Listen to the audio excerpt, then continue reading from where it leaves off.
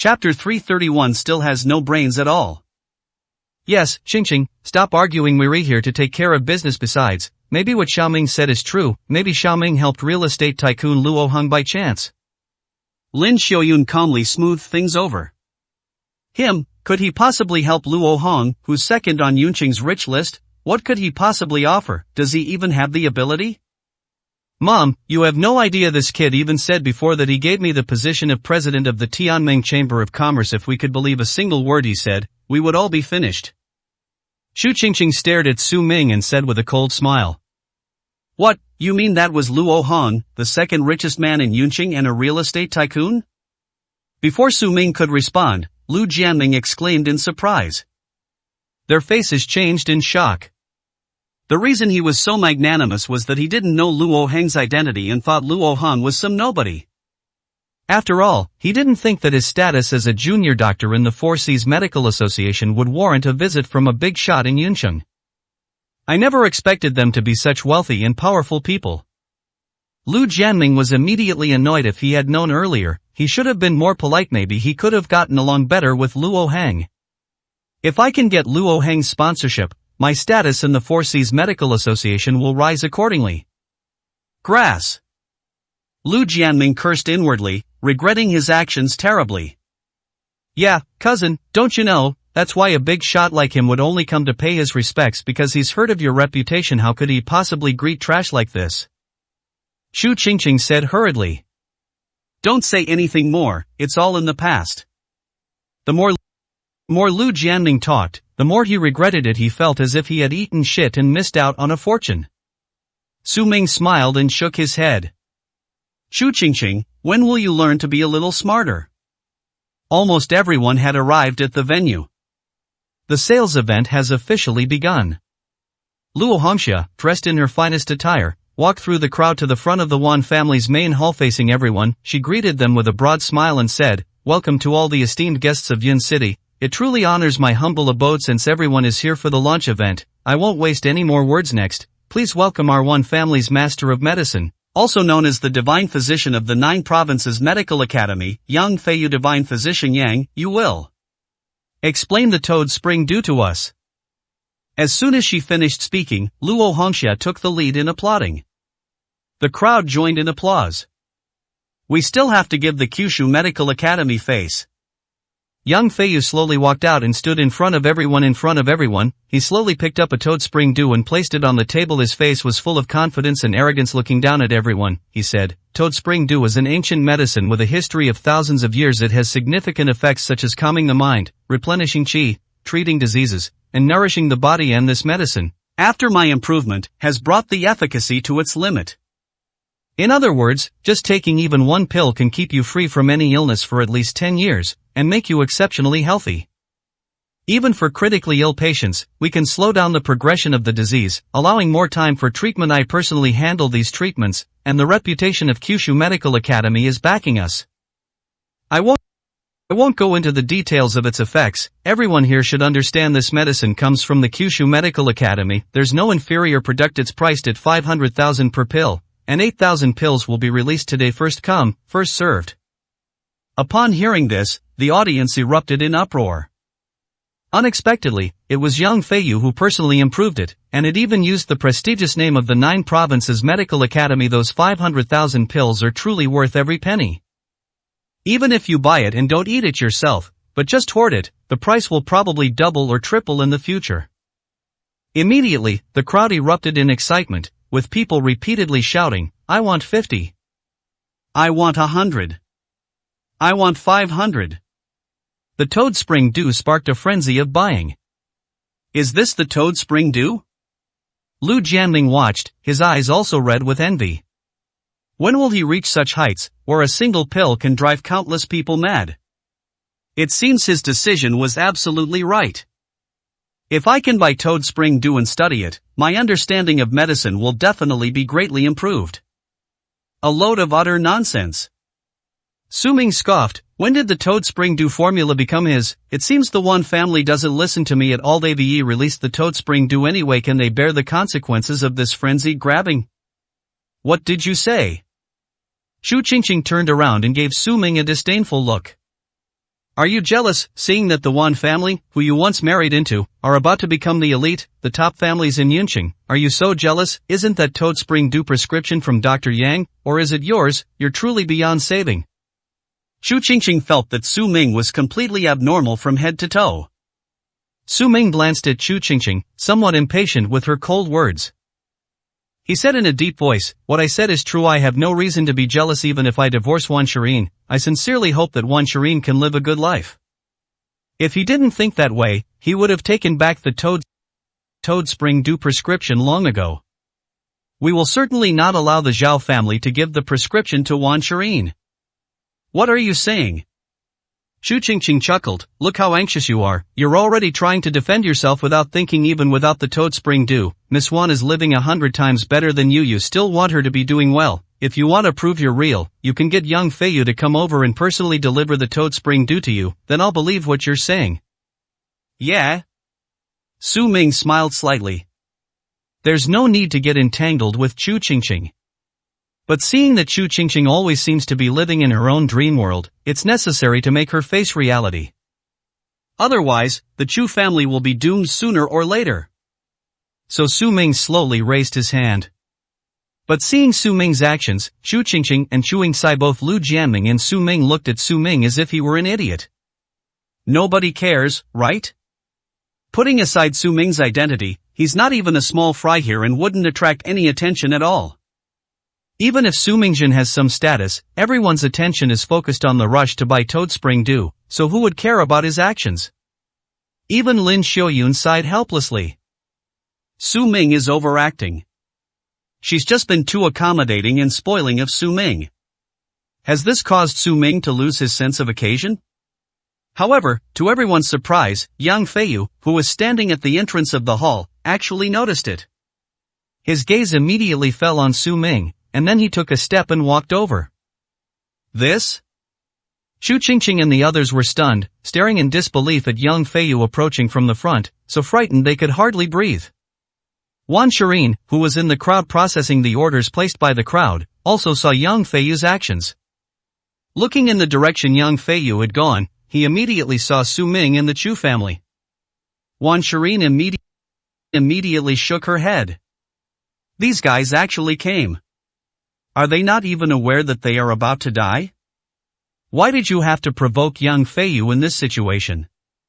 The Chu family is one thing, but what did Su Ming mean by raising his hand? Was he afraid that Yang Feiyu wouldn't notice them? Sigh, they still don't use their brains at all. 332, Chapter 332. What's crushed is a dream. See, we don't even need to lift a finger. Yang Feiyu will naturally go looking for trouble with the Chu family. How could we allow such trash to make a fool of themselves on an occasion like today?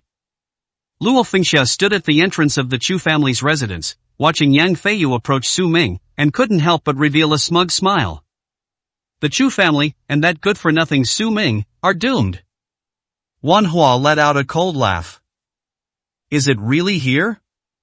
As Yang Feiyu drew closer, the Chu family members didn't dare to breathe.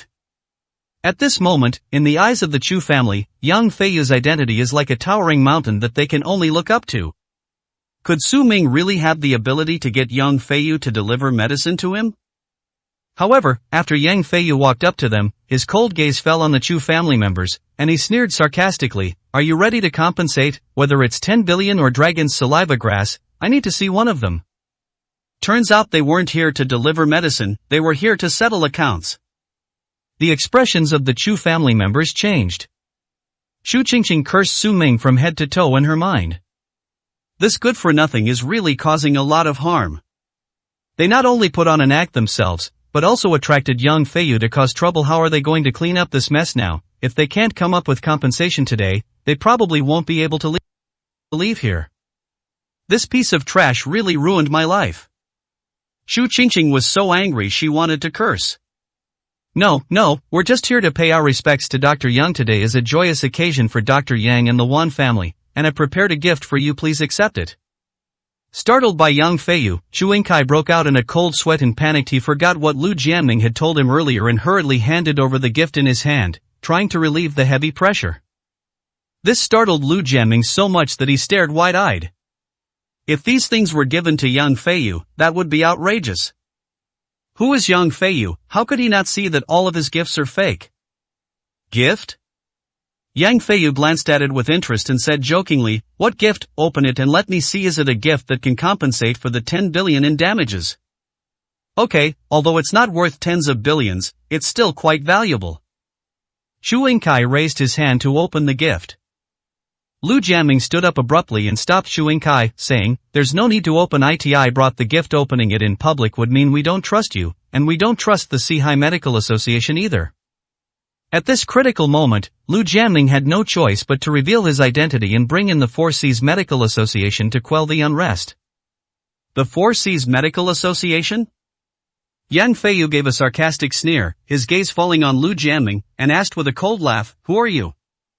"I, Lu Jianming, am from the Sihai Medical Association. Besides attending Wanjia's product launch, I'm also here to speak on behalf of the Chu family. The claim of 10 billion in compensation is entirely your one-sided condition. Your contract is completely unreasonable." Lu Jianming stared at young Feiyu with a calm and cold gaze. "Oh my god." Chu Qingqing looked at Lu Jianming's figure with eyes full of admiration and respect. As expected of someone from the Four Seas Medical Association, and as expected of her cousin. That's so cool to challenge young Feiyu in public. Who can match this prestige and confidence? My cousin is more reliable. Someone like Su Ming will only bring ruin to the Chu family. With Lu Jianming around, the Chu family seems to have nothing to worry about. After all, they have the support of the Sihai Medical Association. Smack! A crisp, explosive sound.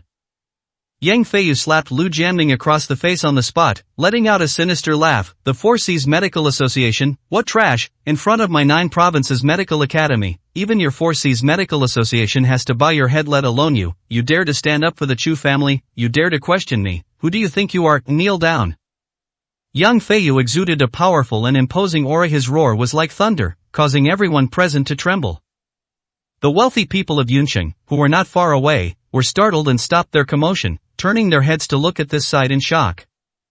Lu Jianming was stunned on the spot after being hit, half of his face burning with pain, and he looked at young Feiyu with shock and anger in his eyes. He never expected that young Feiyu would not even give face to the Sihai Medical Association. Now he's completely out of line. The Chu family members were also stunned, their faces filled with shock. Chu Qingqing, in particular, looked astonished, almost unable to believe her eyes. How could that be? Isn't the Four Seas Medical Association on par with the 9 provinces medical academy? Young Feiyu didn't even give Lu Jianming face and attacked him in public? Little did they know that if it were a famous figure from the Four Seas Medical Association, young Feiyu would still give them some face. But Lu Jianming was just a nobody in the Sihai Medical Association, which young Feiyu could tell at a glance, so he didn't take Lu Jianming seriously at all. On the contrary, this opportunity can be used to give the Four Seas Medical Association a good kick and establish his prestige. Su Ming watched calmly, a faint smile playing on his lips. This is the reality he wanted Chu Qingqing to see. Lu Jianming's true identity and true nature are nothing in front of young Feiyu. He wasn't some important figure in the eyes of the Chu family. This also made Chu Qingqing realize that Lu Jianming was no match for the Chu family. Panic flashed in Lu Jianming's eyes. He covered his face, both shocked and furious, his eyes bloodshot as he stared at young Feiyu. "You're incredibly audacious. You dare make me kneel. If I kneel, then the entire Sihai Medical Association kneels. Do you dare make the Sihai Medical Association kneel before you? Can you bear that responsibility? Idiot." Yang Feiyu sneered sarcastically, "Don't even mention you. Even if the 13 medical kings of your Four Seas Medical Association came, I wouldn't give them any face. Who do you think you are, representing the Four Seas Medical Association?" Yang Feiyu picked up the things on the table with one hand, opened them, and shook them all off. The gold watch and tea leaves all fell to the ground. Yang Feiyu understood it at a glance. Then he lifted his foot and stomped hard on the gold watch. With a snap, the gold watch was crushed to pieces. Yang Feiyu grinned coldly. "Is this what you brought out on behalf of the Four Seas Medical Association? A bunch of counterfeit garbage. You dare to referring to people like you. If everyone at the Sihai Medical Association were like you, would that mean the Sihai Medical Association is a place that manufactures counterfeit goods?" These words humiliated Lu Jianming so much that he blushed and couldn't lift his head at all. The Chu family members were completely dumbfounded. It turns out that everything Su Ming said was true. This is not baseless speculation or fabrication. This Lu Jianming really did try to fool them with a bunch of counterfeit goods. Damn it! Isn't he a representative of the Four Seas Medical Association? Chu Yingkai was filled with remorse. If you knew Lu Jianming was such a scoundrel, you would never have believed what he said and come to the Wan family. Wasn't this just making a fool of yourself? This completely enraged young Feiyu. Chu Qingqing was the one most affected. At this moment, Chu Qingqing was on the verge of a mental breakdown. Before this, she had already placed her complete trust in Lu Jianming, even idolizing him and dreaming that after this matter was resolved, she might have the opportunity to join the Sihai Medical Association with Lu Jianming. At that moment, all her dreams, like that gold watch, were crushed by young Feiyu's stomping foot. 333, Chapter 333. Your entire clan will suffer. Kneel down, and I won't say it again. If you don't kneel, I'll notify the Four Seas Medical Association to come and collect your body. After that, the Four Seas Medical Association will no longer have anyone like you. Young Feiyu stared at Lu Jianming with a gloomy look in his eyes, his sharp gaze like two knives. Lu Jianming trembled with fright, and large beads of sweat rolled down his forehead involuntarily. He hadn't expected young Feiyu to be so ruthless, not even afraid of bringing up the Four Seas Medical Association today. He had already lost face, and if this matter were reported to the Four Seas Medical Association, even if he didn't die, the Four Seas Medical Association would immediately expel him. This is no different from being dead. Lu Jianming trembled all over, knelt on the ground with a thud, raised his hand and slapped himself twice hard, pleading in terror, Dr. Yang, I was wrong. I just wanted to pass off inferior goods as genuine and buy some toad spring dew to study back home. You are my idol. Please, let me go and don't tell the Four Seas Medical Association about this. Lu Jianming cowed out suddenly to young Feiyu, his head hitting the ground with a loud thud. Waste! Young Feiyu sneered, not even bothering to look at Lu Jianming again. Turning around, his cold gaze swept across the Chu family members, and he sneered sinisterly, You think you can turn the tables on me, you won't pay the contract, and you want to find this kind of trash to help you? You think this kind of person can save your Chu family's life? You all, kneel down now, or none of you from the Chu family will leave here alive today. Chu Yingkai and Chu Qingqing were horrified. This is really terrible. Chu Qingqing was utterly devastated.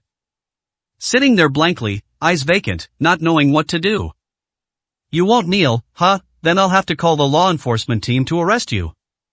Young Feiyu sneered and slowly took out his phone. I'll kneel. Chu Yingkai hurriedly knelt on the ground, crawled to young Feiyu's side, and frantically begged for mercy. Dr. Yang, it's our fault, it's the Chu family's fault. I deserve to die, please give us some time. We'll go back and raise the money immediately. Don't arrest anyone, notify the law enforcement team, or we're finished and you won't get the money either.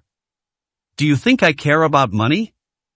Young Feiyu lowered his head, looking at his prey with a mocking expression. What I care about is the result. If your Chu family can't give me the result I want, then there's no point in keeping you around. Yang Feiyu's original plan was to use all the lives of the Chu family to coerce the Tianming Chamber of Commerce into intervening in this matter. Make the Tianming Chamber of Commerce obediently deliver the dragon's saliva grass. As for compensation, he never thought the Chu family could afford it from the beginning. The result was a huge disappointment to him. As expected, the Chu family was too useless and not worth the Heavenly Alliance Chamber of Commerce's attention. It seems they've been completely abandoned by the Tianming Chamber of Commerce. There's no point in keeping the Chu family like that around. And you three, aren't you going to kneel? This is your last chance. Yang Feiyu's icy gaze fell on Su Ming, Lin Xiaoyun, and Chu Qingqing.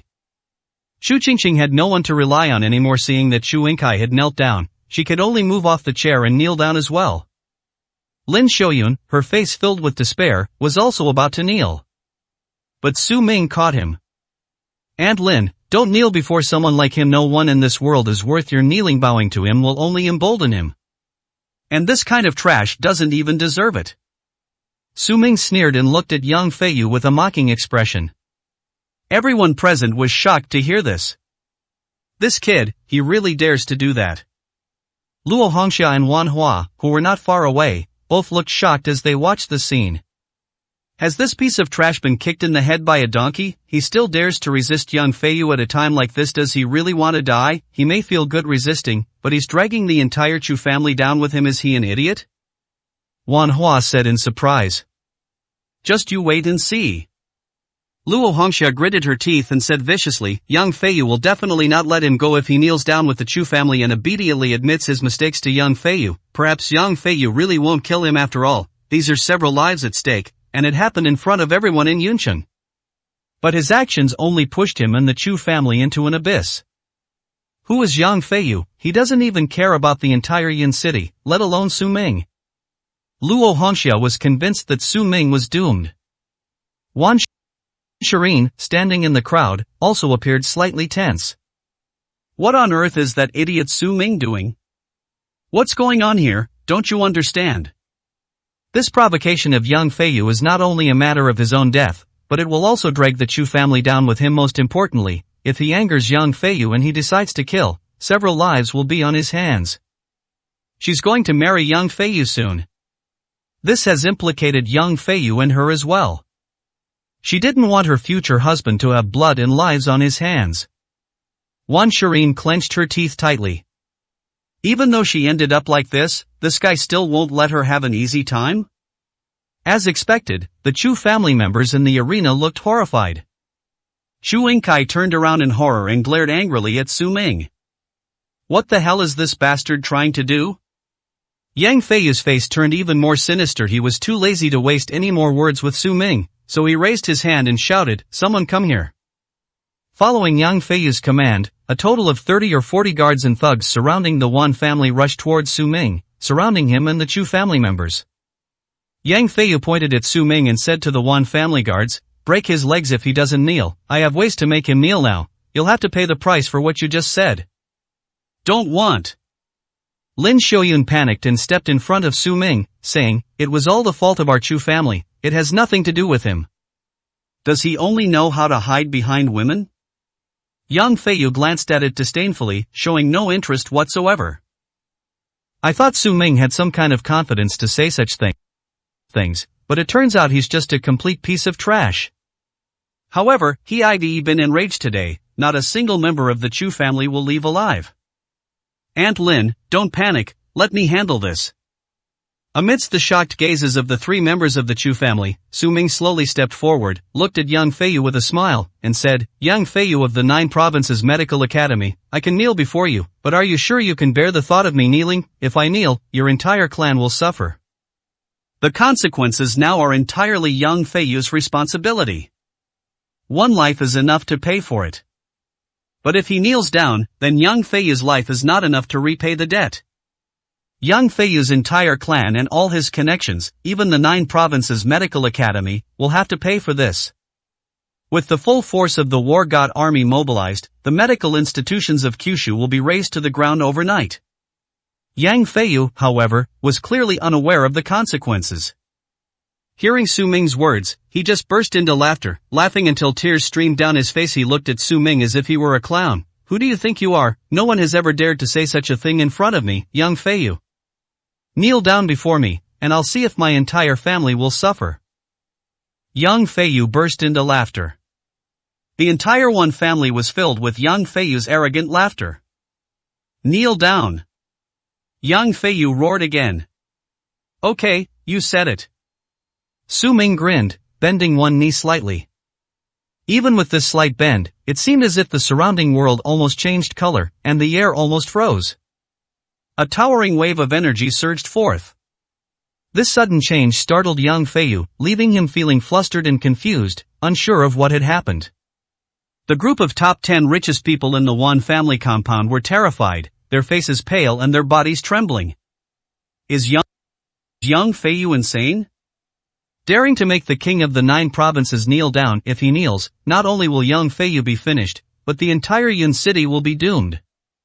The crowd was almost going crazy, wishing they could tear Yang Feiyu to pieces. 334, Chapter 334. Don't be ridiculous. Presumptuous. Just then, a loud roar came from the doorway.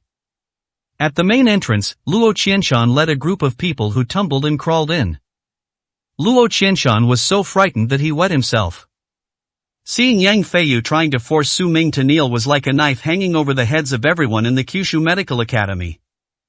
Even if it's just half a leg. If this half-kneeling leg is forced to kneel, the Kyushu Medical Academy will be wiped out. With the onslaught of millions of war gods, even the Kunlun Mountains would be razed to the ground. Luo Qianshan rushed to Su Ming, frantically supporting him and crying out, "No, Prince Su, give my Kyushu Medical Academy a way out."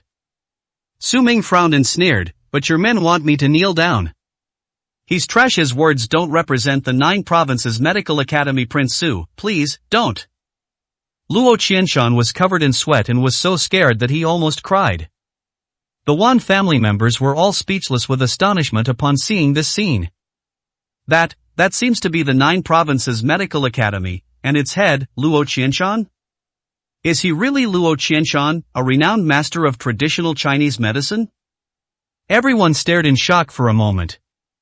Yang Feiyu was also dumbfounded, staring blankly at Luo Qianshan in front of him. His face turned pale in an instant, and his lips trembled uncontrollably. "Grandmaster?" Yang Feiyu blinked hard, his face full of disbelief. How is that possible? The founder, Luo Qianshan, hasn't left the 9 provinces Medical Academy for 3 years. How could he be here? Yang Feiyu trembled, retreated in fear, and sat down heavily on the ground. Luo Qianshan? The supreme leader of the Kyushu Medical Academy? Luo Hongxia, Wan Shirin, Wan Hua, and the rest of the Wan family were all horrified. Yang Feiyu alone was enough to stir up trouble in Yunqing, but I didn't expect even the chief of the 9 provinces Medical Academy to come in person. Oh my god. Luo Hongxia's mouth dropped open.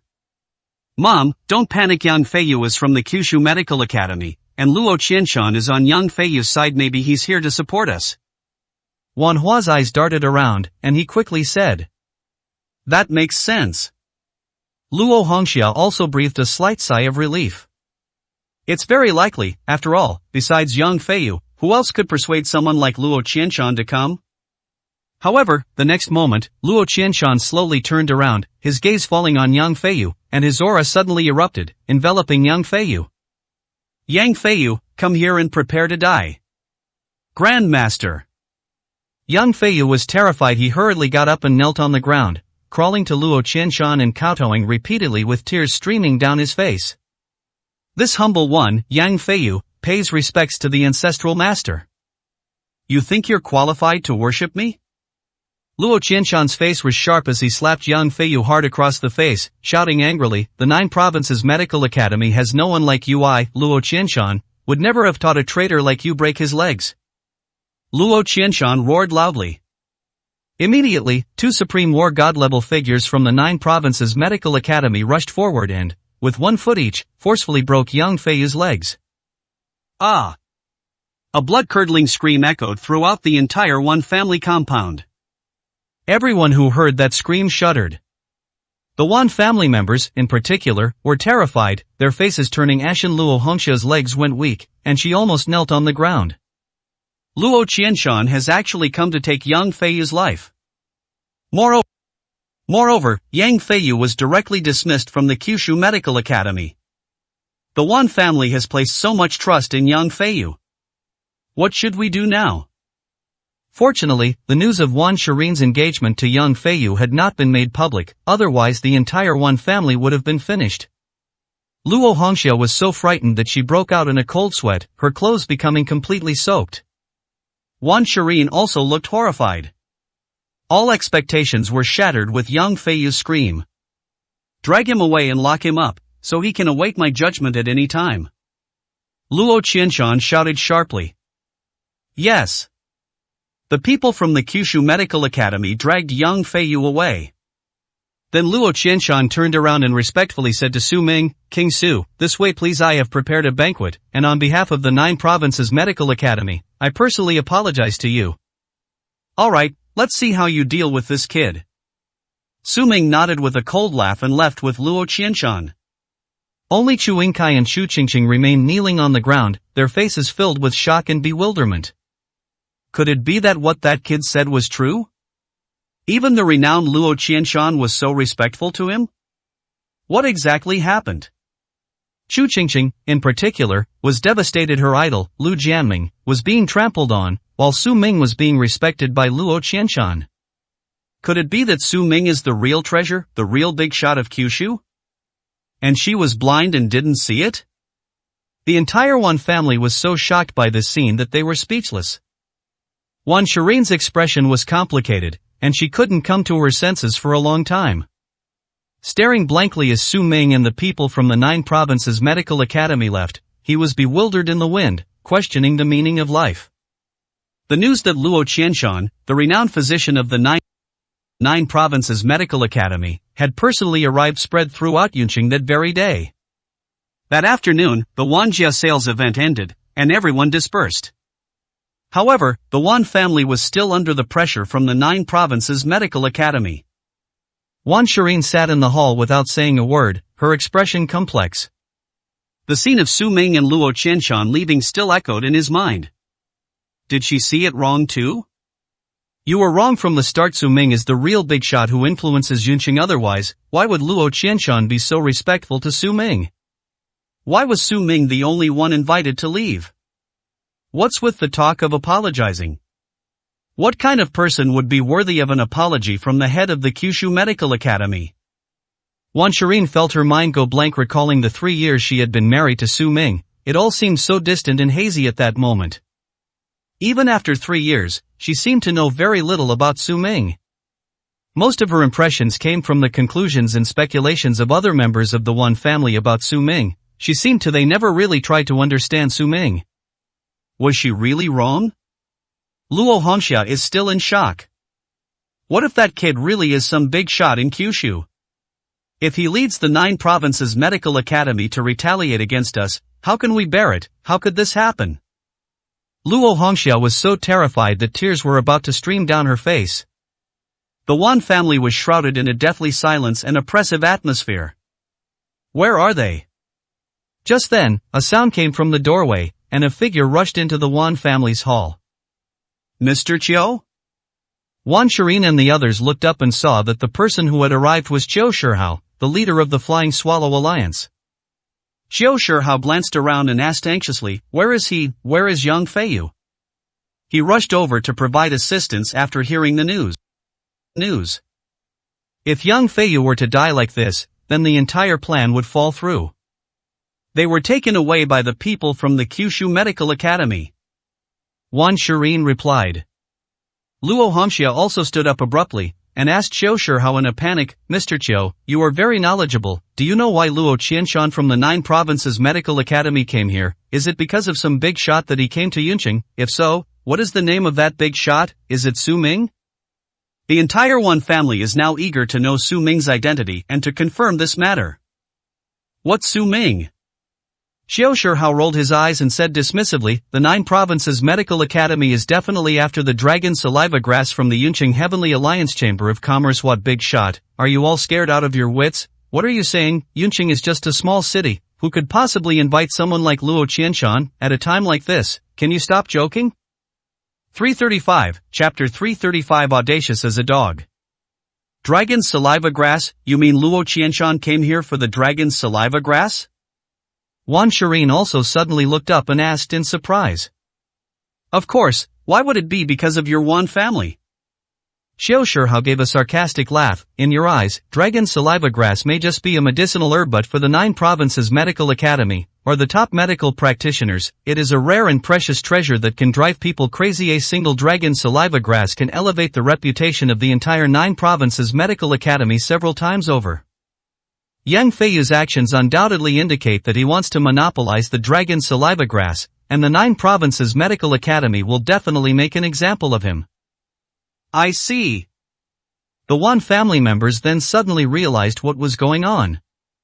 But Luo Hongxia still pressed on with some unease. "But we saw with our own eyes that Luo Qianshan invited away a young man, the one we just mentioned, Su Ming. There were so many important people present, and Luo Qianshan didn't invite any of them, but instead invited that young man. It makes us really uneasy. So you guys are really stupid." Chiu Shihao said somewhat impatiently, "If Luo Qianshan wants someone to leave, he must first find out what young Feiyu did and convict him in order to convince the public. And among these, your one family is in cahoots with young Feiyu. Can we find someone from your one family?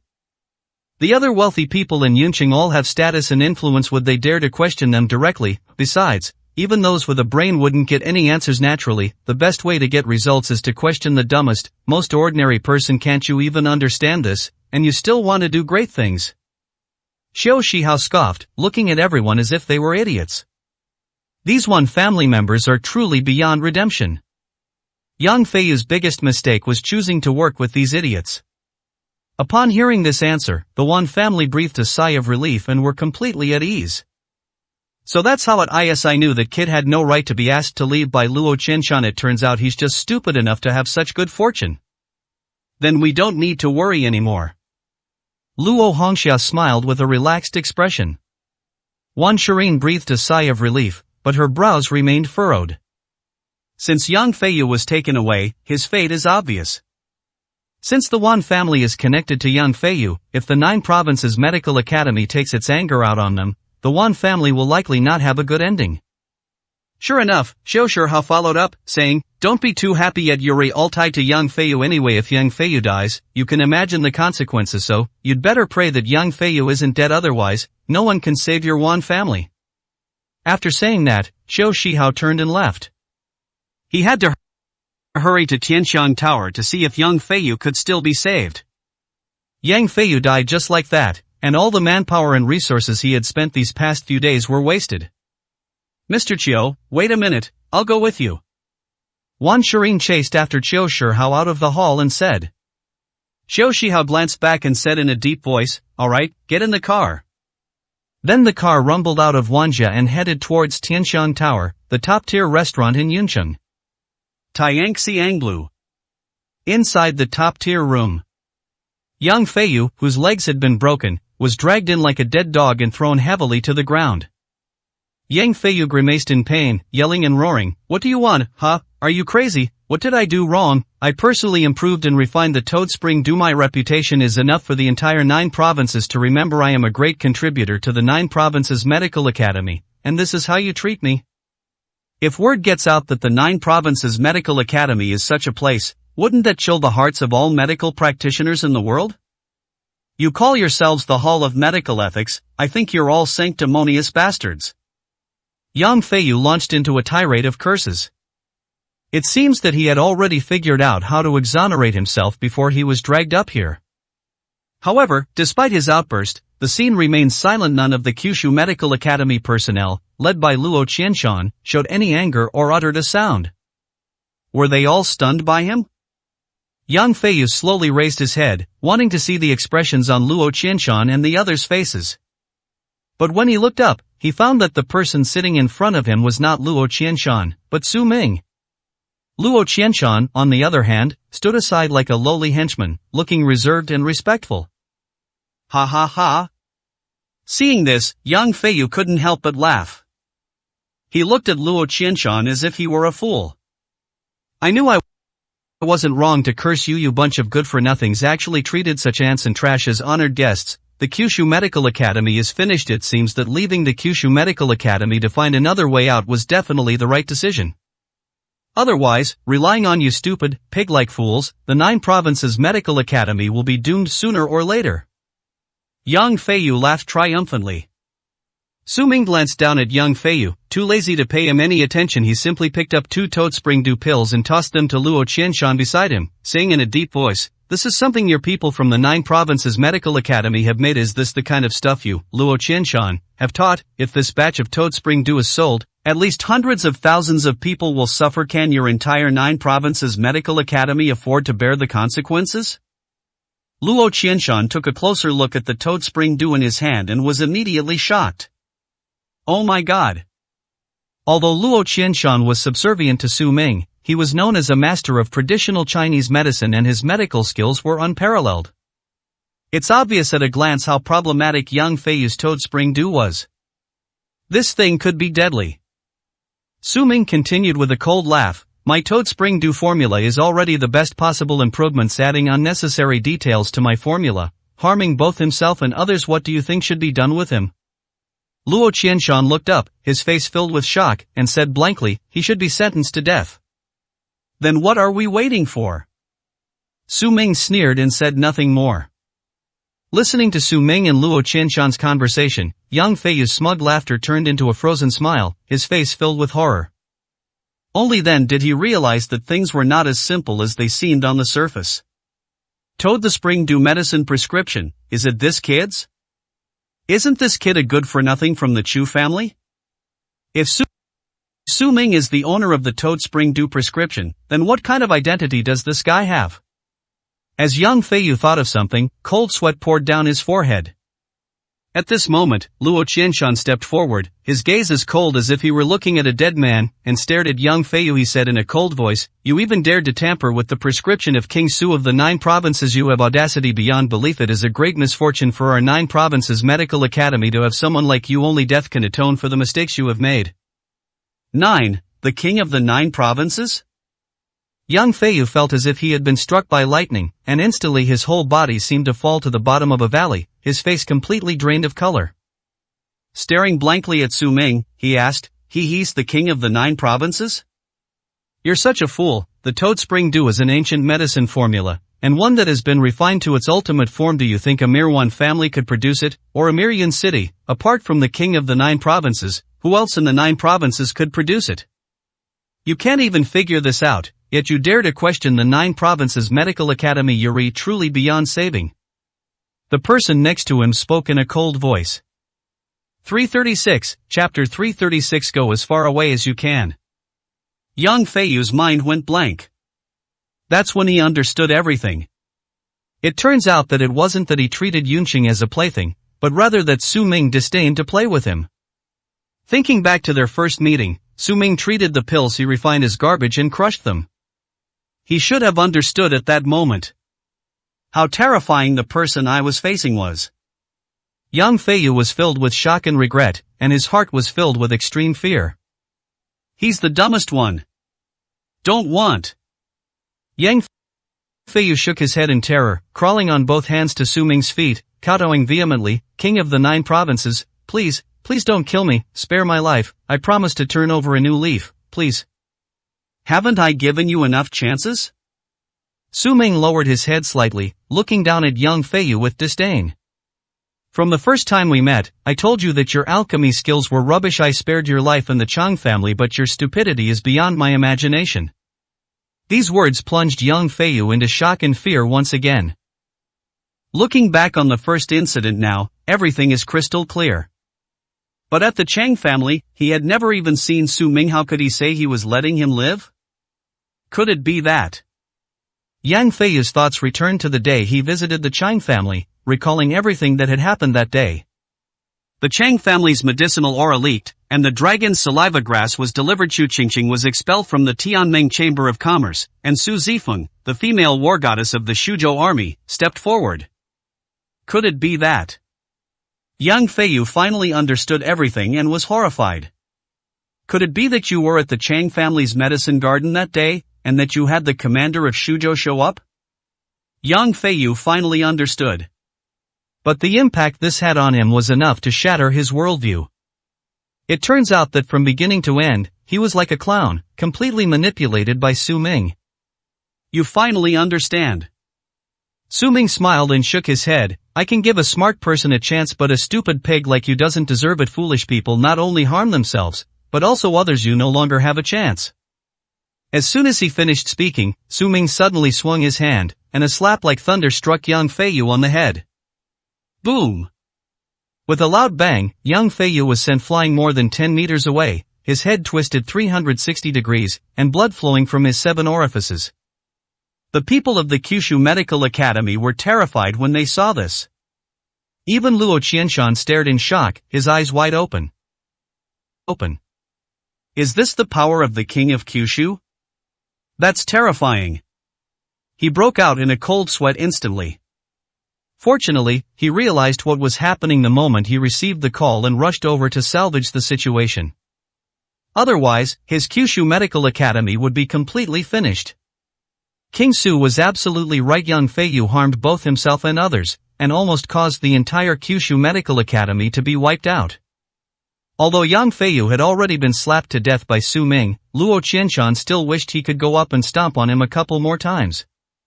That idiot, he might as well just die.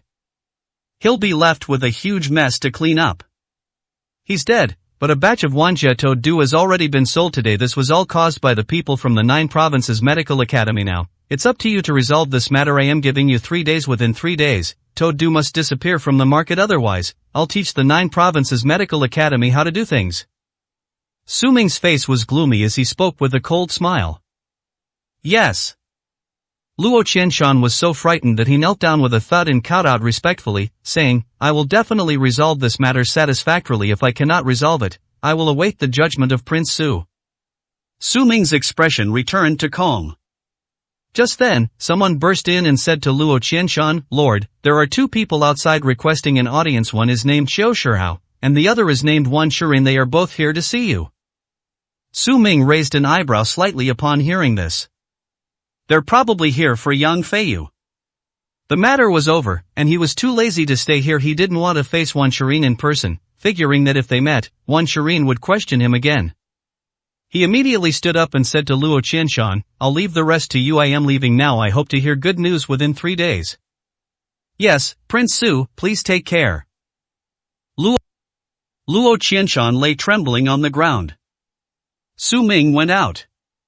A moment later, Wan Shirin and Xiao Shihao entered the no-one room. Upon entering, one sees Yang Feiyu lying on the ground, bleeding from all 7 orifices, already dead. The 2 of them were so frightened that they couldn't speak. This? The people from the 9 provinces medical academy are too ruthless. Even when it comes to their own people, they show no mercy and beat Yang Feiyu to death on the spot.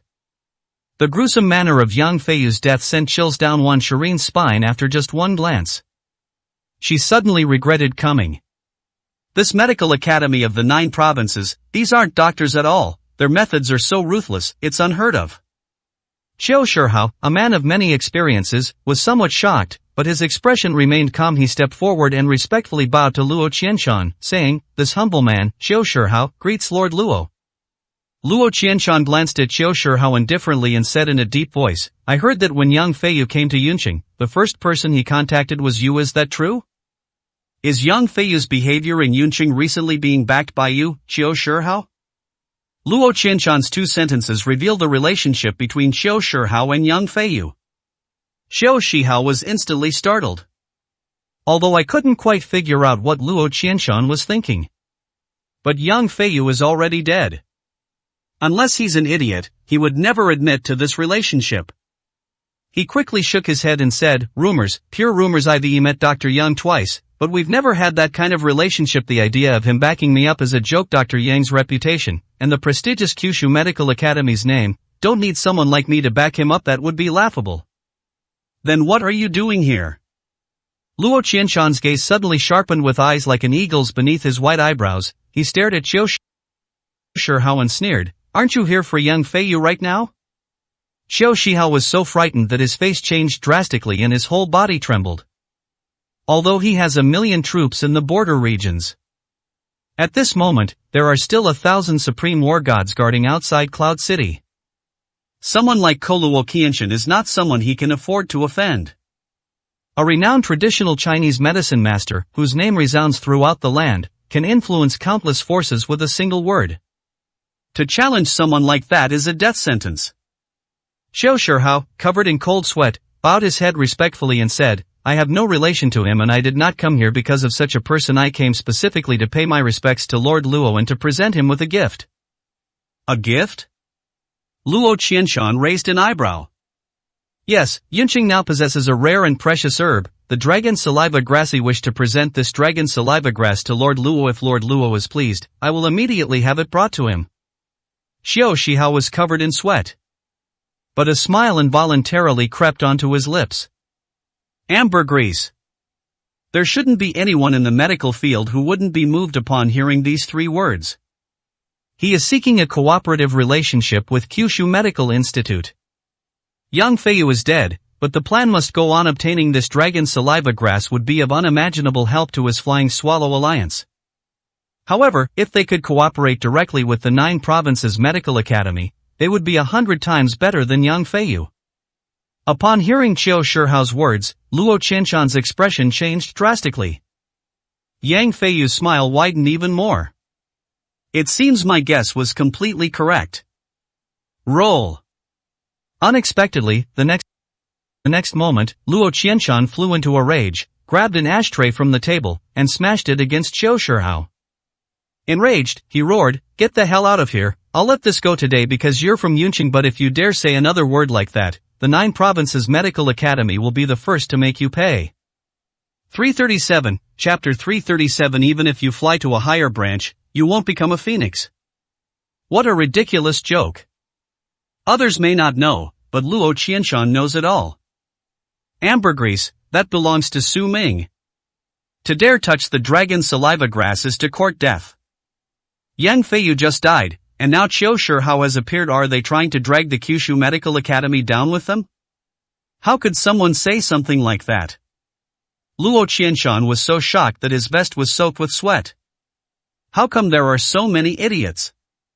Qiu Shihao was also shocked he couldn't dodge in time and was hit on the forehead by the ashtray, which instantly cracked his forehead and caused blood to flow down. This Luo Qianshan? Crazy? Qiu Shihao gritted his teeth, his face grim. He meant well by offering to get some dragon saliva grass for the 9 Provinces Medical Academy, yet Luo Qianshan got so angry, completely disregarding him. Okay. Qiu Shihao's gaze was extremely gloomy. If the Kyushu Medical Academy won't cooperate, then he'll take matters into his own hands. When you get the dragon saliva grass, Luo Qianshan, don't come begging to him on your knees. He will crush Luo Qianshan under his feet. Qiu Shihao sneered and said in a deep voice, "Then I'll take my leave first, Lord Luo, until we meet again." Luo Qianshan gave a gloomy laugh. He turned and left. What a fucking idiot. Luo Qianshan watched Qiu Shihao's retreating figure, gritting her teeth in anger. Does he think he's so great, he doesn't even know who he's offended? Forget it, Lord, you can't reason with a suicidal person who cares how he dies. By the time he realizes what's happening, it'll be too late for regrets. The people from the Kyushu Medical Academy next door sneered disdainfully. Wan Shirin was terrified and stood there, not daring to breathe. Luo Qianshan's gaze fell on Wan Shirin, and he raised his head slightly, saying, "Miss Wan, come here." Wan Shirin trembled and hurriedly stepped forward, bowing to Luo Qianshan. This humble woman, Wan Shirin, pays respects to the lord of the manor, Physician Luo. All right. Luo Qianshan waved his hand and said in a deep voice, "Your family is innocent of what you did, and I'm too lazy to investigate further. All I need from you now is one thing. Lord Luo, please give your orders." Wan Shirin responded hastily. "I want you to hold a banquet in my name, invite everyone who appeared at the Wan family today, and then take back all the Toad Spring Dew that has already been sold." Luo Qianshan slowly explained. What? Wan Shirin looked up in shock. What does this mean? Is the Kyushu Medical Academy trying to take back ownership of her Wanjia Chanchenlu? How so? The Wan family had finally turned their fortunes around and were about to become one of the top families in Yun City, so how could they suddenly be thrown back to the bottom? Could it be that Chanchenlu originally belonged to the 9 Provinces Medical Academy? Wan Shirin couldn't understand it, but she felt very sad.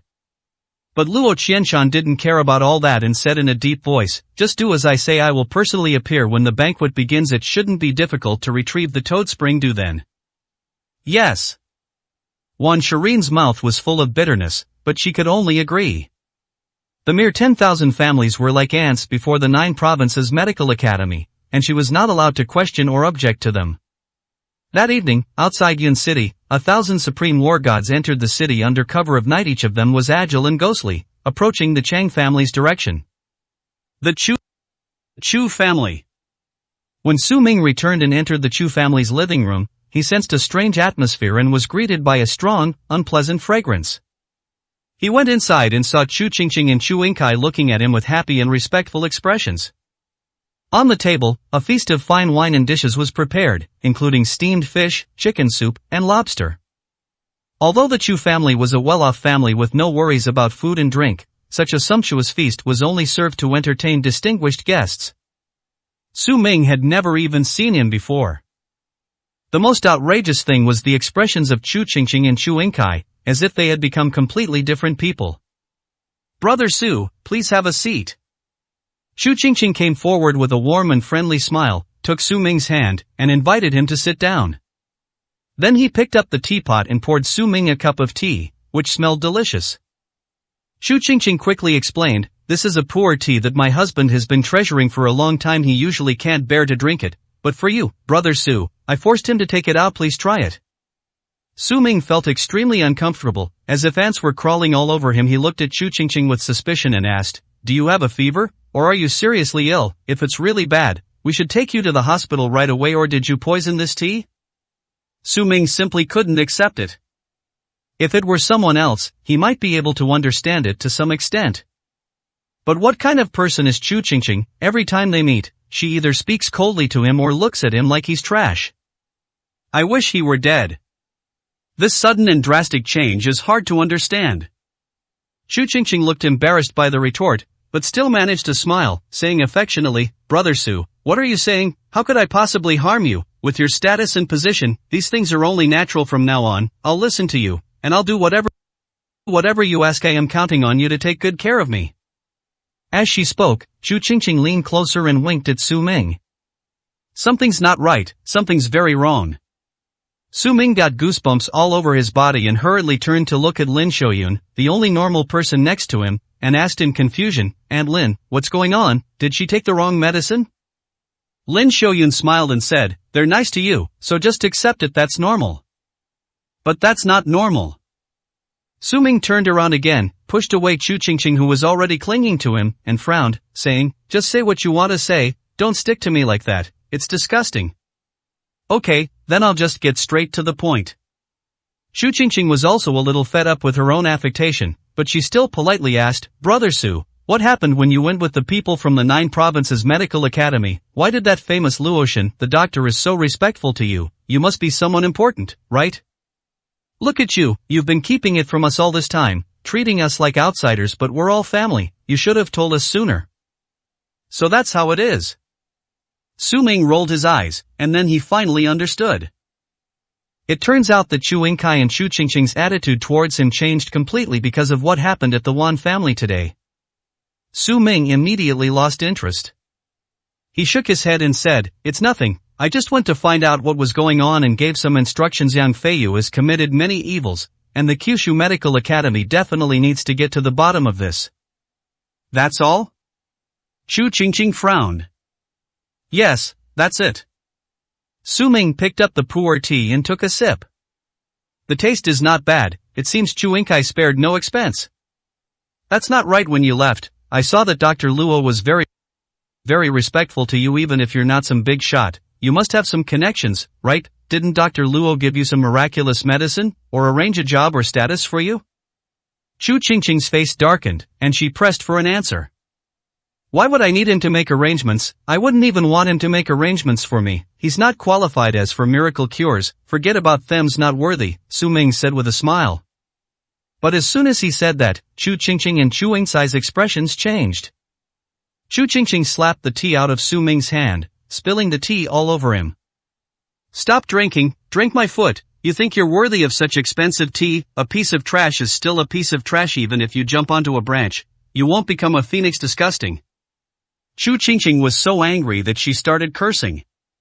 Chu Yingkai also hurriedly stood up, picked up the teapot, glanced at Su Ming with disdain, and sneered, "I knew this kid would amount to nothing's wasting my good tea, which costs tens of thousands of yuan per kilogram. I wouldn't even drink it."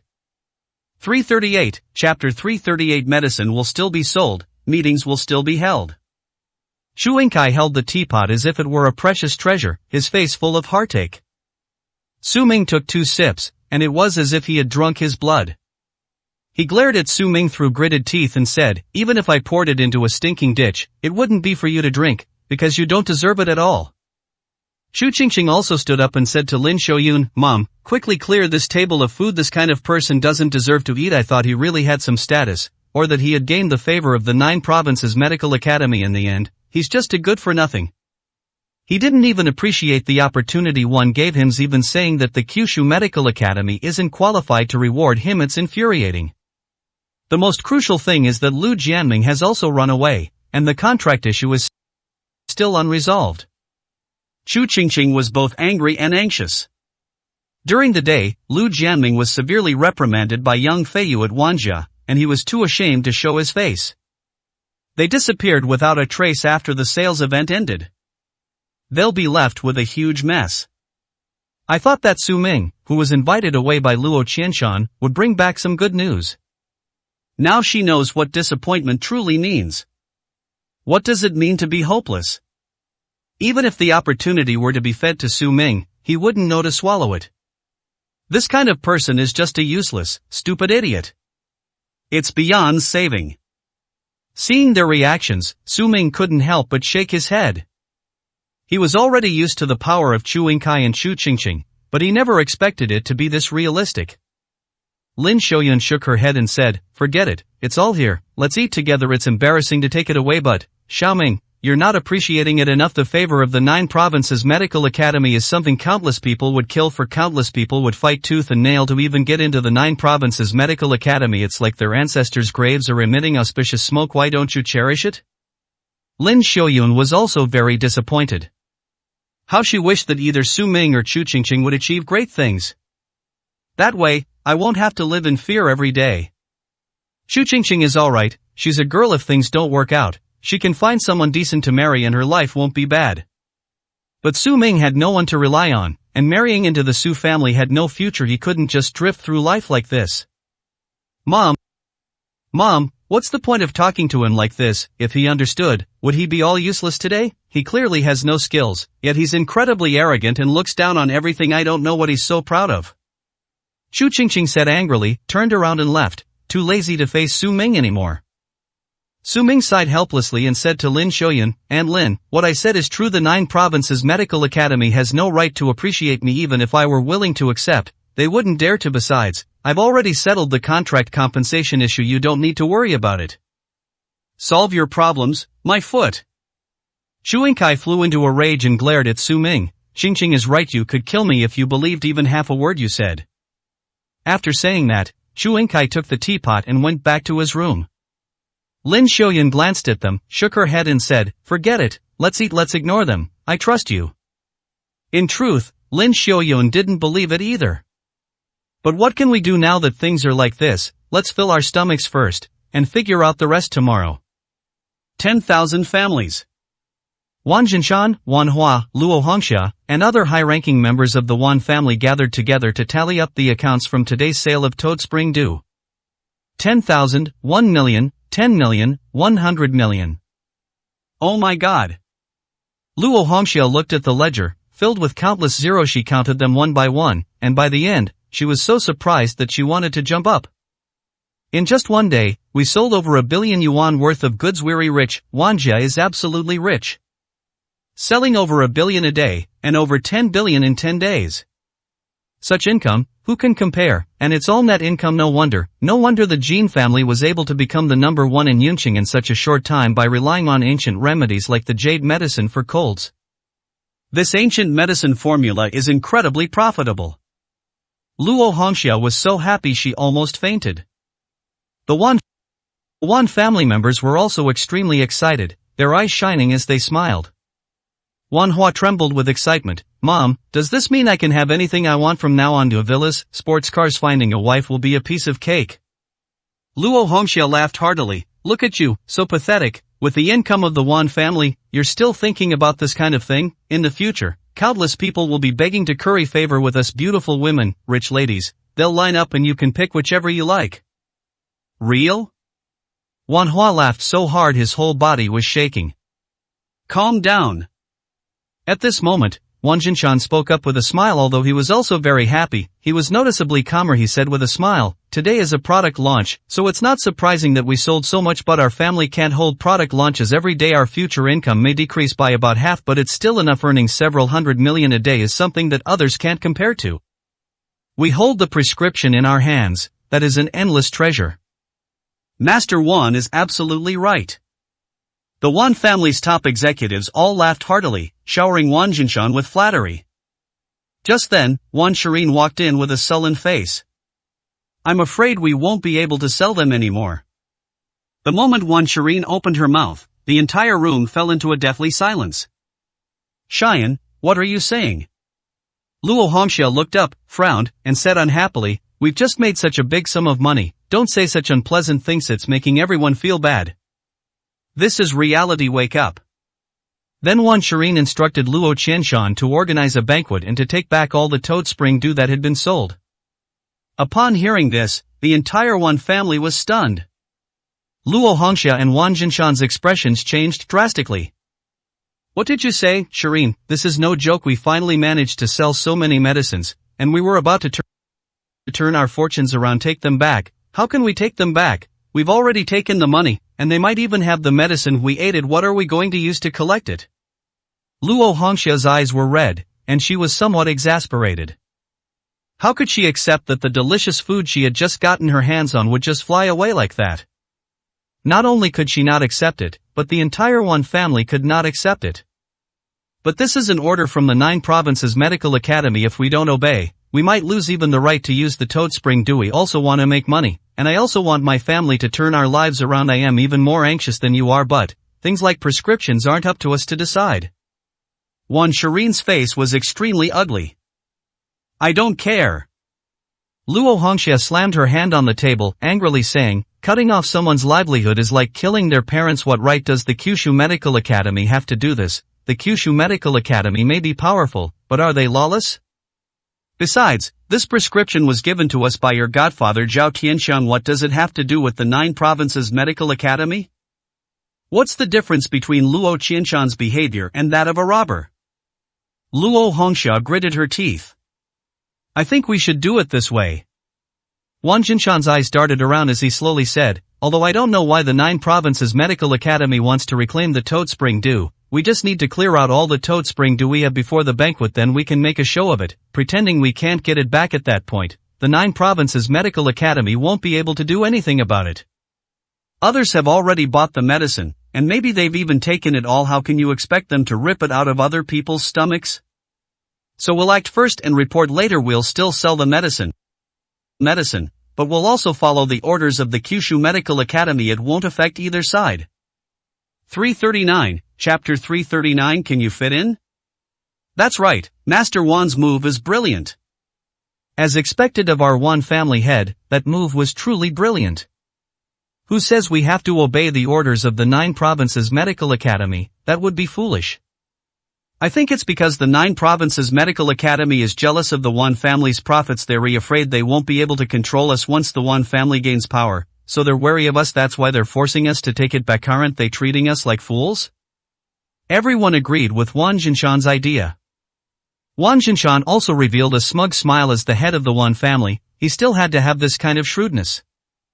Otherwise, the Wan family will never be able to turn their lives around. But Wan Shireen always felt that something was wrong with this matter.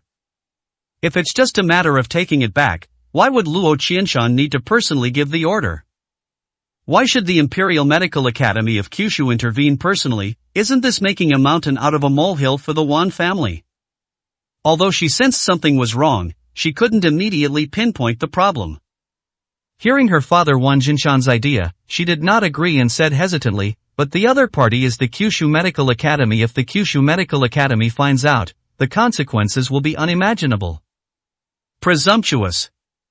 Wan Jinshan frowned and let out a cold, deep voice. This is why you've always failed to accomplish anything. How can you accomplish great things if you're timid and hesitant? How can you achieve great things if you're always looking back and forth? So what if it's the 9 Provinces Medical Academy? Once our Wan family rises up, won't the 9 Provinces Medical Academy have to give us face? Your dad is right's teaching you. Listen carefully and learn from him. Luo Hongxia also chimed in, saying something to Wan Shireen. Wan Shireen was completely speechless and kept her mouth shut without saying a word.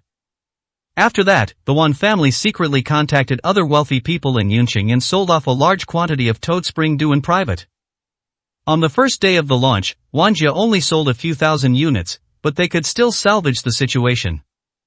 However, the subsequent sales by Wanjia were unstoppable, and in a short period of time, at least tens of thousands of toad spring dews were sold. How so?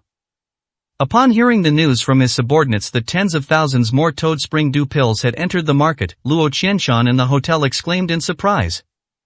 Lord, it seems the Wan family hasn't been obediently following your orders.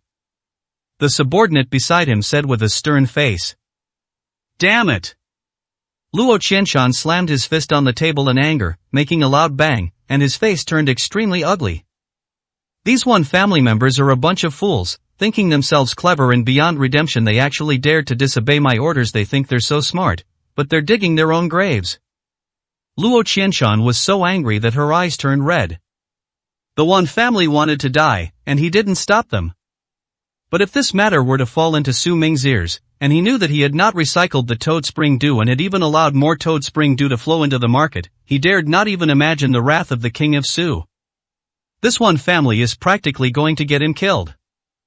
Luo Qianshan looked up and angrily said to his subordinates, quickly distribute all the invitations and start the banquet immediately. I want to see what the Wan family is up to. Also, the invitations must be delivered to Prince Su. He needs to know that I have done my best. Good. His subordinate looked grave and quickly turned to carry out the task. The Chu family living room. After these 2 days, Chu Qingqing finally understood that the contract issue seemed to have been dropped. Yang Feiyu had not reappeared, and no one had come to ask them for compensation. The matter has been resolved. But such a large contract compensation just vanished like that. Does Yang Feiyu really not intend to pursue the matter? Or did someone help her? Chu Qingqing couldn't understand it. Suddenly, the words Su Ming had spoken a couple of days ago echoed in his mind. He said he had already resolved the issue with Yang Feiyu. Is this really true? Chu Qingqing couldn't help but turn her head and stare at Su Ming, who was also sitting in the living room, her eyes fixed on him. Su Ming noticed Chu Qingqing's gaze, looked up at her, and smiled teasingly. Why are you staring at me? You finally realized how handsome I am and can't bear to look away. Stop being disgusting. Chu Qingqing rolled her eyes and said irritably, I just want to know, did you really handle Yang Feiyu's matter? There's still no news of Yang Feiyu. 3 days have passed, and the enforcement team hasn't shown up. Do you really have that ability? I've said it before, you just didn't believe me. Someone like Yang Feiyu, in the entire Yin city, no one but me can handle him. Su Ming smiled calmly. Although Yang Feiyu was only a low-level member of the Kyushu Medical Academy, not even at the top, he was cunning and ruthless. Most people really can't do anything about him. If he hadn't ordered Luo Qianshan to come, the Kyushu Medical Academy would probably still be in the dark. Real? Chu Qingqing's expression changed, becoming half-believing and half-doubting. If it's true, how did Su Ming manage to do it? Just then, there was a knock on the door. Chu Qingqing got up and went to open the door. As the door opened, a member of the Kyushu Medical Academy entered, holding an invitation. He approached Su Ming and respectfully handed it to him, saying, The Academy Master has ordered me to come and invite you all to attend the banquet. The invitation has been delivered. Please make sure you are present. What kind of banquet? Chu Qingqing snatched it away, opened it, and was immediately shocked. My goodness, Lord Luo personally invited me? The invitation was signed by Luo Qianshan himself. Chu Qingqing was so shocked she couldn't close her mouth. The person from the Kyushu Medical Academy nodded slightly, then I'll take my leave. The other person turned and left. Chu Qingqing stared at the invitation and suddenly realized, I understand, it was Lord Luo who did it. The people from the 9 provinces Medical Academy broke Yang Feiyu's legs that day and dragged him away. Lord Luo must have personally dealt with Yang Feiyu. No wonder Yang Feiyu hasn't come looking for trouble again. Chu Qingqing understood everything. Then, she turned her head angrily, glared at Su Ming, and said, You really have no shame. Lord Luo of the 9 provinces Medical Academy saved us, and you dare to steal the credit for that? Is there anything you wouldn't dare to impersonate? What you think is your business. Give me back the invitation. Su Ming was too lazy to explain to Chu Qingqing, so he simply reached out and said. This was clearly an invitation from Luo Qianshan to witness firsthand the recycling of Toad Spring Dew. Why should I give it to you? However, Chu Qingqing simply put away the invitation and sneered, This is an invitation from the 9 provinces Medical Academy to our Chu family. Do you think it's an invitation for you? You're just a nobody. Even Lord Luo probably doesn't remember who you are. You still wanna go? Keep dreaming. Are you out of your mind? Su Ming rolled his eyes in exasperation. Why would you go to a banquet like this? Everyone there is a top person in Yun City. Do you think you can fit in? This is mainly for recycling Toad Spring Dew. Those who arrive at the scene will definitely be from the top echelons of Yunqing, and who knows what unexpected things might happen. It's not like an ordinary cocktail party or dance. If it were one of those boring banquets, Chu Qingqing would have just snatched it. Ha! However, Chu Qingqing stared wide-eyed at Su Ming as if he were an idiot. I can't fit in, but you can. You didn't just visit the 9 Provinces Medical Academy, and now you think you're one of the elite in Yun City. Don't make me laugh. Let me tell you, anyone can go to this banquet, but you're the one who can't. I'm taking my parents with me. Don't even think about it. Whatever. Su Ming was too lazy to argue with Chu Qingqing and turned away. If he wanted to enter the banquet, Luo Qianshan would have to come out to greet him personally. Whether or not he needed an invitation was irrelevant. Let Chu Qingqing stay as she is. 340, Chapter 340. Fool. Are you angry and embarrassed? Look at how furious you are. Chu Qingqing chuckled smugly, her eyes fixed on the invitation, her heart overflowing with joy. Such a top-floor gathering. Those present were all top figures. Since I'm currently unemployed, I might gain recognition by networking with these top figures at the banquet, paving the way for my future career. Chu Qingqing thought about it and smiled happily. That afternoon, Chu Qingqing, along with Lin Xiaoyun who had just returned from get-off work and her father Chu Yingkai, prepared to drive to the party. When Lin Xiaoyun and Chu Yingkai learned that they were going to attend Yunqing's top-level event, they were both startled. She dressed up in her finest clothes before getting into the car.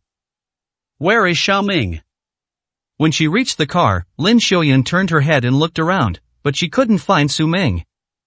That kid, now that I've exposed him, he's probably too ashamed to show his face and has probably hidden somewhere. Chu Qingqing gave a sarcastic laugh. Expose?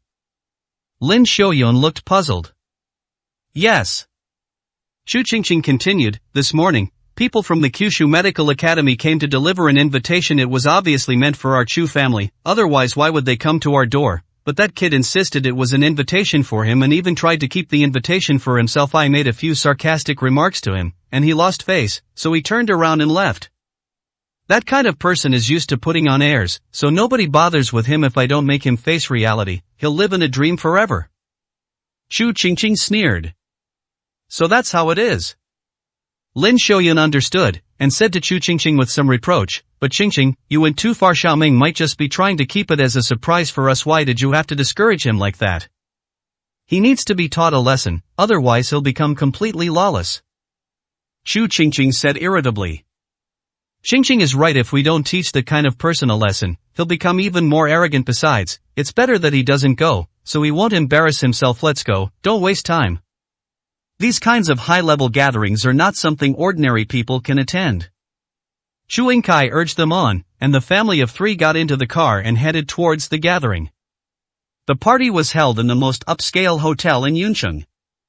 Chu Qingqing drove to the entrance of the 5-star hotel. When she got out of the car, she saw a large number of luxury cars gathered at the hotel entrance, top figures from all walks of life entering and leaving the hotel, as well as many young talents. Chu Qingqing was overjoyed. They arrived at the hotel entrance together with Lin Xiaoyun and Chu Yingkai. Just then, Chu Qingqing turned her head and found that Su Ming had also arrived from behind. Didn't you say you weren't coming? When Chu Qingqing saw Su Ming, she immediately let out a sarcastic sneer. Sure enough, this good-for-nothing is incorrigible. Saying they don't care about the invitation is just nonsense. As soon as they stepped out the door, they secretly followed them. After all, such a top-tier, luxurious gathering is something that ordinary people might never even get close to, let alone enter, in their entire lives. How could Su Ming possibly let such an opportunity slip by? Lin Xiaoyun waved happily to Su Ming. It's good that you're here. Come on, Xiaoming, let's go in together. Come on, what are you pretending for? You've followed me all this way, just wanting to sneak in and broaden your horizons, right? Do you even have the qualifications to get in? I'll reluctantly give you a chance to go in and open your eyes, so you can clearly see the gap between yourself and the top echelons of Yunqing, Chu Qingqing said with a mocking sneer. It's good to let this kid in. This will also make Su Ming clearly realize how ridiculous his usual boasts were. The true pinnacle is something he'll never reach in his entire life. However, Su Ming simply shook his head calmly and said to Lin Xiaoyun, "And Lin, you two go in first, don't worry about me. Pretending to be something you're not." Chu Qingqing sneered and ignored Su Ming, handing the invitation to the gatekeeper. Then he said to Chu Yingkai and Lin Xiaoyun, "Dad, Mom, let's go inside, let that kid keep pretending, let him regret it later, I guess he'll only be able to watch from outside tonight." Lin Xiaoyun turned around and glanced at Su Ming, her face full of helplessness. Xiao Ming is still too concerned about saving face. Such an opportunity to meet the upper class is rare. How could I be so concerned about saving face? It would be so much better to go in and see for myself. But Su Ming refused, and she had no choice but to follow him into the hotel. As soon as the three members of the Chu family entered, two people from the 9 Provinces Medical Academy came forward to greet Su Ming and bowed respectfully. "Prince Su, Lord Luo instructed us to wait here to welcome you. He is already waiting in the luxurious suite upstairs." "Alright, lead the way." Su Ming nodded slightly. So the two people from the Kyushu Medical Academy turned around and led the way, entering through a side passage, and then taking the elevator upstairs. Upon arriving at the door of the luxury suite, Su Ming pushed the door open and entered. Upon seeing Su Ming, Luo Qianshan immediately stood up and rushed forward, kneeling before Su Ming with utmost respect, saying, "This old man, Luo Qianshan, pays his respects to King Su." "Get up." Su Ming glanced at it indifferently and asked calmly, "Is everything settled?" Sweating profusely, Luo Qianshan stood up and followed behind Su Ming, answering tremblingly, "It will begin immediately. The wealthy people of Yunqing are all here today. These are all people who bought Toad Spring Dew from Wanjia. I'll go out and explain our intentions, and they should immediately hand over the Toad Spring Dew." However, things took a slightly unexpected turn. At this point, Luo Qianshan's palms were sweaty. 10,000 families, 10,000 families. They deserve to die.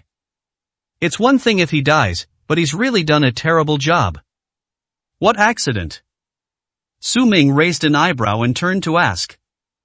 I had already given the order for the Wan family to host this gathering, but not only did they disobey, they also secretly sold tens of thousands of Toad Spring Dew pills. These pills, they've entered the market and scattered everywhere, and it's unknown who they've ended up in. Getting them back will probably be difficult. As he spoke, Luo Qianshan's face turned pale, and his lips trembled uncontrollably.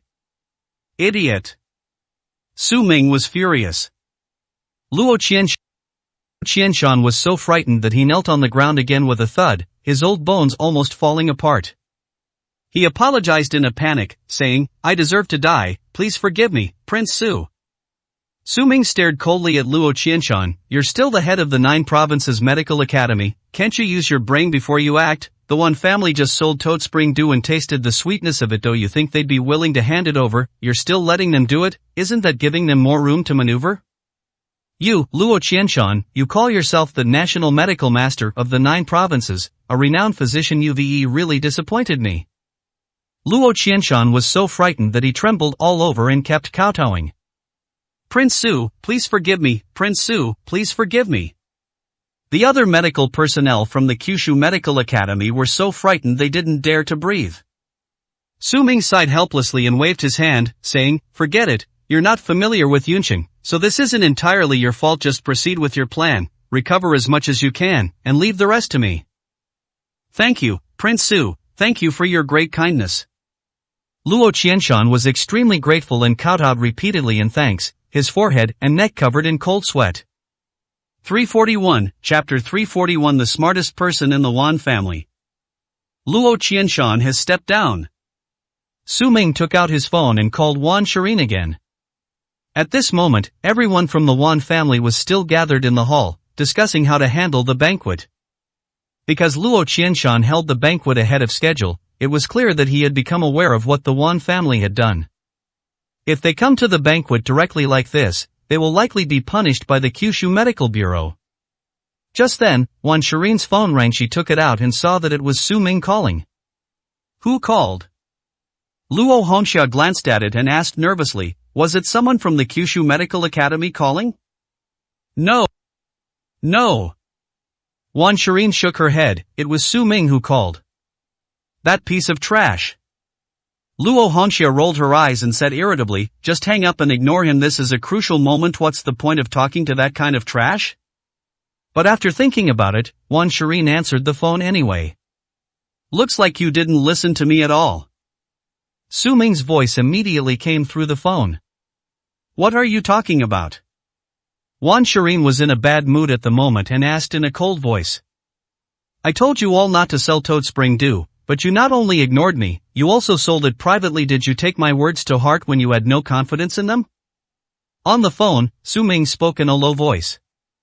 Upon hearing this, Wan Shirin immediately became angry and retorted coldly, do you even know what you're talking about? What do you know? What does it matter to you whether our one family sells medicine or not? Is the prescription yours, or is the medicine made by you? Let me teach that good-for-nothing a lesson.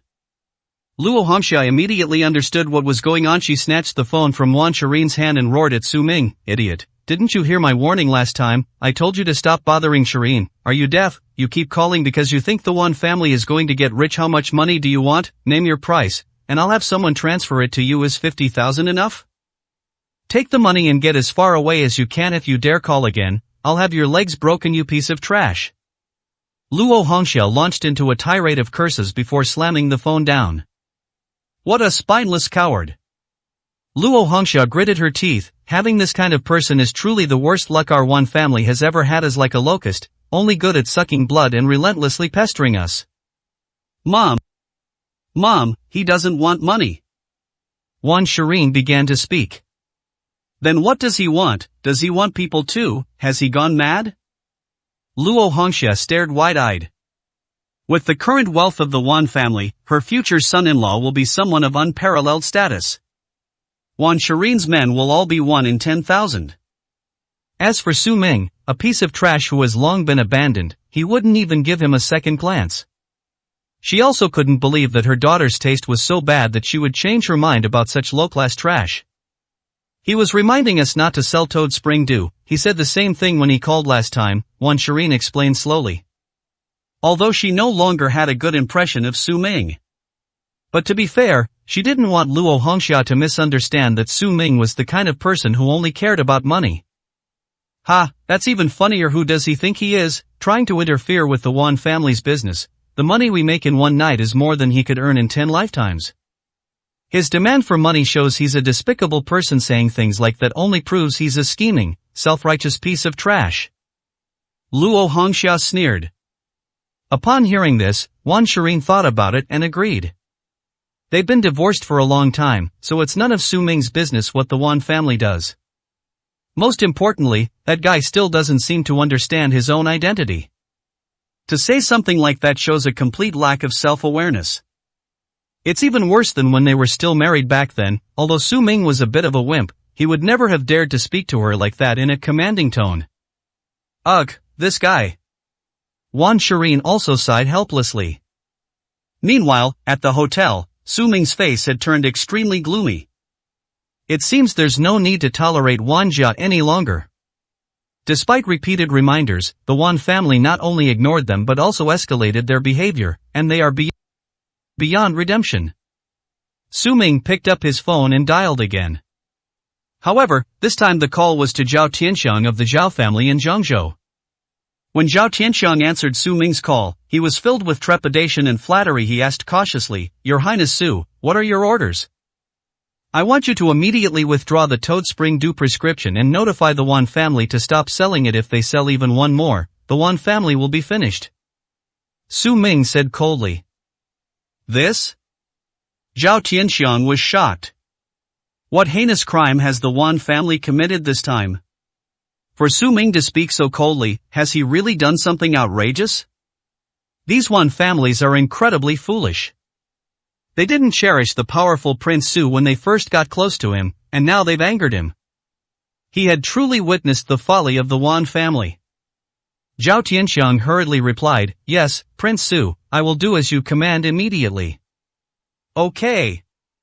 Su Ming nodded. After the Toad Spring Dew is collected, it will be completely sealed off. No one is allowed to use it again. I will come to collect it when I have time. Yes, I will do it right away. Zhao Tianxiang nodded and agreed repeatedly. Su Ming hung up the phone. Meanwhile, the Wan family was enjoying themselves. They had already come up with a solution: bribery. In just 2 or 3 days, they had already made an immeasurable fortune using the toad spring dew. Up to tens of billions. Therefore, Wang Jinshan took the lead and planned to use half of the money he earned to bribe Luo Qianshan of the Kyushu Medical Academy. No one is immune to the allure of money. As long as Luo Qianshan is bribed, the profits will continue to flow in, and compared to that, this mere 10 billion is nothing. Moreover, as long as Luo Qianshan is bribed, and the toad spring dew is branded under the name of the Kyushu Medical Academy, the resulting profits will increase more than tenfold. The entire Wan family cheered and rejoiced at Wang Jinshan's decision. Indeed, Wang Jinshan was the smartest and most resourceful person in the Wan family. So, the Wan family packed up and headed to the hotel for the party. Moreover, Wang Jinshan had a backup plan. That is to replicate the toad spring dew formula. If Luo Qianshan objects to the bribery, he will pretend to back down and hand over the original prescription. As long as we can gloss over this matter, once the people from the 9 provinces medical academy leave, Chanshuanlu and Yunqing will be completely under our control. Hearing his father's plan, even Wan Shirin was shocked and amazed. It turns out that the father was the most capable person in the Wan family. Although he usually appeared quiet and unassuming, he had already planned a grand scheme in his mind. This decisiveness and boldness are extraordinary. She is far superior to her current self. She still has so much to learn. Sure enough, there were no mediocre people in the Wan family. They were destined to rise to the top in Yun City, and even break out of Yun City. 342, Chapter 342 Triumphant Spring Breeze. After finishing his phone call and arranging everything, Su Ming turned and went downstairs. I'm going to the banquet hall to see exactly how much toad spring dew Luo Qianshan has collected. Upon arriving at the lobby, they bumped right into Chu Qingqing and her family, who were touring the lobby. Hey, you actually got in. How did you get in? You didn't sneak in through the back door, did you? Chu Qingqing exclaimed in surprise when she saw Su Ming. Xu Yingkai and Lin Xiaoyun also looked at Su Ming, both of them with surprise on their faces. How did Su Ming get in without an invitation? Lin Xiaoyun shook her head and said, Xiaoming, since you were going to come in anyway, why didn't you come in with us from the front door openly and honestly? Xu Qingqing gave a mocking laugh. This kind of person is just too proud to admit defeat. How could he possibly give up the opportunity to enter such a top-tier place? He'd do anything to get in. He just didn't expect him to be so despicable. Did he crawl in through a dog hole? Su Ming rolled his eyes. Why would I need to use connections? I'd be too busy having Luo Qianshan personally greet me. Su Ming said irritably. Ha ha ha. Xu Qingqing laughed loudly. Keep pretending you've never seen such splendor in your life, have you? It's going to blind you, isn't it? And Luo Qianshan personally greeted you. Do you know that a single wine glass here is worth more than your life? Pretending has its place. Xu Yingkai gave Su Ming a cold, disdainful look. I've never seen such a shameless person. Lin Xiaoyun looked on with pity. Xiao Ming is still too concerned about saving face. Meanwhile, at the banquet, many wealthy people had noticed Su Ming's appearance and took the initiative to move closer to him. The first to be affected is Chen Fengyu, who is 7th on the rich list. He had been keeping an eye on the Chu family, and he noticed Su Ming as soon as he appeared. At this moment, he approached with a respectful smile, ready to greet Su Ming. But as soon as he got close, Chu Qingqing excitedly stepped forward to stop him. Godfather, we haven't seen each other in so long. Yes. Chen Fengyu turned his head and glanced at her, but his attention was not on Chu Qingqing at all. But this brief delay allowed others to get there first. Luo Hong and other wealthy men flocked to Su Ming, shaking hands and bowing as if he were their godfather, showing him no respect whatsoever. The 3 members of the Chu family were immediately dumbfounded. What's going on? These are all top big shots in Yuncheng. Xu Qingqing, in particular, rubbed her eyes hard, wondering if she was seeing things. This scene was enough to shock the entire banquet. Xu Yingkai opened his mouth wide enough to fit 2 salted duck eggs. He doesn't even have the right to meet these top figures in Yuncheng normally. Even when he's representing his company to negotiate business, he can't get in touch with these people. What exactly is going on? Xu Yingkai and Xu Qingqing were so shocked that their scalps tingled. Brother Su, you really are here. At this moment, a graceful figure jumped out from the crowd, rushed forward, and enthusiastically took Su Ming's arm. It's Su Jingyun. So that's how it is. Upon seeing Su Jingyun, Xu Qingqing suddenly realized what was going on. It's likely that these bigwigs have already completely regarded Su Ming as the Su family's son-in-law now that the Su family's cold medicine is selling like hotcakes. As the Su family's son-in-law and future successor, these bigwigs naturally want to curry favor with him. Xu Qingqing immediately understood. I knew it, this kid doesn't deserve such respect, he doesn't even have an invitation, yet he receives so much respect from everyone. So it was just a case of the fox borrowing the tiger's might, relying on the Su family's prestige. Look at how he's putting on an act, he probably doesn't even recognize himself anymore. Xu Qingqing felt both jealous and contemptuous. What a useless piece of trash, only good for living off women. Xu Qingqing gritted her teeth in envy and jealousy. What did you say? Chen Fengyu glared at him, he couldn't stand such words. What did the Su family have to rely on? The Su family's success today was all thanks to Su Ming. Who on the top floor didn't know? The Su family is nothing compared to Su Ming. It's not because of the Su family. Chen Fengyu said in a deep voice. Not the Su family, then who does he rely on? Can he rely on himself? Xu Qingqing scoffed. You. Chen Fengyu was about to explain. Just then, a loud shout rang out from the doorway. 10,000 households have arrived. As the voice faded, the Wan family members, dressed in their finest attire and looking radiant, entered the banquet hall, instantly attracting everyone's attention. As the big winners who possess the Toad Spring Dew formula, the Wan family is now the focus of everyone's attention in Yunqing. Everyone is riding high, and when they appear, they are full of pride, imposing and powerful. Countless wealthy people present cast envious and admiring glances at him. Sister, did you see that? The way those rich people look at us, our Wan family is truly different now. In the past, even if we attended a banquet like this on the top floor, no one would probably even glance at us. This feeling is just too awesome. Wan Hua was so excited he almost jumped up. Wan Shireen also had a big smile on her face, feeling emotional. Indeed, only strength is the most convincing thing. Only with sufficient power can one command respect. A single prescription for Toad Spring Dew turned their lives around, allowing them to fully experience the feeling of being superior to others. It must be said, the person who produced the Toad Spring Dew is truly a genius among geniuses. Countless wealthy individuals and top figures in Yunqing greeted the Wan family. Wan Jinshan and Luo Hongxia, all smiles, went upstairs under the watchful eyes of everyone. Among the crowd, Wan Shireen was even more graceful and beautiful, standing out like a phoenix, making countless wealthy young men stare in disbelief. The Wan family is truly remarkable. Xu Qingqing murmured in amazement, her eyes filled with envy. When will I be able to become like that?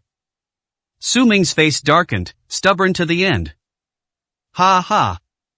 Xu Qingqing turned to look at Su Ming and laughed gleefully. Jealous, aren't you? Your eyes are red with jealousy, aren't they? I think you're the most miserable one right now. If you hadn't divorced Wan Shireen back then, even if you had shamelessly stayed in the Wan family, you could still be among them, respected by everyone. Unfortunately, you're too foolish. You're not on the same side as the Wan family at all. They simply won't tolerate you. Look at Miss Wan now, Wan Shireen, so high and mighty. You're probably not even an ant in front of her, right? Xu Qingqing could imagine that Su Ming was probably feeling as uncomfortable as if he had eaten shit. It's so acidic it's practically dripping water. Thinking about Su Ming's feelings made her extremely happy. This shameless guy has finally had his day of reckoning. However, Su Ming didn't care at all, it was just that the Wan family's stubbornness disappointed him greatly. Just then, Su Ming's phone rang. Su Ming answered the phone. On the other end of the phone was Chang Qingyun, the young master of the Chang family, his voice filled with terror. Prince Su, something's happened, so many people, they're after the dragon saliva grass, there are over 1,000 supreme war gods, and 3 grandmaster war gods, we can't stop them at all. Chang Qingyun stopped abruptly halfway through his sentence. One could hear screams coming from the phone.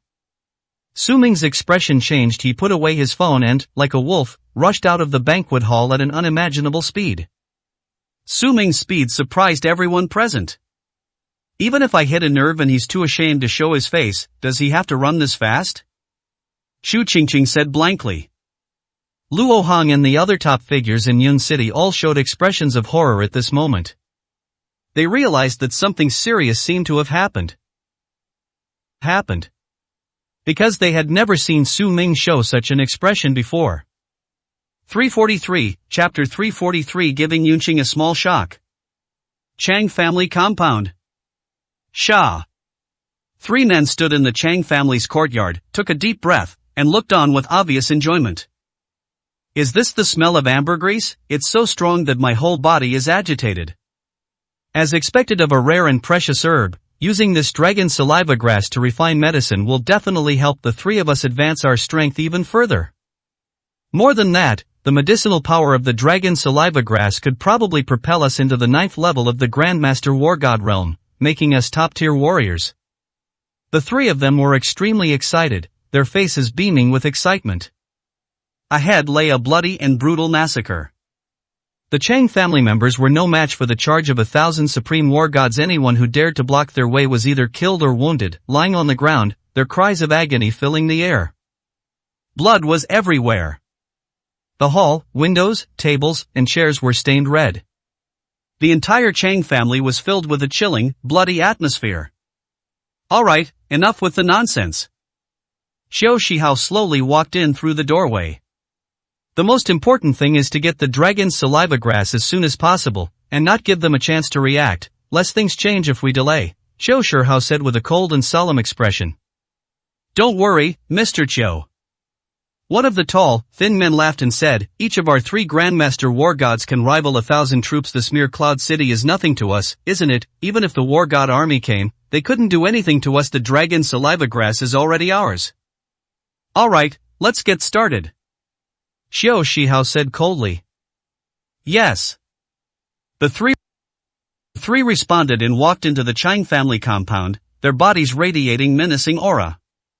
Inside the hall, Su Zifeng was leading a portion of the Shuzhou army in the resistance. Although the Shuzhou army was not weak, most of them were ordinary soldiers, and they were far inferior to the true supreme war gods.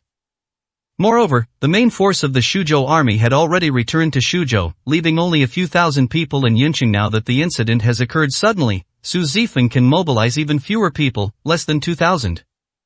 These people were forced to retreat in defeat by thousands of supreme war gods. Only Su Zifeng was guarding the hall, barely managing to hold off 4 or 5 supreme war gods. But that's already the limit. Su Zifeng's strength lies in tactical leadership. His personal abilities aren't much better than these people. Having fought against 5 opponents alone, he was already panting heavily, covered in sweat, and his beautiful hair was all disheveled, making him look extremely disheveled. Oh, so this is the Shuzhou army. This girl is quite capable. The 3 Grandmaster war gods glanced at each other and all revealed mocking smiles. The Shuzhou army, they're probably not easy to kill, are they? The fat man on the far right spoke. With their abilities, killing Su Zifeng would be as easy as stepping on an ant. But if we kill Su Zifeng, we'll be making an enemy of the entire Shuzhou army, and that would be a huge mess. Who said you were going to kill her? Can't you just break her legs? The tall, thin man laughed, looked up, and stared coldly at Su Zifeng. He sneered, Girl, we'll give you a chance. Drop your weapon, kneel down and admit your mistake, then kneel obediently to the side, and we'll spare your life. Want to die? Su Zifeng was already bloodthirsty, and upon hearing this, his anger flared even more. His eyes turned bloodshot, and after glancing at the 3 of them, he charged towards them with his long sword in hand. Go to hell! Su Zifeng roared and thrust her long sword fiercely at the tall, thin man. The tall, thin man smiled and shook his head. Overestimating yourself. The other 2 Grandmaster war gods watched with amusement and mockery, as if they were watching an ant's resistance, without any sense of crisis. The tall, thin man raised his hand and waved it, causing a surge of energy in the air that crashed down, his palm slamming into Su Zifeng's arm. A loud bang. Like a cannonball exploding, Su Zifeng was sent flying more than 10 meters away, smashing the tables and chairs behind her to pieces. Su Zifeng fell to the ground, spitting out blood. He raised his head, his bloodshot eyes staring in shock at the three people before him. Grandmaster War God? Su Zifeng stared blankly, her face a mask of shock and disarray. Could these three be rare Grandmaster War Gods?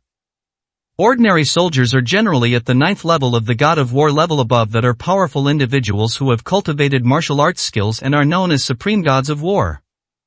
The Supreme God of War is already considered the ceiling of martial prowess among ordinary people. Grandmasters and War Gods are among the most talented martial arts practitioners, 1 in 10,000. Such people are born with extraordinary comprehension in martial arts. They are commonly known as geniuses. Even among the Shuzhou army, the Grandmaster War Gods are few and far between. To become a Grandmaster War God means to be a powerful figure in one's region, capable of establishing a sect and becoming famous throughout the world. And then, three of them suddenly appeared. What kind of force came tonight? Are they really that terrifying? Seeing the shock on Su Zifeng's face, the three of them smiled smugly. Do you understand now? You have no power to resist us. We wouldn't stoop to lay a hand on someone like you. We're after the dragon saliva grass. Don't block our way. We just want to bring a little bit of the awe-inspiring power of a Grandmaster War God to Cloud City. The three of them laughed heartily and strode towards the medicinal herb garden behind the Chang family's residence.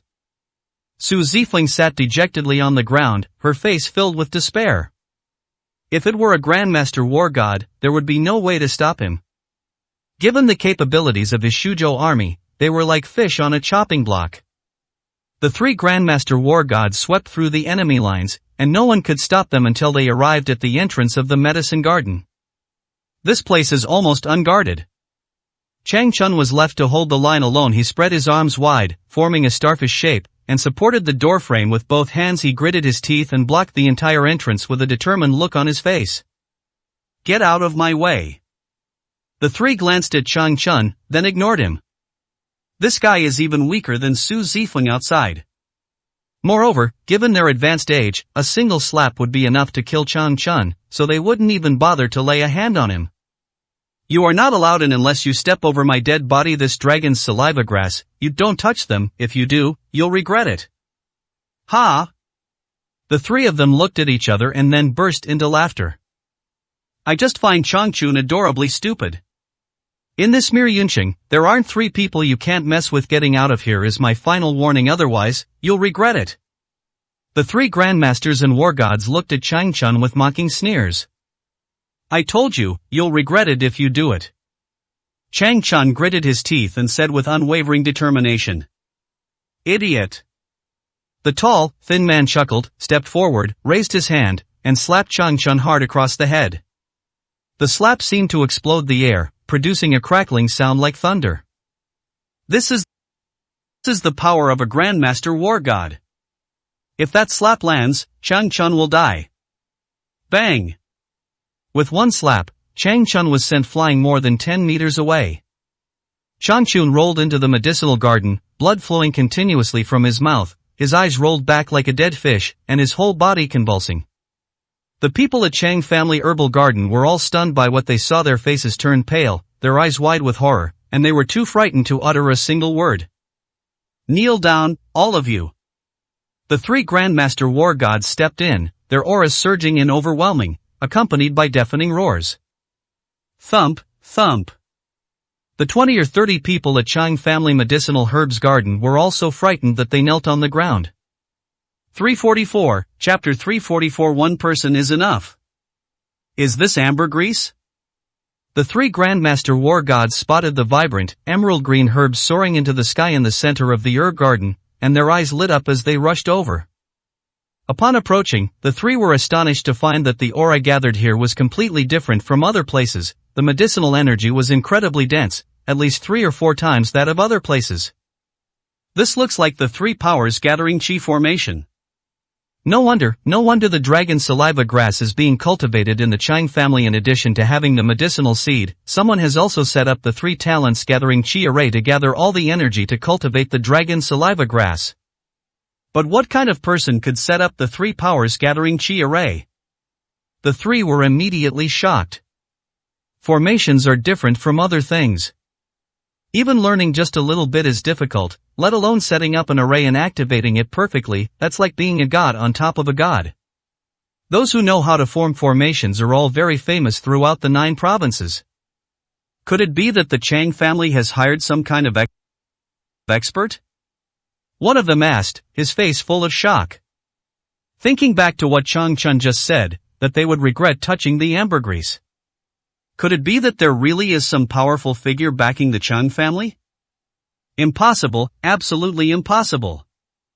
The tall, thin man interrupted with a serious expression. What kind of expert could a Mirian city possibly invite? Besides, the Chang family has limited resources. They probably wouldn't even bother to look at someone with real ability. I think this was just something the Chang family stumbled upon by accident.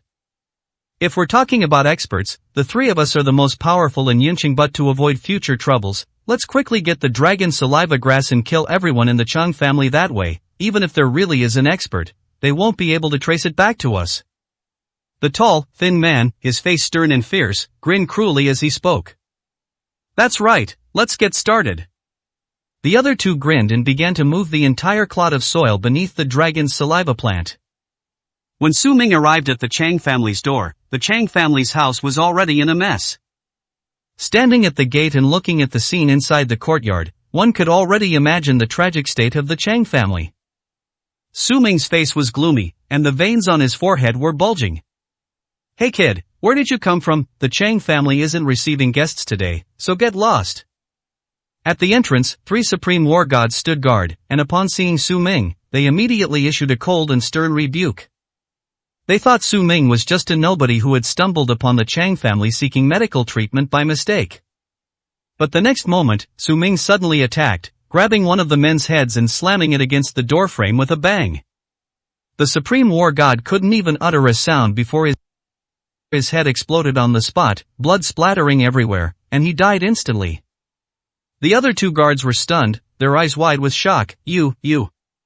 Su Ming suddenly rushed in, like a fierce tiger, and with 2 slaps, he sent the other 2 flying more than 10 meters away, killing them instantly. Then the figure rushed into the hall. In the hall, Su Zifeng, already severely injured, widened her eyes upon seeing Su Ming, her face filled with joy. King Su.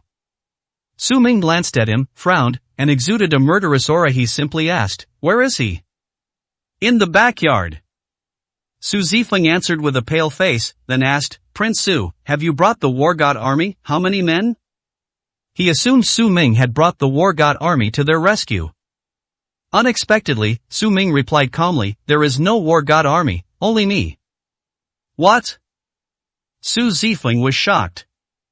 If it's just Su Ming, what role can he play? There are 3 Grandmaster war gods in the backyard, and in addition, there are 1,000 supreme war gods. This fighting force is enough to sweep through the entire Cloud City. How can Su Ming save them all by himself? Although he is called the king of the 9 provinces, isn't this a bit too impulsive and arrogant? She has never even heard of someone fighting against 3 Grandmaster war gods. Su Zifeng was so frightened that his face changed drastically. He hurriedly said to Su Ming, "King Su, let's wait for the war god army to arrive before dealing with them together. The Chang family is already in such a state, there's no need to rush. If all else fails, please contact my master, Elder Jiang, and have him notify the Shuzhou army to come over as quickly as possible." "No need, I'm enough on my own." Su Ming spoke coldly, his voice carrying a powerful killing intent, and headed straight for the backyard. "Oh no! No!" Su Zifeng's face was filled with terror and despair. Although Su Ming is the king of the 9 provinces, that is only his status and position. It only represents his unparalleled army of millions of war gods. Without the war gods army, what is Su Ming? The title of king of the 9 provinces is nothing but a name. In front of a true martial arts master, no one cares about his status, he's just going to his death. Su Zifeng struggled and moved little by little toward the backyard. We can't just stand by and watch Su Ming die. If Su Ming dies, it will alarm the 8 million war gods of the 9 provinces, who are as fierce as wolves and tigers. The entire Kyushu will be thrown into chaos. As a party involved in this incident, she witnessed the king of Kyushu die without offering any assistance. Her Shuzhou army would likely be the first to suffer. Meanwhile, Su Ming had already stepped into the herb garden. Looking at the three Grandmaster War Gods, they were about to uproot the dragon's saliva grass. Who gave you permission to touch my things? Who sent you here? Su Ming's icy voice slowly rang out. His entire body stood upright in the herb garden, like the Grim Reaper descending, his expression terrifyingly cold. It's Prince Su. Prince Su has arrived. Has the Prince of Su come to our rescue? The 20 or 30 members of the Chang family who were kneeling around him got up from the ground with excitement and joy when they saw Su Ming appear. The three Grandmaster War Gods also stopped what they were doing, turned their heads and saw Su Ming standing in front of them, dressed in tattered clothes and with an unremarkable appearance, just a young and inexperienced boy. Seeing the excited expressions on the Chang family members' faces, the three of them couldn't help but grin. That's it? I thought it was some kind of expert, but it turns out the Chang family's backer is just someone like by foolish. That was a real scare for us. I knew it. What kind of experts could there be in this tiny, insignificant place like a worm's egg? All we have are ants. Judging from how excited those idiots are, they don't actually see this kid as their savior, do they? The three of them looked at each other and burst into laughter. They mocked Su Ming for overestimating his abilities. They mocked the Chang family for their ignorance and foolishness. Kid, get lost, we won't kill you. You're not worth our time. Run now, you still have time. The tall, thin man waved to Su Ming and said with a smile. Click. But the next moment, the tall, thin man's raised right hand was twisted and torn off, leaving it covered in blood. The speed was incredible, and the attack was brutal. Even the tall, thin man with the severed arm didn't react in time, glancing down at the blood gushing from his right shoulder. He let out a terrified scream. Ah! He fell to the ground. The other two Grandmaster War Gods were stunned. They stared blankly at Su Ming, their faces blank, unable to utter a single word. Su Ming threw away the severed arm in his hand, glanced coldly at the three of them as if they were dead, and spoke again in a chilling tone. Who sent you? This is your last chance. Was it Qiu Shihao? 345, Chapter 345, The Realm of Kings. What's going on with this kid? The three Grandmasters and War Gods were utterly shocked. They are top-tier martial arts masters and war gods. Even if they are caught off guard, it is not something an ordinary person can easily break off an arm of. And they ripped off the entire arm. This is terrifying.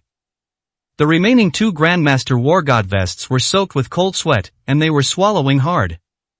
However, if they were frightened by this, they would be too ashamed to face anyone if word got out. The two exchanged a glance, gritted their teeth, and shouted at Su Ming, "You're asking for death."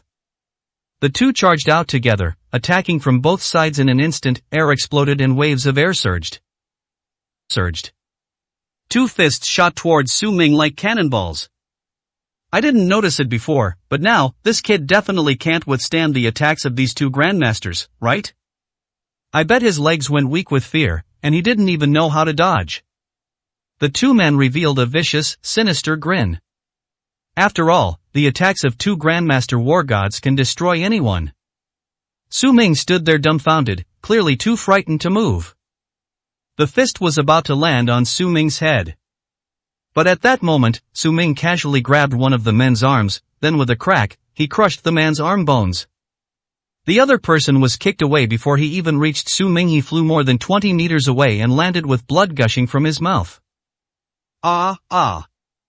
A series of screams rang out, like excruciating pain piercing the heart, the cry sending chills down one's spine. The 20 or 30 members of the Chang family were trembling with fear, like frightened lambs, not daring to breathe. When Su Zifeng climbed to the door, she also heard screams coming from the herb garden. She was startled. Could it be that Su Ming has already been poisoned? However, when she finally managed to peek out and see the situation in the herb garden, she was so shocked that she couldn't speak. Her face was filled with indescribable shock. In the courtyard, Su Ming was seen repeatedly slamming one of the Grandmaster War Gods to the ground as if he were carrying a chick. A series of loud bangs rang out. At first, the Grandmaster War God could still let out two screams, but later, there was no sound at all. Clearly he was dead. But Su Ming didn't stop, and smashed the Grandmaster War God into a pile of mud. Ghost! The other two Grandmaster War Gods looked as if they had seen a ghost. The tall, thin man with the missing arm was so scared that he wet himself, and a foul-smelling liquid spread from his crotch's face was so pale with fear that no color could be seen on his face. Is this guy really that terrifying? Who exactly is this person? The realm of kings? The heavily injured Grandmaster War God stared blankly at Su Ming for a long time before finally uttering those 3 words with immense fear. The realm of kings. Upon hearing these 3 words, both Grandmaster War Gods nearly fainted from fright. Su Zifeng's eyes widened as well. The realm of kings is above the Grandmaster and God of War. If the Grandmaster God of War is a towering mountain that ordinary people look up to, the physical ceiling, then the King Realm is the pinnacle of martial arts. Normal people would never even have heard of it, let alone come into contact with it. Even within the martial arts world, he is a legendary figure. Throughout the entire 9 provinces, those who reach the King Realm are few and far between.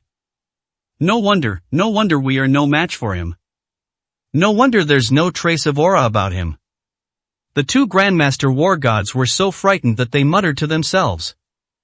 Wang Zhijing's greatest skill lies in concealing his inner energy within his dantian, keeping it hidden and unleashing it gradually. He appears no different from an ordinary person, but the energy within his body is like a deep sea. Once unleashed, it's like a raging storm. Cloud City actually has someone at the King Realm. The 2 finally realized the gap between themselves and Su Ming. Realized the difference between a Grandmaster War God and a king. At this moment, despite being severely injured, his understanding of martial arts deepened, giving him a profound sense of enlightenment. If they could return alive, even without the dragon saliva grass, they would reach the threshold of the King Realm within the next 10 years. What King's Realm? However, Su Ming dropped the limp, mud-like object in his hand and walked expressionlessly toward the remaining 2 Grandmaster War Gods. He sneered, "The King Realm, bullshit in my eyes, any realm is trash." Su Ming stepped forward and stomped hard on the thigh of the one-armed Grandmaster War God. Break one of their legs too. Ah! The pain was excruciating. The tall, thin man screamed in agony as he looked up at the sky. Killing us won't do you any good. There are still 1,000 Supreme War Gods outside. Even if you kill the 3 of us, these 1,000 Supreme War Gods will go on a killing spree tonight. The Chang family is destined to have no survivors. Even if we all die, countless others will be buried with us.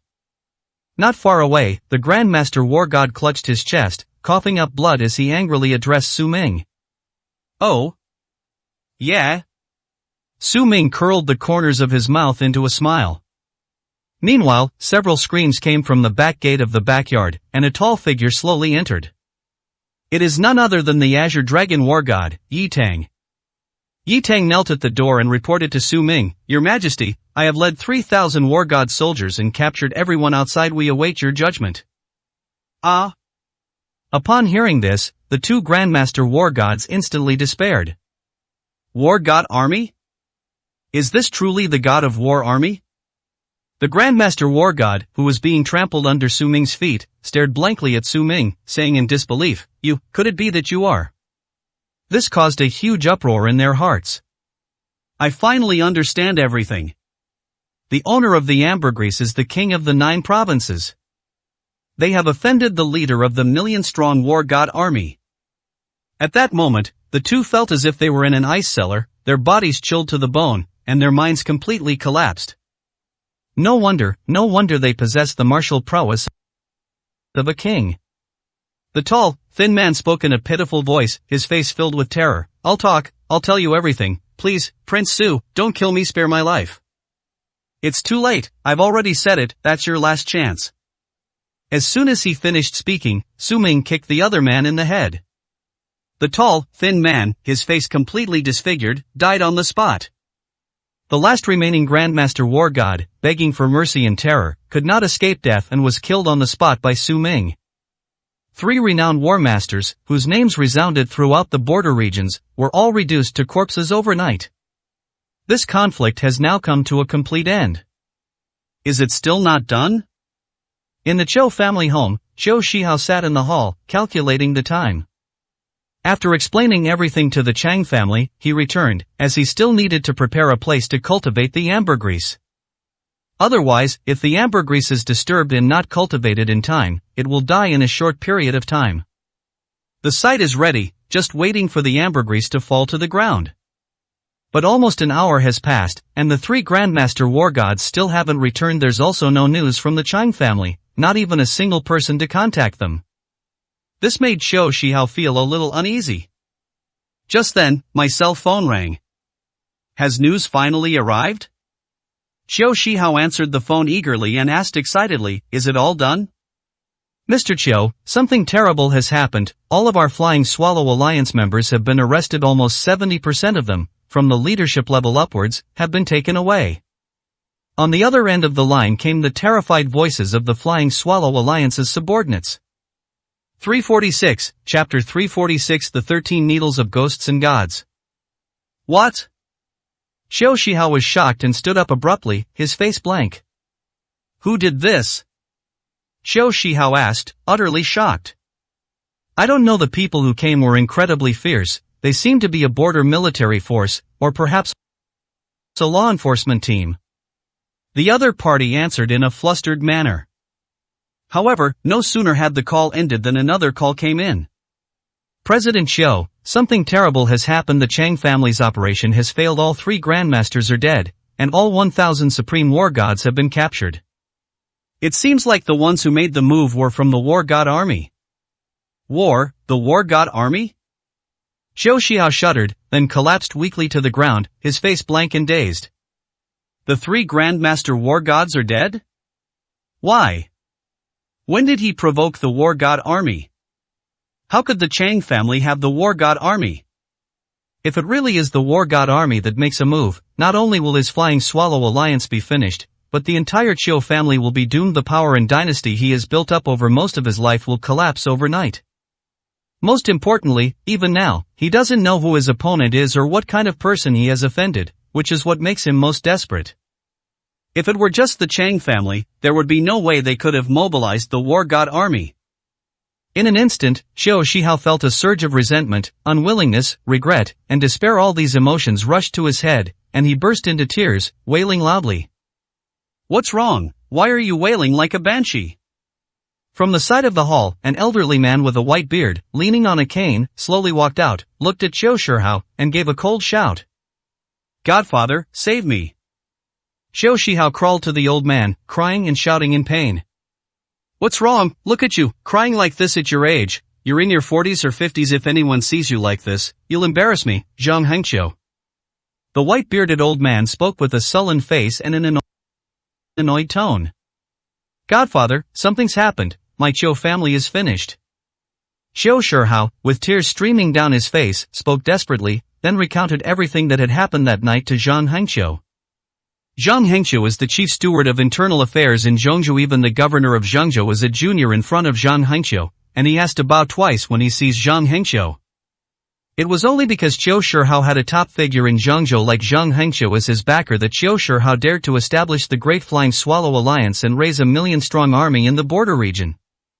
Over the years, many people have suffered at the hands of the Flying Swallow Alliance and been disgusted by them, but none of them have dared to touch Xiao Shihao, because they are afraid of the powerful tree behind the Qiu family. Being disgusted by the Flying Swallow Alliance might only result in losing some property. Just pretend you don't know, and it will pass. But if you offend Zhang Hengqiu, you're really asking for trouble. Even the Zhengzhou family will go bankrupt and disappear overnight. There's no other way out. After hearing Xiao Shihao's words, Zhang Hengqiu sneered disdainfully. The Chang family alone has brought you to this state, and you still hold the Flying Swallow Alliance. What can you do without me? But the War God Army has intervened. My Qiu family is no match for the War God Army. I might even die. Xiao Shihao's eyes were red and he said in a terrified voice. Idiot! Zhang Hengqiu rolled his eyes, looking at him with a disappointed expression, and sneered, even if the War God Army wants to touch you, they have to get my permission. Besides, this is in Jin City. It's just the Chang family. Tomorrow I'll take you to the Chang family and make them kneel down and hand you the dragon saliva grass. Stand up, no one is allowed to kneel among Zhang Hengqiu's men. Zhang Hengqiu let out a sharp shout. Yes. Yes. Xiao Shihao then got up, feeling much more at ease. Zhang Hengqiu's words were like a shot of adrenaline, restoring his confidence. Yes, he still has a million-strong army and a godfather to back him up, so what is there to be afraid of? The Chang family should be the ones who are afraid. If anyone dares to lay a hand on his people, the Chang family is finished. Even the war god army couldn't save them. Xiao Shihao's gaze turned cold and sharp once again, filled with murderous intent. The Chang family. Chang Chun, seriously injured, lay in his hospital bed, and everyone was in a panic. Chang Chun was already quite old and didn't know any martial arts to defend himself. The Grandmaster War God slap left Chang Chun unconscious and on the verge of death. His face was ashen, devoid of any life. Chang Qingyun, the eldest son of the Chang family, also knew medicine. Seeing Chang Chun's condition, he immediately realized that Chang Chun probably didn't have much time left. Young master, how is the master? Why don't we call Zhengzhou and ask a renowned doctor to come down and treat him? By the way, I heard that the head of the 9 provinces medical academy, physician Luo, is in Yun City right now. Let's go and invite him over. He should be able to treat the patient, right? The servants of the Chang family crowded around, each talking at once, speaking in a flustered manner. The Chang family is now solely supported by Chang Chun. If Chang Chun falls, the Chang family will be finished too. Chang Qingyun alone is simply not enough to support the Chang family. It's useless. Chang Qingyun's face was ashen. Looking at her father on the sickbed, tears streamed down her face as she said desperately, "My daughter's probably not going to make it." At this moment, Chang Chun was barely breathing and his life hung by a thread. Even if the most skilled physician in the entire 9 provinces came, let alone Luo Qianshan, they probably wouldn't be able to save him. No one can truly bring the dead back to life. No one can snatch a person from the clutches of the King of Hell. At this moment, he felt some resentment and blamed Su Ming. Although Su Ming is the king of the 9 provinces, the Chang family was also willing to serve Su Ming. But if it weren't for Su Ming, his father wouldn't have ended up in this situation. He clenched his fists, his face turned bright red, and he gritted his teeth. "Stop arguing, everyone who isn't involved, get out, let me handle this." Su Ming slowly stepped into the room. Chang Qingyun looked up and glared at Su Ming with hatred. Su Ming immediately understood Chang Qingyun's thoughts. Without saying a word, he walked over and stood by the bedside, his back to Chang Qingyun, and said, "No matter how long a human life is, it's no more than 100 years in the end. The Chang family will fall into your hands. Complaining and blaming others is useless. Watch closely, I'll only teach you this once." After saying that, Su Ming flicked his fingers, and a needle bag was spread out in front of the bed, with rows of dazzling silver needles on it. Su Ming picked up the silver needles with his fingers and placed them one after another, accurately on Chang Chun's various acupoints. Is this the 13 needles of the ghosts and gods? The senior members of the Chang family present were so shocked by Su Ming's methods that they were speechless and felt their scalps tingle. The 13 ghostly needles recorded in Hua Tuo's medical classic, which have long been lost. The person who recognized him was so frightened he almost knelt on the ground. Chang Qingyun was also shocked, staring blankly upwards. All the hatred in his heart vanished in an instant, and all his attention was drawn to Su Ming's superb silver needle technique. Su Ming remained calm and unaffected by the surrounding noises. Her fingers danced with silver needles, moving with fluid grace. He let the Chang family members see the 13 ghostly needles as a reward for their unwavering loyalty. Even if they watched it with their own eyes, it would be impossible for other older people to learn it. Only Chang Qingyun, who is still young and has some achievements in medicine, still has a chance. However, how much he can remember depends entirely on Chang Qingyun's own talent and fortune. This scene shocked everyone in the Chang family, who knew medicine for the rest of their lives. Even in their old age, they still boast about it. That day, they witnessed a divine being perform the 13 needles of the ghost god in the Chang family, bringing the dead back to life and healing flesh and bones, and having a contest with the King of Hell. 347, Chapter 347, Forcing people to do the difficult. It is said that the 13 needles of ghosts and gods originated from Gaguzi. It was brought down the mountain by the disciples of Gaguzi to save the common people and thus flourished. It was later passed down to the time of Hua Tuo, who included it in his medical classics. Hua Tuo then improved and developed it, bringing it to its peak. However, after Hua Tuo, there was no one to succeed him. Even those who were fortunate enough to have read the medical classics could not comprehend the medical skills passed down from ancient times and could only sigh in vain. The 13 needles of the ghosts and gods have also been gradually lost. But today, in this small Chang family home in Yuncheng, everyone was shocked. 1 needle opens the meridians, 2 needles invigorate the essence and blood, 3 needles restore the spirit, 4 needles pull one away from the gates of hell, 5 needles make even the king of hell unable to kill one. Su Ming's techniques were dazzling, like threading a needle, intricate and complex. The group of senior members of the Chang family, whose medical knowledge was limited, were completely dumbfounded. They couldn't remember anything, let alone learn anything. A dozen minutes later, Su Ming put all the silver needles back into the needle bag and put them away. Looking at Chang Chun on the hospital bed, he was radiant and full of flesh. There was no trace of his dying state. That's awesome. The entire Chang family was so shocked that they all knelt on the ground. This medical skill is simply divine. Su Ming said calmly, "He's fine now, take good care of him, he'll wake up naturally after a while." After saying that, Su Ming left the room. Watching Su Ming leave, everyone snapped out of their shock and crowded around the eldest young master, Chang Qingyun, excitedly asking, "Young master, did you learn it? Su Wang was clearly teaching you. Weary hopeless. We couldn't remember it even after seeing it 10 times. The Chang family can only count on you." "Young master, you had a photographic memory since you were a child. You could remember any medicinal herb just by looking at it. This time, you should remember about 80 or 90% of it, right?" Everyone was incredibly excited. Even if Chang Qingyun could remember 70% or 80% of it, let alone 100%, the Chang family would rise to prominence and break out of Yunqing and Zhengzhou, with no one able to surpass them. However, Chang Qingyun stared blankly for a moment before slowly replying, "I only remembered 30%, and after your question, I only have 10% left." 10%? Puff. Everyone was so angry they almost vomited blood. What good is even a 10%? The 13 needles of the ghosts and gods clearly emphasizes the interconnectedness of each step. If you only remember one part, what's the difference between that and only learning one multiplication table?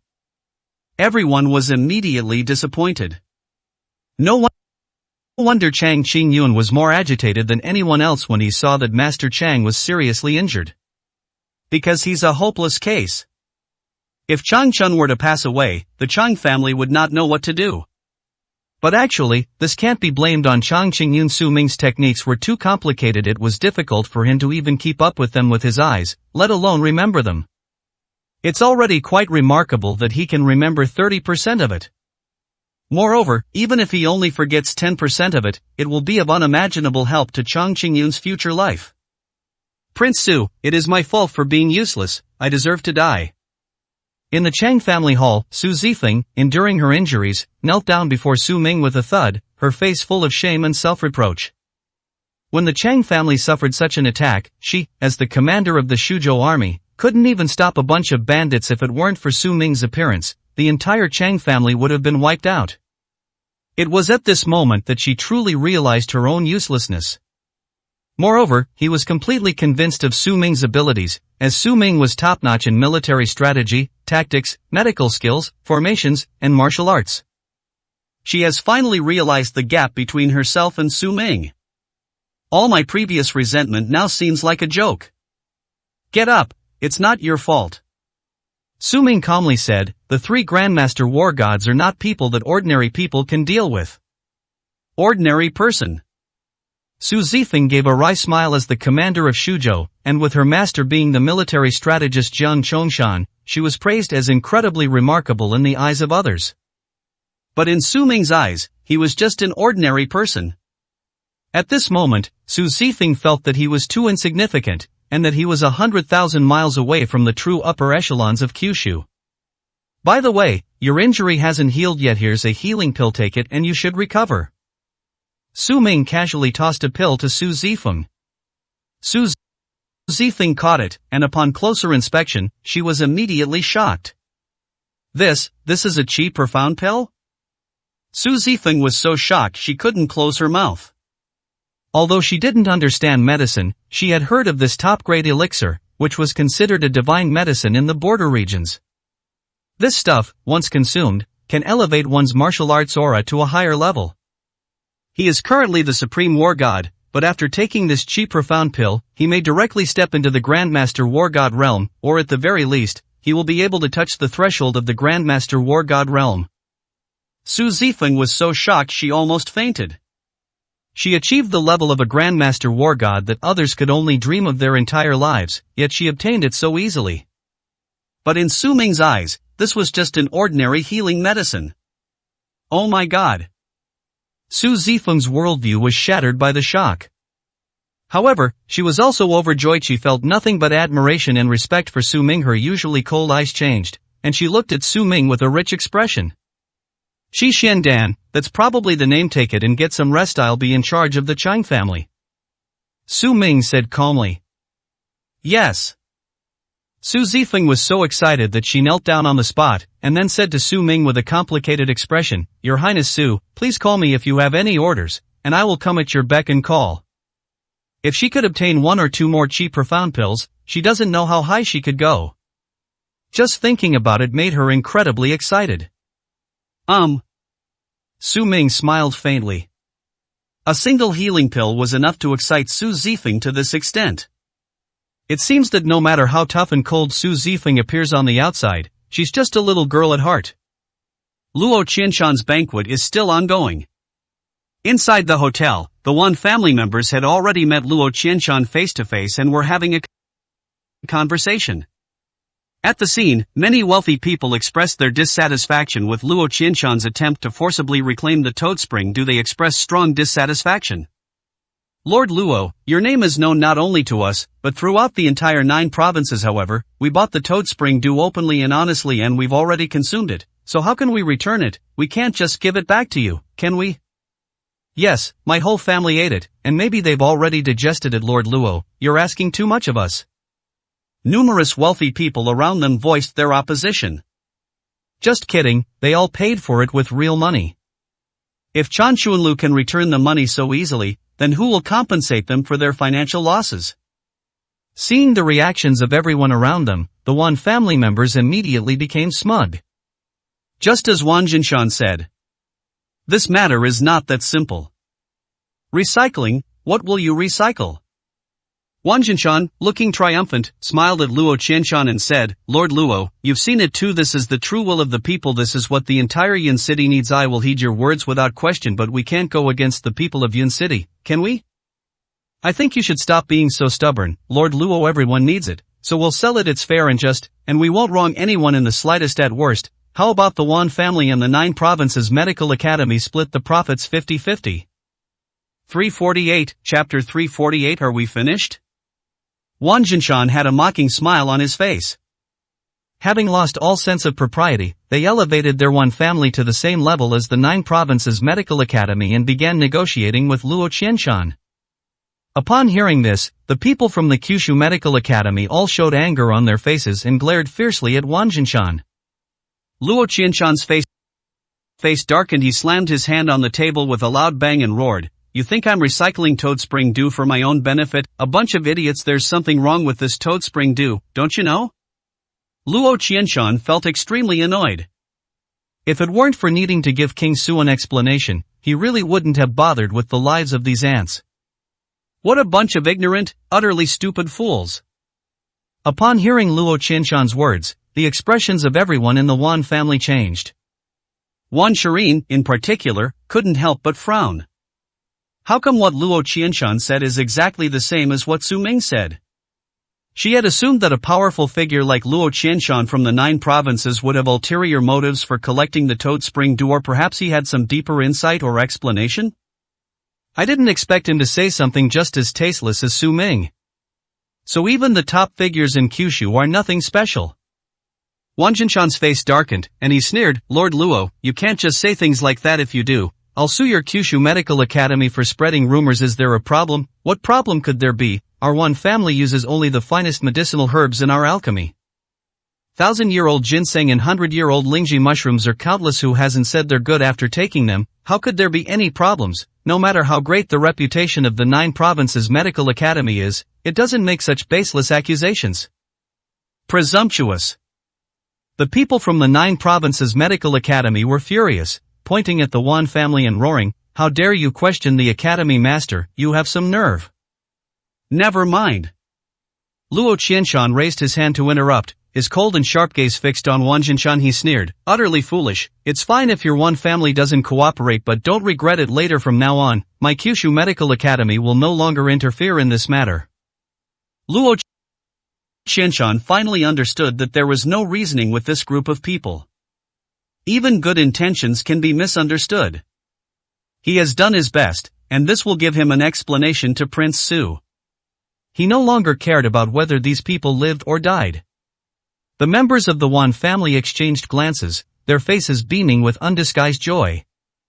Luo Qianshan's words were exactly what they wanted to hear. With the 9 provinces medical academy no longer interfering, the Wan family can take flight. The money they earn will flow into the Wan family like water. Everyone in the Wan family was so happy they almost jumped for joy. Wang Jinshan suppressed his excitement and said insincerely, Lord Luo, please don't be angry, that's not what I meant. We absolutely have no intention of opposing the 9 provinces medical academy, it's just that the situation is like this. Snort. Luo Qianshan turned his head and glanced at Wang Jinshan, as if looking at a fool who was about to die but did not realize it. He sneered and ignored him. He turned and led his men downstairs. Behind them, a cheer erupted from the Wan family, as if they had won a great victory. However, amidst the cheers, one after another, the wealthy collapsed to the ground, foaming at the mouth, their eyes rolling back, and their bodies convulsing. 1 or 2 would be fine, but one after another, at least a dozen people collapsed on the ground throughout the banquet. Everyone in the Wan family was shocked. The scene immediately descended into chaos. Someone with medical knowledge stepped forward to take a look and exclaimed in horror, it's poisoning. Poisoning? Is the food in this hotel poisonous? Are the people from the 9 provinces medical academy so vicious that they'd poison the food and drink if we didn't hand over the toad spring dew? Wang Jinshan said with a look of shock. Idiot. Luo Yun slowly walked out from the crowd, glanced at the Wan family members and Wan Shirin, and sneered, they were all poisoned by toad spring dew. Those who collapsed were the ones who said they had taken toad spring dew earlier. If the food and drink were poisoned, how come the others are unharmed? Luo Yun sneered. She had heard that Su Ming would be attending the banquet, so she planned to come and meet him. Unexpectedly, I ended up watching such a good show. What a toad spring dew. The Wan family members were once again shocked, staring in disbelief. Impossible, absolutely impossible, our toad spring dew was personally refined by Physician Yang. How could Physician Yang of the 9 provinces medical academy have any problems? Wang Jinshan was still stubbornly insisting. It's no use denying it, just take him to the hospital for a checkup and we'll know. Luo Yun sneered disdainfully. As the eldest daughter of the most prestigious medical family in Zhengzhou, Luo Yun's words already carried considerable weight. Apart from the Wan family, almost no one present believed it. The others immediately took the unconscious tycoon to the hospital for examination. The results confirmed that all of these cases were side effects and poisoning caused by taking Chanchanlu. Suddenly, the entire Wan family was struck as if by a heavy blow, and everyone was so frightened that they couldn't utter a single word. However, this was not the end. Almost overnight, countless patients in Yunqing were continuously sent to the hospital due to poisoning by toad spring dew. Yunqing Central Hospital alone admitted over 1,000 people overnight. The most serious thing is that none of the hospitals in the entire city of Yunqing have a cure for this kind of poisoning. The patients we admitted could only watch as they wailed and screamed in agony. In an instant, the entire city of Yun was filled with panic and lamentation. The Wan family members were already terrified, like frightened birds, and immediately fled the hospital, wanting to return to their home. But when they returned to the Wan family's doorstep, they found that a large crowd had gathered there, at least 500 or 600 people, all angrily cursing and denouncing the Wan family. Some people want a refund, while others want compensation. There were countless others coming to seek justice, their presence overwhelming, like a war, threatening to raze thousands of homes to the ground at any moment. Media reporters also came after hearing the news, waiting for the Wan family to show up. Seeing this, Wan Jin, sitting in the car, the group of people on the mountain were nearly scared to death. How so? Could it be that what that kid said was true? Is there really a problem with Toad Spring Dew? Luo Hongxia's face turned ashen. She slumped into her chair, staring blankly at the shouts outside the Wan family's door, her eyes filled with despair. Just an hour ago, they were standing atop Cloud City, dreaming of becoming the most powerful people in the world. At that moment, they all fell into the abyss. Mom, is our Wan family finished? Wan Hua asked, her voice trembling with tears. No, there's still a chance. Wang Jinshan suddenly opened his eyes wide, gritting his teeth as he said, didn't Lord Luo just say there was something wrong with Toad Spring Dew? He must know what the problem is to say that we can still ask Lord Luo for help. As long as he is willing to help, there is still hope for our Wan family. Wang Jinshan immediately stepped on the gas and drove towards Tianxianglu in Yuncheng. Upon arriving at Tianxiang Tower, Wang Jinshan, Luo Hongxia, and Wan Hua practically stumbled and crawled their way in, searching for Lord Luo. But when they arrived at the room door, they were all stopped by the people from the Kyushu Medical Academy. The three of them knelt down with a thud, facing the people from the 9 provinces medical academy, crying out, "Help, please, divine physician Luo, save our Wan family." 349, Chapter 349. She knew who to beg for. Save you, do you even have the right? 3 days ago, the Lord of the Manor ordered you to stop selling Toad Spring Dew and to recall it. What did you do? And you even dared to speak rudely to the Lord of the Manor at the banquet today. You have all brought this upon yourselves, and heaven will punish you. Serves you right. The group from the Kyushu Medical Academy sneered, spat at the Wan family members, and looked at them with disdain. I was wrong, the Wan family was wrong, terribly wrong. Wang Jinshan raised his hand and slapped himself several times, tears streaming down his face. He kowtowed repeatedly towards the door, saying, all the blame is mine alone. It has nothing to do with anyone else. I beg you, Dr. Luo, to do whatever you want with me. Beg you. Wang Jinshan's head banged loudly against the hard ground. Soon after, his head was broken and bleeding profusely, with blood flowing all over the ground. But the people from the Kyushu Medical Academy just watched indifferently, without the slightest emotion. Creak. Just then, the door opened, and Luo Qianshan slowly walked out, his cold gaze fixed on Wang Jinshan. Upon seeing Luo Qianshan finally appear, the Wan family members were so happy they almost fainted. However, Luo Qianshan coldly replied, no need to kowtow anymore. I've already said that from now on, I will not interfere in this matter. This is the consequence your Wan family deserves. I will leave tomorrow and return to Kunlun Mountain. You'd better get out of here. Don't want. Luo Hongxia crawled on her knees to Luo Qianshan's side, pleading with tears streaming down her face, Lord, we are foolish, we are ignorant. Please, save us this time. From now on, the entire Wan family will serve you. We will do anything you want. Luo Qianshan shook his head. It's no use begging. Meth side effects of that modified Toad Spring Dew are neuronal toxins, and I'm helpless to deal with them, so I can't help you. After saying that, Luo Qianshan didn't bother with him anymore and turned to go back to his room. Lord of the Manor, if you don't make a move, I'll die right here in front of you. Luo Hongxia pulled out a knife from somewhere and held it to her neck. His face was fierce, as if he was about to threaten suicide. Originally about to return to his room, Luo Qianshan turned around upon hearing this, a cold smile on his face as he looked at Luo Hongxia. The most foolish person in the Wan family is truly you. Come on, stab me. If you stab me and die in front of me, then I'll make my move. Do you dare? Luo Qianshan roared, his imposing aura terrifying Luo Hongxia, who trembled and her face filled with despair. You're the first one to dare threaten me, Luo Qianshan, die. Luo Qianshan's face was full of fierceness. He was the head of the Kyushu Medical Academy, and he considered saving lives his duty, but such a foolish person was not worthy of being human. The death of one of them would actually eliminate a scourge.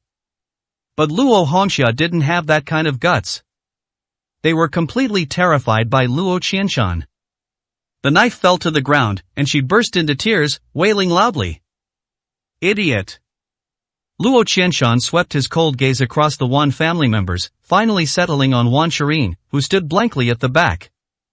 Of the Wan family, only you are somewhat respectable. Don't beg me, I'm not the one who can save you. You, Wan Shirin, should know who to turn to.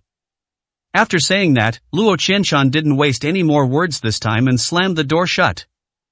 Get lost. If you bother the Lord again, don't blame us for being impolite. The people from the Kyushu Medical Academy gave a cold shout. I know who to ask for help. Wan Shirin's face was blank, her mind completely empty. Although she didn't cry and wail like Wang Jinshan and Luo Hongxia, this incident still had a huge impact on her. I'm on the verge of a mental breakdown. Hearing Luo Qianshan's words made her even more confused. Whom should we ask for help? If even Luo Qianshan couldn't do anything about the entire Yunqing, who could? Wan Shirin's mind raced, and suddenly, an idea popped into her head. Could it be him? Wan Shirin's eyes widened. Looking back, the only person who said the same thing as Luo Qianshan was Su Ming. Moreover, Su Ming called her twice to inform her, but she and the Wan family never took it seriously. But what is Su Ming? He's not even a hair on Luo Qianshan's head, how could he possibly be that kid? But now, there's absolutely no way out. In despair, Wan Shirin took out her phone and called Su Ming. Wan Jinshan, Luo Hongxia, and Wan Hua were all staring intently at Wan Shirin.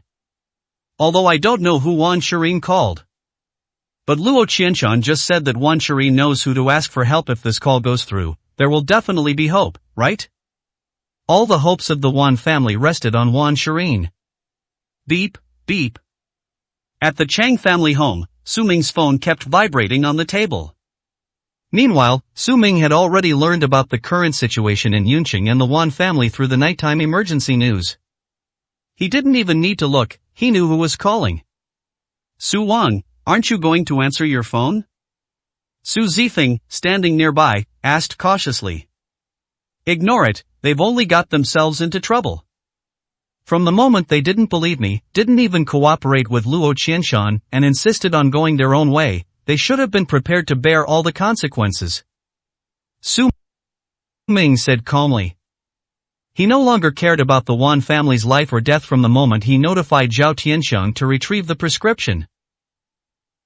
Compared to now, the Chang family needs him more. Because he knew very well that Xiao Shihao was the one who orchestrated the theft of the dragon's saliva. Xiao Shihao, who controls the Flying Swallow Alliance and commands 1 million troops in the border region, is definitely not someone to be trifled with. The Chang family is the one facing a formidable enemy. If he leaves, the Chang family will likely suffer. The phone finally stopped ringing. So, did it get through? Luo Hongxia asked impatiently. No, no one is answering. Wan Shirin answered blankly. Who did you call? Luo Hongxia asked hurriedly. What can save thousands of families must be something. He must be a top-tier big shot. Important people are busy, so it's understandable that he didn't answer the phone. But as long as we know who it is, there's still a chance. Su Ming. Wan Shirin paused for a moment before answering. Why did you call that kid? Luo Hongxia was both shocked and furious. Wan Jinshan and Wan Hua were also shocked. What time is it? You're still calling that good-for-nothing? Do you think that good-for-nothing can save the Wan family? Can he solve this kind of thing? Wan Shirin, what are you thinking? Luo Hongxia cursed angrily. Wan Shirin explained, but just now, Lord Luo said I knew who it was. He thought about it over and over, and before this, only Su Ming had said the same thing to Lord Luo. The only one I can think of is him. How is that possible? Luo Hongxia scoffed, looking at Wan Shirin as if she were an idiot. That good-for-nothing probably just stumbled upon this by chance, hoping to ride on the coattails of our Wan family, which is why he called. Do you really think he knows anything? Besides, he won't answer your calls now, don't you understand? He's a shameless, despicable piece of trash when we were doing well. He couldn't wait to come and freeload now that we're in a crisis. He turns off his phone and tries to sever all ties and get rid of us completely. Isn't that obvious enough? Luo Hongxia gritted her teeth and roared in helpless rage. 350, Chapter 350. I can't even recognize medicine. Stop arguing. Wan Jinshan interrupted, shouting at Luo Hongxia. Don't disrupt Shirin's train of thought. Let her think it over. Only she can figure out who can save the Wan family right now. I think we should go back first. We still have at least one night. As long as we can figure things out, there's still hope. Wan Shirin is now the only savior of the Wan family. Even though he was anxious, Wan Jinshan didn't want to upset Wan Shirin. How can we go back? Where can we go back to? We can't even get into the Wan family's gate now. Luo Hongxia said, her eyes red. Let's open a hotel outside for now, and go back when we figure out a solution. Wang Jinshan made up his mind. So, that night, the Wan family checked into a hotel. However, they were still using Luo Hongxia's ID card if they used anyone from the Wan family's family to book a room, and that got found out, they probably would even block the hotel entrance. They are now like rats crossing the street, with nowhere to turn. Wan Shireen was deep in thought late into the night. Who exactly does she know? Now in Yunqing, who can save this situation and save thousands of families? It was nearly midnight when Zhao Tianxiang called. The call first went to Wan Jinshan's mobile phone. When the Wan family members saw that it was Zhao Tianxiang calling, they were overjoyed. This is a good opportunity. The Zhao family sold Toad Spring Do in Zhengzhou before without any problems. If Zhao Tianxiang intervenes, he can definitely solve this huge problem. Or perhaps Zhao Tianxiang already knew about the situation, which is why he called to help. Wan Jinshan's eyes lit up. Luo Hongxia also stepped forward, beaming with delight, and said to Wan Jinshan, "You can be polite and humble to your in-laws, agree to whatever they say, but you must insist that they come to rescue us. If all else fails, we can go to Zhengzhou to hide for a while. Otherwise, if we stay in Yunqing, we'll be torn apart by life." I understand, stop talking nonsense. Wan Jinshan rolled his eyes at Luo Hongxia, then eagerly answered the phone, calling out in a fawning tone, "Brother Zhao." Unable to contain his joy, Wan Jinshan said impatiently before Zhao Tianxiang could speak, "Brother Zhao, you must know what happened in Yunqing. That's why you called, right? Sure enough, you can't trust anyone but your family." Unexpectedly, Zhao Tianxiang on the other end of the phone sneered, "Help you? Do you even deserve it?" These words shocked Wan Jinshan, who stood there dumbfounded. Luo Hongxia and Wan Hua, who were nearby, also heard the sound. They were immediately struck dumb, staring blankly without daring to make a sound. "Brother Zhao, what do you mean by that?" Wan Jinshan asked, his face embarrassed and his voice trembling slightly. Wan Jinshan, you're only 2 years younger than me. You've wasted half your life. Don't you have any idea how much trouble your Wan family has caused? It's one thing for you to be stupid, but don't drag me down with you. I'm calling only to inform the Wan family that the Toad Spring Do prescription must be used with extreme care from now on. I'll be back to personally retrieve it if I find out that your Wan family dares to use the prescription again. Don't blame me for not letting you off the hook. Upon hearing this, the 3 members of the Wan family felt as if they had fallen into an ice cellar, their faces filled with despair. It's true what they say, when someone's down, everyone kicks them while they're down. Unexpectedly, when the Wan family fell on hard times, even Zhao Tianxiang turned his back on them. Luo Hongxia was so angry that she gritted her teeth, but she didn't dare to say a word. "Give the phone to Wan Shireen, I'll speak to her personally. As for you, your stupidity will come at a price." Zhao Tianxiang sneered. The phone was handed to Wan Shireen. "Godfather." Wan Shireen was also extremely distressed. It was Zhao Tianxiang who had someone deliver the toad due to her, and now she felt ashamed to face Zhao Tianxiang in this situation. "Alright, I don't want to waste any more words. I don't trust anyone else in the Wan family. I am telling you personally, the Wan family is strictly forbidden from using any more Toad Spring Dew or medicinal formulas. If you violate this rule, don't blame me for not warning you." So, Zhao Tianxiang has already lost all hope in the Wan family? Wan Shireen knelt down with a thud and pleaded, "Godfather, we will definitely keep your word, but please come forward in person and save us. We have nowhere else to go." "Save them? How can we save them? You've gotten yourself into such a mess. Who can save you? But there is one person who, if he's willing to help, your little troubles are nothing," Zhao Tianxiang said in a deep voice.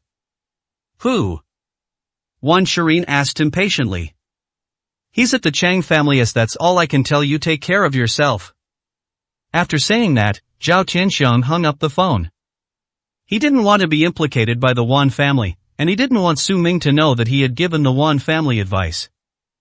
"That's all I can say. The rest is up to you to understand." "Chang family?" Wan Shireen knelt on the spot, staring blankly. A brilliant idea flashed into her mind. Could it be that person? The only person in the Chang family who can resolve this matter is the highly respected Master Jiang of Shuzhou, Jiang Chongshan. Although Jiang Chongshan was not a skilled physician, his reputation and prestige resounded throughout the land. To reach that status and position, what wouldn't you understand? Wan Shirin immediately understood, jumped up, and ran out of the hotel. This is the only chance. Even if we have to beg on our knees, we must get Jiang Chongshan out. No wonder Luo Qianshan said she knew who to ask for help. It turns out it was Jiang Chongshan. She's so stupid.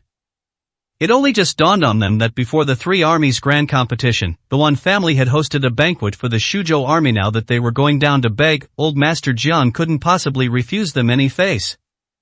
All hopes are pinned on Jiang Lao. Sister, what are you doing?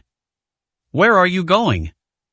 Wan Hua exclaimed in surprise, then looked at Luo Hongxue with a mournful face. Mom, did my sister run away and leave us all alone because she was scared?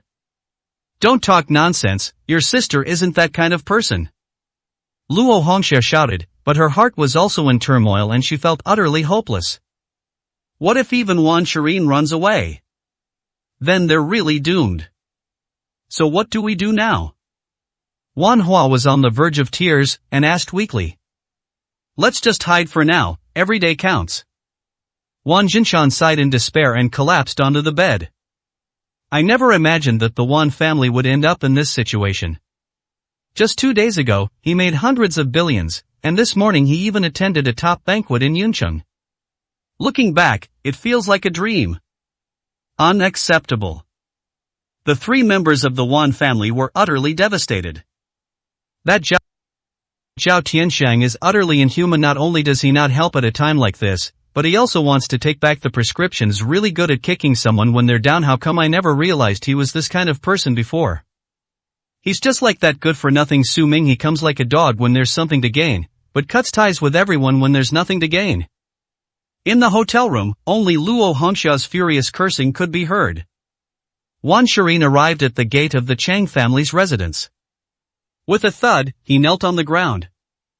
Then he knelt and kowtowed 3 times and crawled all the way to the gate, crying out in a pitiful voice, "Please, Elder Jiang, come out of seclusion and save my Wan family."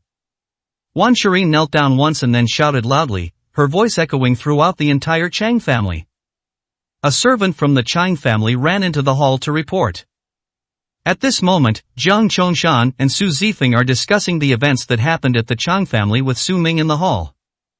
Upon hearing the servant's report, Jiang Chongshan frowned. Beg me, has the Wan family lost their minds? I, Jiang Chongshan, am good at fighting, but begging me for medical treatment? Are they crazy? I can't even recognize medicine. 351, Chapter 351. She's not someone you can mess with. Jiang Chongshan was completely stunned. I just felt that the Wan family must have some kind of mental problem to have come to him for help. However, Jiang Chongshan suddenly realized something. He looked at Su Ming and said, I think she came here to beg for help from the master, but she's too stupid. She's asked the wrong person and is begging me instead. Should we let her in? Jiang Chongshan asked Su Ming. Need not. Su Ming, his face cold, waved his hand to interrupt, and said to his servants, just send her away. I won't help the Wan family. They're not worthy.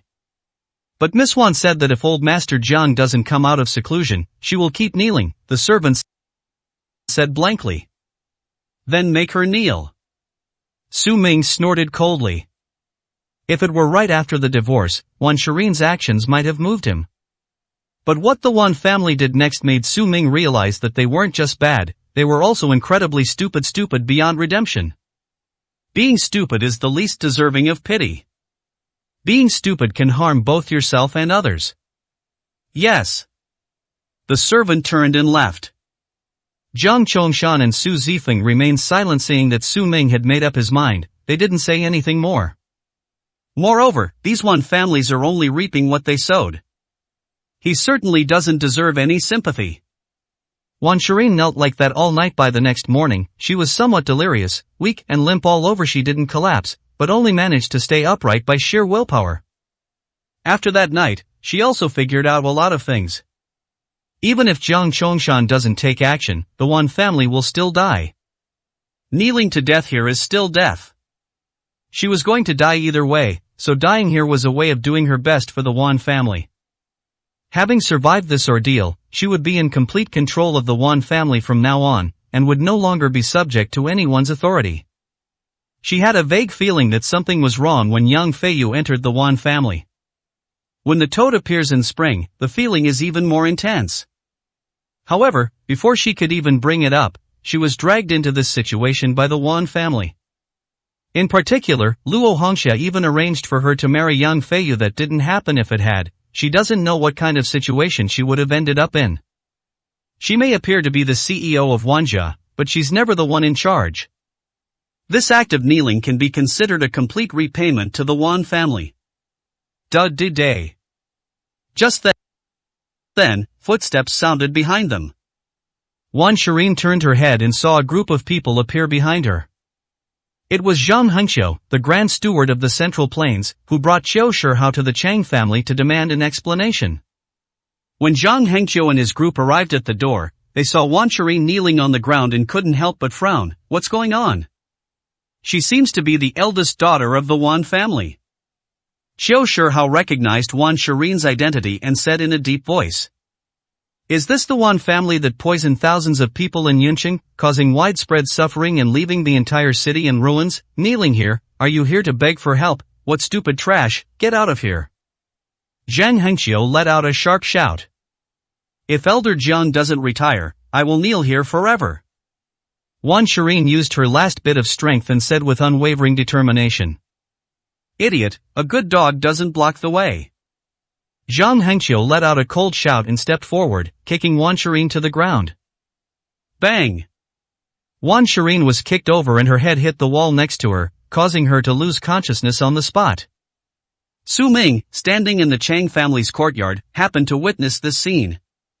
He could choose not to save the Wan family, and he could ignore Wan Shireen. But it's not something anyone else can touch. Especially people like Zhang Hengqiu and Qiu Shihao. A chilling killing intent flashed in Su Ming's eyes, his gaze revealing an icy demeanor. Zhang Hengqiu and Qiu Shihao were still unaware, and just sneered, "This kind of person deserves to die. Kneeling here is a disgrace. I heard this woman was married before. She's really as stupid as a pig. Anyone who gets involved with her is probably the lowest of the low in Yunqing." Godfather is right. Qiu Shihao also had a big smile on his face.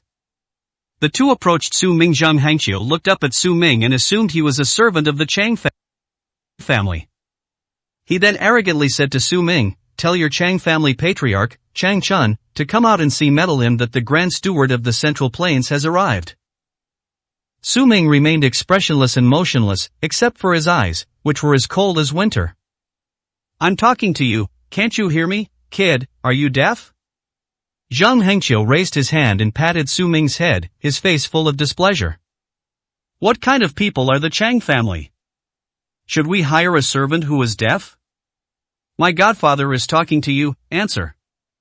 Qiu Shihao's face was also cold and stern. He stepped forward and grabbed Su Ming's shoulder.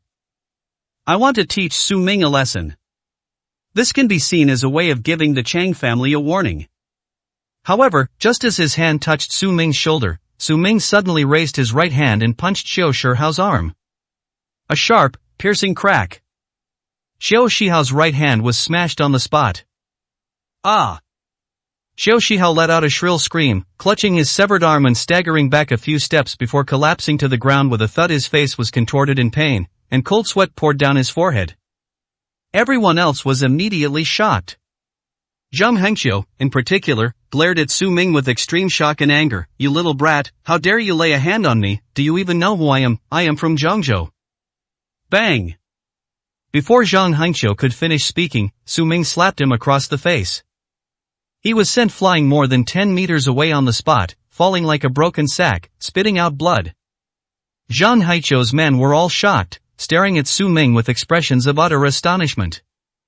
No wonder the three grandmasters sent by Qiu Shihao were all killed here. It turns out that the Chang family actually has such a master. But who exactly is this kid?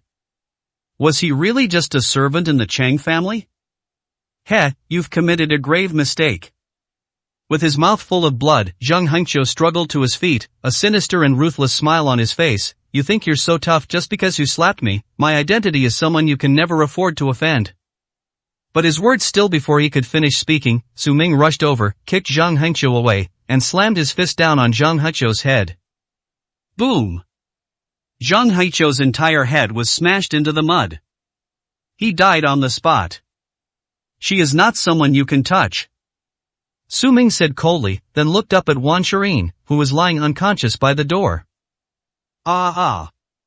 Seeing this, Zhang Hengqiu and Xiao Shihao's men went crazy with fear. They screamed in agony and fled in a panic.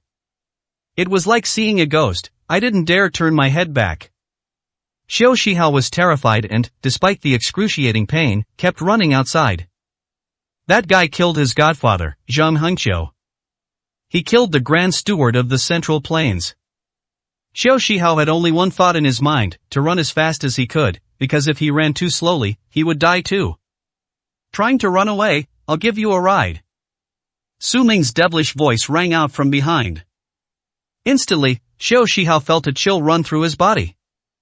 The next moment, Xiao Shihao was kicked more than 10 meters away by Su Ming. He flew out of the Chang family's gate and landed on the street outside, where he immediately lost consciousness.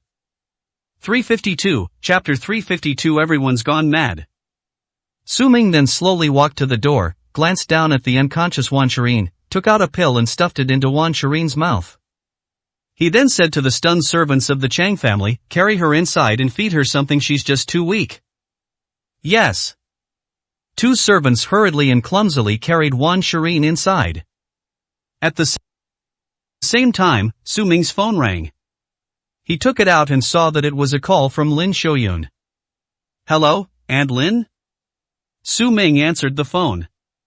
Xiaoming, your Uncle Chu has collapsed again. The doctor said he took toad spring dew, and like everyone else in Yunqing, there's no antidote. He's definitely going to die. What should I do? If he dies, I won't survive either.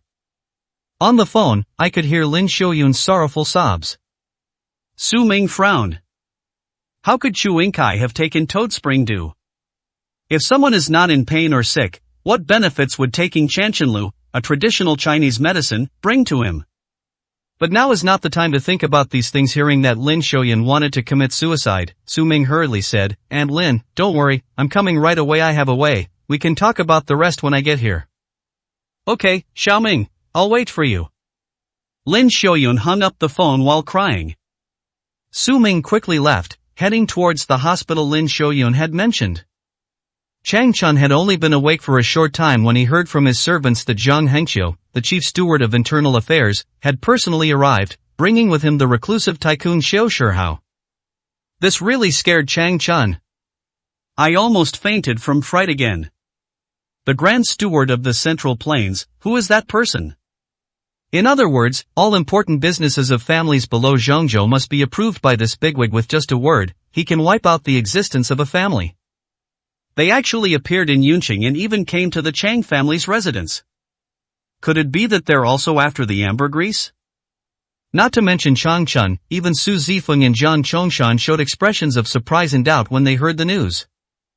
Zhang Haiqiu's identity is not to be ignored. If things go wrong, he might offend the entire Central State Internal Affairs Department, making it extremely difficult for the Shuzhou army to operate within the Central State in the future.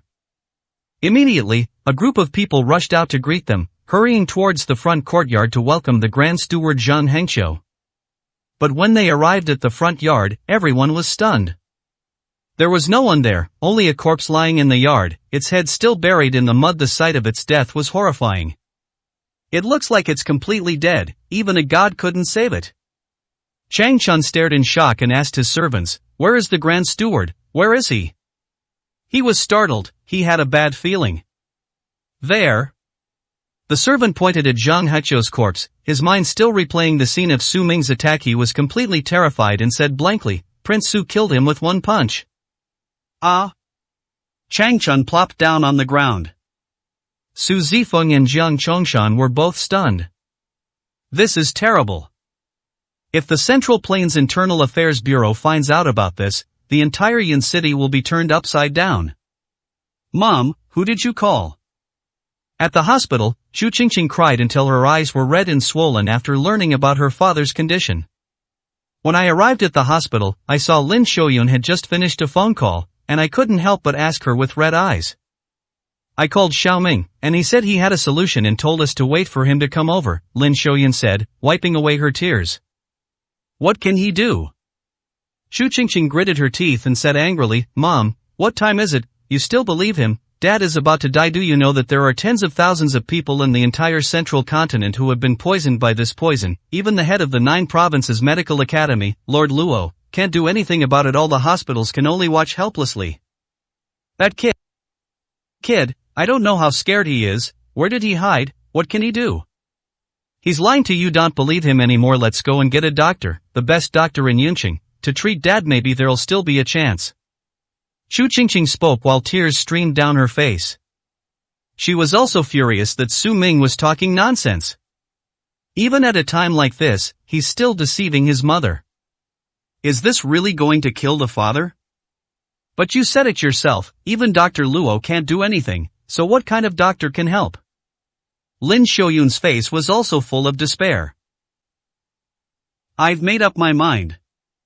If Chu Yingkai really passes away, then she won't live either. Anyway, Chu Qingqing is now able to take care of herself.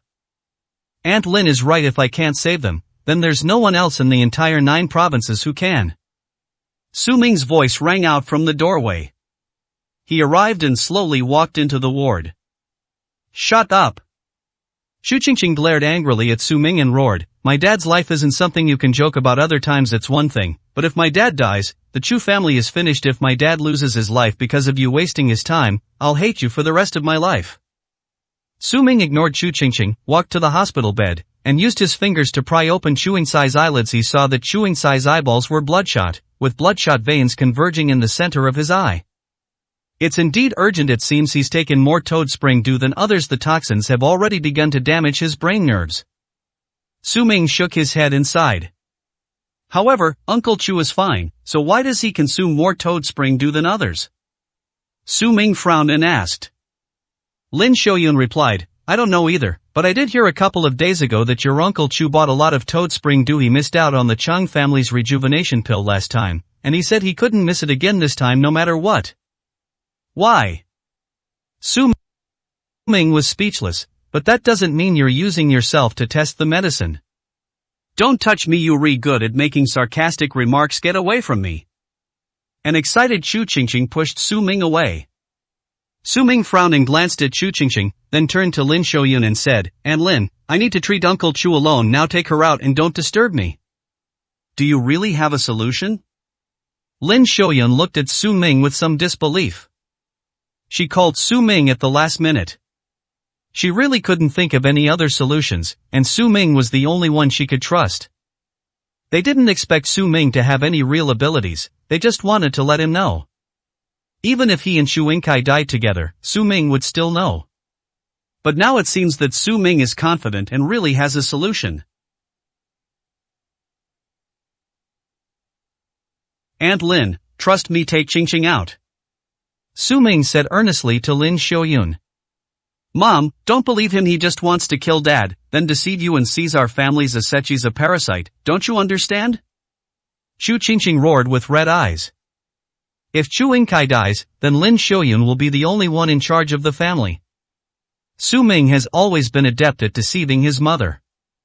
Anyone who isn't stupid can see through her intentions. But Lin Xiaoyun still retained a sliver of reason. Thinking it over carefully, since even the hospital couldn't help and there was no one in the entire Yunqing who could save him, he was going to die either way. Regardless of whether what Su Ming said was true or not, they decided to try anything, even if it seemed hopeless. Moreover, Su Ming is close to Shen Luoyun, the eldest daughter of the Shen family, so he might have actually learned some medical skills. After hesitating for a moment, Lin Xiaoyun said to Chu Qingqing, Alright, Qingqing, stop fooling around. Let's leave it to Xiaoming and wait outside. Mom, are you crazy? Chu Qingqing looked at Lin Xiaoyun in disbelief, feeling that Lin Xiaoyun had gone mad, and everyone else had gone mad too. 353, Chapter 353. You should stop doing it. Let's go. Lin Xiaoyun forcibly dragged Chu Qingqing out. Seeing that the two had left, Su Ming took out his needle case and spread it on the table. Generally, those poisoned by the neuronal toxin of toad spring dew can be cured with other prescriptions. However, Chu Yingcai's poisoning was already very deep, and he could only be treated with acupuncture and medication, otherwise, he would die within one night at most. Without hesitation, Su Ming immediately began administering acupuncture to Chu Yingcai. outside the ward. After Chu Qingqing was dragged out, she gradually calmed down. She sat down to the side and looked up at Lin Xiaoyun, saying, "Mom, you have to remember this, if anything really happens to Dad, that kid is a murderer. You can't believe anything he says, especially when it comes to our Chu family's money. Don't give him a single penny." In the past, she wouldn't have worried about this. Because his family had never been wealthy before, their savings amounted to only a few 100,000 yuan at most, so Su Ming couldn't swindle it away even if he wanted to. But now my father has become the manager of Jinsheng Company, and he has saved up quite a bit of money over this period of time. It must be at least several million. Including the time she worked at the Tianming Chamber of Commerce, the Chu family, though not tens of millions, still had close to 10 million. That amount of money would make any ordinary person envious. Moreover, she is now unemployed, and this has happened if her father, Chu Yingkai, really has an accident. She is still counting on this money to live with Lin Xiaoyun. If they were tricked by Su Ming, then neither of them would want to live. All I can say is that Su Ming is truly a heartless and insane beast. They even stole the retirement money that the Chu family had painstakingly saved up, and weren't they afraid of divine retribution? Chu Qingqing had never seen such a heartless beast. The more Chu Qingqing thought about it, the angrier she became, gritting her teeth. "What did you say?" "Xiao Ming doesn't care about our money." Lin Xiaoyun shook her head and said. "Others may not dare to speak, but no matter what, Su Ming would never be interested in the Chu family's money. After all, when Su Ming first returned to the Chu family, he gave her a bank card with 8 million yuan. She also knew Su Ming's personality very well. He would never look down on petty gains." "Mom, you've really been bewitched by him. How could you trust him if he didn't act all high and mighty? Would a con man write his identity on his forehead? He's always spouting nonsense. Isn't it obvious what kind of person he is? If his actions aren't aimed at our family's wealth, then what are they for?" Chu Qingqing said angrily, believing that she had seen through Su Ming completely. No matter what, she wouldn't let Su Ming succeed. More than 10 minutes passed, and there was still no movement in the ward. Chu Qingqing was heartbroken, believing that Chu Yingkai had been ruined by Su Ming.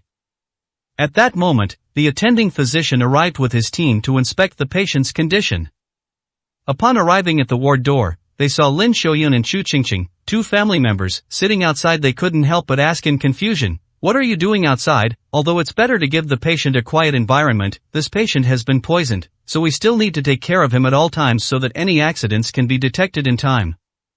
Lin Xiaoyun explained, "Xiao Ming is treating Chu Yingkai and told us to wait outside." "Xiao Ming, who? Which famous doctor is he?" Upon hearing this, the attending physician immediately showed a surprised expression. The entire city of Yunqing is now helpless against this toxin. What kind of renowned physician could the Chu family possibly hire to treat the illness?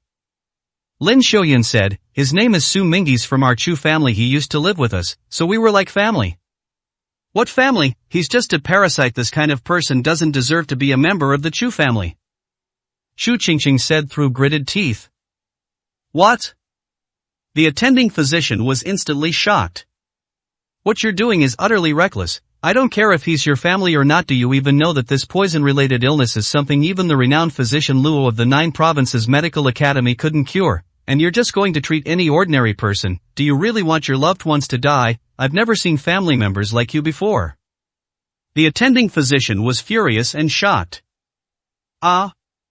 Lin Xiaoyun froze on the spot. Chu Qingqing also stood up abruptly. "Mom, did you hear that? I didn't lie to you, did I? Now you should understand who's lying to you, right? You still believe that kind of person. If Dad dies, what else would he be but a murderer?" Chu Qingqing roared angrily. "Stop arguing." The attending physician flew into a rage and, with his men, kicked open the ward door. They stormed into the ward together with Lin Xiaoyun and Chu Qingqing. Inside the room, Su Ming had finished everything, and Chu Yingkai had drunk the medicinal soup. If nothing unexpected happens, Chu Yingkai will wake up in less than 5 minutes. He stood to the side wiping his hands, unsurprised by the intruders. After all, human lives are at stake, and they're probably all incredibly anxious waiting for this. "You murderer!" However, Chu Qingqing roared and rushed forward, grabbing Su Ming by the collar. Her eyes were bloodshot as she glared fiercely at Su Ming. You killed my father, and I'll make you pay with your life. Chu Qingqing looked as if she wanted to devour Su Ming alive. The attending physician also rushed forward to check on the patient. He took out a stethoscope and placed it on Chu Yingsai's chest. After listening carefully for a while, he could only feel that Chu Yingsai's heartbeat was barely perceptible, no different from that of a dead person. The attending physician's face immediately turned ashen. There's no way to save him. He's practically dead. Even a miracle couldn't save him. Originally, even without the antidote, he could have been kept alive for 2 or 3 more days, but what you did hastened his death. The attending physician shook his head in helplessness and despair. Upon hearing this, Lin Xiaoyan collapsed to the ground with a thud, nearly fainting. Give me back my dad's life, I'll fight you to the death. Chu Qingqing instantly flew into a rage and grabbed the kettle on the table, smashing it violently against Su Ming's head. Bang! The kettle hit Su Ming on the forehead. With a loud bang, blood instantly flowed from Su Ming's forehead. The kettle was dented from being smashed. Su Ming frowned instantly, his eyes flashing with a cold light, and he pushed Chu Qingqing away. Chu Qingqing felt as if a huge force had hit her, and she was pushed several meters away before falling to the ground. Su Ming gave Chu Qingqing a cold look. I don't hit women, but if you keep causing trouble, I don't mind teaching you a lesson. Then Su Ming's gaze fell back on the attending physician. This guy is a menace. A quack doctor, spouting nonsense. I don't understand, is it because Chu Yingsai's body is supplying a large amount of blood to his head, causing his heart to beat slower? If this guy hadn't been talking nonsense, Chu Qingqing wouldn't have gone crazy. Su Ming sneered, pointed at the attending physician, and coldly snorted, you should quit your job too. Someone like you shouldn't be an attending physician. Countless people have died unjustly at your hands. What did you say? The attending physician flew into a rage, glaring angrily at Su Ming. You've harmed someone, and you're still here blatantly proclaiming it, shamelessly. Are you even human? Do you have any conscience? This kind of poison is beyond the capabilities of countless renowned doctors in Yunqing. You brat, you've taken someone's life here, and you don't even know shame? Aren't you afraid of being struck by lightning? The attending physician, his face contorted with rage, questioned Su Ming. The other assistants behind him also stared at Su Ming with hatred. I've never seen such a despicable and shameless person. They're just like pigs and dogs. They harmed people and then acted all high and mighty. They don't even deserve to be called human. However, Su Ming remained unmoved, and sneered, don't waste my breath on Mei. Said you can't do it anymore, so you can't pack your bags and get out. After saying that, Su Ming immediately took out his phone and called Su Tianhai of the Su family. 354, Chapter 354. He really is a quack doctor. This area is all within the Su family's territory, and the Su family itself owns a large pharmacy, providing a large supply of medicinal materials, and is also a shareholder that sponsors many hospitals. Su Ming made a phone call to Su Tianhai and said, Su Tianhai, I want you to fire someone immediately. Zhang Fenglin, the attending physician in the internal medicine department of the central hospital. Su Ming looked at the license on the attending physician's chest and read out the doctor's name. After saying that, Su Ming hung up the phone. Seeing Su Ming's behavior, the attending physician became furious, his anger turning into a cold laugh. He looked at Su Ming and sneered, you beast, you little bastard from the Chu family, what are you pretending for? I don't know you, but I know the Chu family. What right do you Chu family members have to know Master Su Tianhai of the Su family? You're not even worthy to shine Master Su's shoes. It seems you're not only vicious, but also fucking stupid. Zhang Fenglin smiled and shook his head. I've never seen such a stupid brat. He's really seen something new today. The group of medical staff behind him also laughed disdainfully. They even fired our Dr. Shang? Is this kid still dreaming? He's probably mentally ill. Is even capable of treating toad venom poisoning. He probably thinks he's invincible. What a pathetic idiot. The crowd continued to sneer. Only Chu Qingqing looked on with a face full of despair. Su Ming really did know Su Tianhai. Moreover, he was a son-in-law of the well-known Su family. Zhang Fenglin is really in deep trouble. It's like encountering someone like Su Ming, who is clearly the murderer who killed her father, yet still has some ability. It might not be enough to deal with important figures, but it's more than enough to deal with a small-time doctor like Zhang Fenglin. Sure enough, the next moment, Zhang Fenglin's phone rang, even though he looked completely unconcerned. Zhang Fenglin took out his phone and was terrified to see that it really was the Su family calling. He answered the phone in shock, and Su Tianhai's authoritative and stern voice came through. Zhang Fenglin, this is an official notification that you are being dismissed. As for the reason for your dismissal, I will inform the hospital's higher UPS. Pack your things and get out. What, Mr. Su, please listen to me. Zhang Fenglin was so frightened that he knelt down on the spot and hurriedly explained into the phone, Mr.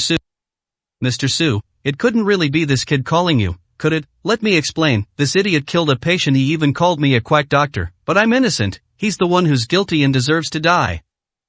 Zhang Fenglin was covered in sweat as he spoke urgently. However, Su Tianhai merely snorted coldly, shut up, you have no right to talk to me. Remember my words, you're fired if you don't get out. I'll make sure you can't survive in this industry. You'll never be able to be a doctor again. Roll. With a roar, Su Tianhai hung up the phone. All that remained was the despairing dial tone from the phone. Zhang Fenglin was stunned and remained kneeling on the ground for a long time, unable to come to his senses. After a long pause, he clenched his fists, stood up angrily, and stared at Su Ming with bloodshot eyes. I never expected you to have such a background, but it doesn't matter. I can leave, but you won't live long either. You killed someone, and soon this news will spread, and then we'll know what kind of beast you are. I can make a living anywhere, but for you, your death is just around the corner. Zhang Fenglin's face was contorted with a ferocious and menacing expression. When the truth comes out, the Chu family mother and daughter are waiting to take Su Ming's life. When that time comes, Su Tianhai will realize the magnitude of his mistake, and the Su family will be begging him to come back to work. After saying that, Zhang Fenglin glared fiercely at Su Ming and prepared to leave. But just then, cough. Chu Yingkai, lying on his hospital bed, suddenly let out a violent cough. His whole body shook violently. This shocked everyone in the ward. Cough, cough, cough. Chu Yingkai coughed violently, which woke him up. He leaned on the hospital bed and coughed up a mouthful of blood from his chest into the trash can next to him.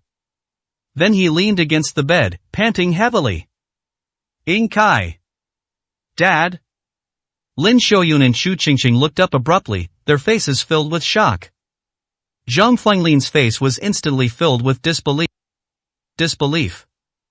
A group of medical staff stared wide-eyed at Chu Yingkai in disbelief.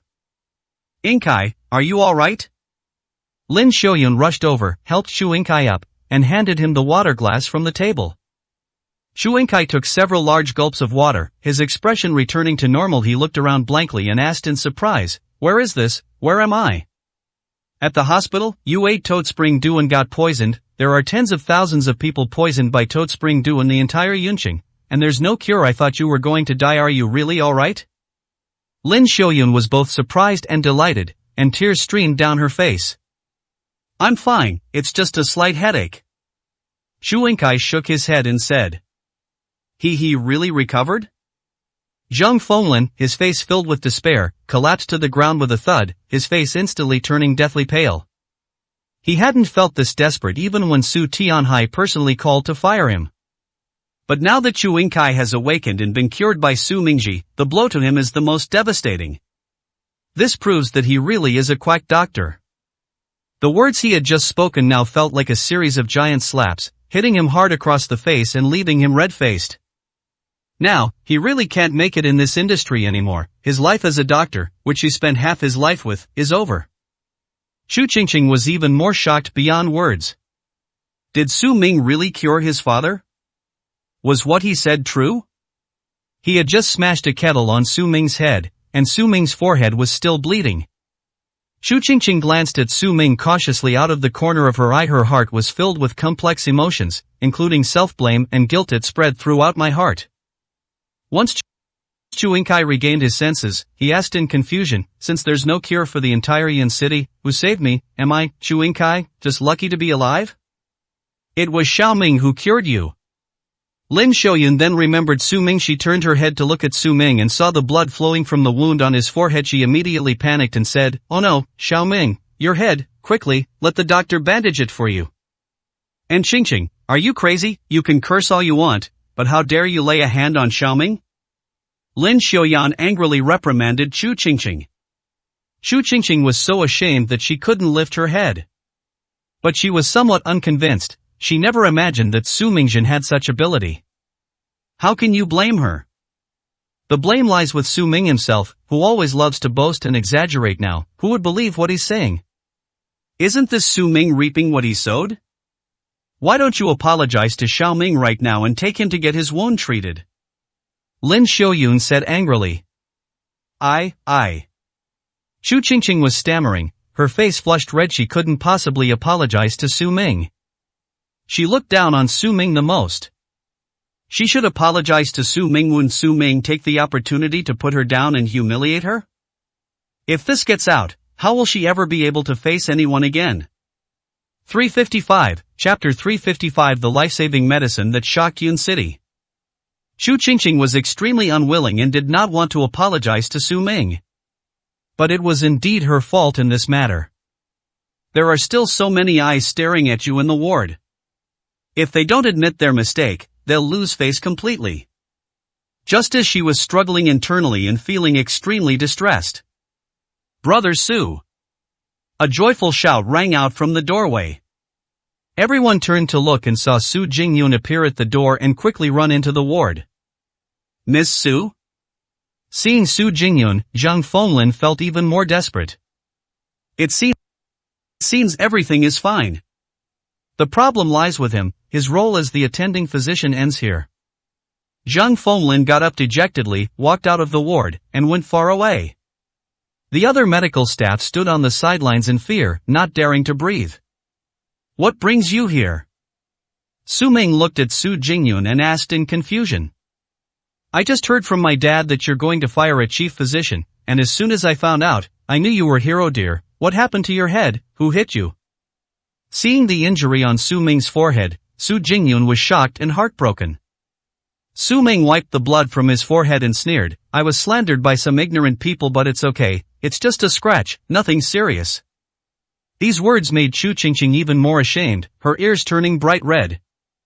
Su Ming shook his head sarcastically, his gaze falling on Lin Xiaoyun. He handed her the prescription and calmly said, And Lin, this is the prescription for treating toad spring dew poisoning. Prepare the medicine according to the dosage on the prescription, and give it to Uncle Chu 3 times a day. He should recover in 3 days at most.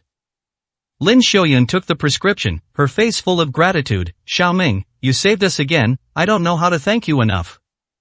It's alright, don't worry about it. A drop of kindness deserves a spring of gratitude. You saved my life back then, so this is only what I should do. I just came from the Chang family, and they need me there, so I'll head over now. After saying that, Su Ming turned and left. Wait for me, brother Su. Su Jingyun hurriedly caught up with Su Ming. The Chang family? Upon hearing those 2 words, Chu Qingqing's eyes suddenly lit up. She understood. She understood why Su Ming was able to cure her father. After Su Ming and Su Jingyun left, Chu Qingqing stood up and sneered, pretending and boasting, that's exactly what he's good at. I almost fell for his tricks. Once I understood everything, the shame and guilt I felt earlier vanished instantly. What did you say? Lin Xiaoyun glared at Chu Qingqing angrily, I haven't even said anything to you yet, and you hurt Xiao Ming without even an apology. This is not how I taught you when you were little. When did you become so unreasonable? Mom, you don't understand, let me explain. Chu Qingqing walked over and sat down next to Su Ming, a cold smile on her face that seemed to see right through him. What do I understand? Lin Xiaoyun frowned. Didn't you hear that kid mention the Chang family? He said the Chang family just came over. What does that mean? It means that this prescription isn't his at all. It was developed by the Chang family to save all the poisoned patients in Yuncheng. As the leading medical family in Yuncheng, how could the Chang family sit idly by and watch such a major event occur in Yuncheng? So they developed a prescription and this kid just happened to bring it along to show off. I almost believed it and wanted to apologize to him and admit my mistake. If he really had that ability, I wouldn't mind apologizing to him, but this is clearly him trying to steal the Chang family's credit and fool us, treating us like complete fools. Chu Qingqing sneered. If she hadn't been clever and quick-witted enough to realize what was happening in time, she would have been completely fooled by Su Ming. This guy, you might actually fall for his tricks if you're not careful. However, that kid is really stupid. He let it slip without even realizing it. Ah. Lin Xiaoyun was stunned when she heard Chu Qingqing's seemingly serious analysis. Chu Yingkai nodded in agreement. Qingqing makes a lot of sense. Since others may not know what that kid is capable of, but don't we know, if he really had that ability, why wouldn't he hide the prescription and wait for countless people to beg him, achieving fame and fortune and enjoying the limelight? Why would he so easily take it to save me? It's obvious that he's just using someone else's stuff to pretend it's his own. He used it because it wasn't clean. Once the Chang family makes it public, he won't have the chance anymore, will he? Chu Yingkai grinned and said coldly. Look at that, Dad is a natural manager. His understanding is so quick and his mind is so sharp. Chu Qingqing said with a happy smile. Even so, if Xiaoming hadn't brought the prescription, we wouldn't have had a chance with our small Chu family. The Chang family wouldn't even give us a second glance. How could we possibly get the prescription? This is all thanks to Xiaoming. Lin Xiaoyun still felt there was something wrong with what the father and daughter were saying, and retorted. Mom, be smart, don't let that kid fool you again. What the Chang family brings out belongs to the common people, it's not his achievement. Do you think my two heads combined are less than yours? That's it, let's leave that kid alone. I think he was just afraid of being exposed, that's why he rushed off with Su Jingyun. Ignore him, he's a despicable person. Chu Qingqing smiled and got up to get some food for Chu Yingkai. Little did they know, the entire Yunqing was nearly driven mad by the matter of the toad spring dew poison. The Wan family, in particular, were treated like rats in the street, hated by everyone, and they didn't even dare to come out of their hotel. Countless wealthy family members and relatives are frantic, searching everywhere for renowned doctors, but to no avail. Even some highly respected retired doctors were called upon, but they were all helpless against the toad venom. Many wealthy families have even released announcements, declaring their presence in Yuncheng. A reward of 500 million will be given to anyone who can cure the toad venom poisoning, and all resources will be provided. The three members of the Chu family, however, were oblivious to their good fortune. Of course, this matter wasn't kept secret for long. Less than half an hour later, the news that Chu Yingkai had recovered spread like wildfire through the hospital. Then, in just over 10 minutes, the news spread throughout the entire Yuncheng. The entire Yunqing was instantly in an uproar. Everyone knew that the Chu family had a prescription that could cure the toad spring dew poison. Then countless people, even the top 10 richest families in Yunqing, surged toward the central hospital like a tide. However, when they arrived at the hospital, they learned that Lin Xiaoyun and Chu Qingqing had already taken Chu Yingkai home from the hospital. As a result, countless people from Yunqing flocked towards the Chu family's direction.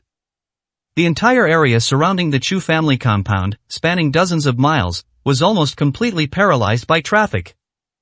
Neither Chu Qingqing nor Lin Xiaoyun realized it. Their small Chu family has already alarmed the entire Yun city. That prescription, which they thought was common knowledge and insignificant, was actually a life-saving medicine that countless people desperately wanted. 356, Chapter 356 Ingratiating. King Su has finally made a move. As expected. As the king of the 9 provinces, King Su would not stand idly by and watch tens of thousands of people in Yun City die. King Su's righteousness is beyond our reach. Luo Qianshan sat in the Chang family hall. He had come to say goodbye to Su Ming and return to Kunlun Mountain. They also learned that a prescription for treating the toad dew poison had appeared in Yuncheng. Anyone with a brain knows that Su Ming must have made the move. After all, in the entire Yun city, even Luo Qianshan himself couldn't do anything about it, let alone anyone else. Upon learning of Su Ming's noble cause, Luo Qianshan couldn't help but feel ashamed. As the renowned head of the 9 provinces medical academy, he was famous far and wide, but he did not take action because of his personal grudges with the Wan family. This made him feel ashamed to face people. As expected of the king of Kyushu, compared to such a true top figure in Kyushu, his skills are still very shallow.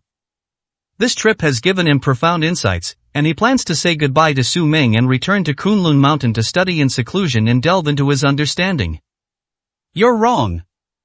However, Jiang Chongshan's words interrupted Luo Qianshan's thoughts. Jiang Chongshan grinned and said jokingly, "My master doesn't care about the lives of others, probably only taking action for one person." Who? Luo Qianshan looked surprised. For one person? Who has such influence that they can get Prince Su to take action? This person must be some kind of important figure, right? Jiang Chongshan laughed and said, a woman, Wan Shireen of the Wan family. This Miss Wan had been married to Master for 3 years. Although they are divorced, she is still considered Prince Su's ex-wife. Prince Su would never truly let her die. Just before you arrived, Zheng Hangqiu, the Grand Steward of the Central Plains, was killed on the spot by Prince Su with a single punch because he injured Miss Wan. The body is still in the backyard of the Chang family, and you can still see the huge, bloody pit in the front yard if you go there now. These were all witnessed by the servants of the Chang family. Jiang Chongshan smiled broadly. What righteousness? That's all bullshit, not worth mentioning. If something really happened, would those people be grateful to Prince Su? Absolutely not. But Master's act of helping a woman, his loyalty and righteousness, is what I admire most. Killed Zhang Hangqiu with one punch? My god. Luo Qianshan was so shocked that his face turned pale and he couldn't close his mouth. Only now did I fully understand that Wan Shireen and Prince Su were once husband and wife. No wonder. No wonder the Wan family was in trouble. King Su wished he could wipe out the entire Kyushu Medical Institute. So there was another layer of relationship. However, he himself had failed to help Miss Wan when she was in trouble, which filled Luo Qianshan with a deep sense of fear and guilt. Will I offend Prince Su because of this? He was so stupid. Why didn't he figure it out beforehand? This matter shouldn't have been so simple. How could Prince Su be so moved by a mere family of 10,000? It turns out that the relationships involved are so intricate and complex. Luo Qianshan, regaining his senses, was already covered in a cold sweat. Thank you so much, Mr. Jiang, for telling me this. Otherwise, I would have been kept in the dark my whole life. I must apologize to Miss Wan properly before I leave. Otherwise, I won't be able to sleep or eat when I get back. Luo Qianshan said to Jiang Chongshan with lingering fear. Jiang Chongshan smiled slightly. You and I are on the same level, and we've both made similar mistakes. The right thing to do is to acknowledge and correct your mistakes. If you want to find Miss Wan, there's no need to trouble yourself. She's at the Wan family's house right now. You can see her anytime you want. Inside the guest room on the side of the Chang family's house. Wan Shireen has awakened from her coma and has also learned about the life-saving prescription that appeared in Yuncheng. She was still wondering who had produced the prescription and saved the entire Yun city. This also saved thousands of families. Otherwise, even if the Wan family were to die, they would never be able to repay this debt. Just then, a servant from the Chang family entered and said to Wan Shireen, Miss Wan, Master Luo of the 9 Provinces Medical Academy is in the main hall and wants to see you. Please make sure you are in the main hall. Lord Luo? Upon hearing this, Wan Shireen was utterly shocked. I understand now. This life-saving prescription was probably provided by Lord Luo. She fainted at the Chang family's gate, and it was probably Lord Luo who saved her, otherwise her injuries wouldn't have healed so quickly. It now seems that although Lord Luo appeared cold and ruthless at Tianshan Tower, he was actually kind-hearted. Wan Shireen was filled with immense admiration. This is a truly renowned top figure in Kyushu, far superior to any narrow-minded villain. Especially someone like Su Ming, a despicable person who won't even answer the phone at crucial moments. As despicable as an ant. Wan Shireen immediately got out of bed and nodded, saying, I'll be right there. Wan Shireen composed herself and arrived at the Chang family's main hall. As soon as she entered, she saw Luo Qianshan sitting in the chair in front of her. He was accompanied by prominent figures from Shuzhou, such as Jiang Chongshan and Su Zifeng. Wan Shireen hurriedly went over and knelt down in front of Luo Qianshan with a thud, saying respectfully and gratefully, this humble girl, Wan Shireen, pays her respects to divine physician Luo. Before Luo Qianshan could speak, Jiang Chongshan said with a smile, you were able to kneel at the Chang family's gate for a whole day and night until you fainted. For a girl to do something like that, your perseverance is truly admirable. Yunqing doesn't have anyone like you. Given time, you're sure to achieve great things. Jiang Chongshan's praise was partly out of consideration for Su Ming. As for Su Wang's ex-wife, you should praise her to the skies. Upon hearing this, Wan Shireen's face lit up with joy.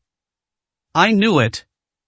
It was her sincerity that moved Luo Qianshan, which is why Luo Qianshan took action. That way, her kneeling wouldn't have been in vain. Even if she fainted, it would be worth it to receive praise from a big shot like Jiang Chongshan. Yes. Luo Qianshan's eyes darted around, and he quickly echoed, Miss Wan's perseverance has opened my eyes. The spirit and determination. There's nothing I can't do and I must apologize to you. Please don't take my previous words to heart, Miss Wan. No, no. Wan Shireen was flattered and said in a trembling voice, Our Wan family is a sinner. We brought this upon ourselves, and it has nothing to do with the lord of the manor. That's wonderful. Luo Qianshan breathed a heavy sigh of relief, finally putting his mind at ease. Then he hurriedly helped Wan Shireen up. Miss Wan, as an apology, I have a prescription here, a treasure of the 9 Provinces Medical Academy. It's called the Bright Moon Pill. It has a similar effect to the Chang family's rejuvenation pill, although it's not as good as the Toad Spring Dew. Once it's refined, it will definitely be very popular. I'll give it to you as a gift. Luo Qianshan took out the prescription and stuffed it into Wan Shireen's hand. That old fox is too cunning. Jiang Chongshan's eyes widened immediately. To please the ex-wife of the Prince of Su, he went to great lengths, even offering up rare medicinal formulas from the Imperial Medical Academy of the 9 provinces. It's a pity he didn't prepare anything. You can't just send them military strategies, since none of the families lead troops into battle. Jiang Chongshan slapped his thigh in frustration, grimacing with anger. That old fox Luo Qianshan got the upper hand. He deserves to die. 357, Chapter 357, The Pinnacle of Power. Wan Shireen held the prescription, feeling both surprised and delighted. Just when you think you've reached the end of the road, a new path opens up before you. How could the prescriptions from the 9 Provinces Medical Academy be inferior to Toad Spring Dew? They are many times better than Toad Spring Dew. Luo Qianshan was being completely modest. Wan Shireen was so happy she could hardly express it, and tears were almost streaming down her face. This proves that everything she did was worthwhile. If he had known he could get the prescription earlier, he would have been willing to kneel for 2 more days. Well then, I've done what I needed to do. Take care, Miss Wan. I'll be waiting for you at the Kyushu Medical Academy. I hope we can meet again. I'll take my leave now. Luo Qianshan bid farewell to Wan Shireen with a smile, greeted Jiang Chongshan, and turned to leave. Wan Shireen stood there dumbfounded, overwhelmed by the huge surprise, and didn't know what to do for a long time. Does Luo Qianshan's statement mean he completely approves of her? They believed she would eventually reach the level of the Kyushu Medical Academy, so they waited for her on the mountaintop. At that moment, she was so excited that she couldn't calm down for a long time. This feeling of being recognized is so great. Little did Luo Qianshan know, he simply believed that with Su Ming leading the way, Wan Shireen could go anywhere in the 9 provinces, not just to the mountaintops, but even to the clouds. The prescription he sent was a treasure of the Imperial Medical Academy of the 9 provinces, but in Prince Su's eyes it was nothing but icing on the cake. After the initial surprise, Wan Shireen bid farewell to the Chang family and eagerly prepared to return to the Wan family with the prescription to rebuild their fortunes. This time, they've come back from the dead.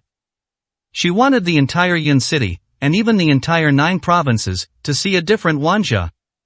When they arrived at the Chang family's door, they happened to run into the group that was returning to Summing with Su Jingyun. Facing him directly, Wan Shireen stood on the steps, looking down at Su Ming with a frown.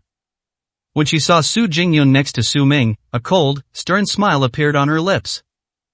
Just as I expected. The reason this guy isn't answering her calls is probably because he's been implicated by the Wan family, and he's probably out having a secret rendezvous with Su Jingyun. This kind of person, when Yunqing was in turmoil and her family was on the verge of collapse, only had personal feelings for her children and wanted to climb the social ladder by attaching herself to the Su family. They'll never amount to anything. However, Wan Shireen no longer takes the Su family seriously. Once she returns and regroups, armed with the prescriptions from the 9 Provinces Medical Academy, she will elevate the Wan family to unprecedented heights. As for the Su family, they will be left far behind. People like Su Ming will drift further and further away from her, and in the future they will only be able to look up to her or see her on the news or television. Even if Su Ming were the king of the 9 provinces, he could never have imagined that Wan Shireen had already thought of so much in just one encounter. Seeing Wan Shireen about to leave, he couldn't help but ask, "Is your injury alright? Why don't you stay and let me check you over to make sure everything is alright before you go?" Wan Shireen had been kicked unconscious by Zhang Hengqiu, and after kneeling for a day and a night, her body was extremely weak under such circumstances, she could easily have suffered a concussion. He fed Wan Shireen the most common blood-activating and stasis-removing pills. It would be better to have her checked carefully to see if there were any side effects. Shameless. However, Wan Shireen stared at Su Ming and coldly uttered 2 words. He wanted to marry into the Su family, but at the same time, he pretended to care about her. Why didn't Su Ming show up when she was kneeling? Still putting on an act here. Wan Shireen felt contempt and disgust for Su Ming, and sneered, "You'd better stay close to this Miss Su beside you and cling to the Su family's powerful backing. That's the only way you can change your fate, but that's all you can do. You're far inferior to me, and even the Su family is far behind me. From now on, in my eyes you will all be weak and pitiful ants." "What are you saying?" Su Jingyun raised her eyebrows in annoyance. "Is this woman crazy? Why would you say such awful things the moment we meet?" Su Ming also found it inexplicable. Is Wan Shireen's head injury still not healed? Is she delirious? Wan Shireen sneered, "You'll soon understand what I mean, Su Ming. Don't contact me again when you regret it. Your actions are disgusting. Even if you beg me for forgiveness, I won't give you another chance." After saying that, Wan Shireen sneered and strode away. Is she crazy? Su Jingyun clenched her fists angrily, staring furiously at Wan Shireen's departing figure. Did I offend her? It's a shame we used to be classmates. I regret it now. How could I have had a classmate like that? Su Jingyun's face was full of anger. But then, with a blink of an eye, I understood instantly. It's likely that Wan Shireen was jealous when she saw her with Su Ming, otherwise she wouldn't have acted this way. I see. However, she felt ashamed of Wan Shireen's behavior. Wan Shireen could never be worthy of Brother Su. Alright, let's go inside. Su Ming shook his head, not understanding what was wrong with Wan Shireen, and too lazy to pay attention. He led Su Jingyun into the Chang family. The Chang family members, including Jiang Chongshan and Su Zifeng, were overjoyed to see Su Ming and came to greet him. "Master, you're back." Luo Qianshan came to say goodbye, but since you weren't here, he greeted Miss Wan and left. He even gave Miss Wan a prescription. That old rascal really went all out to please you. Jiang Chongshan said with a chuckle. Trying to please me? Su Ming looked up in confusion. Yes, I told him that Miss Wan was your ex-wife, and he immediately rushed to apologize to Miss Wan without saying a word. Jiang Chongshan found it amusing to recall Luo Qianshan's appearance. So that's how it is. Su Ming understood. No wonder Wan Shireen said those things earlier. It turns out she got Luo Qianshan's prescription. However, this behavior is not a good thing. Su Ming spoke in a deep voice. "From now on, without my permission, you are not allowed to provide any gifts to the Wan family. I and Wan Shireen is divorced long ago and has no relation to the Wan family. I don't want you using my influence to give gifts, only to have me bear the consequences. Don't do such disgusting and stupid things." This. Jiang Chongshan and the others were stunned. So, Su Ming and the Wan family have long since lost all affection for each other? Luo Qianshan's flattery backfired spectacularly. I wonder what kind of expression Luo Qianshan would have if he knew this. Jiang Chongshan's expression immediately became extremely complicated and comical. Then, should I inform Luo Qianshan to take back the prescription? Jiang Chongshan realized he had spoken carelessly and asked cautiously. No. Su Ming waved his hand impatiently. You gave it away and then brought it back. Aren't you bothered? Aren't you ashamed? You gave it away, but don't let it happen again. Yes. Jiang Chongshan hurriedly nodded in fear. Su Jingyun, watching this scene from the side, was already stunned and her mind went blank. Although I knew Su Ming's identity before, I had never seen him in person. Now, seeing it with my own eyes, even someone like Luo Qianshan from the Kyushu Medical Academy is sending a prescription to Wan Shireen because of Su Ming's influence. That's terrifying. Only then did she realize what true power and supreme authority were. 358, Chapter 358. That night, the rich in Yun City went mad. Su Ming sat down in the Chang family's main hall. At this moment, Yi Tang also came in from outside to report the news. In front of everyone, Yi Tang respectfully said to Su Ming, "King Su, we have just received news that the Red Sea Border Army, with 750,000 troops, has set off towards Yun City. The army's commander, Hu Xiaolin, is personally leading the troops, and it seems they are coming to join forces with the Chiu family's Flying Swallow Alliance. Should I notify Suzaku to cut off contact directly, so that the Red Sea Legion can sever all communication with the Chiu family?" With the War God army stationed on the border, the entire border region is under their watchful eyes, and no disturbance can escape their detection. The Red Sea Corps, 750,000 men? Upon hearing this news, everyone in the Chang family hall turned pale with shock. Chang Chun was so frightened that he almost slipped and fell to the ground, his face filled with fear and shock. The Red Sea Legion joining forces with the Chiu family is definitely for revenge.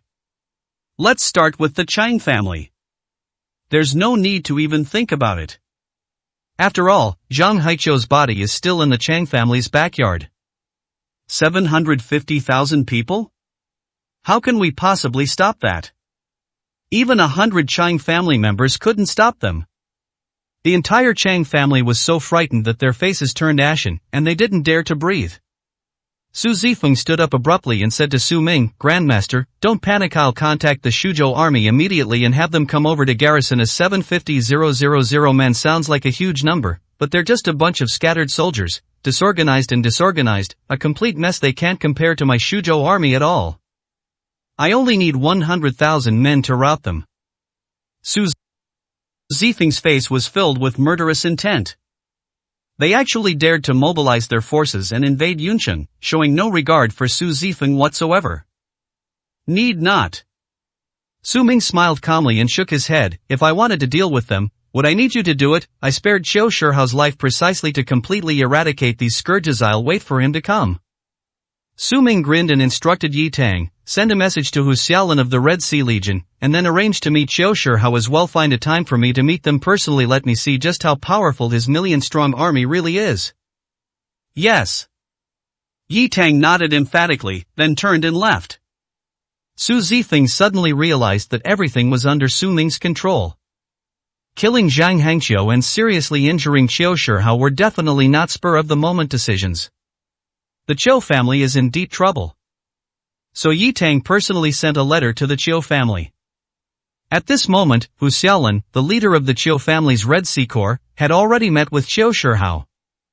In the Chiu family hall, Qiu Shihao leaned weakly against a chair, his face pale. He had been kicked by Su Ming, but he was still alive, which meant Su Ming had shown mercy. Even so, he hadn't recovered yet, his blood and energy were stagnant, and he couldn't muster any strength. TSK, Boss Chiu, you're really injured like this. I thought you were exaggerating on the phone, but it's actually more serious than I thought. There are still people in Yuncheng who dare to mess with you, and it's just a small pharmaceutical family. Are they going to rebel?" Hu Xiaolin stared wide-eyed at Qiu Shihao's injuries, then shook his head in surprise. "The Chang family not only rebelled, but they also killed my godfather, Zhang Hangqiu. You know who my godfather is, don't you? The Chang family is so arrogant. I'll show them what happens when they mess with me. That's why I sent you here with your man, to completely bury the Chang family and make them disappear from Yuncheng. Especially that servant from the Chang family who seriously injured me." Qiu Shihao's eyes were bloodshot with anger, and his teeth were grinding together. "Don't worry, I, Hu Xiaolin, am here. Killing the Chang family is as easy as stepping on ants. I have 100 ways to make every member of the Chang family kneel down and beg for mercy." Hu Xiaolin grinned fiercely, exuding a bandit-like aura that was quite astonishing. By then, the messenger must have arrived. The letter was delivered to Qiu Shihao. Yi Tang didn't personally come forward to notify them because he was afraid that doing so would scare Hu Xiaolin and Qiu Shihao away. That would ruin Su Ming's plans. So they resorted to the old-fashioned method of sending letters. Upon reading the contents of the letter, Qiu Shihao burst into smug laughter. "The Chang family, are they scared now? They regret it. They know how to back down and beg for mercy. What a bunch of ignorant fools. If I don't show them my true strength, they won't even know what death means." Qiu Shihao felt as if he had finally gotten his revenge, and his whole body was full of energy. He sat up from the chair, exuding a heroic spirit. "What do you mean by that?" Hu Xiaolin asked, puzzled. "Look at this letter, sent by the Chang family. Every word is cowardly. I think the Chang family knows that your nearly 1 million troops are pressing in, and they are also scared that they are about to wet their pants. That's why they sent this letter begging for mercy. They even said they wanted to meet us at the hotel. Isn't that just a way of apologizing in person? What a bunch of spineless cowards. Xiao Shihao grinned maliciously. Then that's no fun. Hu Xiaolin was greatly disappointed and leaned back listlessly. I haven't even made a move yet, and they're all begging for mercy. Mercy in the end, they're just a bunch of cowardly fools who've never seen the world. I thought they were some kind of big shot. Hu Xiaolin shook his head, his face full of disdain and contempt. If he had known they were such idiots, he wouldn't have let the army move at all. You can come by yourself. Moving hundreds of thousands of people together is quite costly. This is all thanks to your prestige, Commander Hu. Your mere presence terrified them. However, I won't let them off so easily. Every single member of the Chang family must die. Xiao Shihao grinned sinisterly, threw the letter on the ground, and said to the messenger, go back and tell the Chang family that if they're going to admit their mistake, they should do it on a grand scale. Throw a banquet and invite all the upper echelons of Yunqing. Then, the entire Chang family. I knelt down and begged for forgiveness. I won't go if even one person is missing, understand? Yes. The messenger trembled with fright and turned away. Xiao Shihao grinned sinisterly. I will use the lives of the Chang family to appease my godfather's spirit in heaven. 2 days later, the news spread throughout Yunqing, causing a stir throughout the entire city. The Red Sea Corps, numbering 750,000, is pressing in on the border. The Chang family hosted a banquet for Xiao Shihao and Hu Xiaolin, the chief commander of the Red Sea Corps. All the high-ranking officials in Yunqing paled at the sight, sensing a terrifying atmosphere of impending storm. In Yunqing, anyone with a brain can realize that if it were truly a banquet, there would be no need to mobilize an army of hundreds of thousands. Moreover, they even came to guard the area outside Yunqing. If this goes wrong, the entire Yunqing could be in trouble. I had heard about the attack on the Chang family before, and I suspect it's related to this incident. This banquet is not a treat for guests, but an apology. Immediately, all the top tycoons in Yunqing panicked and called Su Ming that very night, begging him to come out of retirement. Otherwise, all the families in Yunqing would be finished.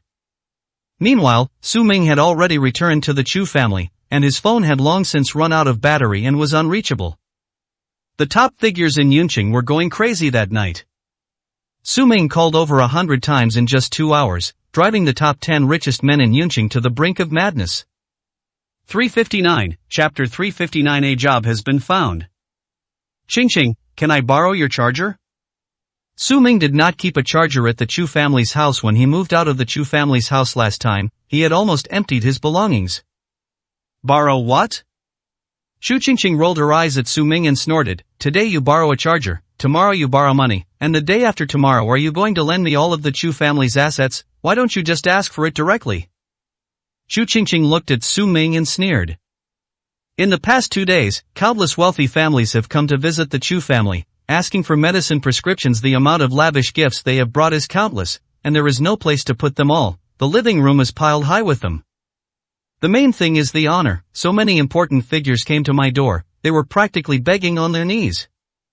In just 2 days, the Chu family's name has resounded throughout Yunqing. Chu Qingqing no longer needs to worry about work without even asking. Countless companies, large and small, are begging her to be their president, or at the very least, a manager. Chu Qingqing leaped from the bottom of the valley and stood on the top again. Now Chu Qingqing's temper has completely returned, and she looks at Su Ming as if he were trash. So she didn't want Su Ming to touch even a charger. It's just borrowing a charger. Is it really that big of a deal? Su Ming rolled his eyes. Why was this girl talking so rudely? What had he done to offend her again? Chu Qingqing sneered, looking at Su Ming with disdain. Anyone can borrow it, even a beggar. I can give it to her directly, but not you. Do you think I don't know your purpose? Is it because you see that our Chu family has turned things around and is now in glory that you want to come back and piggyback on our success? A few days ago, when our Chu family was having a tough time, you were nowhere to be seen. Now, at this critical juncture, you've come running back. Do you think I don't know what you're thinking? Chu Qingqing looked as if she could see right through Su Ming. Forget it, Qingqing, it's just a charger. If Xiaoming hadn't brought the prescription back and saved your dad, our family wouldn't be so prosperous. Lin Xiaoyun slowly walked out and spoke up for Su Ming. Don't! Shu Qingqing sneered, "Don't put all the credit on this kid. The prescription belongs to the Chang family. This kid was just a gopher even without him. Someone else would have delivered the prescription. He even stole the Chang family's credit. What kind of person is he?" "The prescription is indeed mine." Su Ming frowned. He hadn't even investigated the Chu family for profiting from his prescriptions, yet Shu Qingqing was turning the tables on him. "Oh." Shu Qingqing laughed, looking at Su Ming as if he were an idiot, and said with a sneer, still being stubborn, "Do you admit that you came from the Chang family? Do you admit that this prescription is related to the Chang family?" Su Ming frowned even more deeply. He came from the Chang family, but the prescription has nothing to do with the Chang family. The Chang family also lacked the ability to produce such a prescription. To be precise, it's related to Lin Xiaoyun. If Lin Xiaoyun hadn't tried to commit suicide, he wouldn't have saved Chu Yingkai. Su Ming frowned and thought for a moment. "I did come from the Chang family." Look. Before Su Ming could finish speaking, Shu Qingqing immediately pointed at him, looking as if she had just discovered the truth. "Mom, did you hear that? I didn't wrong him, did I? He admitted it himself. Now you know exactly what he's up to, don't you? Pa, you piece of trash." Chu Yingkai also cursed, and he almost actually regarded Su Ming as his savior. So this is the kind of scoundrel who steals credit. This kid has been faking his whole life. He'll never amount to anything before he dies. Oh well, never mind. Lin Xiaoyun sighed helplessly, unable to defend Su Ming. Now she could only turn to Su Ming and say, "Forget it, Xiaoming, don't pay attention to them. There's a charger in my room, on the bedside table. Go get it." "Thank you, Aunt Lin." Su Ming nodded slightly and went into the room to get the charger. "You brat, if we don't expose him and teach him a lesson, he'll really start thinking he's our Chu family's savior." Shu Qingqing stared at Su Ming's retreating figure with disgust and sneered. "You'd better shut up." Lin Xiaoyun shook her head. Bang, bang. Just then, there was a knock on the door. Luo Hong, who ranked second on the rich list, stepped into the Chu family's living room. "Master Luo." Upon seeing Luo Hang, the Chu family members all stood up in surprise. Although many wealthy people have come these days, this is the first time I've seen someone of Luo Hang's caliber. Chu Yingkai instantly beamed with joy and stood up to greet him. Shu Qingqing also hurriedly stood up, standing straight, feeling helpless, her face filled with barely concealed excitement and anticipation. Unexpectedly, even a big shot like real estate tycoon Luo Hong personally came to visit. If I could work at the Luo family group, even if I weren't the president, being a manager or something would be just as good as what I did at the Tianming Chamber of Commerce. Just thinking about it made Shu Qingqing unable to contain her joy. "Master Luo, please have a seat." Chu Yingkai invited Luo Hong to sit down and personally poured tea for him. Luo Hang smiled calmly. "No need to be polite. I came mainly because I heard that your Chu family has a prescription for treating toad spring dew poisoning. I am here to ask for the prescription on behalf of a friend. I am here in time, and I don't have any gifts with me. Just name your price, I'll pay it." In reality, Luo Hong knew perfectly well that the Chu family was able to produce this prescription because of the influence of Prince Su. Otherwise, a third-rate Chu family like ours would never have come into contact with such a prescription in their entire lives. Although she knew the truth, she still had to give Su Ming face and pay him the money he was owed. "Mr. Luo, what are you saying? If you need it, we'll offer it to you with open arms. What's with all this talk about money? Wouldn't that make us look like we don't know how to behave?" Chu Yingkai flattered him with a smile. "That won't do." Luo Hong quickly shook his head. "One thing at a time. I'll calculate it the way others do. If people find out, they'll gossip." His main concern was that Su Ming would find out. If Su Ming found out he had gotten the prescription for free, he would hold him accountable. He can't afford that. "No need, but Mr. Luo, you're right. We can't let people gossip about you. If you really want to show your appreciation, my family doesn't lack anything. It's just that Qingqing hasn't found a job since she was fired from the Tianming Chamber of Commerce." Chu Yingkai's words circled around in his mouth before he finally spoke them out. Joke. In Yunqing now, apart from the Tianming Chamber of Commerce, the strongest is the Luo family group. Luo Hanyun is second on the rich list, and that's well deserved. He's remained there for so many years. While other rankings on the rich list frequently change, Luo Hang's second place has never changed. If Chu Qingqing could get a job with the Luo family, her status and position would rise dramatically, and she would rise to great heights. I don't even dare to think about my future. Oh, I see, no problem. My group happens to be short of a business manager. If Miss Chu doesn't mind, you can start work tomorrow. Luo Hong said with a smile. For him, arranging someone's appointment is just a matter of a word. Moreover, arranging for Chu Qingqing was tantamount to giving Su Ming face, which was a great thing for him. Real? Chu Qingqing was so surprised she almost jumped up. Now, my future is finally secured. That's wonderful. The Chu family members were all overjoyed. Chu Yingkai hurriedly said, Qingqing, hurry up and go get the prescription for Master Luo. 360, Chapter 360. It seems to be him. The Chu family has been inundated with visitors these past few days, all demanding a prescription. To cope, Chu Yingkai made countless copies of the original prescription, which were piled up in the room. Chu Qingqing entered the room to retrieve the prescription and saw Su Ming leaning against the bed charging his phone. Su Ming's phone wouldn't turn on for a long time. His phone has been ringing off the hook, and now it freezes and goes completely black as soon as he turns it on. Looks like he should get a new phone. Chu Qingqing took the prescription, glanced at Su Ming, and sneered, look at you, so pathetic you can only afford a broken phone. You read just like your phone, completely useless. I'm different. I've been invited to be the general manager from now on. You'd better take a detour when you see me because in my eyes, you're just a lower class person. Don't let anyone know I know you, I feel ashamed. Chu Qingqing looked at Su Ming with a proud and smug expression, as if she were looking down on a lowly person. Su Ming curled his lip and said with amusement, who's blind enough to want you? Aren't you afraid you'll ruin their company?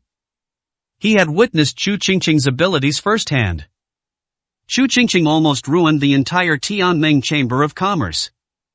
If he hadn't ordered the expulsion in time, the Tianming Chamber of Commerce would have had to change its name by now. Who's so blind as to invite Chu Qingqing? What did you say? Chu Qingqing blared angrily. Then she sneered, sour grapes, jealous this, go ahead and complain seeing my promising future. You're probably dying of envy, aren't you? Too bad, that's the biggest difference between us. I have plenty of ability, while you've accomplished nothing. The company that invited me is so prestigious it'll scare you to death. You can stay here. Look at you, such a pathetic coward. I really don't know how someone like you can exist. Chu Qingqing gave a disdainful sneer and left with the prescription. Neuropathy. Su Ming rolled his eyes, too lazy to pay any attention. After trying for a long time, I still couldn't turn on the phone. Su Ming shook his head and prepared to go outside to use the phone to call the Tianming Chamber of Commerce and ask Zhang Yilan to personally deliver a cell phone to him. Upon entering the living room, he immediately spotted Luo Hong. He suddenly realized that Luo Hong was the one who invited Chu Qingqing. However, right now, the only company in Yunqing with the size to accommodate Chu Qingqing's group is Luo Hang. Luo Hong also saw Su Ming, and he was so excited that he trembled all over. He stood up abruptly and looked at Su Ming in shock. King Su, so you were here? Luo Hong was utterly shocked. His excited appearance surprised all three members of the Chu family. King Su, the entire Yun city is searching for you, they're going crazy. Luo Hong was almost frantic as well. The Red Sea Corps, with 700,000 troops, is pressing in. The Chang family was forced to host a dinner party. A storm was brewing in Yunqing, but many of the top tycoons contacted Su Ming, including Luo Hong. Unexpectedly, Su Ming was actually in the Chu family. My phone is off, what's wrong? Su Ming asked, puzzled. Let's talk outside. Luo Hong hurriedly stepped forward and said anxiously to Su Ming, let's go, everyone's waiting. If we can't solve this, we're doomed. Luo Hong hurriedly pulled Su Ming out without even saying goodbye to the Chu family. The three members of the Chu family stared at each other in disbelief. What's wrong? Why was Luo Hong so excited to see Su Ming? Xiao Ming, did he get into some trouble? Lin Xiaoyun asked anxiously, her face looking rather uneasy. He's definitely gotten himself into trouble. Look how scared Master Luo is. That kid may not have any other skills, but he's a master at causing trouble. Xu Yingkai said in a deep voice. I think so too. Shu Qingqing sneered, "Didn't you hear what Master Luo said at the end? He said if he can't handle it, that kid's finishing is probably messed up a lot. It doesn't matter if he lives or dies, just don't let him drag our Chu family down with him." Ivy finally managed to turn things around. "How can that be?"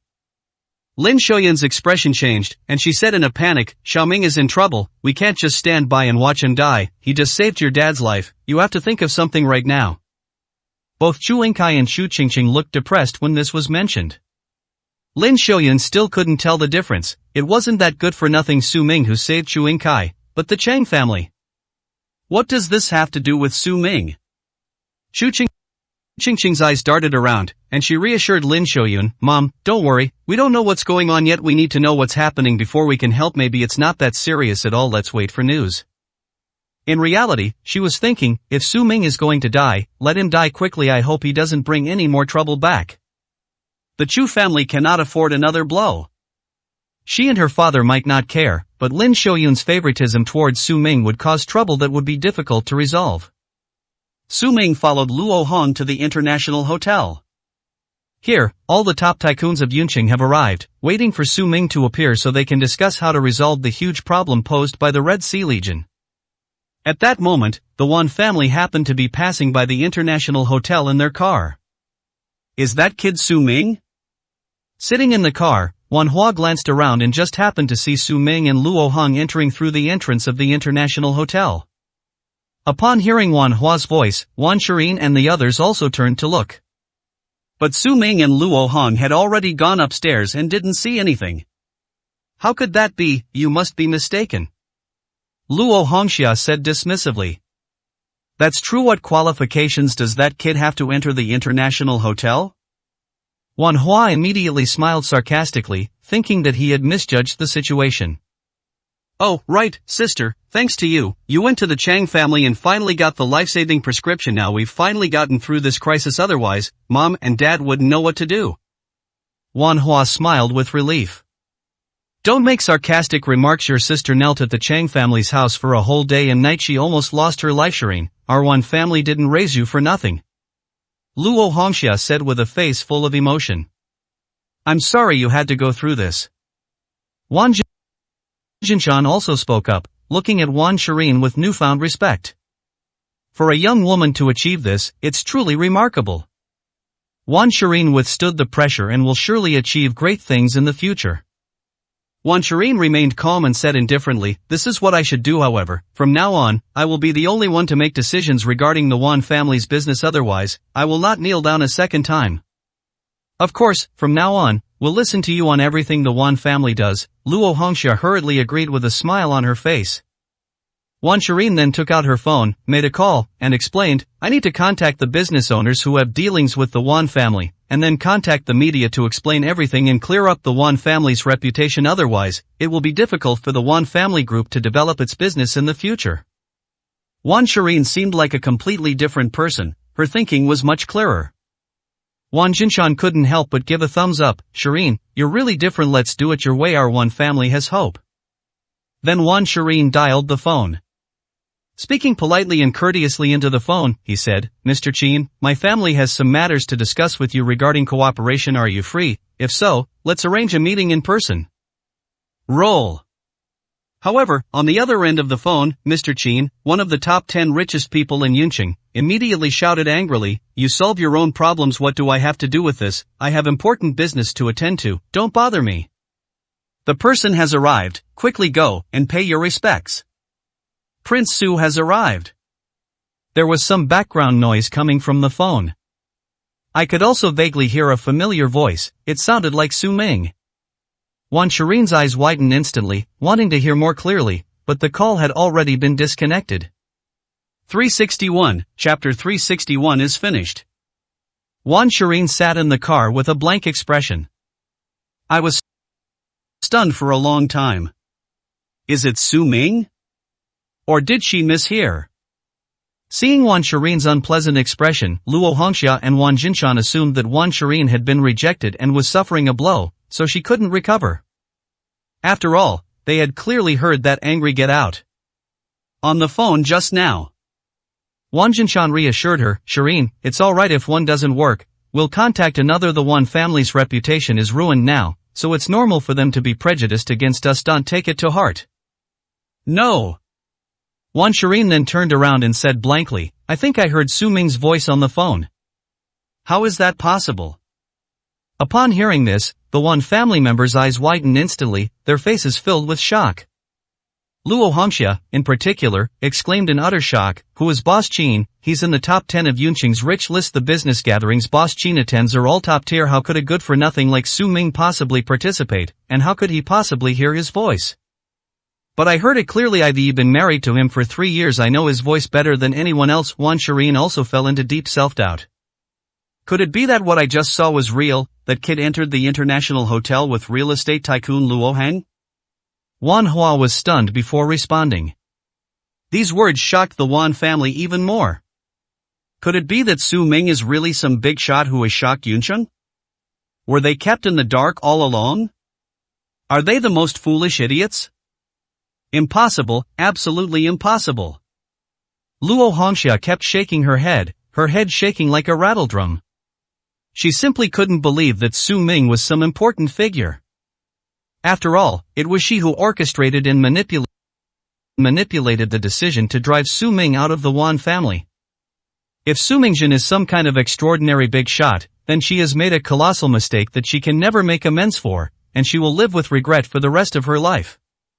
Whether it is true or not, we'll find out by asking around. The international hotel is right in front of us. Wan Jinshan said in a deep voice.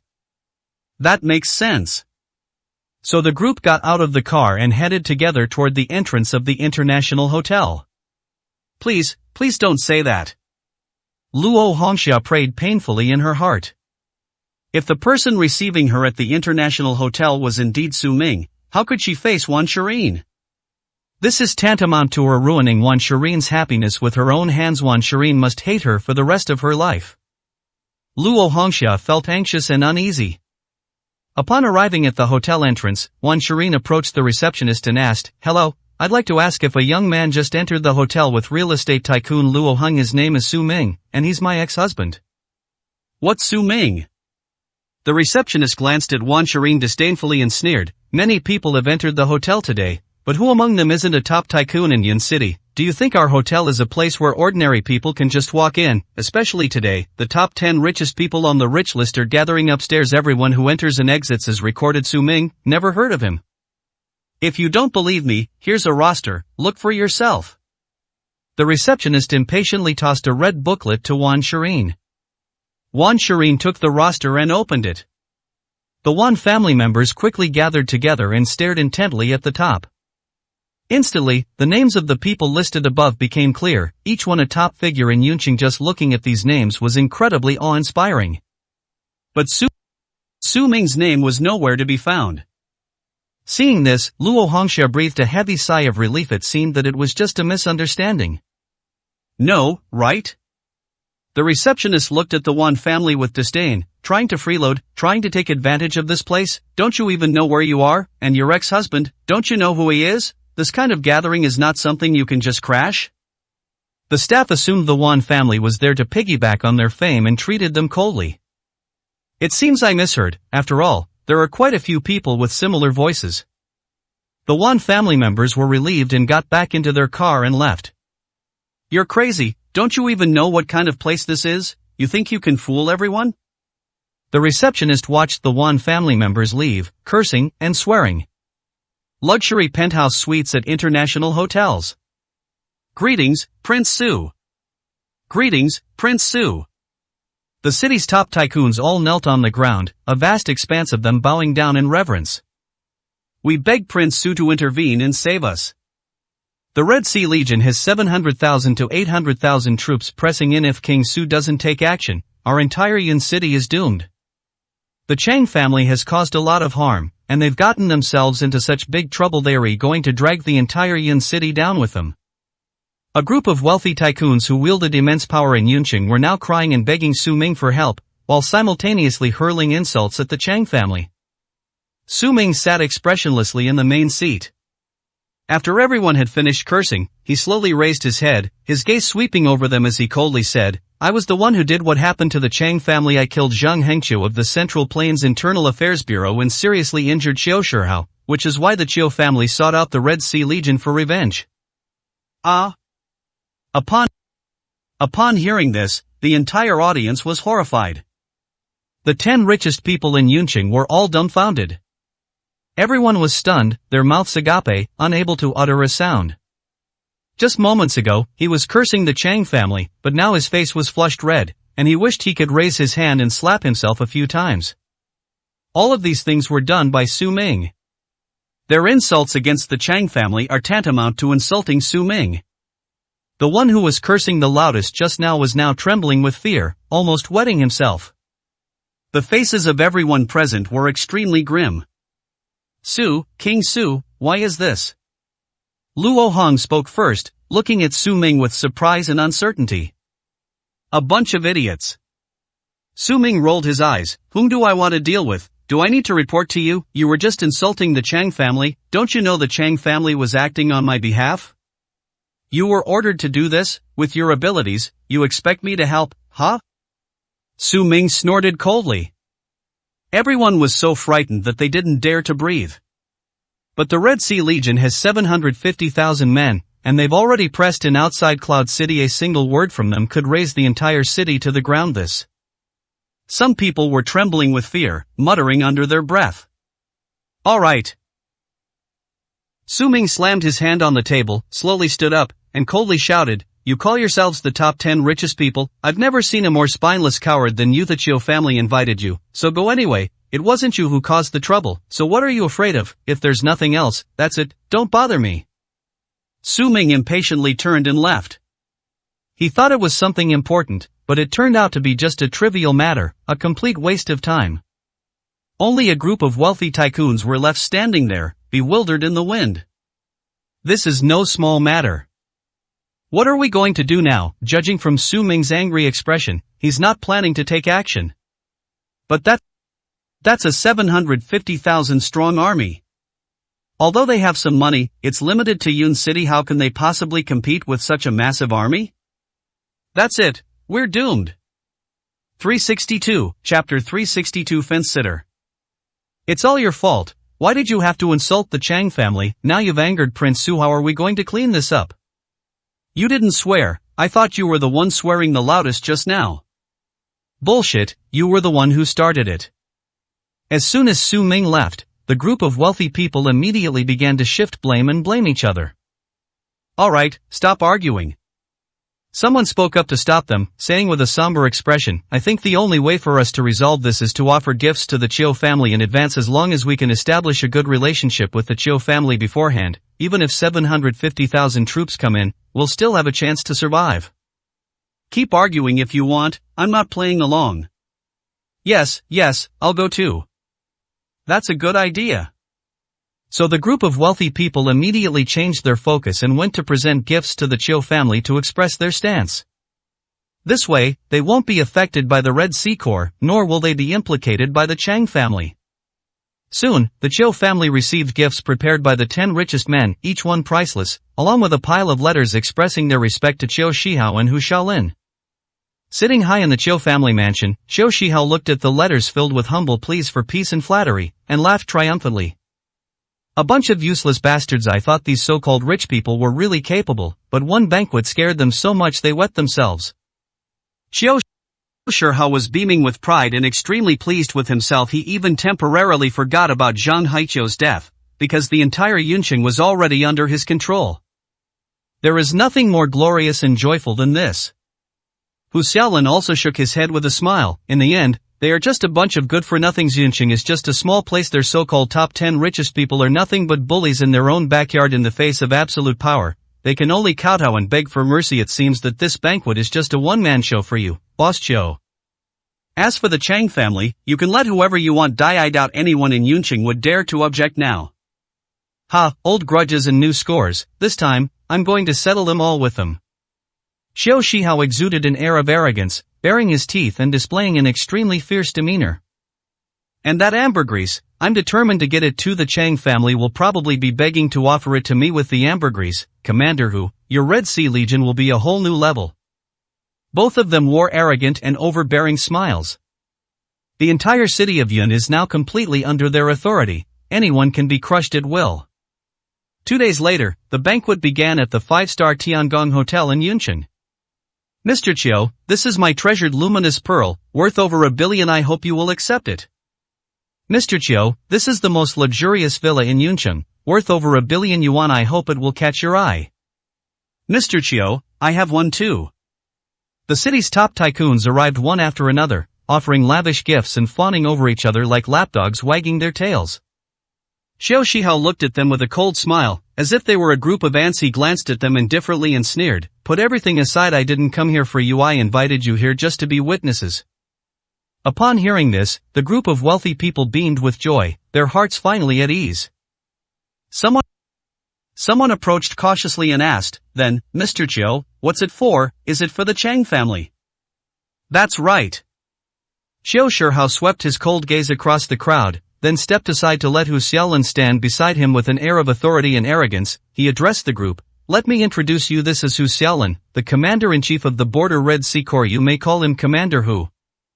Commander Hu. Everyone was shocked. They all looked at Hu Xiaolin with expressions of shock and apprehension. This is the real deal. The commander-in-chief of a 750,000-strong army could raze Yuncheng to the ground with a single word. The life and death of Yuncheng were entirely in his hands. A group of wealthy people were shocked and hurriedly stepped forward to pay their respects to Hu Xiaolin. "The Chang family has arrived." Just then, a shout rang out from the doorway. Led by Chang Chun, the Chang family entered the hotel and approached Xiao Shihao and a group of wealthy men. Everyone turned their heads and saw that the Chang family members had empty hands and cold expressions, as if they did not take today's banquet seriously at all. Seeing this, one of the wealthy men was enraged. He stood up, pointed at Chang Chun, and cursed, "How dare you, the Chang family, you're so ungrateful. Don't you know how much trouble you've caused? You've offended Boss Zhou, and now the enemy is at the city gates. You can die if you want, but don't drag Yuncheng down with you." The most ridiculous thing is that they don't even realize they're about to die, yet they dare to come empty-handed? Which family present isn't 100 times stronger than your Chang family? You're just a bottom-tier first-rate family, yet you dare to be so arrogant. Hurry up and kneel down to apologize to Boss Zhou and Commander Hu. Exactly, they really think there's something special. In Yuncheng, you're nothing. A group of wealthy people switched sides and sided with Xiao Shihao, loudly criticizing and cursing the Chang family, wishing they could kill the Chang family members to apologize to Xiao Shihao. These opportunists! Chang Qingyun gritted his teeth in anger, blaring fiercely at the group of wealthy people who were baring their teeth and brandishing their claws. "Ignore it." Chang Chun said indifferently, walked to the center of the room and sat down. He looked at Xiao Shihao calmly and said, "Mr. Chiu, everyone knows what you're after, so don't hide it, just say it directly." "Okay."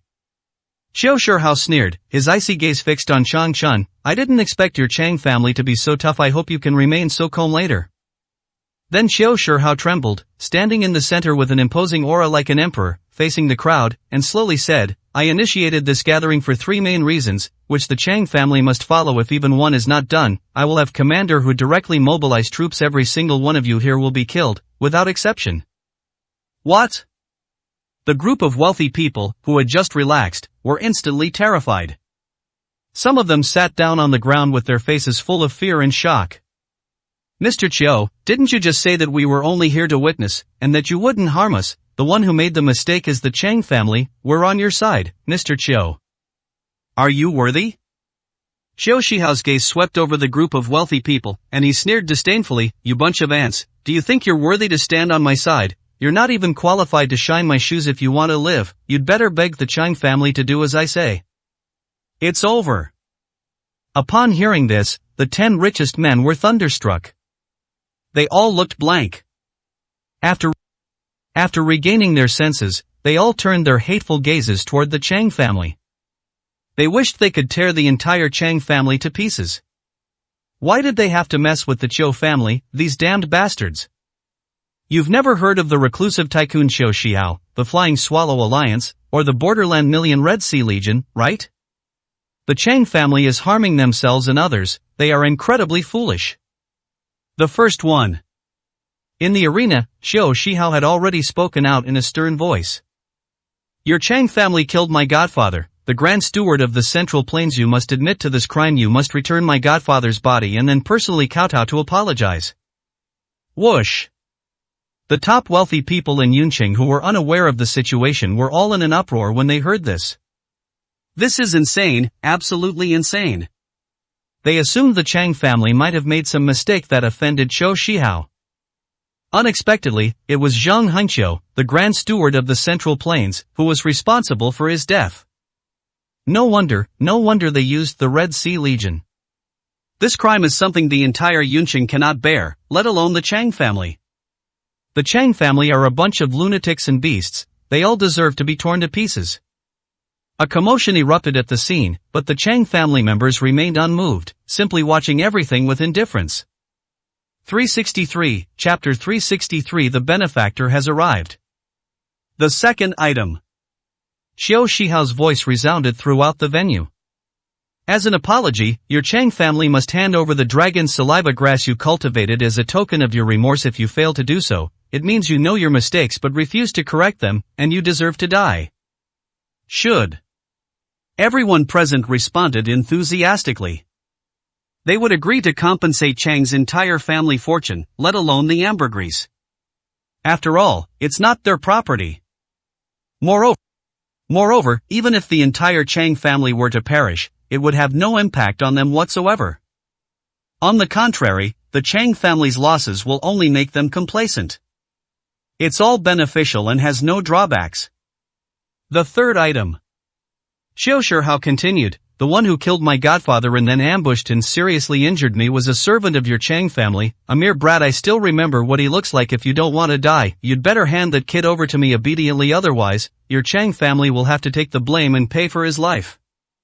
As soon as he finished speaking, Zhou Shihao's face turned fierce, and he stared at the Chang family members with the brutality of a tiger. Answer, is it possible to do this? Zhou Shihao roared, his voice arrogant and domineering. The members of the Chang family exchanged glances and remained silent. At this moment, Chang Chun slowly stood up, calmly looked at Zhou Shihao and said, there's only one thing I can grant you, and that is to return your godfather's body to you. We've already brought the body, it's in the coffin downstairs in the hotel. Go and collect it yourself. As for the rest, I can't comply. Depend on. Everyone was shocked again. Has Chang Chun really lost his mind? Even at a time like this, you still dare to confront Zhou Shihao head-on, aren't you afraid of death? A group of wealthy people were immediately enraged. Someone pointed at Chang Chun and roared, are you fucking an idiot? Boss Zhou has already given you a break. As long as you do everything he says, the entire Chang family can live. How dare you say such a thing? Do you all want to die? That's right, the Chang family is a bunch of useless people. Don't they understand the situation? Why don't they hurry up and send someone over with the dragon's saliva grass to present to Boss Zhou? Otherwise, you piece of trash wouldn't be enough even if you died 1,000 times. The roars were deafening. Everyone wanted to devour Chang Chun whole. However, Chang Chun remained unmoved, with an air of utter indifference, which infuriated everyone to the point of near madness. Chang Chun sneered, looking at the group of wealthy people who were acting like madmen as if they were clowns. He said disdainfully, the dragon saliva grass was cultivated by our Chang family for our benefactor. No one but our benefactor can touch it. Anyone who tries to touch it will face our wrath. Grass. He immediately launched into another tirade of profanities. Chang Chun, he must have gotten his head stuck in the door. Utter idiot. They're about to die, and they're still putting on an act. What kind of benefactor are you talking about? In a small place like Yunqing, what benefactor could have a higher status than Zhou Shihao and Hu Xiaolin? The so-called benefactors, upon arriving before these two powerful figures, would be so frightened that they would kneel down on the spot, unable to utter a single word. They can't even distinguish between light and heavy things. I have no idea how the Chang family got to where they are today. It seems that bloodshed is inevitable today. Zhou Shihao sneered contemptuously, looking at the Chang family members as if they were already dead. Then he turned to Hu Xiaolin beside him and said, Commander Hu, you can order the troops to move and now send 100,000 men into the city and raise the entire Chang family to the ground. Let's see if they still dare to be so stubborn. No problem. I don't plan to deploy the entire army to deal with them. I'll just crush a bunch of ants. Hu Xiaolin smiled easily, not taking anyone present seriously. At Alan his eyes, the so-called top talents of Yunqing and the Chang family were all trash. Hu Xiaolin immediately took out his phone, ready to make a call. Seeing this scene, countless wealthy people at the scene turned ashen-faced and felt utterly hopeless. It's over. It's over. It's over. This is completely over. The Red Sea Legion stormed into Yun City. No one could escape when the nest is overturned. No egg remains unbroken. The Chang family dragged the entire Yunqing into the abyss, causing them all to perish along with them. They stared in utter despair at the phone in Hu Xiaolin's hand, feeling as if it were the scythe of death, making it hard for them to breathe. However, before Hu Xiaolin could make the call, another call came in first. Hu Xiaolin frowned slightly, and upon closer inspection, he realized that the caller was one of his trusted subordinates from the Red Sea Corps. He was filled with doubt, but he still answered the phone. Hello? Hu Xiaolin asked, puzzled. Chief, something's happened, we're surrounded, and they're going to send us all back if we don't retreat. We'll be killed without mercy, and we might all be wiped out. Chief, you have to make a decision quickly. Hu Xiaolin's subordinate said in utter terror. What? Hu Xiaolin's voice rose 8 octaves in the hotel room, his face filled with shock. He shouted, Who has surrounded us? How many are there? Where did Yunqing get its troops to surround us? Hu Xiaolin was filled with doubt and surprise. It feels like I've seen a ghost. How could that be? Yunqing is the third, regardless of the location, there are no troops stationed around it, and even if there are some troops, the total number is less than 100,000. How could these people possibly stand up to his 750,000 strong Red Sea army? Knowing this, he dared to lead his army in a large-scale attack. He knew that in Yunqing, no one was his match. Now they're saying we're surrounded. These words were like seeing a ghost, leaving Hu Xiaolin completely baffled.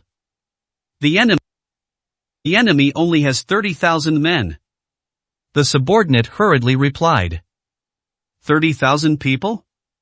Hu Xiaolin was stunned for a moment, then burst out cursing, Go to hell, 30,000 men scared you so much that you wet your pants, 30,000 men surrounding you, surround your ass, you bunch of idiots. A mere 30,000 men, without me even giving the order, just wipe them all out. 750,000 people surrounded by 30,000, don't even tell anyone, they'll laugh themselves to death. Hu Xiaolin roared angrily, from he never encountered anything so ridiculous. He must remember who made that call and go back and have that good-for-nothing hanged up and beaten. It almost scared him to death. 30,000 people surrounding him with 750,000 people, what a joke. However, the other party's next words froze Hu Xiaolin's expression and made him tremble all over. But they are the War God Army. 30,000 War God Army. His subordinate uttered those 3 words, War God Army, in a trembling voice. Thump. Hu Xiaolin, whose body was ice cold in an instant, was so frightened that he sat down on the ground with a thud. His face turned deathly pale, as white as paper, without a trace of blood. The War God Army. Yes, the War God Army, and it's personally led by Yi Tang, the Azure Dragon War God among the 8 War Gods. I've also heard that the War God Army's supreme leader, the king of the 9 provinces and the Borderland King, is located in Cloud City. If that big shot personally steps forward, let alone 750,000, even 75 million wouldn't be enough for him to kill. Chief, please make a decision quickly. His subordinate said in utter despair. King of the frontier. Upon hearing these 4 words, Hu Xiaolin felt dizzy and almost fainted. Our benefactor has arrived. However, at that moment, everyone in the Chang family stood up and looked towards the hotel entrance, their faces filled with joy and admiration. Others couldn't help but turn their heads, and countless eyes turned to the hotel entrance. At the entrance, Su Ming, hands in his pockets and expressionless, stepped into the Tiangong Hotel. 364, Chapter 364. Don't. Prince Su, it's Prince Su. Inside the Tiangong Hotel, the top 10 richest people were all shocked and horrified when they saw Su Ming. Didn't Su Ming say he wouldn't show up? Didn't you say you didn't care because it was too much trouble? That's why they tried every means to curry favor with Qiu Shihao and seek a glimmer of hope. Unexpectedly, Su Ming still stepped forward. No wonder the Chang family remained unmoved and composed even in the face of such a formidable force and the pressure of 750,000 troops. It turns out that the benefactor Chang Chun spoke of was none other than the king of Kyushu. If they had known Su Ming would step in, they wouldn't have panicked at all. Giving gifts was simply putting too much importance on Qiu Shihao. It was a complete waste of money. The group of wealthy people were now filled with regret. If I had known, I wouldn't have given the Qiu family a single penny. They were already being very magnanimous by not pointing their fingers at Qiu Shihao and cursing him on the spot. The Chang family has been hiding their true strength for far too long. They've all been turned into clowns. It's utterly ridiculous. In an instant, a group of wealthy people who had been easily swayed by the wind were so ashamed that their faces turned red and they couldn't even lift their heads. 9. The king of the 9 provinces. Hu Xiaolin, who was sitting on the ground with his phone still in one hand, was so frightened when he saw Su Ming's appearance that he couldn't catch his breath. He fell forward and hit his head on the ground, bleeding profusely. He immediately lost consciousness. Although Hu Xiaolin, as the leader of the Red Sea Legion in the border region, had never dealt with Su Ming, in the border region, the king of the 9 provinces was a god. He was also Hu Xiaolin's idol whom he admired immensely. I was fortunate enough to have seen Su Ming's photos. But he never expected that Su Ming would appear in Yuncheng. What he never expected was that the person he was looking for trouble with was actually the king of Kyushu. The mental impact on him was overwhelming, like a torrent, so much so that he couldn't accept it and fainted on the spot. Commander Hu, what's wrong? Are you alright? Qiu Shihao's expression changed instantly. He rushed to Hu Xiaolin's side and called out several times, but Hu Xiaolin had already fainted and was unconscious, offering no response. Qiu Shihao's face was so gloomy it could drip water. He slowly stood up, his icy gaze fixed on Su Ming, who had just entered through the door. Is this the benefactor of the Chang family? He recognized him too. This was the same Chang family servant who had killed his godfather Zhang Hengqiu, ambushed him from behind, and kicked him unconscious. I didn't even come looking for you, but you delivered yourself right to my door. Qiu Shihao sneered, strode forward, pointed at Su Ming, and roared, "Trash, come here and kneel down to die. You didn't expect I'd still be alive to come back and settle scores with you, did you? You probably don't even know who you've messed with. Let's see if the Chang family can protect you today." Qiu Shihao was furious. Although Hu Xiaolin had fainted for some unknown reason, Qiu Shihao's power, along with the Flying Swallow Alliance, made it more than enough for him to take down Su Ming today. However, as soon as he said this, everyone in the Chang family turned their heads and looked at Qiu Shihao as if he were a fool. This guy? Is he brain dead? Even at a time like this, haven't you realized something's wrong? Didn't you see how the expressions of countless wealthy people present changed? How dare you say such things? You will make King Su die. It turns out that Qiu Shihao, the famous reclusive tycoon of the Qiu family, is also an extremely stupid fool. Amidst the mocking and cold smiles of the Chang family, a group of wealthy people rushed forward, panicked, and bowed down to Su Ming one after another. Greetings, Prince Su. Greetings, King of the 9 provinces. Greetings, King of the frontier. The sounds of worship rang out one after another, deafeningly loud. Countless wealthy people broke out in a cold sweat, some even with their pants soaked. They looked up at Su Ming in a panic and said, "King Su, please let me explain. We did not pledge allegiance to Qiu Shihao. We only used this delaying tactic to protect ourselves. Yes, we didn't know you were coming, but we have absolutely no intention of surrendering to Qiu Shihao. That's trash, not worth our attention at all." Then everyone kowtowed to Su Ming with a series of loud thuds, filled with regret and fear, weeping bitterly. Su Ming glanced down coldly, ignoring the crowd kowtowing and begging for mercy. He simply lifted his foot, walked through the crowd, and slowly approached Qiu Shihao. You want revenge on me? Su Ming looked at Qiu Shihao with a sarcastic sneer. You, trying every means to steal the Chang family's dragon saliva grass, do you even know that I was the one who had it brought back? And do you even know that the Tianming Chamber of Commerce is also mine? Furthermore, your survival isn't due to good luck or a stroke of good fortune. I deliberately spared your life so you could lure the Red Sea Legion here. Do you even know that? Su Ming smiled and shook his head, finding it somewhat ridiculous. It seems that there's no need to use these methods to deal with someone as stupid as Qiu Shihao. This idiot clearly hasn't noticed anything at all. He was too serious, taking Qiu Shihao too seriously, and making a mountain out of a molehill. Perhaps it's been too long since I faced someone capable, so without realizing it, I decided to have some fun with Qiu Shihao. When Qiu Shihao heard Su Ming's words, his eyes widened in shock, his pupils dilated, and his face was filled with disbelief. He stumbled back a few steps in terror, panting heavily, staring intently at Su Ming. "You, stop pretending with me, you're just trying to scare me with your scaremongering. Who do you think I'm, some ordinary person, someone who can be frightened by your few words? Do you think you're some kind of king of the 9 provinces, with everything under your control? Do you think I, Qiu Shihao, am a fool? I am the leader of the Flying Swallow Alliance and the head of the Qiu family." Qiu Shihao kept talking. But his trembling voice completely betrayed his unease and fear. Su Ming sneered, "Flying Swallow Alliance, released? I've arrested everyone in your Flying Swallow Alliance above the leadership level. The Flying Swallow Alliance, does it even exist anymore?" This one sentence was the last straw that broke the camel's back. Forward he could disbelieve anything, but almost no one except him knew that all the leaders of the Flying Swallow Alliance had been arrested. The only one who knows is the top boss who controls all of this. And this person was Su Ming. At that moment, Qiu Shihao almost collapsed, staring blankly at Su Ming. You are really the king of the 9 provinces?"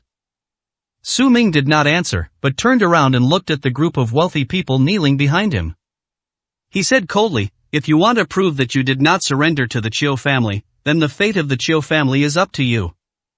I want to see the entire Qiu family disappear within a single day. From now on, there will be no Qiu family or Flying Swallow Alliance in Yuncheng. If you can't do it, you'll be the ones who disappear." Yes. All the wealthy people in Yuncheng instantly erupted in excitement, their faces contorted with madness, their eyes gleaming with a green light like that of hungry wolves. They can get everything they gave away back. They were also able to divide up all of the Qiu family's enormous wealth. This is an absolutely amazing surprise. Don't want. Qiu Shihao screamed as if he had been struck by a fatal blow, and collapsed to the ground, instantly losing consciousness. 365, Chapter 365 Reminder. This is it. Wan Shirin drove to the entrance of the Tiangong Hotel. "Last night, I tried to contact Boss Qin by phone but was rejected. However, Wan Shirin soon showed up at the lobby again today. There is a gathering of Yuncheng's top tycoons at the Tiangong Hotel." So she drove there eagerly, thinking that if she could get into the party, with so many wealthy businessmen there, even just reaching a deal with one of them could save thousands of families. The Wan family is now infamous and its reputation is ruined under these circumstances. Even if they have money and a cure, they cannot salvage their status. The only thing I need is a powerful backer. If they can secure funding from any wealthy business owner to provide support for the Wan family, and then clarify the situation in Yuncheng, then the Wan family still has a chance to be saved. When they arrived at the hotel entrance, they bumped right into Su Ming as he walked out of the hotel. "What's this kid doing here?" Wan Hua frowned and looked puzzled as soon as he saw Su Ming. Wan Shirin also showed a look of surprise and doubt. She personally verified last night at the International Hotel that it was a misunderstanding. Su Ming did not appear at the International Hotel. But Su Ming was also at the Tiangong Hotel today, and now that he had witnessed it firsthand, there was nothing to doubt. This place is filled with the top billionaires of Yuncheng. How did Su Ming manage to get out of there? Could it be that Su Ming really has some connection with these top billionaires? Wan Shirin was immediately shocked. Just as I was wondering, another figure appeared beside me. It was Shen Luoyun. Shen Luoyun approached Su Ming with a smile and said, "Brother Su, the Chang family's medicinal herbs are all ready, just waiting for you to come over." "Okay." Su Ming nodded slightly. The Chang family has nurtured these top-grade medicinal herbs for so long, and now they are ready to begin refining the dragon roar pill. It would be best to use the ambergris as soon as possible. Otherwise, there would be countless people like Qiu Shihao. They are not afraid of being robbed, but they are afraid of being targeted by thieves. He wasn't worried, but the Chang family was a small clan that couldn't withstand such a series of storms. "Ah, I see, so that's how it is." Wan Hua sneered, "So he got into the hotel because of Shen Luoyun's connections. I have to say, this kid may be a good-for-nothing, but he's incredibly lucky he was just trash discarded by our one family, but now he's managed to climb onto a big tree like Shin Luoyun. I don't know if Shin Luoyun is blind to have taken a liking to someone like this. Wan Hua's face was contorted with jealousy. He was, after all, the eldest son of the Wan family. His status and position far surpassed Su Ming's. Even so, he was not qualified to befriend beauties like Shin Luoyun and Su Jingyun. And these beautiful women, on the contrary, were all surrounding Su Ming. If the Wan family weren't in such a bad situation, he would really like to teach Su Ming a lesson and let these beauties see for themselves what kind of person Su Ming really is. Wan Shirin also realized that it was probably Shin Luoyun who made connections for Su Ming, which gave him the right to enter the hotel. However, being incompetent is ultimately being incompetent. No matter how many resources one has, he's still a hopeless case. Clearly, the banquet wasn't even over yet, and Su Ming was kicked out at such a gathering of top-tier tycoons. Someone like Su Ming would be completely out of place if he forced his way in. "It's you guys." Su Ming also noticed Wan Shirin and Wan Hua at this moment. "What are you doing here?" Su Ming asked, puzzled. The Wan family is now like a rat crossing the street. Instead of hiding and waiting for the storm to pass, they come here to show off. Aren't they afraid of being attacked? If a piece of trash like you can come, why can't we? Wan Hua sneered and looked at Su Ming with disdain. "We're not like you. We're here to seriously discuss cooperation with the bosses present. Unlike you, who only knows how to rely on women. As a result, you were kicked out before the banquet was even over. You not only embarrassed yourself, but you also made Miss Shin lose face. Don't you feel ashamed?" Neuropathy. Su Ming ignored Wan Hua and looked up at Wan Shirin, saying, "They don't have time to cooperate with your Wan family right now. Don't waste your time going in. You'd be better off thinking about how to salvage the Wan family's precarious reputation." Su Ming reminded Wan Shirin of two things, lest she continue to run around like a headless fly. "What did you say, you piece of trash?" Wan Hua pointed at Su Ming's nose and cursed, "You don't think you're someone important just because you're here at the party, do you? You're nowhere near as good as me, and you're miles behind my sister compared to those rich people here. You're nothing but an ant among ants." Wan Shirin also said in a deep voice, "I know exactly what I'm going to do." "Okay." Su Ming smiled and shook his head, then left with Shin Luoyun without saying anything more. "That kid, he's only been hanging around for 2 days and he thinks he's all that. He wants us to waste our time going in. Who does he think he is?" Watching Su Ming's departing figure, Wan Hua spat out a mouthful of phlegm in disdain. "Ignore him." Wan Shirin calmly said something and led Wan Hua into the lobby of the Tiangong Hotel. Inside the hall, a group of wealthy people were preparing to leave, each one eager to divide up the Chiu family's assets. Wan Shirin glanced around, then turned to two familiar wealthy men and said respectfully, "Gentlemen, our Wan family has obtained authorization for a medicinal formula from the 9 Provinces Medical Academy. We will be holding a press conference in a couple of days. In addition to announcing the formula, we will also clarify the matter of Toad Spring Dew. We would be honored to have you attend." This is Wan Shirin's confidence. With a prescription personally given by Luo Qianshan of the 9 Provinces Medical Academy, she believed these wealthy people would refuse. However, the two wealthy men glanced at Wan Shirin and coldly shouted, "Get out of our way, don't block our path to making money. Do you think your Wan family can obtain the prescriptions from the 9 Provinces Medical Academy? Even if you could obtain it, it would be a terrible waste. UVE just harmed so many people in Yun City, and don't you guys have any self-awareness?" The wealthy people present were all eager to go to the Chiu family's residence, and no one had the time to pay attention to Wan Shirin, showing her no respect whatsoever. Even moving the Kyushu Medical Academy wouldn't help. All I got in return were insults and reprimands. Wan Shirin and Wan Hua's expressions immediately turned extremely ugly. I never expected that even after personally coming to invite him, he would still have this kind of attitude. Even more unexpectedly, what Su Ming said was true. They not only wasted their time coming in, but were also severely humiliated. Finally, Luo Han walked up to Wan Shirin and shook his head, saying, "Now that the Chiu family has been defeated, everyone is eyeing the Chiu family's assets. Who has the time to care about you?" "What, the Chiu family has been defeated?" Wan Shirin was immediately shocked and her face was filled with astonishment. No wonder the group of wealthy people were in such a hurry and completely ignored him. Unexpectedly, even the renowned Chiu family of Yunqing was defeated. Compared to this, the Wan family's affairs are indeed trivial and not worth mentioning at all. After this incident, the reputation and status of these wealthy people present will rise to a whole new level. 366, Chapter 366. You'll regret it. She never imagined that these wealthy people in Yunqing could have such great power. Destroy a family. That's not as simple as just saying it. Especially a reclusive family like the Chiu family. So, even if you really have the prescriptions from the Kyushu Medical Academy, they won't pay any attention to you. However, I can give you a suggestion. Why don't you go back first and release the information through the media that you actually possess the prescriptions from the Kyushu Medical Academy? That way, when others see it, they will take the initiative to cooperate with you. Luo Hong, being experienced, offered Wan Shireen some advice. So that's how it is. Wan Shireen suddenly realized what was going on and was overjoyed. Yes. Why didn't he think of that? The biggest problem for the Wan family now is their ruined reputation, so even though they have the prescription, no one is willing to believe them. But if she were to spread the word first, letting the wealthy people of Yunqing know that she really has the prescriptions from the 9 provinces medical academy, then people would flock to her for cooperation, and she wouldn't need to come out and beg at all. Wan Shireen understood, and felt both gratitude and admiration for Luo Hong. Only then did he realize how far he was from being a true business tycoon like Luo Hong.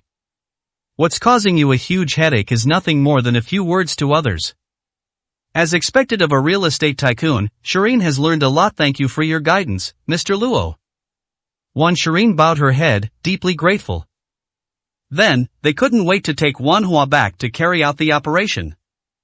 Luo Hong smiled and shook his head. He only gave a few pointers because he knew that Wan Shireen was Su Ming's ex-wife. But ultimately, it all depends on Wan Shireen's own judgment. Broken. Luo Hong suddenly remembered that he still needed to go to the Chiu family's house. Because of Wan Shireen's delay, the others are probably almost at the Chiu family's place by now. If they arrive late, he won't even be able to finish making soup. Damn it! Luo Hong's expression changed, and he rushed off as well. 1 day later, the entire Chiu family collapsed, all their assets were cleared out, and the Flying Swallow Alliance was dissolved. All that was left for the Chiu family was their house. Just 2 days ago, the Chiu family was invincible, controlling the Flying Swallow Alliance and the million-strong Red Sea Army in the border region. In just 1 day, the entire Chiu family fell from heaven to the bottom.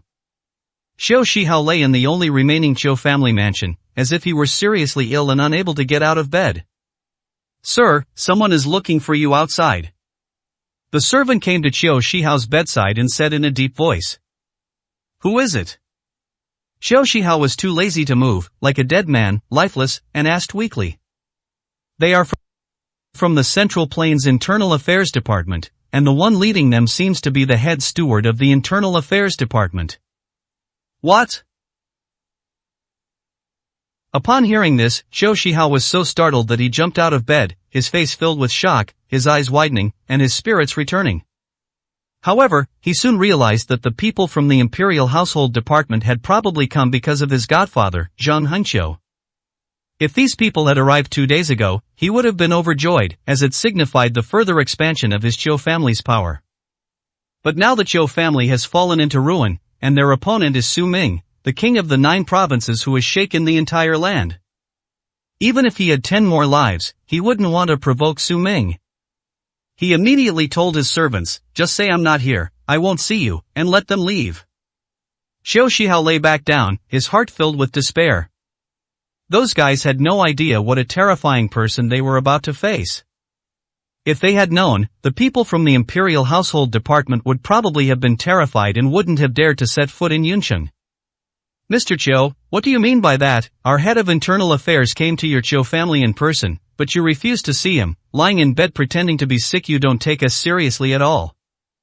Just then, a cold, sharp voice rang out from the doorway. Without needing to send anyone to report, the people from the Imperial Household Department had already found Xiao Shihao's room. 3 in total. A middle-aged man with a resolute face, well-defined features, and an imposing aura, exuding authority without anger. It was none other than Zhang Jianling, the chief steward of the Central Plains Imperial Household Department. A young man and a young woman were also with Zhang Jianling. The woman had an arrogant look on her face. She was clearly not someone who was easy to talk to. It was she who spoke up to mock Qiu Shihao. The man also had an arrogant and domineering look on his face. Clearly, the people in the imperial household department, who held high positions, were not to be trifled with. Startled, Qiu Shihao scrambled out of bed and knelt on the floor with a thud, bowing to the man and saying, "This humble one, Qiu Shihao, greets Steward Zhang." "You still recognize me, that's surprising." Zhang Jianling sneered. "Now, can you come out and speak?" Yes, I'll be right out." Qiu Shihao was covered in sweat and nodded repeatedly. Then, after getting dressed, he went to the main hall and met with the 3 people from the imperial household department. "Boss Qiu, I won't waste my time with you. I heard that my godfather, Zhang Hengqiu, has run into trouble in Yunqing. The entire Zhangzhou imperial household department is alarmed. I rushed overnight. What exactly happened? Is my godfather dead or alive? Tell me the truth." Zhang Jianling sat calmly in his chair, his tone relatively calm, but the aura he exuded was as oppressive as a mountain. Qiu Shihao's face was extremely grim. He shook his head and sighed. "My godfather is dead. IDE already brought his body back. It's in the main hall behind you. Can go and take a look." "Dead?" The 3 men's expressions changed instantly, and they stood up abruptly. Zhang Haiqiu's position in the imperial household department was like that of an emperor emeritus. With a single word from Zhang Haiqiu, the entire imperial household department had to obey. Now that Zhang Hengqiu is dead, if this isn't clarified, then his position as chief steward is probably over, and when he returns to the imperial household department, he will likely face a barrage of questions and accusations. Most importantly, who in Emir Yunqing would dare to touch Zhang Hengqiu?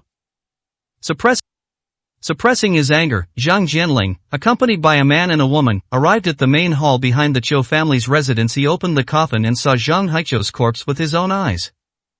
"It would have been better if I hadn't looked." Seeing the gruesome state of Zhang Haiqiu's death was shocking. His head was deformed and his face was unrecognizable. It was almost impossible to tell what he originally looked like. "Who did it?" Zhang Jianling flew into a rage and slammed his hand on the coffin, creating a loud bang. The sound reverberated throughout the entire lobby. Qiu Shihao trembled with fear and said in a trembling voice, "Steward Zhang, no matter who did it, the dead cannot be brought back to life. I advise you to go back. Yunqing is a very dangerous place. Let this matter rest, otherwise you will regret it if you continue to entangle yourself with it." Qiu Shihao dared not reveal Su Ming's identity, but could only subtly remind Zhang Jianling. But these words completely touched Zhang Jianling's sore spot. The young woman behind him turned around and slapped Qiu Shihao across the face, sneering coldly, "You piece of trash, you dare to preside over Yunqing, boasting that your Qiu family is invincible, but even when the Grand Steward died, you didn't utter a sound and you want us to go back, huh? You really are a piece of garbage." Zhang Jianling also spoke in an extremely cold voice, "There is no one in Yunqing that I, Zhang Jianling, cannot deal with. Even in Zhangzhou, even the Sima family of the past would have to kneel and beg for my services. Is Yunqing stronger than the Sima family? Is it even better than the imperial household department? I'd like to see who dares to be so arrogant. If I catch him, I'll make him regret ever being born." Zhang Jianling exuded a murderous aura, his face filled with a gloomy and ruthless expression, like a jackal. 367, Chapter 367. He finally managed to get away with it. Qiu Shihao was speechless. It's not that he doesn't have a temper. The Qiu family's fate was a direct result of his excessive temper. But before the king of the 9 provinces, even the greatest temper is tantamount to courting death. Even Hu Xiaolin, the leader of the Red Sea Corps, was so frightened by Su Ming that he fainted on the spot. In the face of absolute power, what good is temper? Qiu Shihao was furious after being slapped and scolded for no reason. Zhang Jianling and his 2 companions were arrogant and clearly wouldn't listen to anything anyone said. Never mind.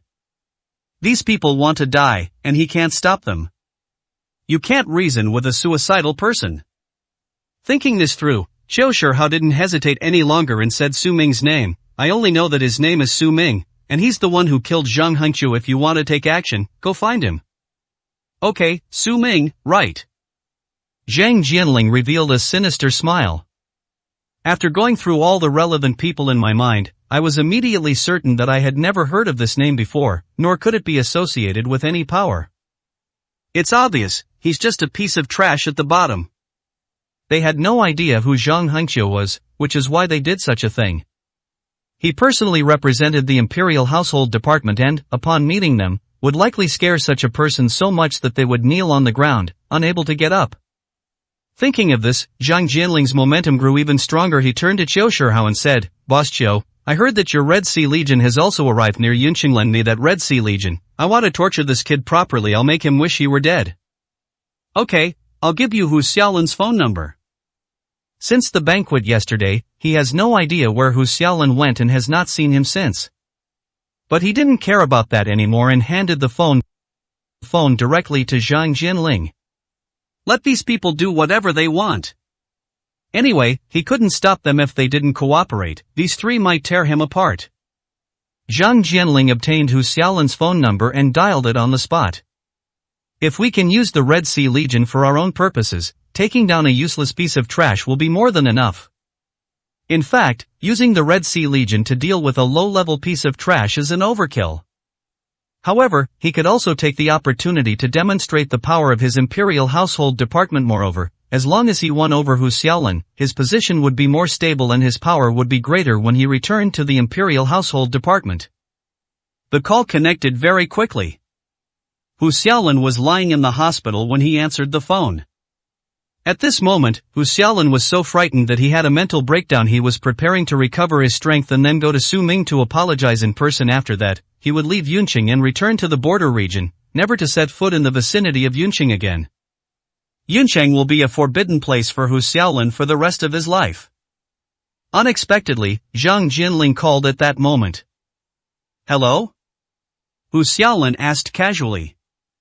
"Is this Commander Hu? I am Zhang Jianling, the Chief Steward of the Imperial Household Department. I would like to request your Red Sea Legion support to take down a kid named Su Ming in Yun City. We can also cooperate long-term and the future half of Yun City's profits can be given to you."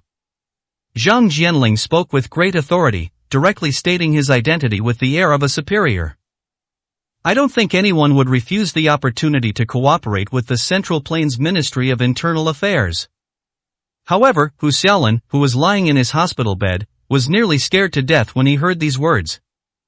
"I was so angry I almost spat out a mouthful of blood."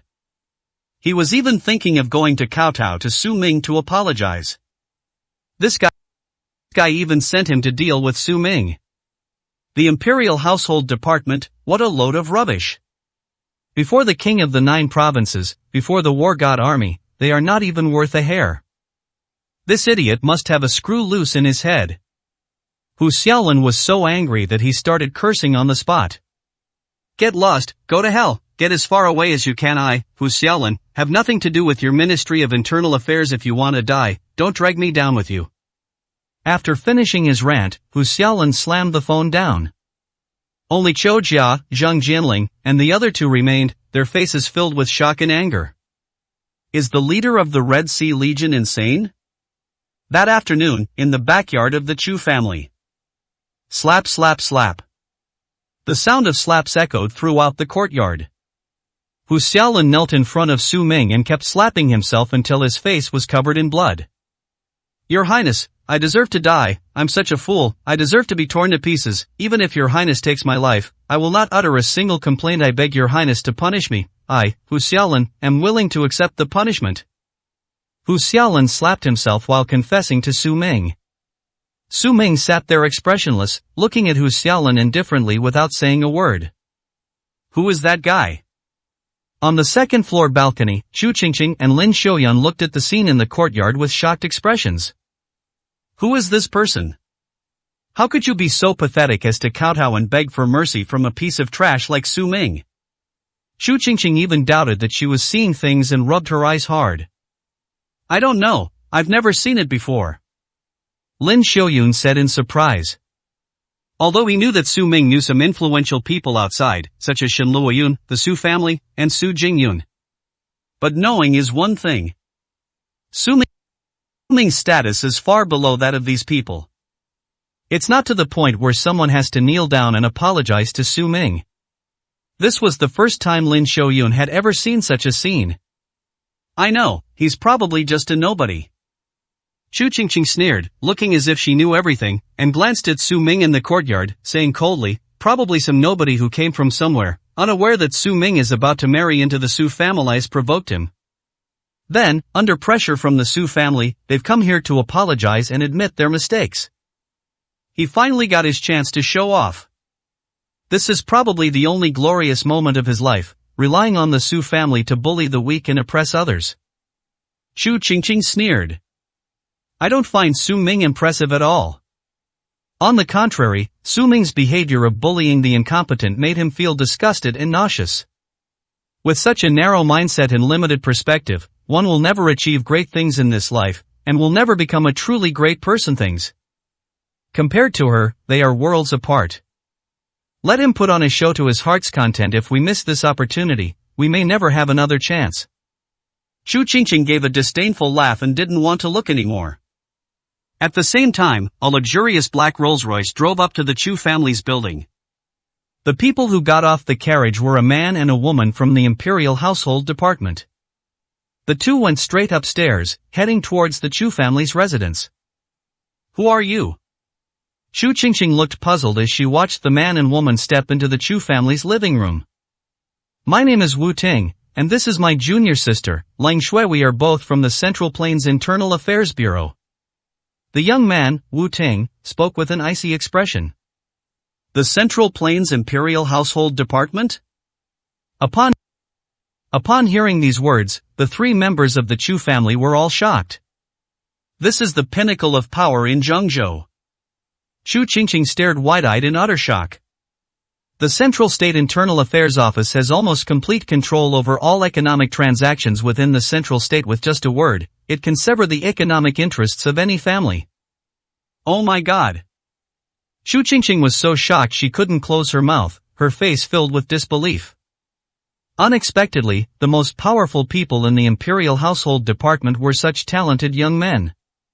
Zhang Ting, in particular, was imposing and handsome, making Chu Qingqing's heart race. Compared to this, Su Ming is utter trash. Relying on the Su family's influence, they flaunted their power in the backyard, utterly despicable and utterly unworthy of respect. 368, Chapter 368 Atonement with Death. You two are here to pick up the prescription, right? Please wait here, I'll go get it for you right away. Chu Qingqing assumed that Wu Ting and Lang Shui had also come to obtain the prescription for the antidote to the Toad Spring Dew poison. After all, this is the most valuable thing the Chu family has right now. Besides this prescription, she couldn't think of any other reason why the people from the Imperial Household Department would come to her door. Prescription? However, Wu Ting looked at Chu Qingqing with a puzzled expression. What prescription? We're here to find a kid named Su Ming. Do you know where he is? Su Ming?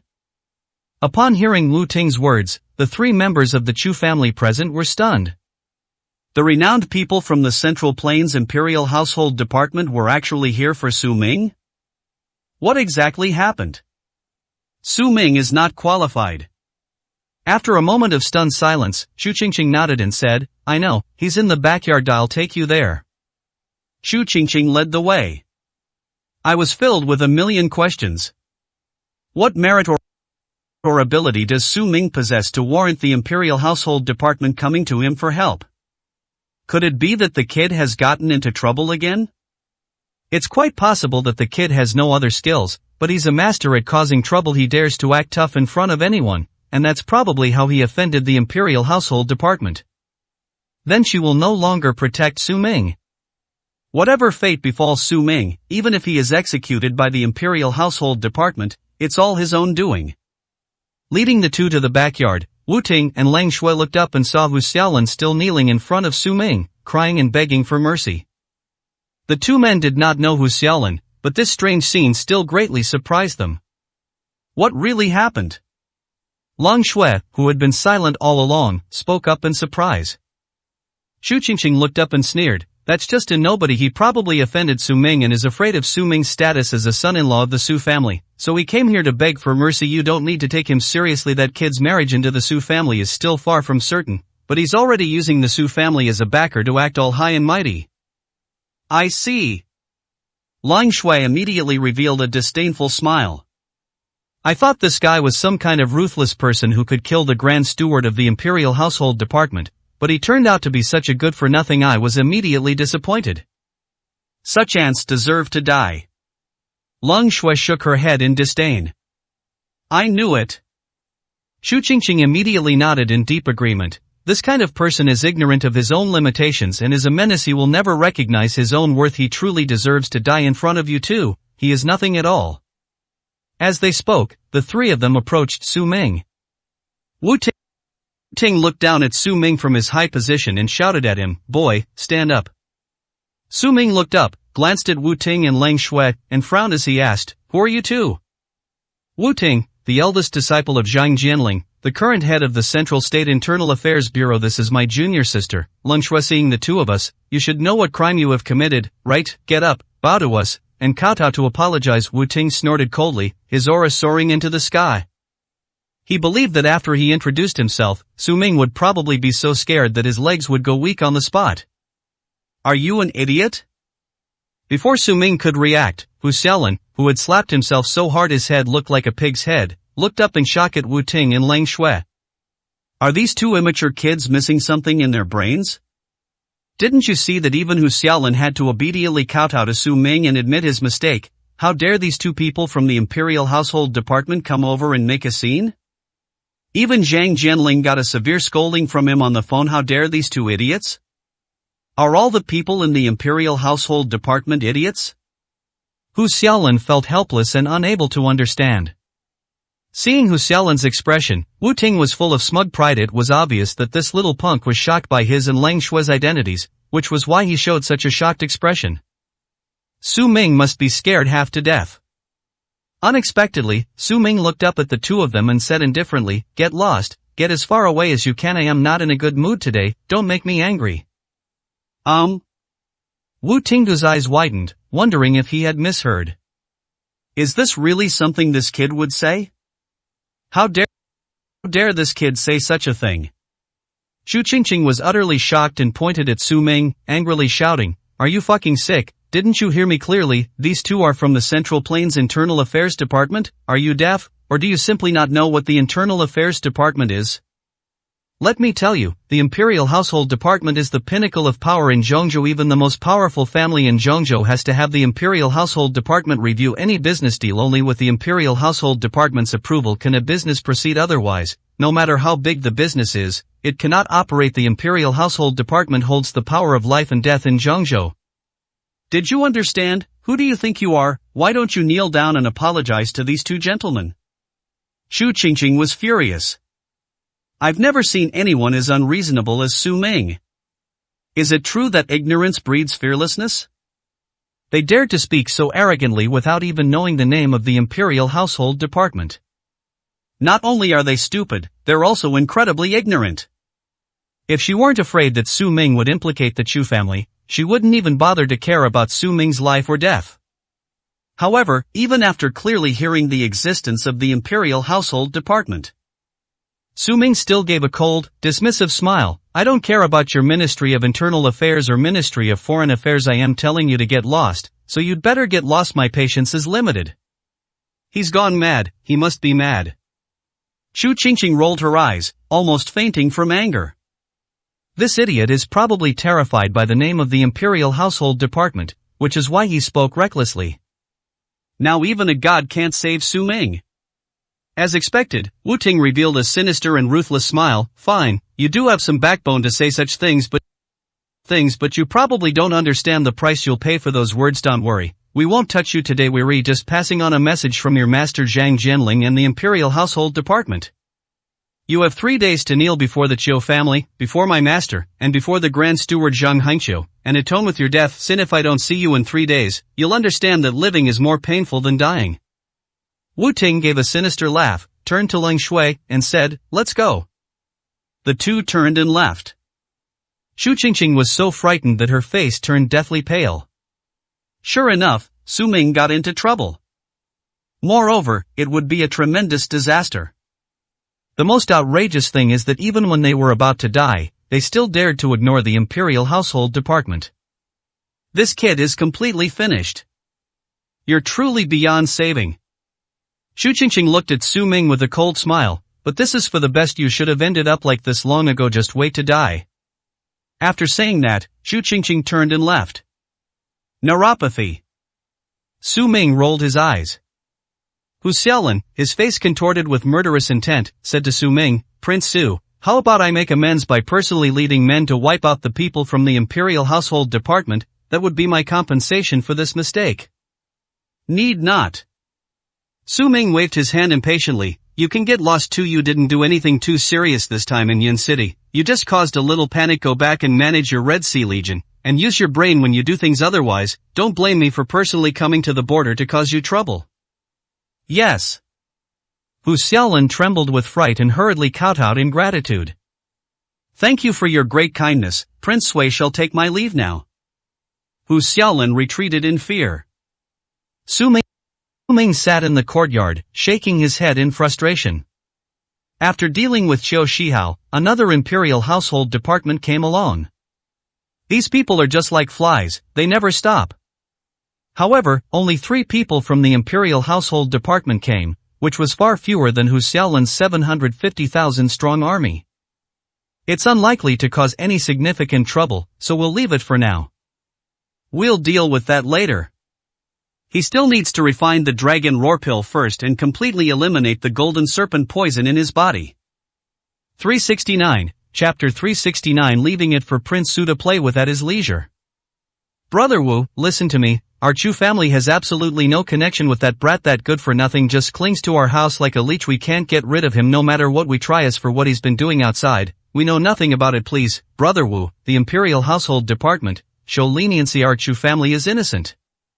Xu Qingqing caught up with Wu Ting and Long Shui, explaining urgently. Although I didn't quite understand what I was hearing just now.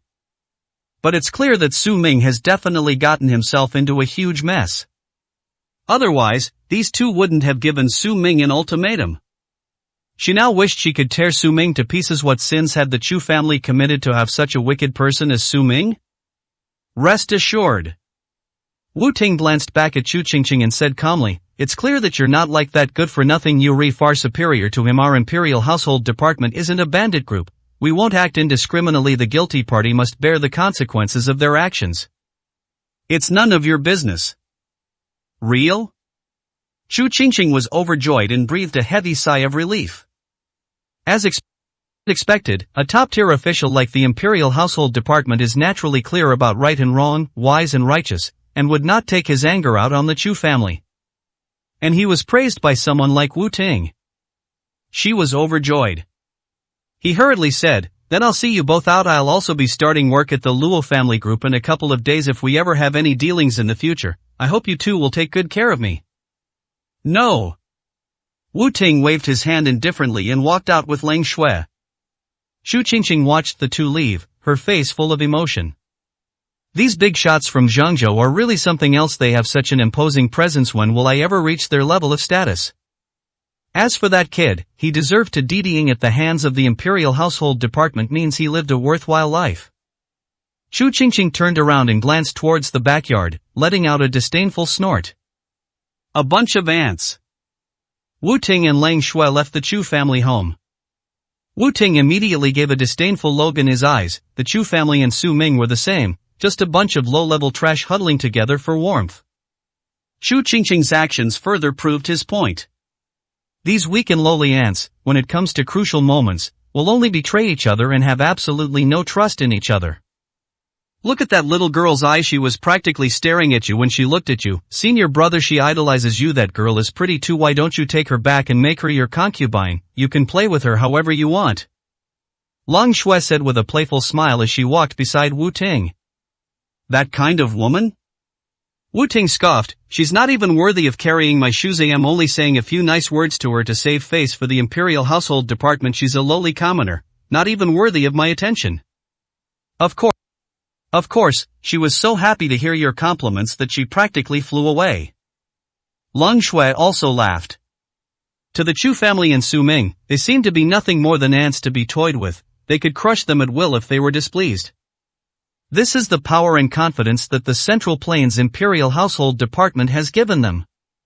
At this moment, Hu Xiaolin bid farewell to Su Ming from the backyard and came out, where he happened to run into Wu Ting and Lang Shui. Wu Ting and Lang Shui's gazes fell on Hu Xiaolin, their eyes looking at him as if he were the lowest, most pitiful, and most disgusting piece of trash in the world. After all, the fact that Hu Xiaolin could kneel down and beg for mercy from a good-for-nothing like Su Ming shows just how low Hu Xiaolin's status and position must be.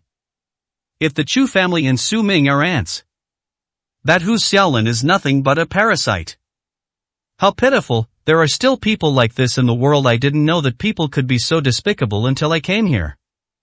This trip has truly broadened my horizons. Wu Ting looked at Hu Xiaolin with disdain and a cold smile. He even felt a pang of pity in his eyes. Hu Xiaolin was like a fly struggling to its death in a puddle. Hu Xiaolin was already feeling extremely depressed. Upon hearing this, he stopped in his tracks, slowly raised his head, and looked at Wu Ting and the other man with a cold gaze, his eyes filled with murderous intent. What are you looking at? It's already a miracle that you're still alive. Get out of here, Yuri, far too insignificant in front of the two of us. Lang Shui raised her eyebrows and smiled sarcastically. Hu Xiaolin laughed too. But it was a fierce laugh, a maniacal laugh. He walked up and slapped Wu Ting across the face. Bang! He slapped Wu Ting so hard that he fell to the ground, bleeding from his mouth and nose. What are you doing? Lang Shui was shocked and stared at Hu Xiaolin in utter astonishment. How dare these bookworms fight back? She never dreamed of this. However, without saying a word, Hu Xiaolin slapped Lang Shui across the face again. Snap! A loud, crisp slap rang out. Lang Shui was almost sent flying by the blow, falling to the ground with her snow-white face covered in blood, which instantly spilled from the corner of her mouth. Wu Ting and Lang Shui were both shocked and furious, their faces filled with disbelief. Do you know what you've done? Don't you know who we are? We are from the Imperial Household Department. Wu Ting pointed his finger at Hu Xiaolin in shock and anger, his whole body trembling with rage. However, before he could finish speaking, Hu Xiaolin stepped forward, kicked Wu Ting over, and stomped Wu Ting's head heavily on the ground. Hu Xiaolin looked down at Wu Ting as if he were looking at an ant. You are the pitiful one, your entire Imperial Household Department is pitiful. If I wanted to kill you, it would only take me a flick of my finger. The fact that you people are alive is the most pitiful thing in this world.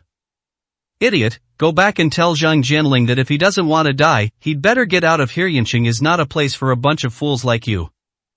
After saying that, Hu Xiaolin released his foot.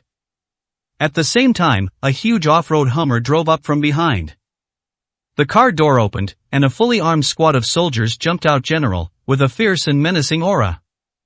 These men saluted Hu Xiaolin straight. Commander, we've come to pick you up. What's wrong with these two good-for-nothings? Did they offend you? Should we shoot them on the spot? A group of soldiers raised their guns and aimed them directly at Wu Ting and Lang Shui. The two nearly wet themselves in fright, staring in disbelief, their mouths agape, unable to utter a sound. He was so shocked that his face turned pale and he didn't dare to move. Need not. Hu Xiaolin turned around and looked at Wu Ting and Lang Shui as if they were dead. He sneered, let King Su play with it slowly. Soon they will regret stepping into this hellish place, Cloud City. Hu Xiaolin let out a piercing laugh and got into the car. The Hummer roared off into the distance. Only Wu Ting and Lang Shui, two people from the Imperial Household Department, remained sitting there, their faces full of disarray. Who exactly is this guy? King Su? Who is it? Wu Ting felt like she was dreaming and couldn't understand it at all. What exactly happened today? 370, Chapter 370. What kind of expression did the Wan family members have? One day later. Wan Shireen promoted herself extensively. Immediately, the news that the Wan family possessed the Bright Moon Pill formula from the 9 provinces medical academy spread like wildfire throughout the streets and alleys, becoming common knowledge. Countless wealthy people in Yunqing immediately changed their attitude and looked at the Wan family with new respect. He was able to gain the approval of Luo Qianshan, the head of the 9 provinces medical academy, who personally gifted him the treasured prescription Bright Moon Pill. That means the entire Wan family has been recognized by the 9 provinces medical academy and has a bright future. The fact that Wan Jia had done something so foolish as to discover that the toad spring dew was poisonous, harming tens of thousands of people, already marked a significant decline in his reputation. But once the prescription from the Kyushu Medical Academy is released, this immediately elevated the Wan family to a level that did not belong to them. With the backing of the prestigious Kyushu Medical Academy, public opinion began to turn in favor of Kyushu Medical Academy. Countless people are forced to reconsider whether what happened to the Wan family was a misunderstanding. After all, no one really wants to create poison and ruin their reputation. Moreover, it's a family. Besides, the 9 Provinces Medical Academy isn't stupid. How could they possibly be so fond of a family that concocts poisons and give them a prescription? This change in momentum allowed the Wan family to regroup and regain its reputation. The subsequent clarification conference held by the Wan family was even more popular, with countless prominent and wealthy individuals flocking to the Wan family like a tidal wave. The entire Wanjia compound was bustling with activity and noise, reaching an unprecedented level of prosperity. Even Zhang Jianling, the chief steward of the Central Plains Internal Affairs Office, personally brought his apprentices to participate. This pushed the popularity of the show to its peak.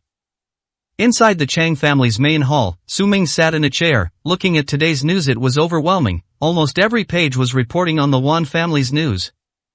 Miss Wan Shireen of the Wan family was personally selected by the lord of the manor, Luo Qianshan, who also bestowed upon her a prescription. She will be the successor of the 9 Provinces Medical Academy from now on. Wanjia has been authorized by the Kyushu Medical Academy and may become a branch of the Kyushu Medical Academy in Zhangzhou in the future, representing the Kyushu Medical Academy in handling affairs. A family like this is a once-in-a-century phenomenon. The hope of Yunqing is unique. Wan Shireen, a prodigy, will be the strongest female prodigy in Zhangzhou in the future. She is the person handpicked by the 9 Provinces Medical Academy and has a limitless future. The news is getting more and more exaggerated. They've practically turned Wan Jia and Wan Shireen into goddesses. Su Ming put down his phone, his brows furrowed so deeply they almost formed a deep frown. He never expected that a mere prescription from Luo Qianshan could cause such a sensation and reaction in Yunqing. After all, Luo Qianshan's bright moon pill prescription was nothing but a supercharged version of the rejuvenation pill in his eyes, which was considered the lowest level prescription. But upon closer examination, it wasn't a problem with the prescription at all, but rather with the reputation of the Kyushu Medical Academy. After all, with the prestigious name of the Kyushu Medical Academy, almost anyone they appointed would become wealthy, especially since they personally prescribed the medicines. Even Luo Qianshan himself probably didn't expect this. With just one prescription, he put the Kyushu Medical Institute on the shoulders of the Wan family. He had only given Wan Shireen the prescription to apologize and to gain Su Ming's forgiveness. Su Ming shook his head. I don't want to pay attention to it. The fact that Wan Jia was able to turn things around means they deserved this opportunity. Moreover, Wan Shireen's ability to wield such power and conduct such large-scale publicity indicates that she is somewhat different from before. Then let's see if every family has the good fortune to seize the opportunity. Prince Su, Master Zhao Tianxiang from the Zhao family outside requests an audience. At this moment, a servant from the Chang family entered the hall and reported to Su Ming. Let him in. Su Ming said calmly. Yes. The servant turned and left. A short while later, Zhao Tianxiang hurriedly entered the hall, came to Su Ming, knelt down with a thud, and bowed to Su Ming. This humble one is Zhao Tianxiang, who has come to pay his respects on the orders of Prince Su. Zhao Tianxiang and his daughter Zhao Yan knelt down on the ground together. Su Ming looked up and said calmly, You're here about the Toad Spring Dew prescription, right? Then just go to the Wan family. Why are you here? He had previously called Zhao Tianxiang to ask him to withdraw the Toad Spring Dew prescription. The whole thing was almost over, and this guy is late. Zhao Tianxiang knew he was a bit late, and feeling embarrassed, he said, I've come to invite Prince Su to come with me. After all, the Toad Spring Dew prescription is yours. If I want to take it back, I'll have to hand it over to you. Su Ming glanced at Zhao Tianxiang and said in a deep voice, Are you an idiot? If I wanted to collect it myself, wouldn't I go myself? I had you handle it so the Wan family wouldn't know that I was the one who gave them the prescription. Is that so hard to understand? It seems there's little chance of reconciliation between him and Wan Shireen. Therefore, he didn't want Wan Shirin to know that he had helped the Wan family. He didn't want Wan Shirin to be grateful to him, and he didn't want to have any further connection with the Wan family. I see. Zhao Tianxiang then understood.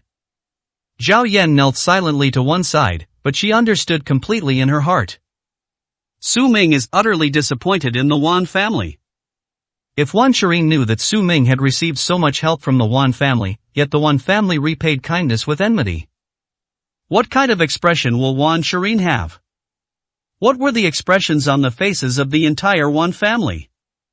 She couldn't wait to go to the Wan family home and see Wan Shirin's expressive face. I understand now. Zhao Tianxiang stood up and said respectfully, "Then I will go first, retrieve the Toad Spring Dew, and then come to pay my respects to Prince Sui, will then hand it over to you. By the way, I heard that people from the Central Plains Imperial Household Department also went to participate, so this trip probably won't be easy. Please give me some time, Prince Su." Zhao Tianxiang said sincerely. Oh, the Imperial Household Department? Su Ming raised his eyebrows slightly. The image of the man and woman who had previously gone to the Chu family to issue him an ultimatum flashed through his mind. Weren't those two also supposed to be from the Imperial Household Department? That's getting interesting. Su Ming smiled and said, "If the Imperial Household Department is involved, then I'd really like to go and see for myself. Let's go together then." Real? Zhao Tianxiang was overjoyed and his face lit up with a happy smile. With Su Ming joining the fray, he wouldn't be afraid of even 10 Imperial Household Departments, let alone one. He hurriedly and respectfully bowed, saying, "Prince Su, please." Su Ming got up and left with Zhao Tianxiang and his daughter, heading towards the Wan family's location. Soon, Su Ming, Zhao Tianxiang, and Zhao Yan arrived at the Wan family's house. Upon entering, one can already see that the entire scene is packed with people. Even previous launch events for Toad Spring Dew were not as large as today's. You brat, you dare to come here again, you dare to come to our Wan family? As they approached, Wan Hua, who was greeting guests, spotted Su Ming and immediately raised his eyebrows in anger, letting out a stern rebuke. It's not that I wanted to come, someone invited me. Su Ming looked calmly at Wan Hua and said with a faint smile. Who invited you? In the eyes of the Wan family, you're nothing but a stray dog. Who would invite you? The Wan family feels unlucky just looking at you. You should take a good look at yourself in the mirror. Wan Hua sneered, finding Su Ming's words full of holes and utterly ridiculous. I paid for it, is there a problem? At this moment, Zhao Tianxiang's voice rang out from the side, resounding and full of authority. Wan Hua turned his head and was immediately shocked, his voice trembling slightly. "Godfather." Who is your godfather? Zhao Tianxiang sneered, "Wan Shirin can be considered my goddaughter, but you're not worthy now that your Wan family has become successful. Do you even want to turn me away?" No, it's not. Wan Hua turned pale instantly, her face filled with fear. 371, Chapter 371. Is he out of his mind? What happened? Luo Hongxia and Wan Shirin came out of the living room after hearing the noise. Mom!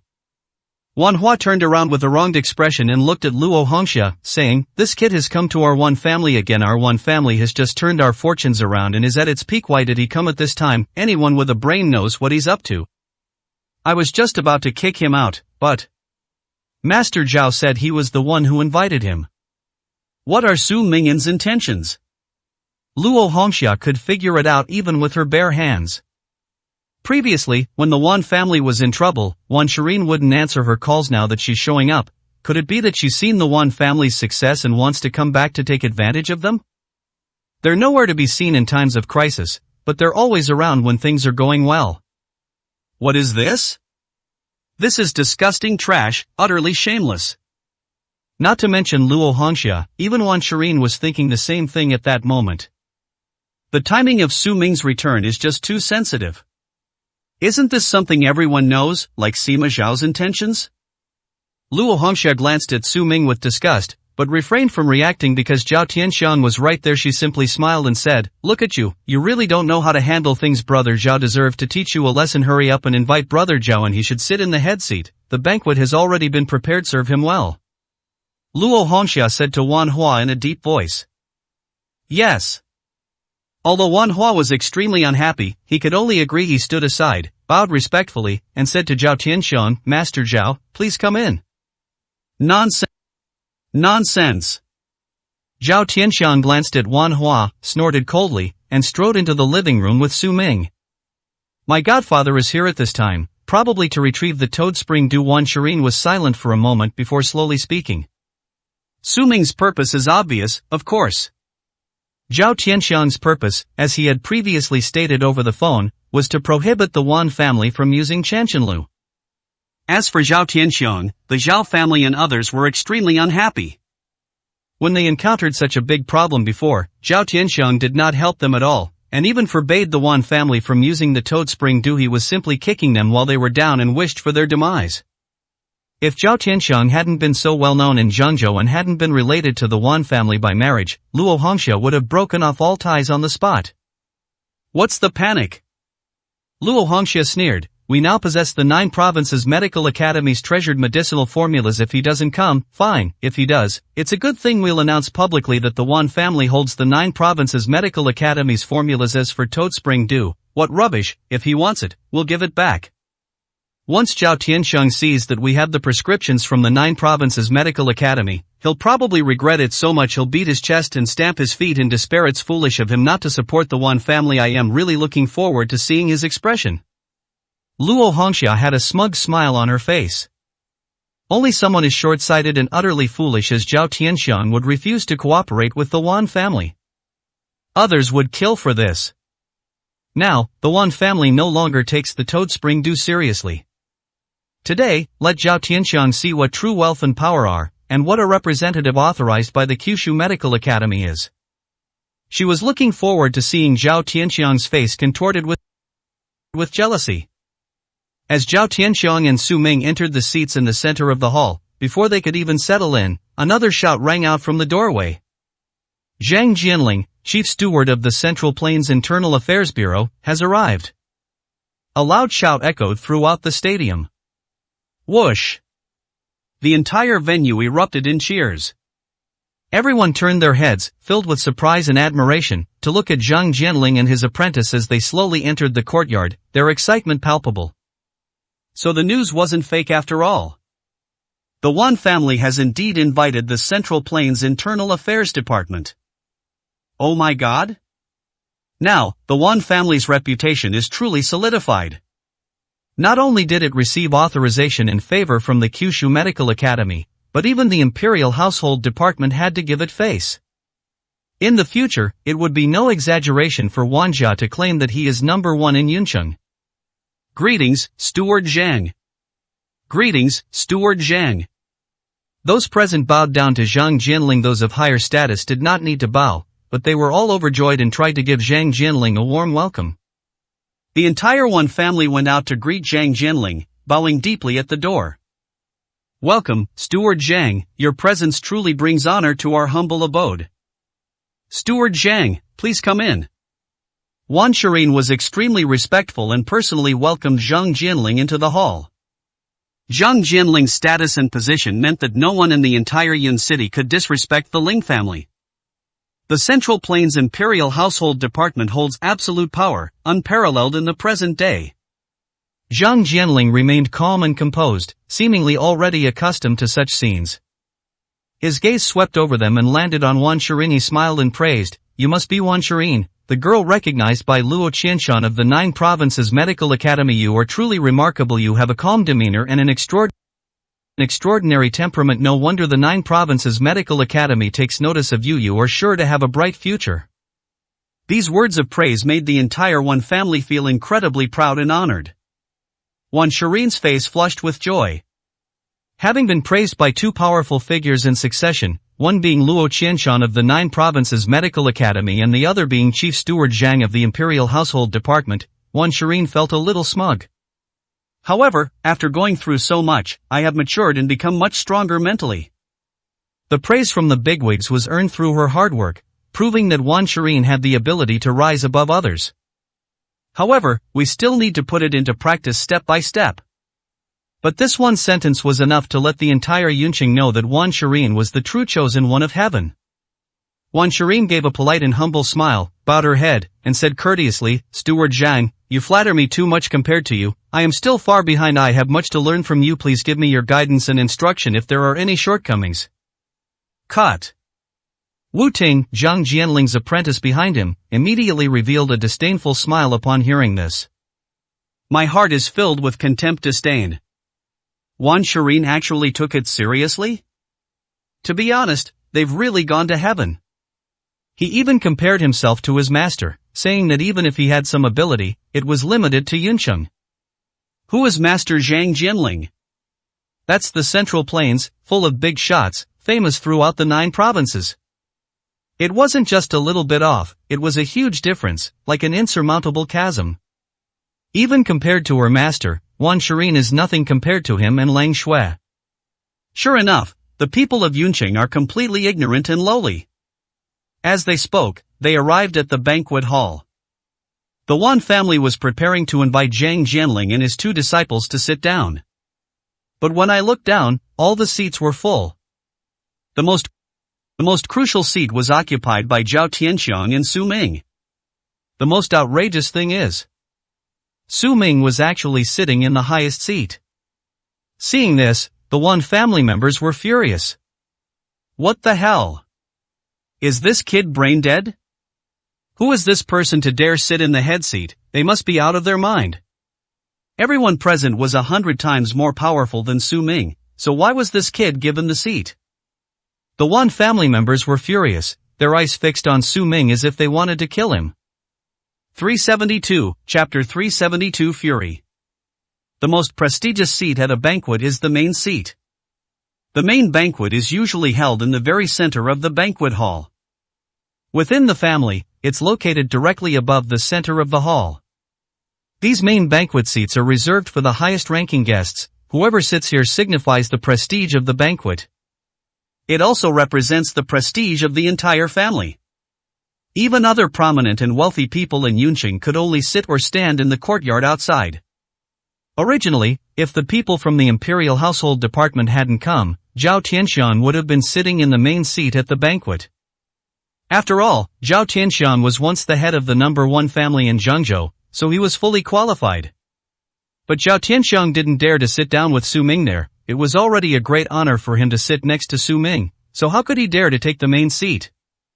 So the head seat was given to Su Ming. Su Ming sitting down angered the entire Wan family.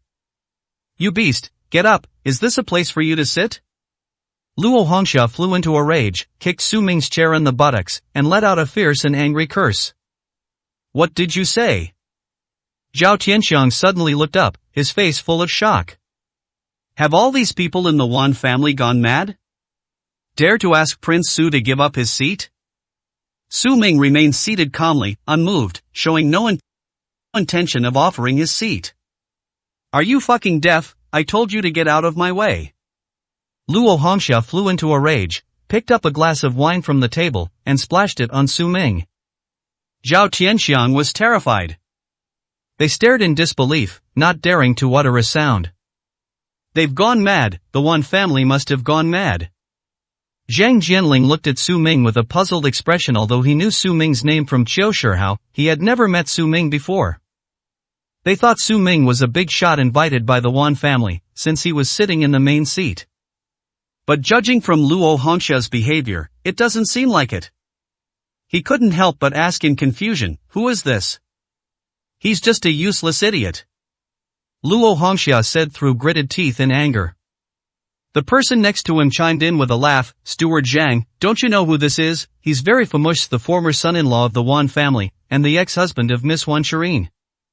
I see. Zhang Jianling immediately revealed a mocking and disdainful smile. I thought he was some important person, but he's just a clueless good-for-nothing. Zhang Jianling didn't even kneel down to pay his respects upon seeing him clearly. He's an idiot who doesn't even know what the Imperial Household Department is. The faces of the Wan family members turned extremely pale and flushed red. I wish I could kill Su Ming. The Wan family had utterly lost face, making a complete fool of themselves in front of the 3 members of the Imperial Household Department. Luo Hongxia hurriedly explained to Zhang Jianling, Manager Zhang, this guy is brainless, we kicked him out a long time ago, but he's trying to come back and take advantage of us, we'll get rid of him right away. Wan Shirin couldn't stand it any longer. She stepped forward, stared at Su Ming, and said in a deep voice, move aside, this is not a seat for you. Everyone can sit here. The fact that Su Ming is sitting alone is a huge joke. Moreover, it has also tarnished the reputation of the Wan family. Are you going to get out of here or not? If you don't, I'll have your legs broken and throw you out right now. Luo Hongxia roared at Su Ming, her eyes blazing with fury. You're asking for it. Zhao Qianxiang could no longer stand it. He slammed his fist on the table and stood up, staring at the Wan family like an angry lion. Zhao Qianxiang was filled with rage, wishing he could make the foolish Wan family kneel down and apologize. The imperial household department is nothing. Before the king of Kyushu, even the people of the imperial household department had to kneel down and pay their respects. Even Prince Su cannot sit in this main seat. In the entire Central Plains, no, even in the 9 provinces, no one else dared to sit there. Never mind. At this moment, Su Ming finally spoke. He glanced at Wan Shirin, slowly stood up, brushed the wine off his clothes, and said to Zhao Qianxiang, let's sit over there. Zhao Qianxiang could only suppress his anger and leave his seat with Su Ming, walking to the next table to sit down. The Wan family hurriedly cleaned up the seats and bowed and scraped as they invited the 3 members of the imperial household department to sit down. Their attitude was completely opposite to that towards Su Ming. They're so reckless. Zhao Qianxiang gritted his teeth in anger and said viciously, Prince Su, should I contact someone right now to wreck this Zhao family place? Make them kneel down and apologize to you. Need not. Su Ming calmly waved his hand. We're here to retrieve the prescription, not to cause trouble for the Wan family. Let them be, just get the prescription back, and don't worry about anything else. They'll regret contacting the imperial household department sooner or later. All right. Right. Zhao Qianxiang took deep breaths to calm himself down. But he couldn't swallow this insult. The more he thought about it, the angrier he became. When had Zhao Qianxiang ever suffered such humiliation? Even in Zhengzhou, there isn't one.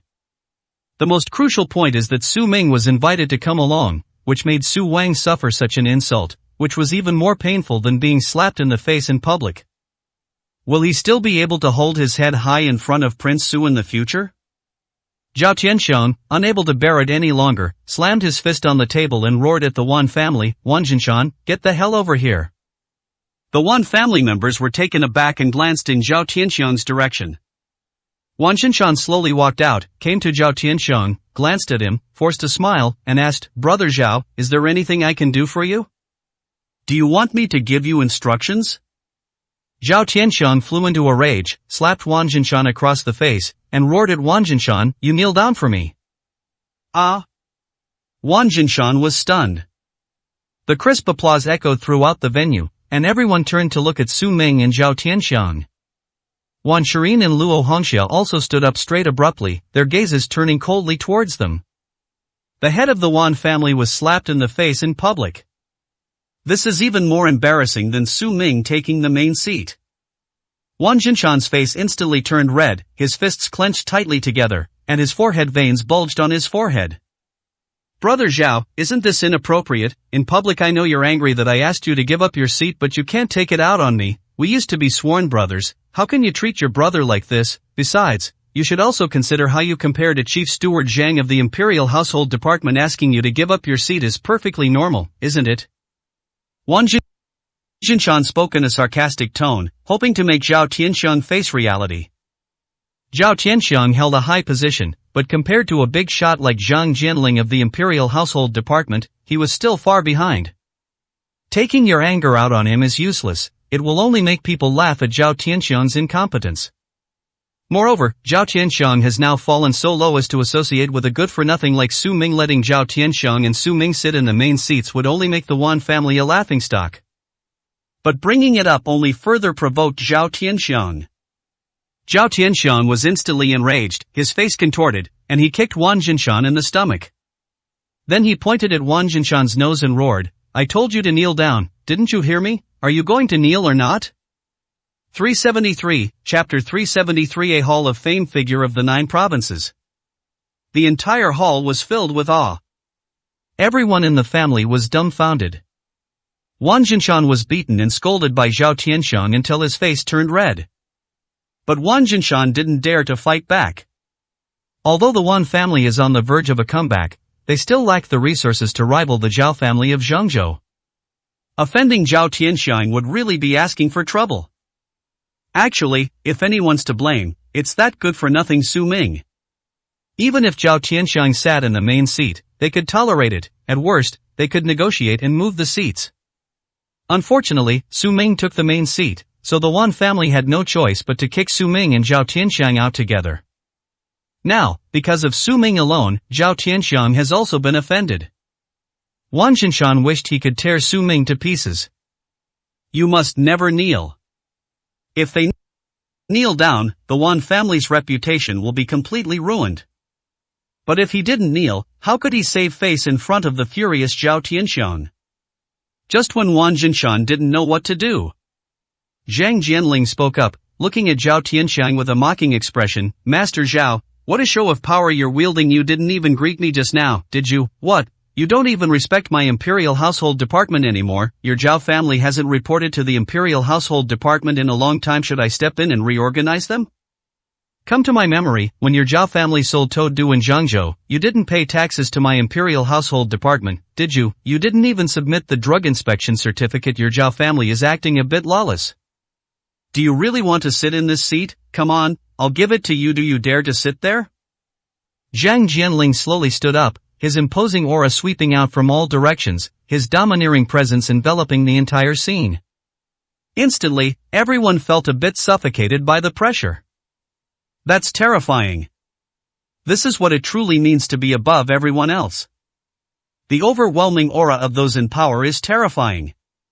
Zhang Jianling had remained calm and collected until now, and no one had noticed anything different about him. But at this moment, the aura of the head of the Imperial Household Department completely vanished, and everyone finally saw what true terror was. Compared to him, no one present dared to stand beside Zhang Jianling. Even Zhao Tianxiang is still far from it. The difference in their strength and status is already obvious. Ultimately, Zhao Tianxiang was just a businessman. Where did they get the audacity to act so presumptuously in front of a big shot like Zhang Jianling? Only now did Wan Shirin truly witness the power of the chief steward of the Imperial Household Department. It could be said that Zhang Jianling and Luo Qianshan were almost on the same level of big shots. No, it's even stronger in terms of momentum. Luo Qianshan didn't possess Zhang Jianling's audacity to terrify thousands with a single word. This is what a true powerhouse is. At this moment, Zhao Tianxiang was as weak as an ant in front of Zhang Jianling. Not to mention Su Ming, she couldn't even compare to her, and was pitifully insignificant. Come on. Zhang Jianling let out another fierce shout, his face full of imposing and murderous aura, and roared at Zhao Tianxiang. Zhao Tianxiang trembled, his face turned ashen, and he was shaking with rage. But he really couldn't challenge Zhang Jianling. Zhang Jianling was about to make a move and send the people from the Central Plains Internal Affairs Bureau to completely shut down the Zhao family, so they wouldn't even be able to afford food tomorrow. That's fine. At this moment, Su Ming, who had been drinking tea, slowly spoke. A smile on his face, he glanced at everyone present and said to Wang Jinshan, Master Wan, we are just here to reclaim what belongs to us. We are not here to cause trouble. Zhao Tianxiang also just wants to retrieve the Toad-Spring-Du prescription. The Toad-Spring-Du belongs to the Zhao family, doesn't it? Let's return the prescription to him and leave. Give it to him. Luo Hongxia said sternly, give them the things and tell them to get out. Immediately, Wan Hua went to the back to retrieve the prescription for the Toad-Spring-Du and ran out to hand it to Wang Jinshan. Wang Jinshan then gave it to Zhao Tianxiang. Get out. The Wan family members laughed disdainfully at Zhao Tianxiang and Su Ming. Toad-Spring-Du, you piece of trash, you almost bankrupted the Wan family. Zhao Tianxiang, you've never been kind to us. Do you still want the Wan family back? Unfortunately, our Wan family is lucky enough to receive a prescription personally given to us by Lord Luo of the 9 Provinces Medical Academy. Take your trash back with you. Get out of here. Our Wan family doesn't entertain treacherous people like you, or the trash around you who've been kicked out. Luo Hongxia laughed triumphantly. Everyone in the Wan family was incredibly proud. At this moment, the Wan family finally felt proud and could finally hold their heads high. With prescriptions from the Imperial Medical Academy of the 9 provinces and the Central State Imperial Household Department in charge, even Zhao Tianxiang had to obediently keep his tail between his legs. A chorus of mocking voices and arrogant faces. Zhao Tianxiang trembled all over, his face turning pale and red, looking as wilted as a frostbitten eggplant. "Let's go." Su Ming simply said something to Zhao Tianxiang in a calm and silent manner, and then walked outside first. Zhao Tianxiang turned his head, gave the Wan family a deep look, and then followed Su Ming out. Upon arriving outside the Wan family's residence, Zhao Tianxiang knelt down in front of Su Ming with a thud, his face filled with self-reproach and guilt. "Prince Su, it's my fault for being useless and making you lose face. I never imagined that the Wan family could be so shameless. I'll contact the people from Zhengzhou right away, and I'll make sure the Wan family can't move an inch," Zhao Tianxiang said through gritted teeth. Su Ming ignored Zhao Tianxiang and simply picked up his phone to make a call.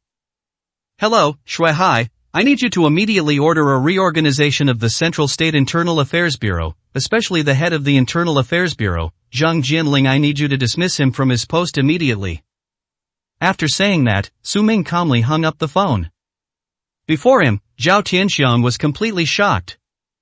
He looked up, staring at Su Ming in disbelief. "Shui Hai, could it be Shui Hai, the Grand Steward of the 9 provinces? Yeah, that's him. We haven't given him any work in ages. I think he's had enough of being idle. He doesn't even realize he has such a piece of trash under his command. He needs to stretch his legs a bit," Su Ming said with a smile. "Oh my God." Zhao Tianxiang was so shocked that he almost fainted. Grand Eunuch Shui Hai, who was that person? That's a top-tier figure in the 9 provinces. They serve directly for the emperors of the 9 provinces. It's not that I didn't know such a scoundrel had come from my subordinates, it's that the Grand Eunuch's position is too high. Someone like Zhang Jinling is several levels below him. In terms of official rank, Steward Shui is at least 7 or 8 ranks higher than Zhang Jinling. At such a level, Shui Hai probably had never even heard of someone like Zhang Jinling. King Su's order was far too significant, reaching directly to the Grand Eunuch, which alarmed everyone in the 9 provinces' palace. He couldn't even imagine what would happen to Zhang Jinling. No wonder that even when he was humiliated by the Wan family and Zhang Jinling showed off his power, Su Ming remained unmoved and indifferent. In Su Ming's eyes, Zhang Jinling was the worst of the worst. How could it possibly cause Su Ming the slightest emotional fluctuation? Zhao Tianxiang was completely speechless, and only then did he realize how far he was from those at the top of power. 374, Chapter 374. Even gods can't save you. Master, the kid next to Zhao Tianxiang just now was Su Ming, the one who killed Zhang Henke is the one we're looking for.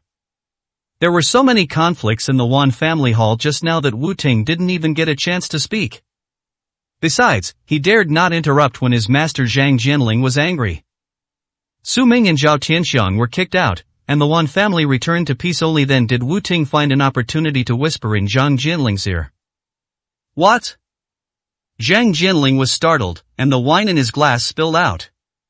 "Why didn't you say so sooner?" Zhang Jinling turned around angrily and stared at Wu Ting. If he had known earlier that Su Ming was the one who killed Zhang Hengqiu, would he have given Su Ming a chance to escape? At this banquet, he will directly target Su Ming. Although it's not certain that Su Ming will be killed in public, everyone needs to see what kind of fate awaits that good-for-nothing. It's such a shame we missed out. Wu Ting replied with a wronged expression, "I didn't have a chance to tell you just now."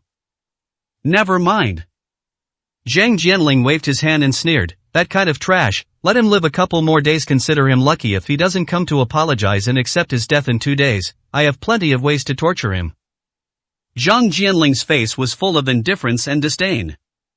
In his eyes, Su Ming was nothing but trash. As the chief steward of the Imperial Household Department, crushing such an ant would be effortless for him. "Thank you very much, Steward Zhang, for your help to our Wan family. This is a small token of our gratitude. Please accept it." Wang Jinshan, Luo Hongxia, and the rest of the Wan family gathered around, expressing their gratitude to Zhang Jinling and his 2 companions with utmost respect and sincerity. and also presenting them with a check as a token of their appreciation. The check was opened and read 5 billion. Good heavens! The Wan family is really generous. Zhang Jianling remained unmoved, but the two young disciples, Wu Ting and Lang Shui, widened their eyes in surprise. 50 billion, even the Zhengzhou families might not be that generous. I never imagined that such a small place as Yunqing would have so much wealth in every household. Moreover, this is for their private use, without going through the Ministry of Internal Affairs, which means that the 5 billion can be 100% put into their pockets. This 5 billion was originally intended for Luo Qianshan of the 9 Provinces Medical Academy. Luo Qianshan didn't care about money at all, so he didn't even have the chance to offer it at that time. Now this has come in handy. The Wan family's apology was only partly an attempt to win over the government. If they could gain the support of the Imperial Household Department, their reputation would rise to an unimaginable level. Wan Xinshan said respectfully, when Zhao Tianshan came to cause trouble, if it weren't for Steward Zhang's intervention today, our Wan family really wouldn't know what to do, but Zhao Tianshan didn't dare to utter a single word in front of Steward Zhang. This shows that Steward Zhang's prestige is unparalleled even in Zhengzhou. The name of the Imperial Household Department is indeed extraordinary. Wan Xinshan showered Zhang Jianling with flattery. Zhang Jianling felt flattered and grinned. Zhao Tianxiang is just a lackey. There are plenty of people like him in Zhengzhou for me. It's just a piece of cake. That's it. Our Wan family has a small request. In a couple of days, we will officially launch the Kyushu Medical Palace Bright Moon Pill. We would like to invite Steward Zhang to attend the ribbon-cutting ceremony and have him oversee things for our Wan family. For this, we have prepared a generous gift, 20% of the Bright Moon Pill's net profit. We wonder if Steward Zhang would be willing to do us the honor. Wan Jinshan had a big smile on his face. 20% profit? Upon hearing this, Wu Ting and Lang Shui were even more shocked. The profits brought back by the sale of this elixir are immeasurable. For example, back in Zhengzhou, the Zhao family relied on a single Toad Spring Dew item to propel their economy to the top of the entire region, earning them the title of the number 1 family. One Toad Spring Dew alone has earned at least hundreds of billions. Even 20% would amount to tens of billions. If this money fell into the hands of the 3 of them, it would be a windfall. Young people are not immune to temptation. Even the most talented young men in the Imperial Household Department revealed a glint of greed in their eyes. Most importantly, this is a prescription from the Kyushu Medical Academy. Being able to name prescriptions for the Kyushu Medical Academy would greatly enhance their reputation. Zhang Jianling naturally understood these benefits as well. He immediately nodded with a confident smile. Your Wan family has such ambition. You truly deserve to be chosen by the 9 Provinces Medical Academy. I, Zhang Jianling, accept. I will make you proud. Very good. Upon hearing this, the Wan family members were so happy they almost jumped for joy. In addition to the Kyushu Medical Bureau Daimyo, there is now another one, the Kyushu Household Department. Oh my God! This is truly a windfall. The Wan family has been blessed by heaven. Good fortune has descended upon them. Sis, we've struck it rich. Wan Hua excitedly grabbed Wan Shirin's arm, overjoyed. Wan Shirin, on the other hand, was much calmer. Faced with enormous profits, no one would refuse. Simply put, this is a win-win situation. Sure enough, her decision from the beginning was correct. The Wan family still needs her to make the decisions so that she can guide the Wan family back on the right track. This will surely shock Yuncheng. It will make someone like Su Ming look up to her completely and realize just how big the gap is between them. As for Zhang Yilin of the Tianming Chamber of Commerce, she will have to trample them under her feet from now on. Ding ding ding. Just then, Zhang Jianling's cell phone rang. He took it out and looked at it, and couldn't help but show a puzzled expression. The phone call was actually coming from the Imperial State of Kyushu. Zhang Jianling answered the phone, puzzled. Hello?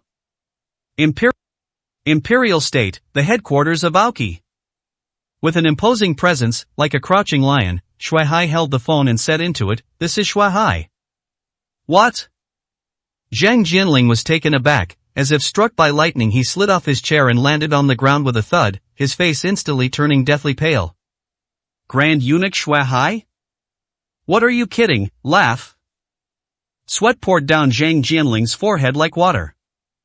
Impossible, absolutely impossible. In the Imperial Household Department, Shui Hai's name was practically godlike. High above, untouchable. Zhang Jianling never dreamed that one day, such a call would come to his mobile phone. This is fake. Zhang Jianling made a judgment almost immediately.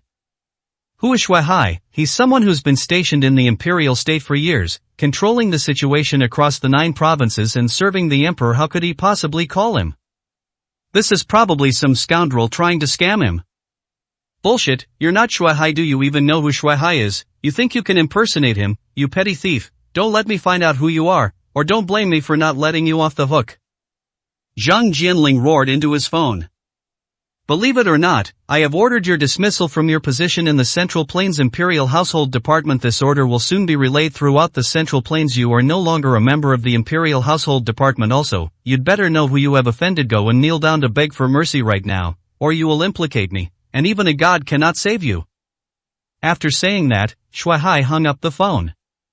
375, Chapter 375 Ordinary People. Bullshit. Enraged, Zhang Jianling launched into a tirade of profanities over the phone. Who else have we offended? With Zhang Jianling's status and position, he could do whatever he wanted in Zhengzhou, let alone now that he was in Yuncheng. Who can I offend? Even if the city lord Huangrenqing came, he would have to kowtow to him. They don't even know where he is, yet they dare to call and lie, spreading alarmist rumors. When we get back, we really need to investigate this thoroughly and expose this henchman impersonating Shui Hai, tearing him to pieces. What's wrong? The Wan family members stared at Zhang Jianling in astonishment, and were also shocked by his reaction. What kind of person could make Zhang Jianling so angry? Zhang Jianling put away his phone, gritting his teeth and sneering, I don't know where this petty thief came from, impersonating the Grand Eunuch Shui Hai to threaten me over the phone. What a damned bastard. Don't let me find out who he is, or I will never let him get away with this. Such a thing is true. The Wan family members were also greatly alarmed. To dare impersonate even the Grand Eunuch, that person truly deserves to die. Don't worry, Chief Eunuch Zhang, our Wan family will thoroughly investigate. If it was done by someone from Yuncheng, find them, we'll definitely teach them a lesson, and then hand them over to you. Wan Jinshan took the lead and hurriedly made a promise to Zhang Jianling, speaking with righteous indignation.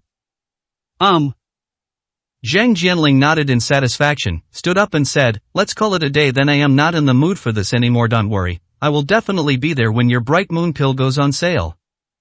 Thank you very much, Steward Zhang. Everyone knelt down to express their deepest gratitude. Shireen, what are you standing there for? Hurry up and see Steward Zhang off. Wan Jinshan shouted at Wan Shireen. Wan Shireen saw Zhang Jianling and the other 2 off as they left the Wan family home. Upon arriving at the door, the 3 got into the car.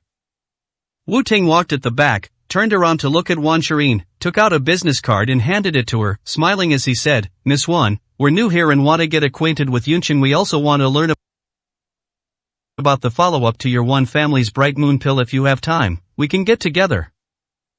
Good. Wan Shireen nodded hurriedly and took the business card. I couldn't help but feel happy. Is Wu Ting's behavior an expression of affection for her? It's different when you stand out. Even the most favored sons of the Imperial Household Department will look favorably upon her. Wu Ting's status was far superior to any of the men she had known before. Moreover, he is Zhang Jianling's eldest disciple. If she can get along well with him, it will be of great help to her in the future. Moreover, Wu Ting is top-notch in both appearance and temperament. In front of Wu Ting, Su Ming was like a dog, utterly unbearable to look at. So Wan Shireen happily agreed. Zhang Jianling and the other 2 then left. Meanwhile, the Imperial Household Department in Zhengzhou, thousands of miles away, was in an uproar. A secret order from the Imperial State was passed down through the ranks and finally reached the headquarters of the Imperial Household Department. When the high-ranking officials of the Imperial Household Department saw the secret order, they were all terrified. It was passed down from the Imperial Palace headquarters, and it also bears the personal seal of Shui Hai, the Grand Eunuch.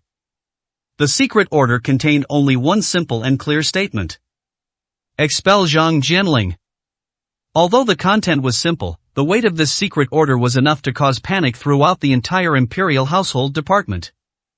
If it were just a matter of expelling Zhang Jianling, there would be no need for an order from the Imperial headquarters. A high-ranking official in the Internal Affairs Department could issue such an order.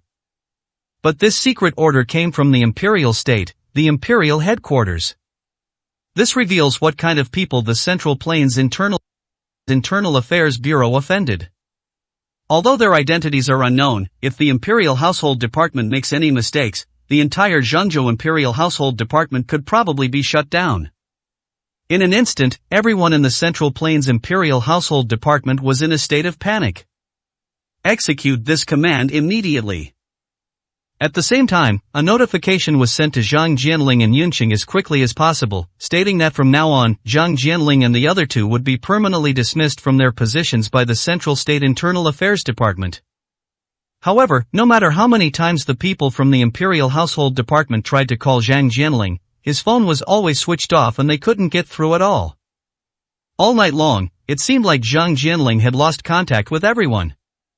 This drove the Central Plains Internal Affairs Department crazy. They didn't even dare to imagine the consequences if they couldn't contact Zhang Jianling and carry out the orders. The entire Central Plains Imperial Household Department is doomed. Immediately, the Imperial Household Department not only made a phone call, but also dispatched more than a dozen people to Yunqing. I'll carry it out myself. In Yunqing. Disturbed by Shuaihai's phone call, Zhang Jianling turned off his phone as soon as he got back. Anyway, he rarely uses his phone. This will also save him from further harassment by petty thieves. However, his phone being switched off caused an uproar at the Central Plains Internal Affairs Bureau. He was unaware of the impending disaster, still scheming about how to extract more benefits from the Wan family and how to deal with Su Ming to avenge his godfather, Zhang Hengqiu. Early the next morning, Zhang Jianling's two apprentices, Wu Ting and Lang Shui, were the first to arrange a meeting with Wan Shirin outside. The address is Yunqing International Hotel. Wan Shirin dressed up in her finest clothes and went to the International Hotel with her younger brother, Wan Hua, for their appointment. Upon arriving at the entrance of the International Hotel, Wan Shirin saw a familiar figure. It was Su Ming.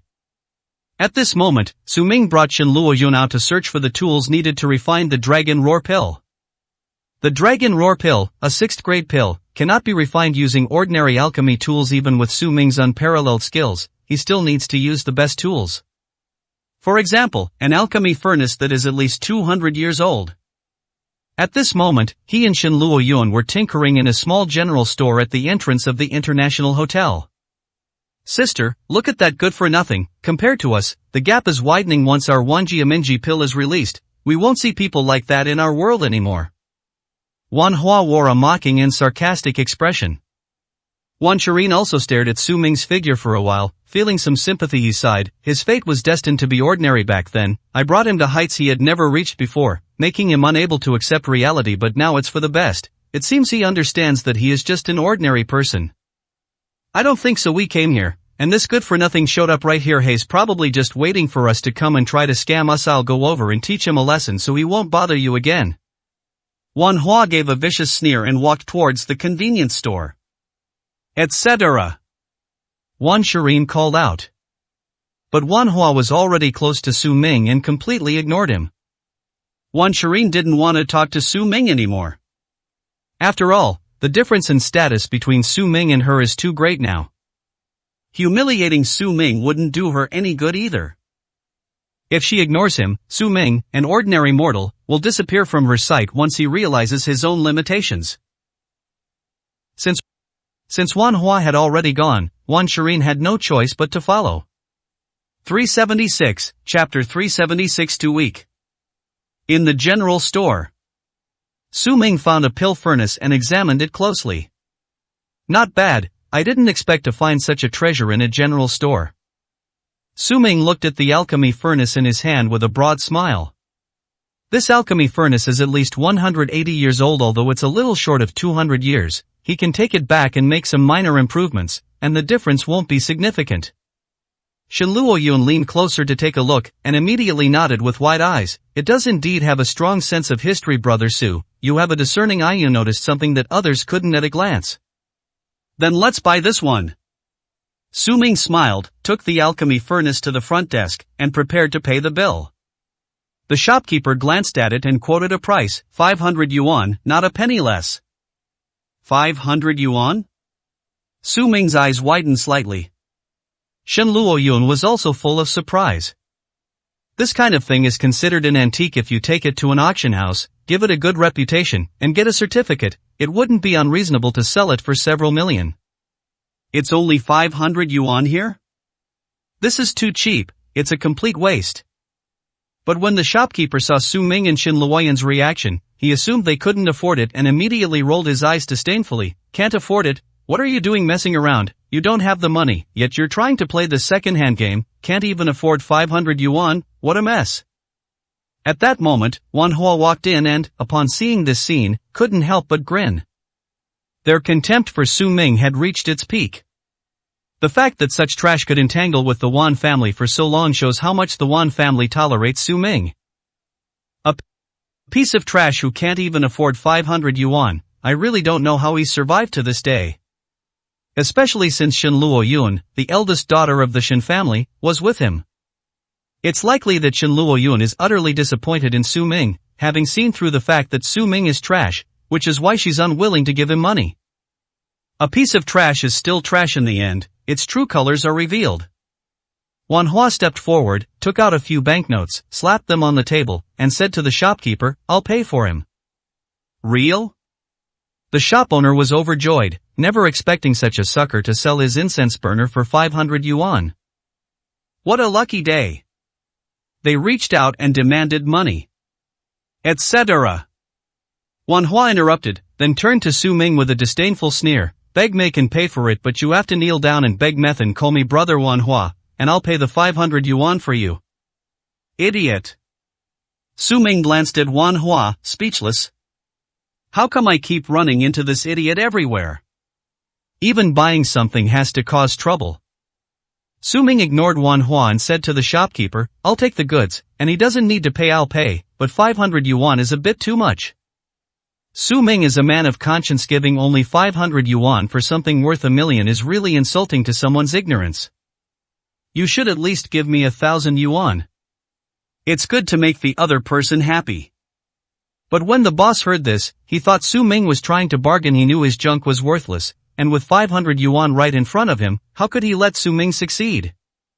He immediately glared at her and said angrily, that won't do. 500 yuan is 500 yuan, not a penny less. Besides, others are willing to help you pay. What are you trying to prove? You just asked for a few words and called me brother. What's wrong with that? These days, everyone calls each other brother. Young man, don't think too highly of yourself. Your dignity isn't worth much. Know when to bow your head. A real man knows when to bend and when to stand firm. Did you hear that? Wan Hua grinned, extremely smug, and said arrogantly, even a small grocery store owner like him knows how to handle people better than you. That's the difference. So you're a good for nothing, while he can run a shop now. Can you kneel down and call me brother? What are you talking about? Who do you think you are? Shen Luoyun couldn't stand it anymore. Her eyebrows furrowed, and she shouted at Wan Hua. Miss Shen, haven't you figured it out yet? A man who can't even afford 500 yuan isn't worth your attention. You might as well come with me. Me One family is different now. Once the Bright Moon Pill is released, my One family can directly enter Zhengzhou and rank on the Zhengzhou rich list. By then, if you still try to curry favor with me, you'll be finished. Wan Hua chuckled. You idiot. Shen Luoyun was furious, her pretty face turning red with anger, and she stepped forward and slapped Wan Hua across the face. Do you want to die? Wan Hua was immediately enraged and raised his hand to attack Shen Luoyun. But he didn't notice that Su Ming's eyes were already icy cold, revealing a murderous intent. Wan Hua, stop. At that moment, Wan Shirin's voice rang out. Wan Shirin slowly walked into the general store. Upon seeing Wan Shirin, the cold killing intent in Su Ming's eyes subsided slightly. Sister, this woman hit me, how can I let her get away with it? Wan Hua said through gritted teeth, her face full of fierceness. Alright, shut up. Wan Shirin gave a low shout and rebuked Wan Hua to the side. Then he walked up to Su Ming, took out a check from his pocket, and handed it to Su Ming. This is 20 million. You've been following me, probably for the money. Yes, I was the one who wronged you by initiating the divorce. I also wronged you by leaving with nothing, but back then, the Wan family's finances were limited. I couldn't offer you any help. Consider this money as compensation. Take it. It's enough to ensure you a comfortable life for the rest of your days. Don't follow me anymore. Ha! Su Ming stared wide-eyed, looking completely bewildered. He thought Wan Shireen would say something nice. This behavior turned out to be even more infuriating than Wan Hua's. Su Ming was at a loss for words, and could only shake his head with a self-deprecating laugh. He laughed at himself for thinking Wan Shireen was unique back then. Now it seems that Wan Shireen is no different from any other woman. Wan Shireen, why do you think money can solve everything? You can see Su Ming mocking himself. Seeing Su Ming smile, Wan Shireen thought he felt guilty and dared not accept the money because it was too much. He couldn't help but smile and said, "Don't worry, this money is from me personally. It has nothing to do with the Wan family. The Wan family won't cause you any trouble, and don't worry about not being able to accept it. After all, marrying me wasted 3 years of your life." Su Ming was now completely frustrated. He shook his head and said, "I won't take the money. You can keep it if that's really what you want. Let's just pretend we never met. Don't worry, if you want, you'll never see me again." Upon hearing Su Ming's words, Wan Shireen suddenly felt a pang of sadness. But she quickly concluded that it was simply sympathy for Su Ming. After all, Su Ming is too weak in her eyes right now. Wan Hua chimed in, his face full of sarcasm. "Stop pretending. You probably just want to snatch the check, don't you? 20 million. Someone like you could never earn that in a lifetime. It's only because my sister is kind that she's giving it to you. Consider it a favor to a beggar. Hurry up and kneel down to thank my sister." 377, Chapter 377. He was just an ordinary person after all. Hello? Inside the grocery store, Wan Shireen held a check in one hand and answered the phone with the other. The call was from Wu Ting. Wu Ting and Lang Shui had been waiting at the hotel for half a day, but Wan Shireen had not appeared, so they called to urge her. "Miss Wan, why haven't you arrived yet? Are you stuck in traffic? Should I send someone to pick you up?" Wu Ting asked with concern over the phone. "I've arrived. I was downstairs for a bit, but I'll be right up." After Wan Shireen finished speaking, she hung up the phone. "Did you hear that?" Standing behind Wan Shireen, Wan Hua smugly looked at Su Ming and sneered. "Did you hear who made that call?" It was Wu Ting, the apprentice of Chief Steward Zhang from the Imperial Household Department. "Our Wan family has formed an alliance with the Imperial Household Department. From now on, Yun City won't be enough for the Wan family to do. The Central Plains and the 9 provinces are our stage. Now you know how big the gap is between me and my sister. Stop being shameless, take the money and get out of here." Wan Hua laughed arrogantly and incessantly. Wan Shireen also lost her patience, handed the check to Su Ming and said indifferently, "Hurry up and take it. I have things to do and don't have time to waste with you." Su Ming smiled slightly and shook his head. "If your matter involves contacting Zhang Jianling's apprentice, I advise you to give up. Zhang Jianling and his 2 apprentices have already been dismissed by my order. They are no longer members of the Imperial Household Department. Besides, Wu Ting isn't a good person either. Not good for you, so you'd better cut off all contact with them as soon as possible." "Ha!" Wan Hua was dumbfounded when he heard Su Ming's words. He stared blankly at Su Ming as if he were an idiot. This kid must have been driven mad by the realization of the gap between himself and the Wan family. How could someone say such crazy things? They also dismissed the head of the Imperial Household Department and Zhang Jianling, among others? Is this kid crazy? Wan Hua found it utterly ridiculous and was completely certain that Su Ming was an incurable idiot. With a sneer, he urged Wan Shireen, "Sister, don't pay attention to this good-for-nothing. Listen to him. Is he even speaking human language? At this critical moment, he's still trying to get your attention. How foolish. Don't waste time, young Master Wu is still waiting." Wan Shireen nodded slightly, also feeling that she couldn't let Su Ming delay her friendship with the Imperial Household Department. She immediately said to Su Ming in a deep voice, "Hurry up and accept it. Even if you don't accept it, I won't look at you with any respect. I won't accept it, because 20 million is of no use to me. Even if you give it to me, I'll throw it away," Su Ming said calmly. But in Wan Shireen's eyes, Su Ming was just being stubborn and argumentative at the last moment. How could I possibly throw it away? 20 million is enough to change Su Ming's mediocre life. However, Su Ming couldn't bring himself to do it. She was already used to Su Ming's prideful personality. But Su Ming's behavior only made her look down on him even more. If you can't even learn to bow your head in the face of profit, you'll never amount to anything, because the world won't revolve around you. Whatever. Wan Shirin glanced coldly at Su Ming, forcefully stuffed the check into Su Ming's hand, and then turned and left with Wan Hua. He didn't look back even once. Sis, do you think that kid will really throw the check away? Wan Hua asked with a playful smile. Unlikely. Wan Shirin said calmly. I think so too. That kid's probably ecstatic right now. He's never seen so much money in his life and he's throwing it away. He really went to great lengths to get your attention. What a pathetic wretch. Wan Hua laughed heartily, and the two of them stepped into the international hotel together. Inside the grocery store, Su Ming was speechless. He didn't even bother to look at the check in his hand and simply tossed it to the store owner. Here's your 20 million, consider it the purchase of this alchemy furnace. After saying that, Su Ming picked up the alchemy furnace and took Shen Luoyun back to the Chang family. Ha! The grocery store owner was completely dumbfounded. Looking at the check in my hand, I was practically going crazy. 20 million? That's a whopping 20 million, that's enough to buy 200 of his general stores. Just give it to him like that? This is truly a battle of gods. Does that kid really not care about 20 million?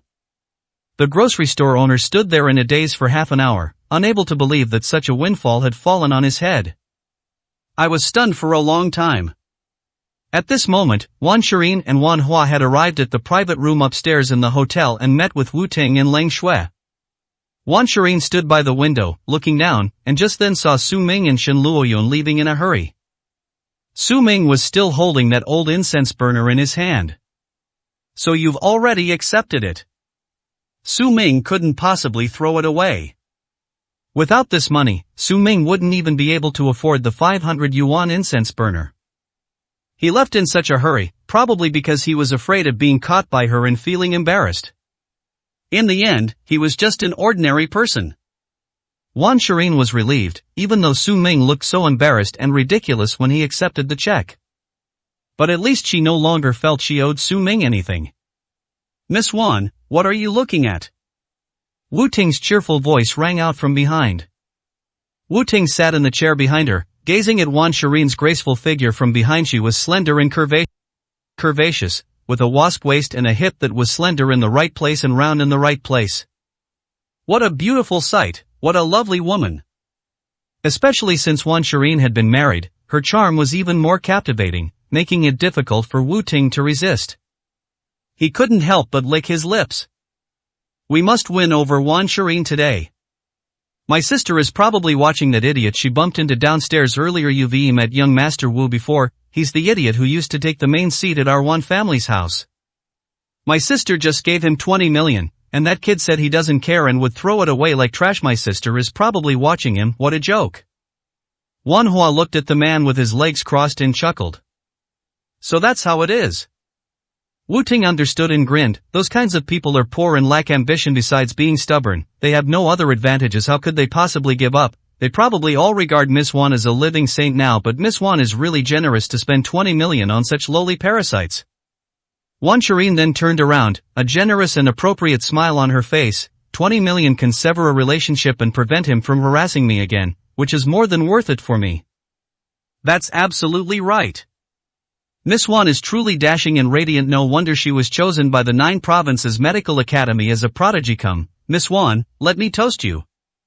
Wu Ting raised the glass of red wine on the table and said to Wan Shirin with admiration. Upon being praised by Wu Ting, Wan Shirin was slightly pleased and found Wu Ting more and more pleasing to the eye. Her pretty face flushed slightly as she walked over, sat down, picked up her wineglass, and drank a cup with Wu Ting.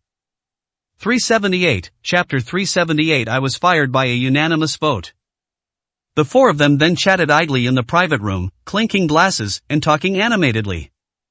While listening to Wu Ting talk about the vastness and prosperity of Zhengzhou, and the overwhelming power of the Imperial Household Department, Wan Shirin longed for it. It will be soon. Soon she will be able to lead the Wan family onto the vast stage of Zhengzhou. After a few drinks, Wan Shirin felt dizzy and weak all over, her eyelids were drooping, and she was drowsy. What's going on? When did her alcohol tolerance become so low? This is just ordinary red wine with a very low alcohol content. Although she doesn't have a high alcohol tolerance, she usually has a couple of small glasses of liquor without any problems. Why did the alcohol hit me so fast today? Although she was very confused, her head was completely fuzzy, like a lump of mush, and she couldn't think of anything more. Wu Ting and Lang Shui exchanged a glance, and couldn't help but reveal a meaningful smile. Clearly, they've succeeded. Seeing that the time was right, Lang Shui stood up and said to Wan Hua, "Young Master Wan, there's an arcade in this hotel. Have you never been to an arcade before? Could you take me there?" Sure. Upon receiving an invitation from Lang Shui, a beauty from Central Plains, Wan Hua was overjoyed and almost jumped for joy. He hurriedly stood up and said, "I'm quite skilled at playing games, Miss Lang, you can leave it to me, let's go." The two went out. When they reached the door, Lang Shui turned back and gave Wu Ting a wink. Wu Ting nodded with a big smile. They had applied medicine to Wan Shirin's cup before she went upstairs. 2 or 3 glasses of red wine, and the medicine takes effect. Looking at Wan Shirin's fair and delicate skin, her exquisite and flawless face, and her voluptuous and mature figure, he felt like she was a ripe apple, making him want to take a big bite. But there's no rush, he has plenty of time to play. Wu Ting, a lewd smile on his face, walked up to Wan Shirin, grabbed her arm, and said, "Miss Wan, you're drunk. I booked a room upstairs, let me take you up to rest." "Good." Wan Shirin could only give a vague reply.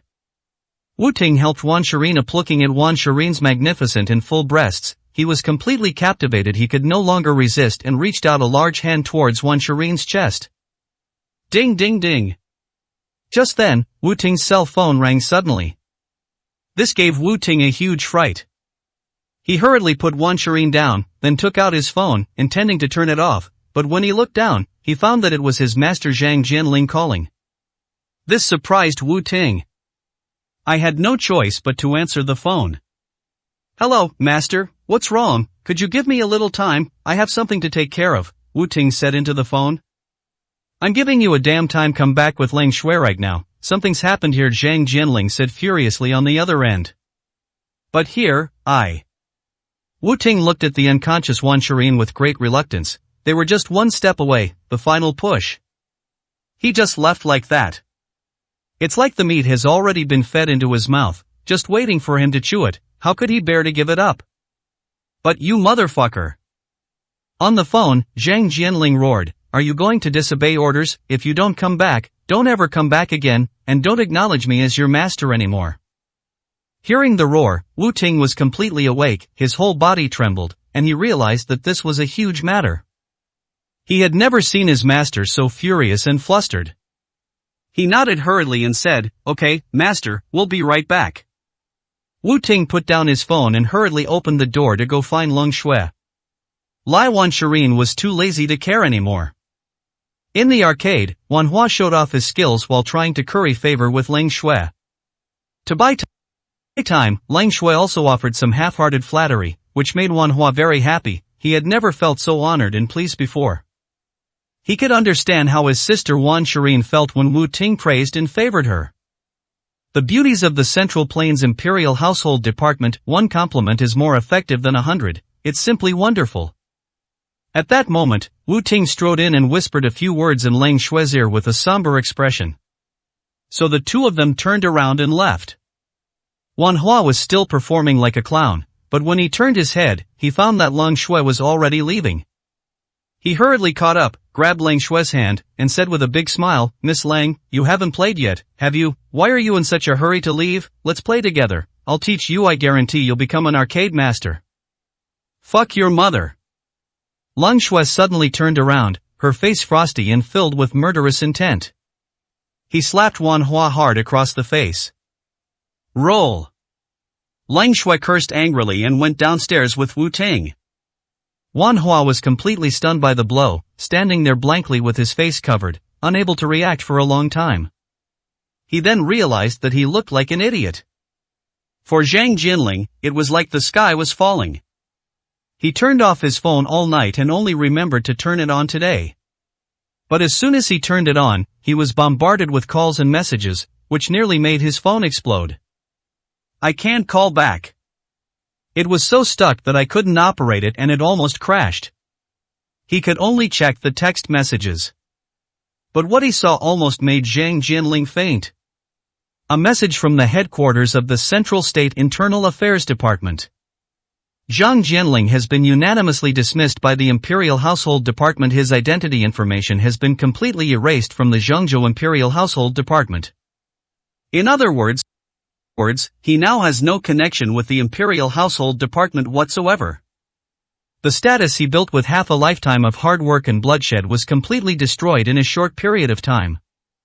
Zhang Jinling looked at the message and almost fainted.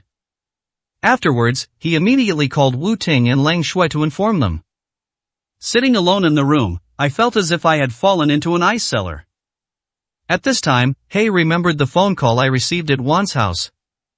Grand Eunuch Shui Hai. Could it be that?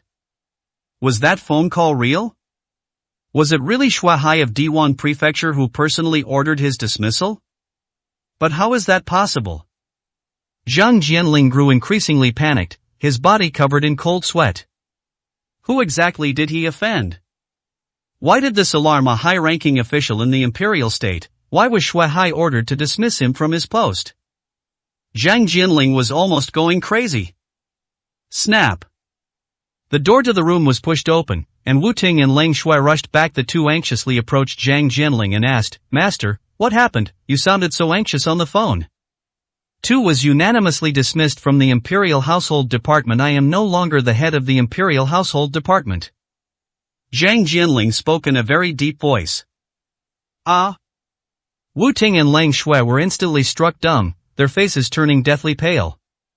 Master, what exactly happened? Why did this happen? How could you be dismissed unanimously? The Imperial Household Department has always been united, everyone on our side. Doesn't this mean the Imperial Household Department betrayed you, Master? Wu Ting felt as if the sky had collapsed, and everything went black before his eyes. 379, Chapter 379. That's Dragon Saliva Grass. Why is this happening? Why is this happening? Wu Ting crouched on the ground, his head in his hands, his face filled with panic and fear. Lang Shui stood to the side, her face blank and pale, as if she hadn't even processed the information yet. The master has been dismissed. Those two were in an even worse situation. They were essentially discarded by the Imperial Household Department like worn-out shoes. Even though Zhang Jinling was dismissed, his reputation as the former head of the Imperial Household Department could still support him. But these two, with no official status and just beginning to make their mark, have had their futures completely ruined. What kind of prodigy is this? This time, they've become utterly useless in Zhengzhou. Don't mention Zhengzhou anymore. They probably can't even make a living in Yunqing anymore. They've become pariahs. Their lives are completely over. Master, what's going on? Have we offended someone? Wu Ting looked up at Zhang Jinling with a face full of despair. I have no idea. At this moment, Zhang Jinling's mind was also completely blank. But...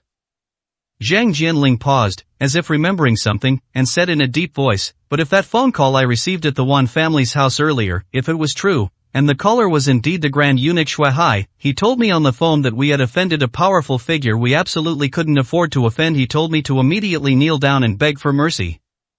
Otherwise, even Lord Shui Hai will be implicated. Oh my God."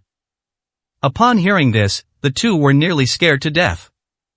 What kind of big shot? What kind of powerful figure could make Shui Hai, a hall-level figure in the imperial state, fear being implicated? The three of them instantly felt enveloped in despair, their lives plunged into darkness. After a long silence, Zhang Jinling gritted his teeth and said in a deep voice, "Regardless of the situation, I have received the news, but Yunqing is quite a distance from Zhengzhou. The news won't arrive so quickly. We still have a chance. Let's take advantage of this time and hurry to the main hall to find out who we've offended. It's not too late to salvage the situation." Master, you're right. In despair, Wu Ting could only agree. Then he asked, so what should we do now? Let's go to the City Lord's mansion first. City Lord Huangrenching is the highest ranking person in Yun City. He should know all the important figures in Yun City. Once we get there, we should be able to find out who we've offended. So the three of them hurriedly packed their things and headed towards the City Lord's mansion as fast as they could. They can only race against time, trying to outpace the Imperial Household Department's message. Before the message arrives, it's crucial to find out exactly which important person you've offended, only then will there be room for maneuver. Otherwise, they'll be completely finished. The Chang family. City Lord Huangrenching arrived at the Chang family hall with people from the Yunqing Drug Administration. I heard that the Chang family is going to refine medicine. No matter what kind of medicine it is, once it is refined, it must be tested by the City Lord and the people of the Drug Administration office as soon as possible. If the medicine is abnormal or substandard, the Chang family will be warned and punished, and its sale will be strictly prohibited. This wasn't the first time something like this had happened. The people from the City Lord's mansion and the Drug Administration were sitting swaggering around in the hall. The Chang family treated them well. At this moment, Su Ming and Xin Luoyun returned from outside and entered the hall. Su Ming looked up and saw the City Lord and his group, but he didn't bother with them and prepared to walk to the backyard. The City Lord beckoned to Su Ming, "Servant, go and brew me a cup of the best tea." "Who brewed this? It's awful. Is this how the Chang family treats its guests?" The seven or eight people from the Drug Administration also revealed mocking smiles, looking at Su Ming and the Chang family with sarcasm. They said they came to test the medicine, which is a proper procedure. But the main purpose is to make money off others. If the Chang family's medicine has even the slightest flaw or is substandard, they make a fortune, and for the Chang family, they hold the power of life and death. Whether the Chang family can sell medicine depends on their attitude. Therefore, they can flaunt their power and influence at the Chang family's expense without any restraint. Su Ming rolled his eyes. He glanced at Huangrenching as if he were an idiot, and walked inside without saying a word. What kind of look is that? City Lord Huangrenching flew into a rage, his face full of imposing power, and slammed his hand heavily on the table, making a loud bang. He roared, "Is this how the Chang family trains its servants? Don't you even have this much manners, and you dare ignore me? What, the Chang family's wings have hardened, and you don't want to sell medicine anymore? You brat, what are you pretending for, a mere servant of the Chang family? Do you even know that this is the City Lord of Yun City, the King of Yun City? Come over here and kneel down to apologize." People from the Drug Regulatory Department next to him also pointed at Su Ming and roared angrily. Su Ming frowned, a hint of coldness flashing in his eyes. Just then, Chang Chun rushed out and said with a forced smile to the City Lord and the people from the Medicine Supervision Office, "City Lord, please calm down, and gentlemen of the Medicine Supervision Office, please calm down as well. You've made a mistake. He's not a servant of the Chang family. He's the mastermind behind this medicine making. If the tea isn't good, just tell me, and I'll go and change it right away." Ha! Upon hearing this, everyone laughed. A burst of laughter echoed throughout the Chang family's main hall. The sarcastic laughter was deafening.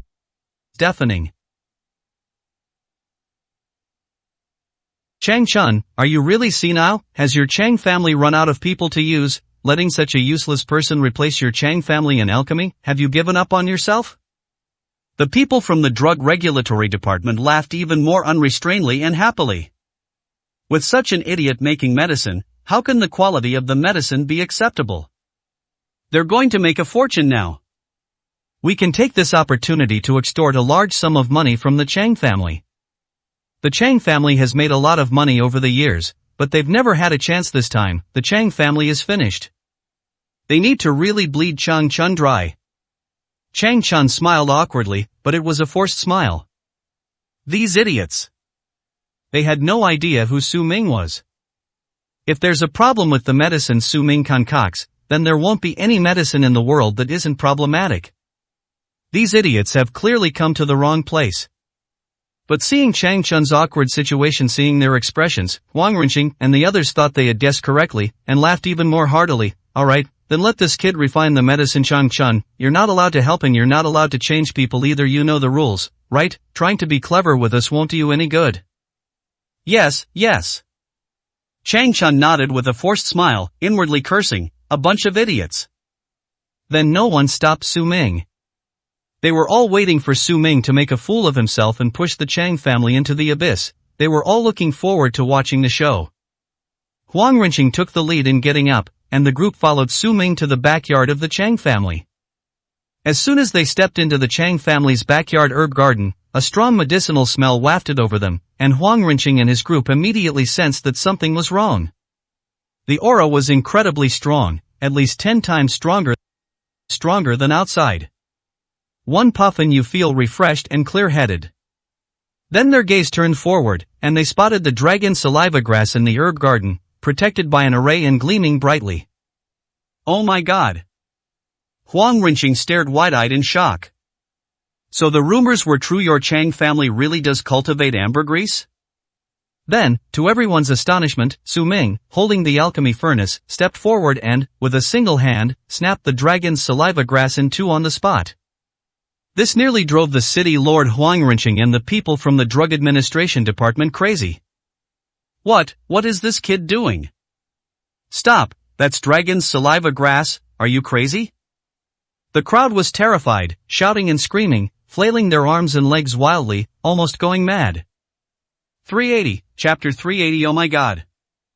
Ambergris is one of the 3 most precious natural treasures. Countless people fought tooth and nail for it. The Chiu family was completely ruined because of the dragon's saliva grass, and its fortunes plummeted, eventually being devoured by other families in Yuncheng. And such a treasure, Su Ming actually broke it on the spot. This kid is wasting resources, he'll be punished by heaven. Lord City Lord, calm down, he just wants to use dragon saliva grass to make medicine. Chang Chun stood to the side grinning, looking at Huang Renqing and the people from the drug administration as if they were a bunch of country bumpkins who had never seen the world and could only babble incoherently. Using ambergris to make medicine, how is that possible? Upon hearing this, Huang Renqing and his group were all shocked. Dragon saliva grass is one of the 3 great natural treasures. If it's used to refine medicine, it must be a top-grade elixir. Does he have that ability? If he's only refining low-grade elixirs and wasting such a top-tier herb, then he deserves to die, Huang Renqing said angrily through gritted teeth. Chang Chun smiled calmly. What he wants to refine is a 6th-grade divine medicine, the Dragon Roar Pill. A 6th-grade divine medicine? Everyone was shocked again. This time, not only Huang Renqing, but also Shen Luoyun, Su Zifeng, and the Chang family members all showed expressions of shock. Because of Changchun, no one else knew that Su Ming was going to refine the Dragon Roar Pill. Dragon's Roar Pill. A divine medicine at the peak of the 6th grade. That would require someone of Luo Qianshan's level from the 9 provinces medical academy to master. Currently, throughout the entire 9 provinces, they have never heard of anyone successfully refining a 6th grade divine medicine. Are you kidding me? This is an absolute joke. He can refine a 6th grade pill. If this kid can refine one, Huang Renqing, will kneel down to him on the spot. Huang Renqing sneered and scoffed. The people from the Drug Regulatory Authority next to him were also laughing sarcastically. Everyone thought it was impossible. The difference between an ordinary person refining a 6th grade divine medicine is like someone who has just entered the gym trying to lift a 200-kilogram dumbbell. Not only will they fail, they might even crush themselves. Because their own strength and what they are facing are not on the same level. They lifted a stone only to drop it on their own foot. Especially alchemy, which is no child's play. If you can't control a top-grade medicinal herb like dragon's saliva grass, you will suffer a backlash and even lose your life. That kid is a complete madman. He's doomed with his meager skills. He dares to attempt to refine a 6th grade divine medicine. He doesn't even know his own limitations. What's laughable is that the Chang family is going crazy with him. Look at Chang Chun. He's completely convinced. I am really looking forward to seeing his regretful, tearful expression later. The people from the Drug Regulatory Department let out a cold, mocking laugh. Everyone else laughed. We've struck it rich today. The Chang family has caused this mess. They won't be able to resolve this issue without coming up with over 1 billion yuan. Everyone burst into laughter, eager to see what would happen. In the arena, Su Ming ignored the voices of the crowd. 6th grade pills are child's play for him. Only those at the 9th rank and above are considered somewhat challenging. 6th grade pills are nothing more than a piece of cake for them. If it weren't for the need to cure the golden serpent's venom, he wouldn't have bothered refining the Dragon Roar Pill. Grind the ambergris leaves into powder and set aside. Then he turned around and pulled up the ambergris roots, stems, and roots together. The roots and stems of ambergris are the most crucial medicinal materials. The leaves are merely a medicinal ingredient. At this moment, the 200-year-old alchemy furnace was burning red hot. Su Ming washed the roots and stems slightly and threw them into the furnace in an instant. A sizzling sound echoed throughout the herb garden. The roots and stems turned into a puddle of liquid in less than a few dozen seconds. The famous ambergris was melted and disappeared in a short period of time. Su Ming didn't even glance at it, and without pausing for a moment, he quickly threw the other top-grade medicinal herbs into the furnace to melt. Su Ming seemed to know the dosage of the medicinal materials needed for the dragon's roar pill by heart, and he had a perfect grasp of it. The incredibly skillful technique left Huang Renqing and the others completely stunned. I gradually sensed that something was wrong. That's incredibly skillful. That's so skillful. That technique was simply astonishing.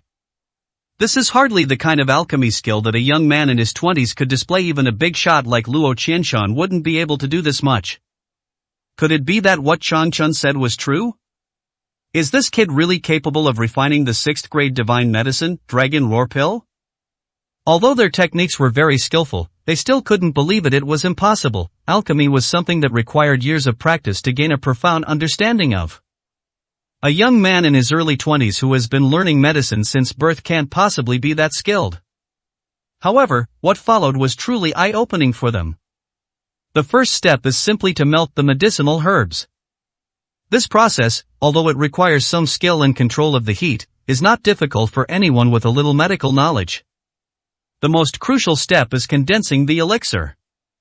Whether a pill can be successfully made depends on the process of condensing the pill. Success or failure hinges on this moment. However, Su Ming strolled around leisurely, as if nothing was difficult for him. He put the medicinal liquid into the alchemy furnace and then intensified the flames. In an instant, the entire backyard of the Chang family was filled with intense heat, as if it were shrouded in flames and the sun. It made everyone around it sweat profusely. The various medicinal liquids were also churning wildly inside the alchemy furnace. At this moment, the 200-year-old alchemy furnace that Su Ming chose came into play. An ordinary iron furnace would absolutely not be able to withstand such a high temperature. These 200-year-old alchemy furnaces are made from the finest iron among fine irons. It has not rusted or decayed in 200 years, which shows that the material is extraordinary. Sizzle, sizzle. The sounds kept ringing out, irritating the eardrums of everyone present. Huang Renqing and the others stared intently, not daring to utter a sound. It's time. Su Ming glanced down at the alchemy furnace, said something indifferently, and then reached out and picked up the entire red-hot furnace. Oh my God. Almost everyone present was terrified. That really means empty-handed, with nothing in your hands, without any protection, not even gloves. They just picked up the blazing red-hot alchemy furnace. What kind of ability is this? Is Nima an iron hand? Huang Renqing rubbed his eyes vigorously, wondering if he was dreaming.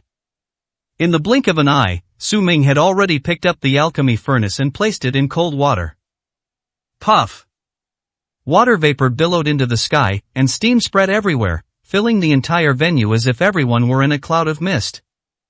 When the moisture dissipated and they could see clearly again, Su Ming had already poured all the medicinal liquid into the condensation pill model.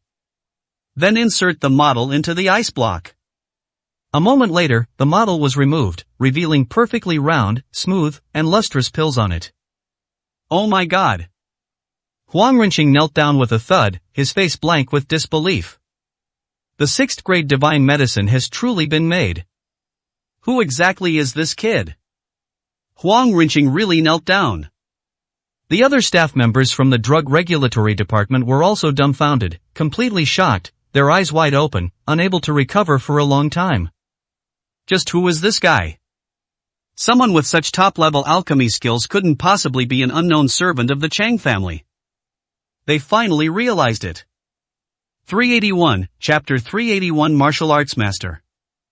Brother Su, you really succeeded, that's wonderful. Shen Luoyun exclaimed in surprise first. Then a group of people excitedly surrounded them. Su Ming calmly wiped his hands and said with a nonchalant smile, "What do you mean by truly succeeded? A mere 6th grade pill is simply impossible to fail with." "A mere 6th grade elixir?" Upon hearing this, Huang Renqing and the others raised their eyebrows, their mouths agape, unable to utter a word. Chang Chun knelt down before Su Ming, saying with gratitude and admiration, "Thank you, Your Majesty Su. Thank you for allowing me to witness the refining process of a 6th grade pill in my lifetime. Although it's almost impossible for me to learn it now, it has still benefited me greatly. If I have some more time to comprehend it, I will surely be able to refine a 5th grade pill." Chang Chun almost cried with joy. At his age, it is truly remarkable that he can still make progress in medicine and alchemy. Tears streamed down his face with emotion. Su Zifeng looked at the Dragon Roar pill as if it were a priceless treasure. "This is the Dragon Roar pill. It's truly extraordinary. If this were mass-produced and used on my Shuzhou army, our combat power would rise by 3 or 4 levels, making us invincible. Who in the 9 provinces could stop us?" Su Ming shook his head, his face expressionless, and said, "Dragon Roar pills can only be refined by hand, and only in a pill furnace. Machines simply cannot refine them. Therefore, mass production is impossible." "I see, that's such a pity," Su Zifeng said with a face full of regret. "Otherwise, even if my Shuzhou army doesn't have this fortune, if it were to be used above King Su's War God army, the War God army could be elevated to another level." Su Zifeng felt it was a great pity. The inability to mass-produce such a rare and miraculous medicine is a great loss to the border region. What Su Zifeng didn't know was that Su Ming had already used better prescriptions and pills for the War God army. It can almost be said that the growth of the War God army was all due to his use of top-notch medicinal formulas, which were many times better than the Dragon Roar pill. That's why the War God army was able to awe the world. King Su? The War God army? Hearing these titles, City Lord Huang Renqing and his group trembled all over, their faces filled with utter shock. Could it be that he is the king of the 9 provinces, a figure that has been the subject of much speculation in Yunqing's elite circles? The leader of the War God army? Oh my god! Thinking of this, Huang Renqing felt as if he had been struck by lightning and almost fainted from fright. It's almost certain. Given the current situation, Su Ming is undoubtedly the king of the 9 provinces. Huang Renqing, pale-faced, hurriedly scrambled to Su Ming's side and kowtowed repeatedly, saying, "This humble one, Huang Renqing, the city lord of Yunqing, pays respects to the king of the 9 provinces." The people from the drug administration department behind them also followed, and they all knelt down and kowtowed, "Greetings, king of the 9 provinces." The shouts of kneeling and praying echoed throughout the entire medicinal herb garden. Su Ming turned his head and glanced indifferently at Huang Renqing, then sneered, "Didn't you just ask me to pour you tea? Why are you kneeling now? I want to see your unruly side." "No." Huang Renqing was so frightened that his liver and gallbladder trembled. He cried out and raised his hand to slap himself hard. "I'm an idiot. I'm a complete moron. He was blind and didn't recognize the king of Qushu. I deserve to die." Huang Renqing cried and slapped himself at the same time. The people from the drug regulatory department behind him were even more terrified, lying there pale-faced, not daring to breathe. "Idiot." Su Ming curled his lip and sneered disdainfully, "Get lost. It's not terrible to be blind, but to be blind and stupid at the same time is beyond saving. Get as far away as you can." Yes, I will definitely behave myself in the future and personally apologize to Prince Su." Huang Renqing was covered in sweat, kowtowed repeatedly, and then led the people behind him out in a disheveled state. Su Ming's gaze fell on the rest of the Chang family, and he calmly said, "You can all leave now. The Dragon Roar pill is ready. I need to find a secluded place to use it. You all don't need to follow me." Su Ming said. He had already decided on the location, the villa in the heavenly palace on the cloud top, where there were almost no people, making it the best place to use the Dragon Roar pill. The others then took their leave. Only Shenluo Yun and Su Zifeng stayed behind. Shenluo Yun was supposed to go to the heavenly palace on the cloud top with Su Ming, so it wasn't surprising that she stayed behind. However, Su Zifeng seemed hesitant to speak. Su Ming frowned, "Just say what you have to say, or I'm not waiting for you." Su Zifeng hurriedly stepped forward, knelt down in front of Su Ming, and said respectfully with her head bowed, "Grandmaster, please grant me a dragon roar pill. I will repay you with all my might in the future, even if it means serving you forever. After saying that, Su Zifeng's face turned bright red. Su Ming looked down at Su Zifeng with a puzzled expression. This dragon roar pill is mainly used to strengthen qi and detoxify. Its biggest effect is detoxification. Strengthening qi is secondary. It doesn't greatly improve one's strength. You're almost at the threshold of Grandmaster War God now, so this thing is practically useless to you.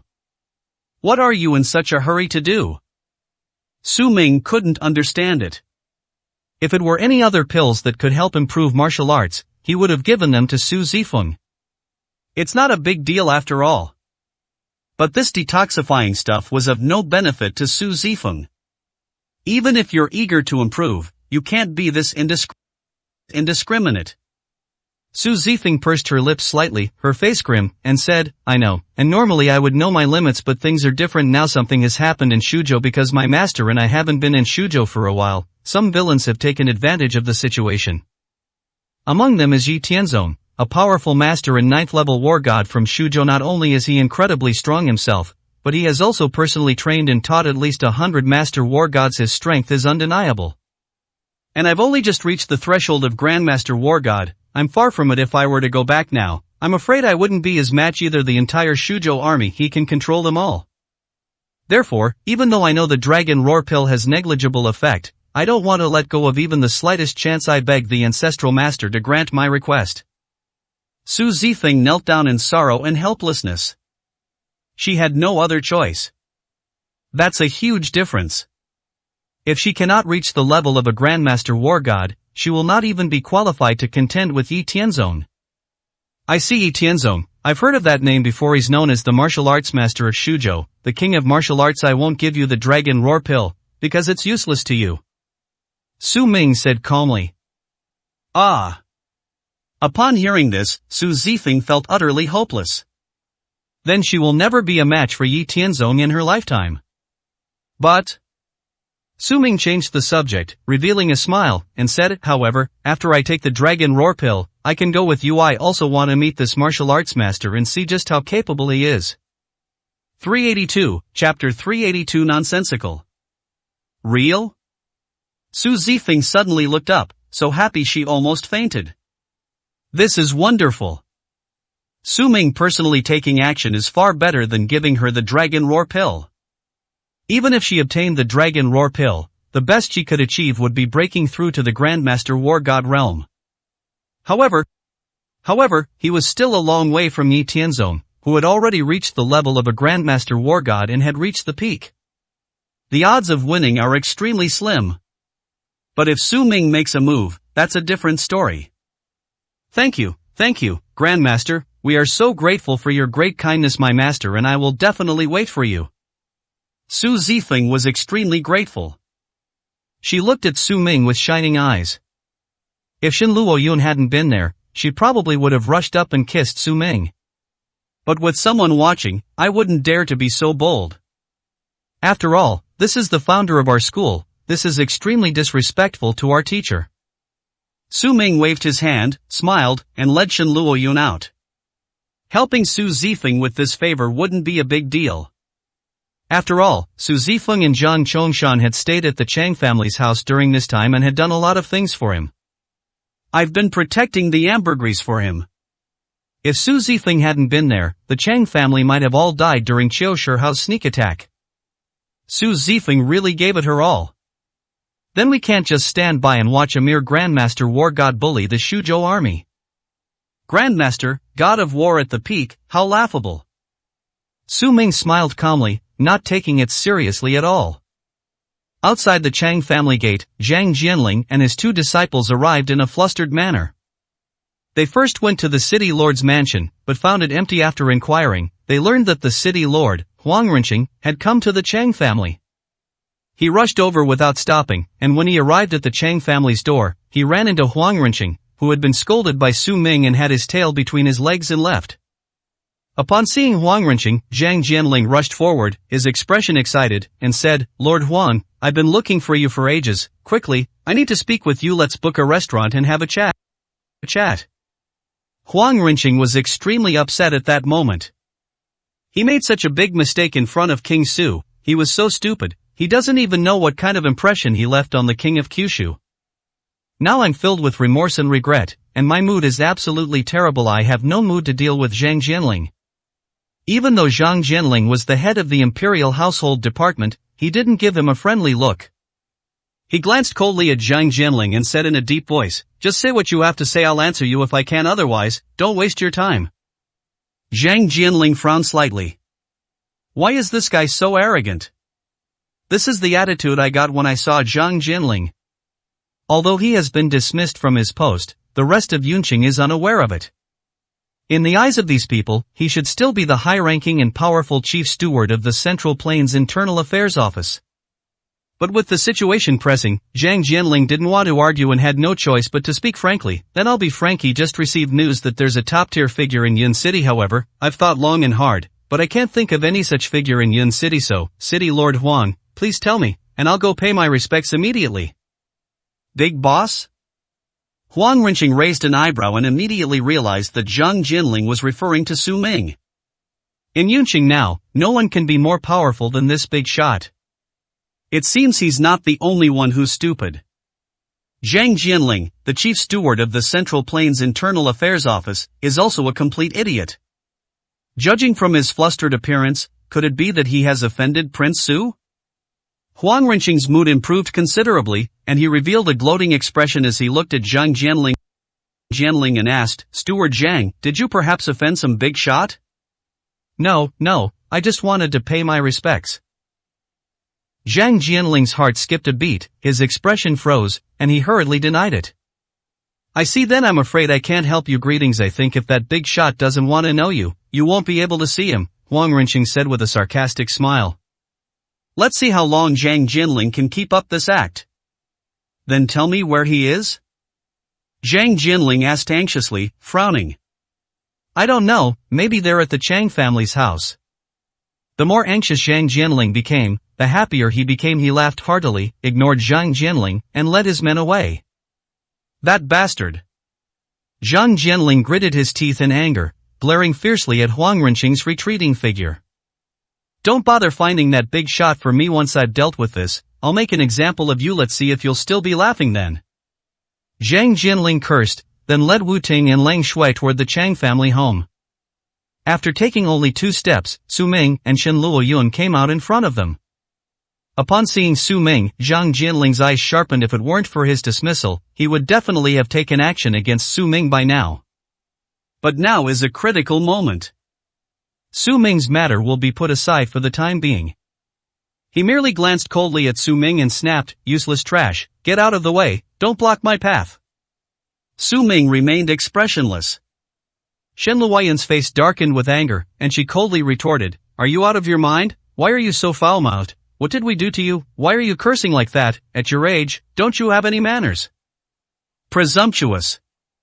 Wu Ting flew into a rage, pointing at Shen Luoyun and shouting, "You sharp-tongued little girl, don't you know what kind of trash you and this kid are? Do you know who my master is? He's the Grand Steward of the Central Plains Internal Affairs Bureau. It's an honor for you to be insulted. If you block my way again, I'll slap you across the face. And do you even know what we're going to do at the Chang family's house? The person we're looking for, it'll scare you to death." Completely absurd. "Fine, let them in." Su Ming gave a sarcastic smile, knowing that these 3 were already at their limit, and didn't bother to pay them any attention. They then stepped aside together with Shen Luoyun. "Idiot." Zhang Jianling and Wu Ting both gave Su Ming a disdainful and cold look before striding into the Chang family home. "I'm so angry." Shen Luoyun stomped her feet in anger. "Brother Su, why are you letting them get away with this? The people like this, the Grand Steward of the Central State Internal Affairs Department, are no better than animals. They should be taught a lesson." "No need, wait, they'll be begging me on their knees at the Heavenly Palace on the Cloud Peak. There's no need to waste time arguing with them here." Su Ming grinned and left with Shen Luoyun. As expected, Zhang Jianling and his 2 companions rushed into the Chang family's residence only to find it empty once again. Moreover, they learned from the Chang family that the big shot they were looking for had just left. They were almost one after the other. You might even miss them. This left Zhang Jianling and his 2 disciples completely dumbfounded. Passing each other by? Could it be that it was Su Ming and that woman? Impossible, absolutely impossible. It's more likely that it was Huang Renqing and his group from the city lord's mansion than Su Ming. No wonder Huang Renqing looked so gloating, he had already invited the big shot away. That damn thing. Zhang Jinling was so angry that he gritted his teeth. Go to the heavenly palace on the cloud top. You can find the person you're looking for there, but whether you can see him depends on whether he's willing to see you. Chang Chun said with a smile. So the three of them changed direction and headed towards the heavenly palace on the cloud top. 383, Chapter 383. Make them kneel. The heavenly palace on the clouds is heavily guarded. When Zhang Jianling and his two disciples arrived at the scene, they found it heavily guarded, with layers upon layers of security. He was stopped at the entrance, unable to even take a step closer, as the guards glared at him coldly, making the three of them extremely nervous. I've never seen anything like it. Even as the head of the Imperial Household Department, he had never had such a grand display. Therefore, without a doubt, the person living here must be an extraordinary big shot. Zhang Jinling swallowed hard this time, he had finally come to the right place. He looked up at the guard and said, I wish to go in and pay my respects to the master inside. My name is Zhang Jinling, and I am the chief steward of the Central State Internal Affairs Bureau. Please announce my arrival. Zhang Jinling tried to be polite, but he couldn't hide his arrogance. The title of Chief Steward of the Central Plains Internal Affairs Office carries considerable prestige. Even in Zhengzhou, he was above 10,000 men. Moreover, in this small Yunqing, even the most powerful figure has limited power. He can't possibly be above the Central State Internal Affairs Bureau. Upon hearing his name, wouldn't these guards be terrified and their faces change drastically? Wouldn't the people inside obediently come out to greet him? Thinking this, Zhang Jinling couldn't help but smile. There's nothing in a small place like Yunqing that he can't handle. However, the guard looked down at Zhang Jinling as if he were an ant, his eyes filled with endless contempt and disdain. He sneered, the Grand Steward of the Imperial Household Department, even if you were the Heavenly King himself, it wouldn't make a difference. Still putting on airs. I don't care who you are, the master has ordered that without his permission, anyone who dares to cross the line will be killed without mercy, especially trash like you. As soon as he finished speaking, the guard raised his sidearm and pointed it at Zhang Jinling's head, his face filled with icy killing intent. Now, take 10 steps back, otherwise, you'll see your own brains splattered.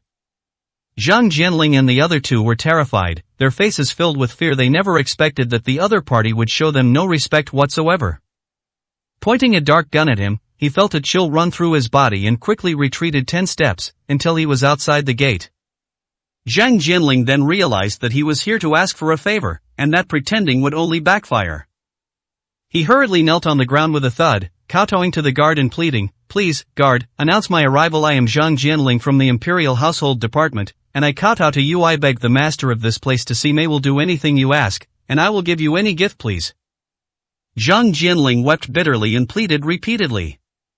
The guard then sneered disdainfully, If I had done this earlier, wouldn't I have tried to report it for you? What are you pretending for? With your status, you dare to act all high and mighty here, you wouldn't even know to kneel down if you didn't see a gun, you spineless coward. The guard snorted coldly, glanced at Zhang Jinling as if he were trash, and turned to head towards the tallest villa inside. Master, why do this? Wu Ting hurriedly squatted down next to Zhang Jinling, frowning as he said, The master here is at most a leader of Yunqing, at most on the same level as Huang Renqing. How could he be worthy of your kneeling? As the head of the Imperial Household Department, Zhang Jinling should theoretically be able to roam freely in Yunqing, a position of overwhelming power. If it weren't for this incident, we would have been betrayed by the entire Imperial Household Department. Why should they come to this heavenly palace on the clouds and bow down? Even so, a starved camel is still bigger than a horse. How great could the master of this heavenly palace on the cloud top be that Zhang Jinling would personally kneel down to him? Zhang Jinling was filled with resentment. Hearing this, he clenched his fists, but still gritted his teeth and said, When you're under someone's roof, you have to bow your head. It's alright, he probably just didn't see me. Once the guard goes to report, the owner of this place will be so scared of me that he'll come out to greet Methan. We can punish that arrogant guard properly. He will regret offending me. Zhang Jinling said through gritted teeth. I see, master is right. Wu Ting and Lang Shui suddenly realized what was going on and immediately showed expressions of admiration. It is no accident that my master has reached his current position. He is flexible and resilient, truly a great man. They still have a lot to learn. Inside the tallest villa in the heavenly palace on the cloud top, Su Ming had prepared everything. All he needed to do was take the dragon's roar pill and concentrate on eliminating the golden snake venom. With Xin Luo Yun and Qin Shuang guarding the outside, he felt at ease. At this moment, the guard at the door ran in, knelt down in the hall with a thud, and reported to Su Ming, "Reporting to your highness, there are 3 people outside. The leader claims to be Zhang Jianling, the grand steward of the imperial household department, and wants to pay his respects to you. Should we let him in?" Upon hearing the guard's words, Xin Luo Yun trembled and her gaze sharpened. What Su Ming said earlier was absolutely right. These 3 men from the imperial household department, who were so arrogant before, are now kneeling and begging for an audience. Serves him right. We can take this opportunity to teach those 3 arrogant good-for-nothings a lesson. Unexpectedly, Su Ming calmly said, "Let them kneel outside if they want to see me. They'll kneel until I'm satisfied, otherwise, tell them to get out." Xin Luo Yun was immediately surprised and looked up at Su Ming, asking, "Brother Su, that Zhang Jianling is so arrogant and domineering, he deserves to be torn to pieces. Shouldn't we let him in to be properly punished?" Su Ming grinned meaningfully. "He's begging me on his knees. He must be frantic if I don't see him now. He'll be worried sick. That's the best punishment for him. Let him wish he were dead." "That's right." Su Ming beckoned to Xin Luo Yun, signaling her to come over. Then he whispered to Xin Luo Yun, "I'm going to take the dragon's roar pill now. I won't see that piece of trash even if he kneels to his death after you leave. Like this, like this." Su Ming whispered a few words to Xin Luo Yun. As Xin Luo Yun listened, a smug smile appeared on her face. That's something she's really good at. If you leave this to her, she can make sure Zhang Jianling and the other 2 suffer the consequences. Su Ming, after giving the instructions, I went upstairs. The guard came out to report first. Upon reaching the entrance, they looked at Zhang Jianling and the other 2. The 3 were overjoyed to see the guard return, their hearts filled with anticipation. They figured the people inside were probably too intimidated to stand up straight by Zhang Jianling's reputation. However, the guard coldly replied, "The master has ordered that if you want to see him, you must kneel until he is satisfied, and all 3 of you must kneel, not one less, or you're out." Ah? What? The 3 of them were instantly horrified. Boom! A thunderclap boomed in the sky, a silver light tore through the dark clouds, and a torrential downpour instantly soaked Zhang Jianling and his 2 companions. But this still couldn't hide the shock on Zhang Jianling's face. He looked up, utterly shocked, at the guard. "Did you explain yourself clearly? Did you tell your master who I am? Even knowing my identity, you still refuse to see me? Get lost, you idiot." The guard rolled his eyes, not even bothering to glance at the 3 of them. Zhang Jianling and the other 2 stood frozen in place, dumbfounded, unable to recover for a long time. "I feel like I've eaten shit. Why is this happening? This is completely different from what they expected." 384, Chapter 384. Not enough? Who exactly lives here that they don't even give face to the Central Plains Internal Affairs Bureau? Wu Ting turned his head and stared blankly at Zhang Jianling. "Master, what do we do now? It's starting to rain heavily. Should we go back first?" "Kneel down." Zhang Jianling gritted his teeth, his face dark, and let out a low groan. "I'll kneel even if I die today. I have to see who's living inside. They won't even give me this much face. Once I've resolved the matter with the Imperial Household Department and been reinstated, I'll settle accounts with them properly." Zhang Jianling gritted his teeth. This. Wu Ting and Lang Shui were frustrated and helpless, but they could only obediently kneel at the entrance of the Cloud Palace. After all, this is asking for a favor. They were at their wits' end. Zhang Jianling has already gone this far, so he obviously has no other choice. But who knows how long he'll be kneeling like this. The rain poured down from the sky, and the ground was covered in gravel and pebbles, the cold and pain biting to the bone. Even the young and impetuous Wu Ting and Lang Shui were trembling after kneeling for a while. But Zhang Jianling remained kneeling, and they dared not get up. Time just slowly passed by.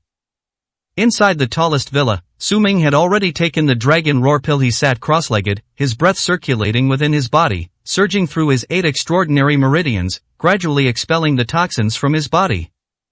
2 hours later. Blood seeped from below Zhang Jianling's knees, flowing down the drain with the rainwater. Master? Upon seeing this, Wu Ting was horrified. He said nervously, Master, why don't you rest for a while? We can just kneel here. You're old. You won't be able to keep going like this. No.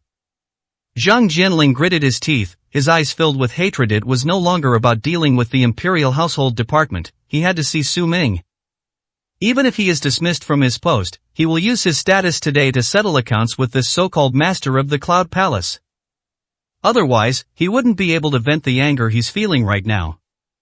Just then, a figure gradually appeared in the rain, holding an umbrella, and slowly walked towards the three of them.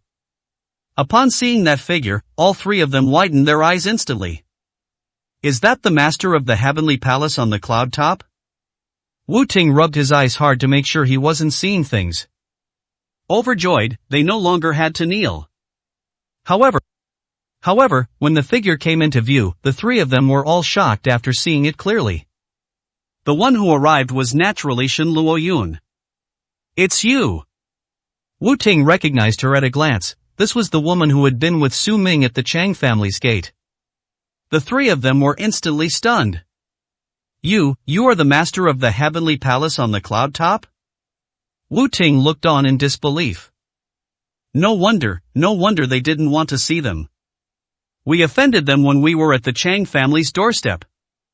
No wonder the Chang family said that they had just brushed past them. It turns out the real big boss was Shen Luoyun. Realizing all this, the three of them were filled with deep regret. If I had known earlier, I wouldn't have had a conflict with Shen Luoyun. Why did they have to kneel for so long? They brought this on themselves. All three of them had their faces contorted in pain. However, Shen Luoyun looked at the three of them as if they were monkeys, and chuckled. I am not the master of the Cloud Peak Palace, but I know him. I am here to deliver a message to you on behalf of my master. Kneeling is useless. You are all very resentful that I made you kneel. You are not sincere, yet you still want to see your master. Dream on. If you want to see your master, you must do as I say. Shen Luoyun smiled like a fox. What? Wu Ting's expression changed, and he glared angrily at Shen Luoyun. If you're not that big shot, then what are you pretending to be? Are you just here to gloat and make a fool of yourself? What makes you think you can? You don't want to, then leave. I am here to tell you that if you don't want to, get out of here right now. Nobody's forcing you. Shen Luoyun said with a smug smile. You? Wu Ting was so angry that his eyes turned red, but he couldn't do anything about Shen Luoyun. What do you want us to do? With a grim expression, Zhang Jianling finally spoke, asking in a deep voice, whatever you want us to do, we'll do it. Just tell me. That's more like it. Shen Luoyun grinned, pointed at Wu Ting, and said, this is your apprentice, right? This guy talks too much and can't control his mouth well. I'll help you control it first. Slap yourself 100 times. This is outrageous. Wu Ting jumped to his feet, refusing to kneel any longer. His face was contorted with rage, almost frantic. He glared at Shen Luoyun and roared, I only spared you because you're a woman. You're ungrateful, aren't you? I can kill you without my master's intervention. A mere woman dares to address me like that. Don't you know who I am? Fan. However, the next moment, Zhang Jianling uttered a single, cold word. What, master, don't you understand? This little girl is just playing us. There's no way she'll let us in. She made us kneel for so long, and now she's making me slap myself. Even if I do, she won't stop. Don't fall for her tricks. Wu Ting was both angry and anxious, almost bursting into a rage. Such childish behavior. Who wouldn't see the problem? How could the master not see it? Isn't this just making him suffer? When has he, the chief disciple of the Imperial Household Department, ever suffered such humiliation? I told you to slap me. Zhang Jianling turned his head, gave Wu Ting a dark look, and coldly shouted, am I your master? Do I need you to teach me how to do things? Hurry up and slap him, otherwise, I'll sever all ties with you from now on. This, too, don't want it, master. I'll use the fan. Wu Ting was completely out of options. He gritted his teeth and glared at Shen Luoyun, then raised his hand and began to slap himself. Snap, snap. A series of crisp slaps echoed through the rainy night. The guards of the heavenly palace on the clouds watched this scene with expressions of amusement. Now they realized why King Su wouldn't let these good-for-nothings in. Judging from their appearance, these people must have completely offended Prince Su and committed a heinous crime. They have no self-awareness, they deserve this fate. They don't even bother to find out who the real master of Yunqing is, someone these idiots can afford to offend. Hit it harder, if it doesn't make a loud noise, it doesn't count. Shen Luoyun let out a cold shout. Slap slap slap. After being slapped repeatedly, Wu Ting's face was bruised and swollen, looking like a pig's head. However, only 20 or 30 of them have passed. When Wu Ting had been slapped 60 or 70 times, his lips split open and blood flowed freely, his entire face went numb, and he lost all feeling. Finally, 100 slaps were done. Wu Ting collapsed to his knees, utterly exhausted. His face was covered in blood from bursting capillaries, and he was completely disfigured. Satisfied? Zhang Jianling looked up and stared at Shen Luoyun with a gloomy expression. Not enough. Shen Luoyun grinned and pointed at Zhang Jianling, saying, Next is your turn, kneel down 100 times, and that will be the end of it. Master will allow you to see him. You? Wu Ting and Lang Shui were so angry they were trembling, their eyes were filled with hatred, as if they wanted to tear Shen Luoyun to pieces. 385, Chapter 385. Just one step away. Let Wu Ting slap himself 100 times. After all, Wu Ting was young and impetuous, and even if he was disfigured by 100 slaps, he would recover quickly. But Zhang Jianling is already quite old, over 50 years old, with a lot of old bones. If he were to kowtow 100 times, wouldn't he die right here? What use would it be even if we met the owner of this place? They're all dead. Even Zhang Jianling realized that Shen Luoyun was completely playing them. If this continues, all three of them will be played to death here. Zhang Jianling's eyes were already blazing with fury. He turned to Wu Ting and said, Take this girl away, arrest her and keep her under your control. I don't believe that the person inside can still sit high and mighty and not come to see me. Wu Ting almost coughed up blood. Why didn't you do this sooner? Doesn't that mean his 100 slaps were for nothing? This master craftsman is a real ripoff. Although he felt as frustrated as if he had eaten shit, Wu Ting still rushed forward, filled with anger and hatred, ready to attack Shen Luoyun. Unexpectedly, Shen Luoyun remained completely calm and smiled easily, saying, Come on, I promise I won't resist at all. If you can capture me in front of hundreds of guards in the Cloud Peak Palace, then you've got guts also. Zhang Jianling, don't you want your position anymore? Master said that now, no one but him can save you. As soon as Shen Luoyun finished speaking, the hundreds of guards behind him were already on high alert, their faces full of murderous intent. If Wu Ting dares to take a step forward, he will be shot dead on the spot. Wu Ting was immediately terrified, his face turned deathly pale, and he stood there, unable to move forward or backward. At the same time, Zhang Jianling's expression had turned gloomy and frustrated. Shen Luoyun's words struck right to the heart. It has completely hit his sore spot. He was told to kneel, and he did. He was told to slap himself, and he did. He wanted to see if the master of the Cloud Palace was the one who had alarmed Shui Hai of the imperial state and issued an order. If so, his kneeling was worth it. If not, he would take the life of the master of the Cloud Palace. Shen Luoyun's words undoubtedly confirmed that the owner inside did indeed know about his dismissal and might even have been the one who created his current situation. What kind of earth-shattering identity must this be? This completely shattered the last bit of doubt and pride in Zhang Jianling's heart. It's obvious that he's not on the same level as this big shot, which is why he was made a fool of.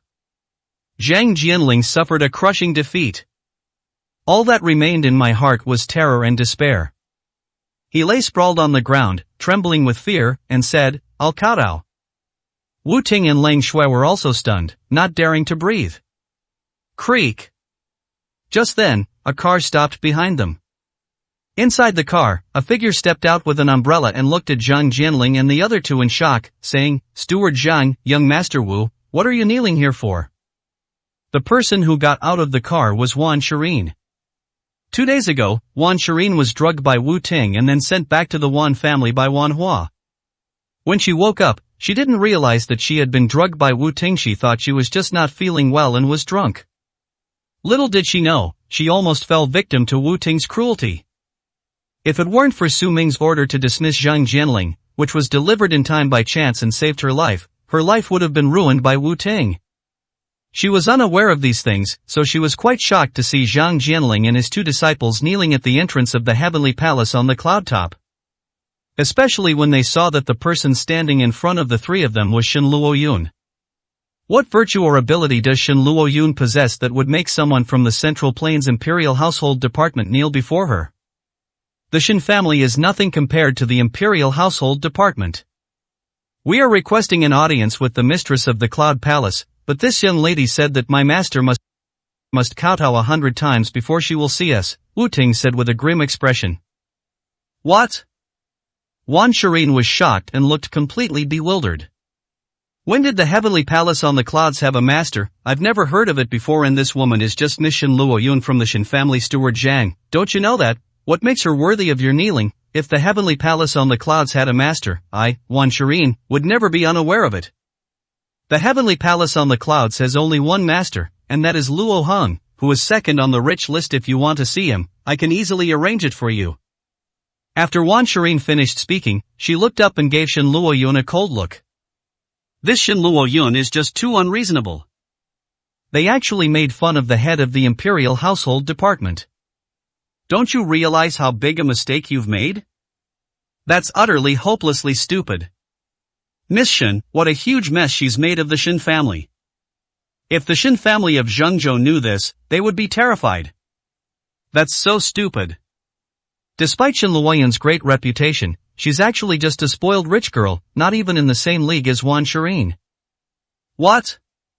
Upon hearing Wan Shirin's words, Zhang Jianling and the other two were immediately horrified. Miss Wan, you're saying that the heavenly palace on the clouds has no master? Zhang Jianling stood up, looking at Wan Shirin with a shocked expression. Are you sure you're not mistaken? Wan Shirin smiled slightly. Steward Zhang, don't worry if you don't believe me. Come back to the Wan family with me. Everyone will be there to oversee things. You'll see then. Perfect timing. Our Wan family is also launching the Bright Moon Pill tomorrow, and we're just waiting for Steward Zhang to represent the Imperial Household Department for the ribbon-cutting ceremony. Let me take you there. Damn it! Zhang Jianling then realized that they had been completely fooled. Turning around, he glared fiercely at Shen Luoyun, his teeth almost grinding to powder, his eyes filled with murderous intent. He practically spat out each word through clenched teeth. Shen Luoyun, you're finished. Your entire Shen family is finished. You dared to insult me, Zhang Jianling, and the Imperial Household Department. I'll make your entire Shen family kneel down and kowtow to me at the Imperial Household Department. I'll make sure you die without a burial place. What a despicable person. Wu Ting was so angry that his veins bulged. His face was flushed red. He ended up slapping himself 100 times for nothing. Now that this woman is in his hands, he's going to ruin Shen Luoyun. But Shen Luoyun simply smiled calmly and said indifferently, please go ahead. These three idiots are truly beyond saving. If you really do as she says, and your sincerity is enough, you really will be able to see Brother Su. After all, that's what Su Ming instructed. Unfortunately, it was only this last step that was ruined by Wan Shirin. Now Zhang Jianling and his two companions have no way back. Steward Zhang, this way please.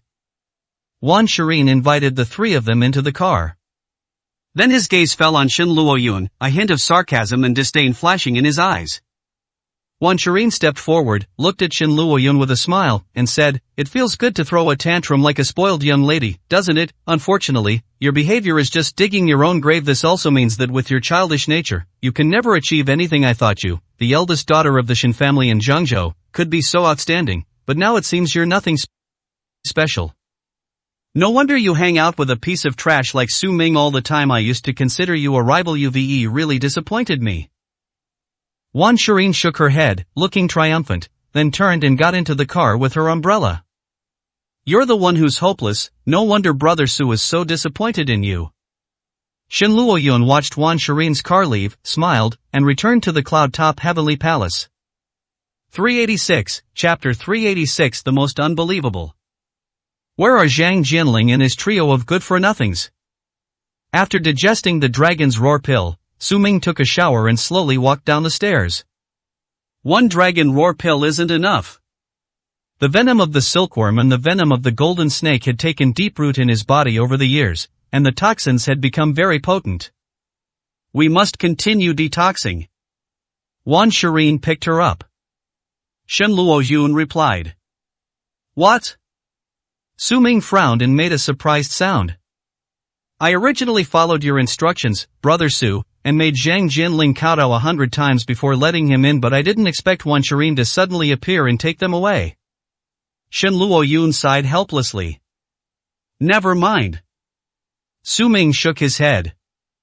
Take him away if you want. IDE already ordered Zhang Jinling to be dismissed. He's practically dead now. He can't cause any trouble. Pack your things and come with me to Shuzhou. Su Ming calmly said to Shen Luoyun. Brother Su, would you like to take me with you? That would be wonderful.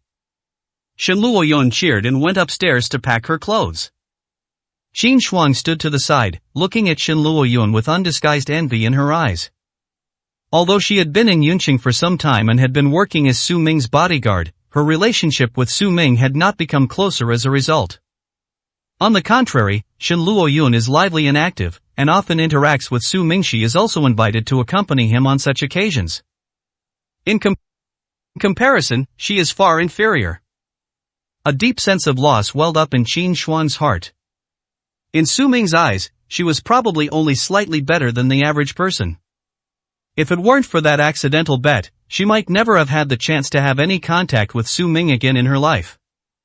However, at this moment, Su Ming's gaze fell on her, and he smiled and said, You should pack your things too, let's set off together. Can I go too?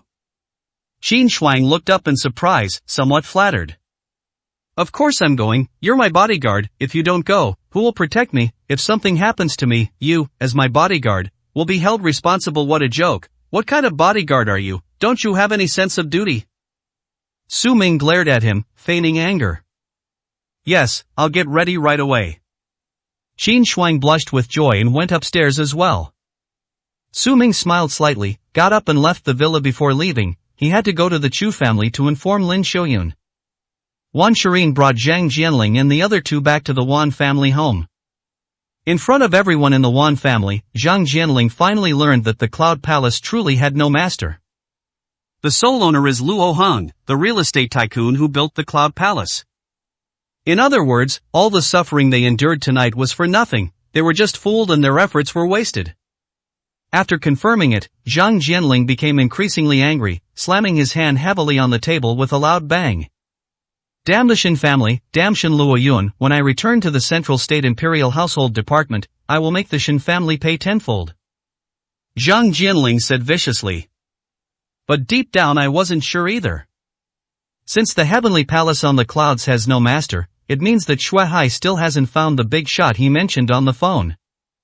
Even under these circumstances, the issue of his dismissal remains unresolved. However, this matter cannot be said in public. If the Wan family finds out that he has been dismissed from his post, the three of them will probably not have a good ending. On the contrary, if one can utilize the resources of the Wan family to rebuild one's own power, then even if one is dismissed from office, one can still make a comeback. Those idiots in the Imperial Household Department will regret it. Moreover, 2 days have passed. Why hasn't news from Zhengzhou arrived yet? Could it be that his dismissal was just a hoax? Zhang Jinling couldn't understand it, but his emotions had calmed down a lot. Regardless, the first priority is to make Wan Zhao work for us. Wan Jinshan also stepped forward, smiling obsequiously, and said, in front of Steward Zhang, isn't the Shen family just like ants? They can be wiped out with a flick of the wrist. The Shen family must be tired of living to dare to offend Steward Zhang. When Steward Zhang goes back, killing them will be a piece of cake. Everyone in the Wan family couldn't help but smile happily.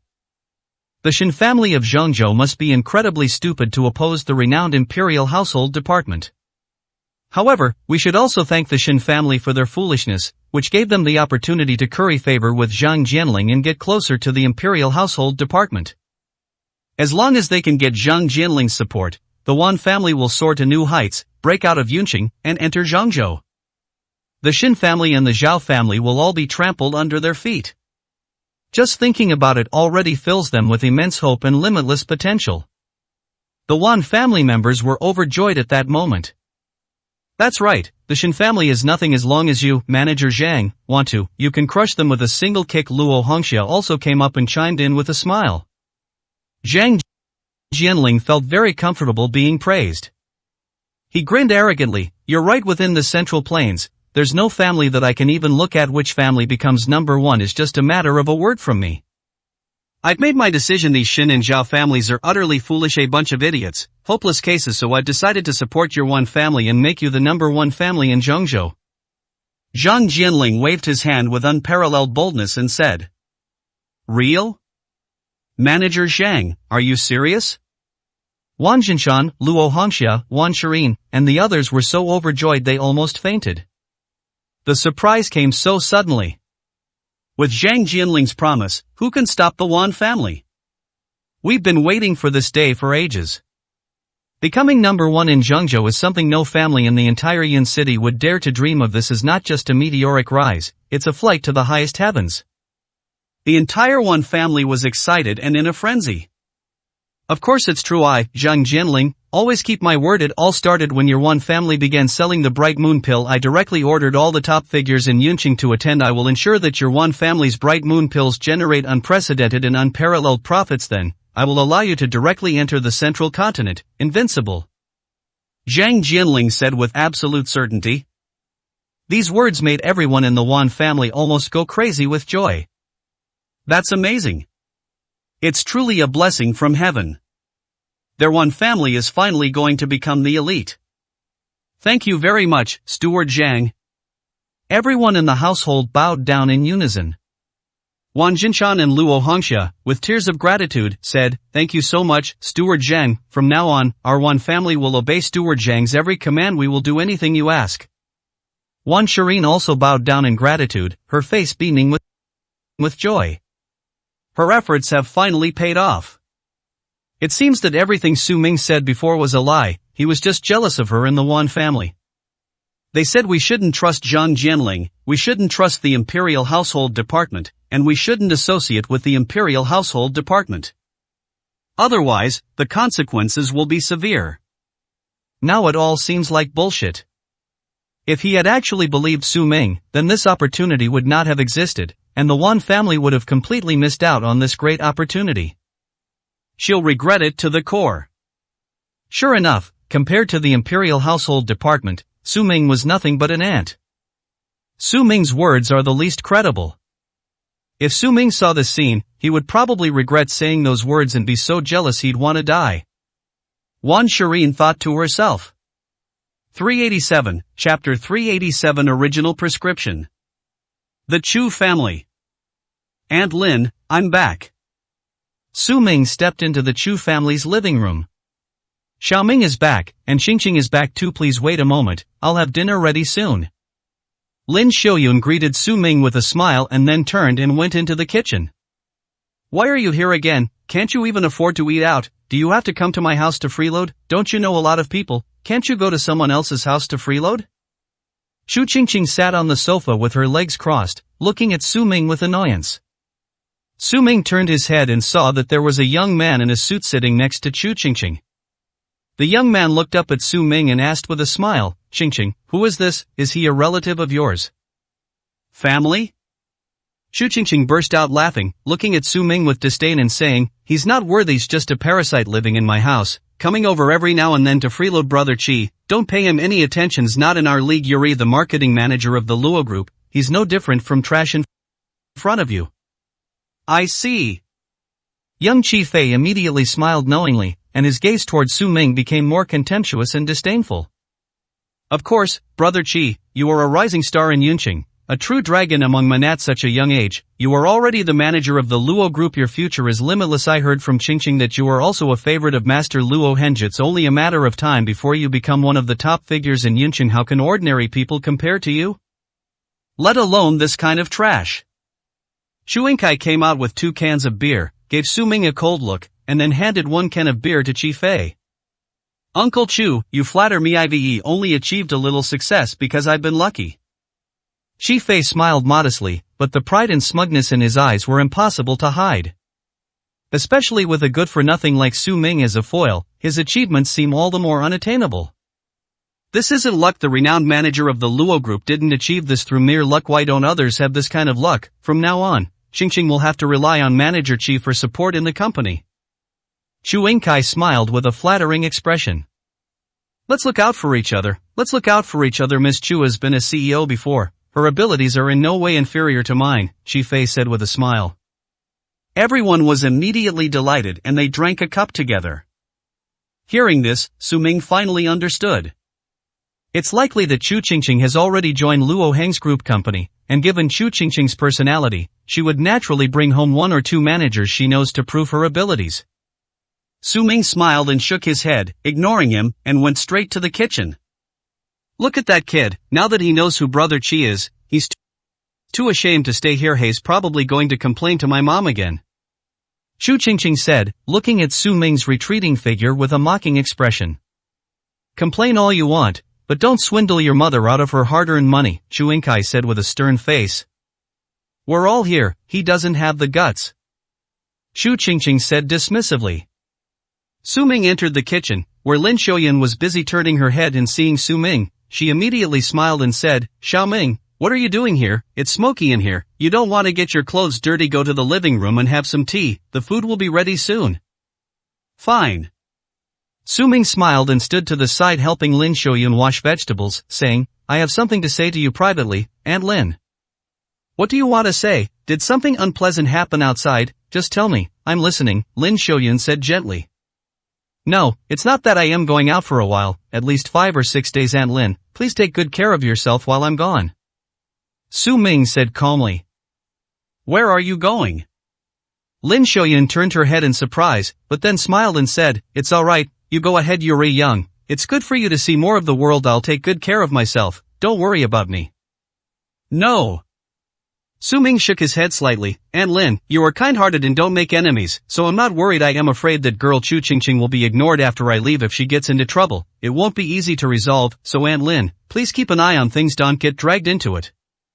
Oh, it's alright. I know Qingqing's temper. I'll keep an eye on her, Lin Xiaoyan nodded. Well, there's one more thing, and that's the prescription I gave you to cure the toad spring dew poison. That's the most valuable thing the Chu family has right now. I am sure many people are coveting it. No matter who wants it, we can't give it to them. Otherwise, the consequences will be severe. Su Ming's resounding reminder. This is of utmost importance. The Chu family seems to be enjoying great success right now because of the prescription he provided, but if they lose the prescription, they will not only lose what they have gained, but they may also face retaliation. Lin Xiaoyun was also aware of this.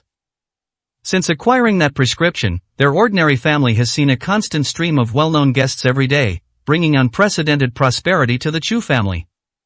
The value of this prescription is truly unimaginable. Lin Xiaoyun immediately nodded seriously and firmly, saying, I'll listen to you, I won't give it to anyone. That's good. Su Ming felt relieved. He then helped Lin Xiaoyun for a while, bringing out all the food. Then they sat down together to eat. At the dinner table, after a few casual words, Qi Fei suddenly changed the subject and said to Chu Yingkai, Uncle Chu, I heard that your Chu family has a prescription that can cure the poison of toad spring dew, and countless people in Yunqing dream of obtaining it. Is it true? Can I borrow it to take a look? Lin Xiaoyun was taken aback upon hearing this. Surprisingly, Su Ming was right. Su Ming had just finished explaining things to her when Qi Fei came straight for the prescription. Su Ming buried his head in his food and didn't react. Chu Yingkai smiled broadly and said, Of course, Qingqing, go and get the prescription for Manager Qi. Although everyone else pays for it, Manager Qi is one of us, so we don't need to. We'll just give her the prescription. Chu Yingkai also thought he was very good at dealing with people. They've completely adopted their own company's methods. Giving Qi Fei a valuable prescription for free would surely make the Chu family extremely grateful, and it would also help to bring Chu Qingqing and Qi Fei together. Chu Qingqing will have better development prospects at Luo's group in the future. No. Just then, Qi Fei interrupted, smiling as he said, What I want isn't a copied prescription. I want to see the original. After all, the original prescription is the most valuable. The person who can produce the original prescription is the real master, right? So I want to see it and pay my respects. The original prescription, this. Chu Yingkai was stunned. Chu Yingkai wasn't stupid. You can copy any prescription you want, since copying prescriptions is unauthorized. Even if those wealthy and powerful individuals buy the prescription and copy it, they wouldn't dare to use it indiscriminately. Because possessing the original prescription grants the right to pursue legal action at any time. If the copied prescription were given away, the Chu family's wealth would be completely wiped out. Chu Yingkai was also caught in a dilemma. On one side is Chu Qingqing's future, and on the other is the Chu family's reliance. Neither can be lacking. 388, Chapter 388. They'll get what's coming to them. Chu Qingqing didn't think that much about it. She just felt that if Qi Fei wanted to see it, Chu Yingcai's refusal to show it would make him seem stingy and shameful. He immediately urged, "Dad, just take out the original prescription. Do you think Brother Qi will steal it from you? Besides, almost everyone in Yunqing has already obtained a copy of the prescription, so it's practically worthless now. What's the point of hiding it?" Upon hearing this, Chu Yingkai felt that it made some sense. That stuff can only neutralize the toad venom toxin.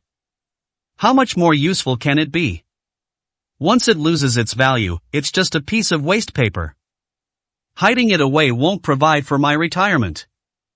Thinking of this, Chu Yingkai nodded and said, "Alright then, I'll go get it and let Manager Qi take a look." "That's wonderful, thank you Uncle Chu." Qi Fei rubbed his hands together excitedly. No. However, at that moment, Lin Xiaoyun suddenly slammed her chopsticks on the table, making a loud bang. This startled everyone at the table, who stared at Lin Xiaoyun in astonishment. Remembering Su Ming's instructions, Lin Xiaoyun's expression turned cold and stern. She said in a deep voice, "No one can have the prescription. It's something Xia Ming brought to our Chu family. No one can have it. I can show you a copy of the prescription, but not the original." Seeing this, Su Ming nodded in satisfaction. It seems Lin Xiaoyun took his words seriously, and he felt relieved. Otherwise, even if Chu Yingkai really gave the original prescription to Qi Fei today, he wouldn't stop him. This shows that the Chu family was destined not to have that good fortune. He remained silent, wanting to see how the Chu family would react. He could stop such things for a while, but not for long, especially since he was about to leave for Shuzhou.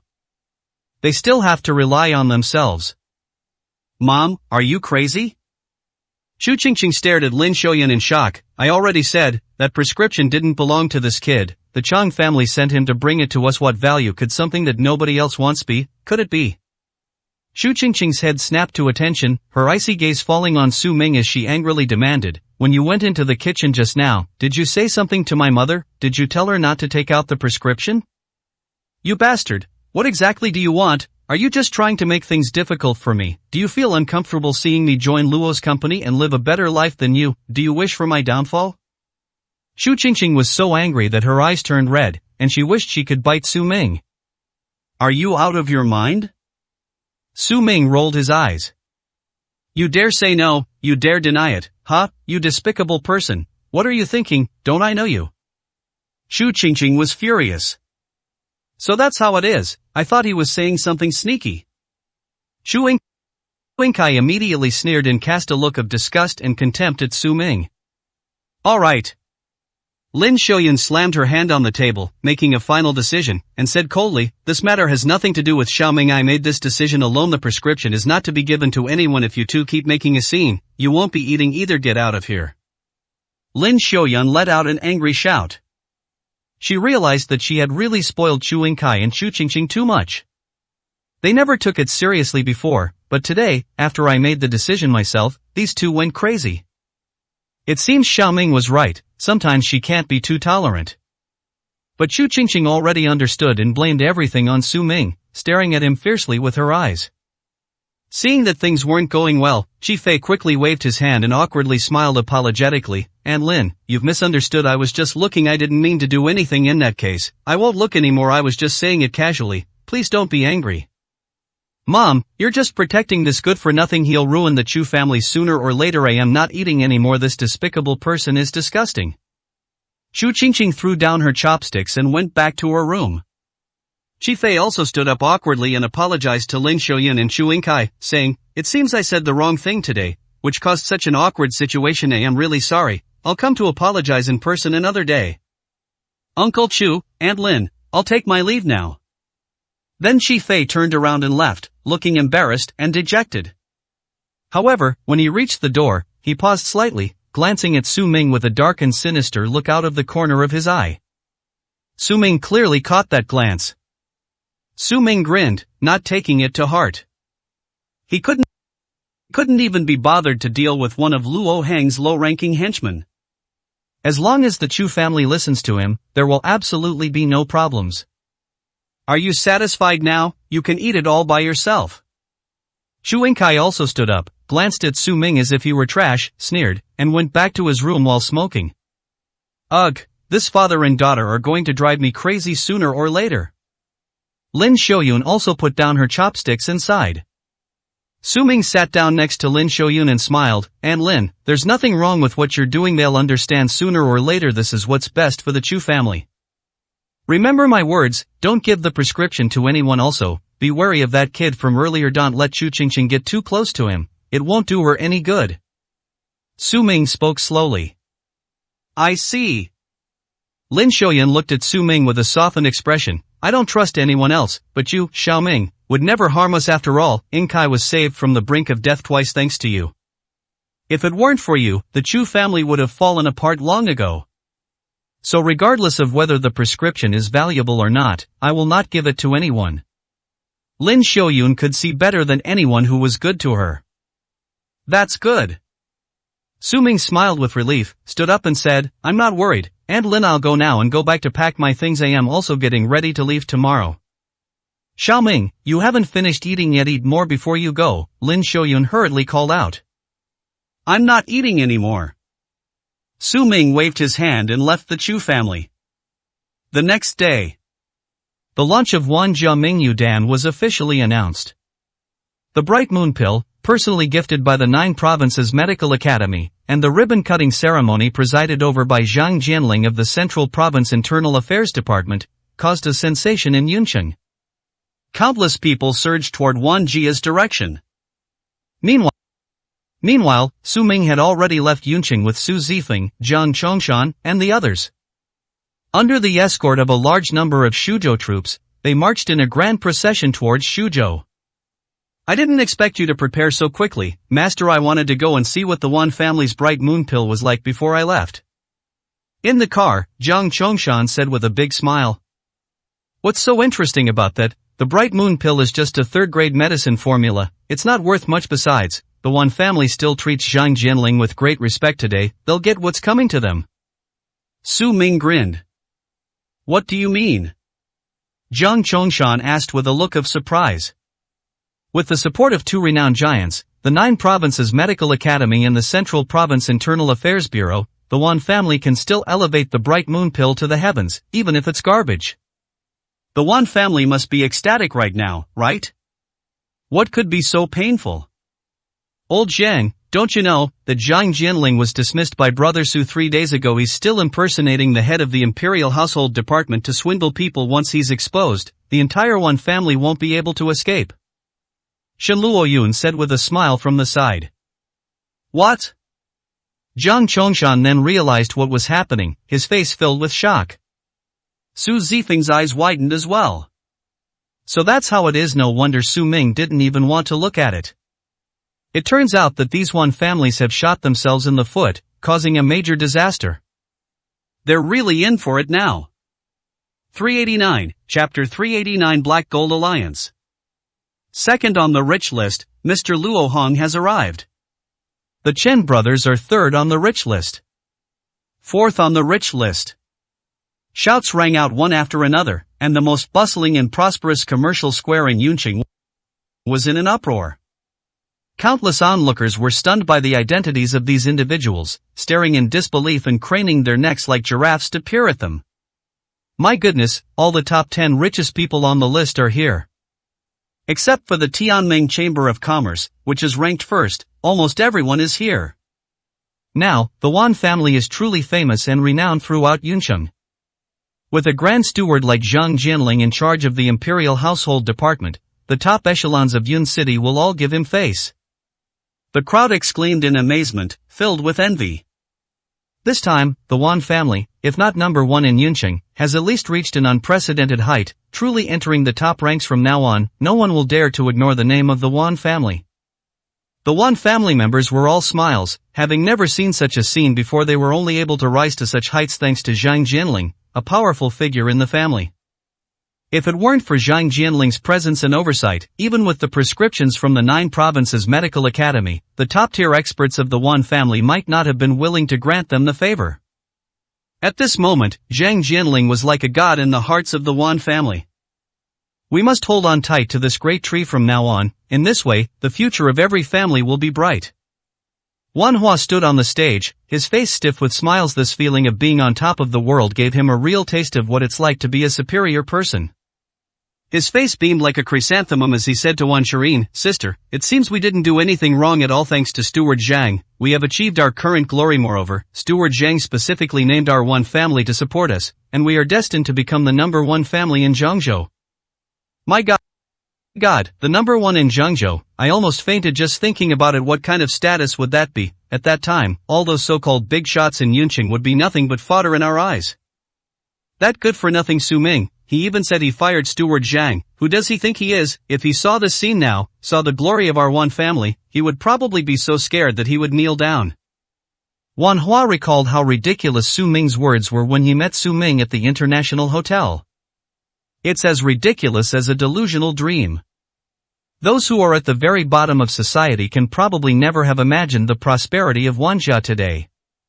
Why bring him up out of the blue? Did you invite him? Wan Shirin turned her head and glanced at Wan Hua in confusion. The Wan family is now a towering mountain that ordinary people can only look up to. Su Ming has no chance of ever reaching that level. Even the servants of the Wan family are 10 times better than Su Ming. Wan Shirin no longer bothered to compare Su Minglai with the Wan family. Invite him, does he even deserve it? He's probably just watching the TV broadcast from some corner right now, watching us grit our teeth in envy. Wan Hua chuckled, his face full of contempt and disdain. Then let's not mention him. That kind of person will never have a chance to enter our world again. What we need to do now is to entertain our guests well and serve Steward Zhang well. In the future, countless important figures will be begging to pay their respects to the Wan family, Wan Shirin said calmly. Yes, I just think about how much he must regret divorcing you now. Just imagining that pathetic expression on his face makes me incredibly happy. Wan Hua laughed heartily. Black Gold Business Alliance, here. As Wan Hua and Wan Shirin finished speaking, another shout rang out from the crowd. The Black Gold Alliance? Oh my God. The entire square erupted in a cacophony of shocked gasps and exclamations. Everyone turned their heads, staring in disbelief at the entrance. 2 elderly people, one dressed in black and the other in white, slowly walked out. The crowd was stunned, speechless, their mouths agape, unable to utter a sound. Even those in the top 10 of Yunqing's rich list were moved at this moment, and they all stood up and looked at the 2 old men with respect. Black Gold Alliance, the highest-ranking business alliance in Cloud City. This business alliance was formed by several once powerful business leaders. Its role is to manage and supervise the family businesses and commercial economy of the entire Yunqing.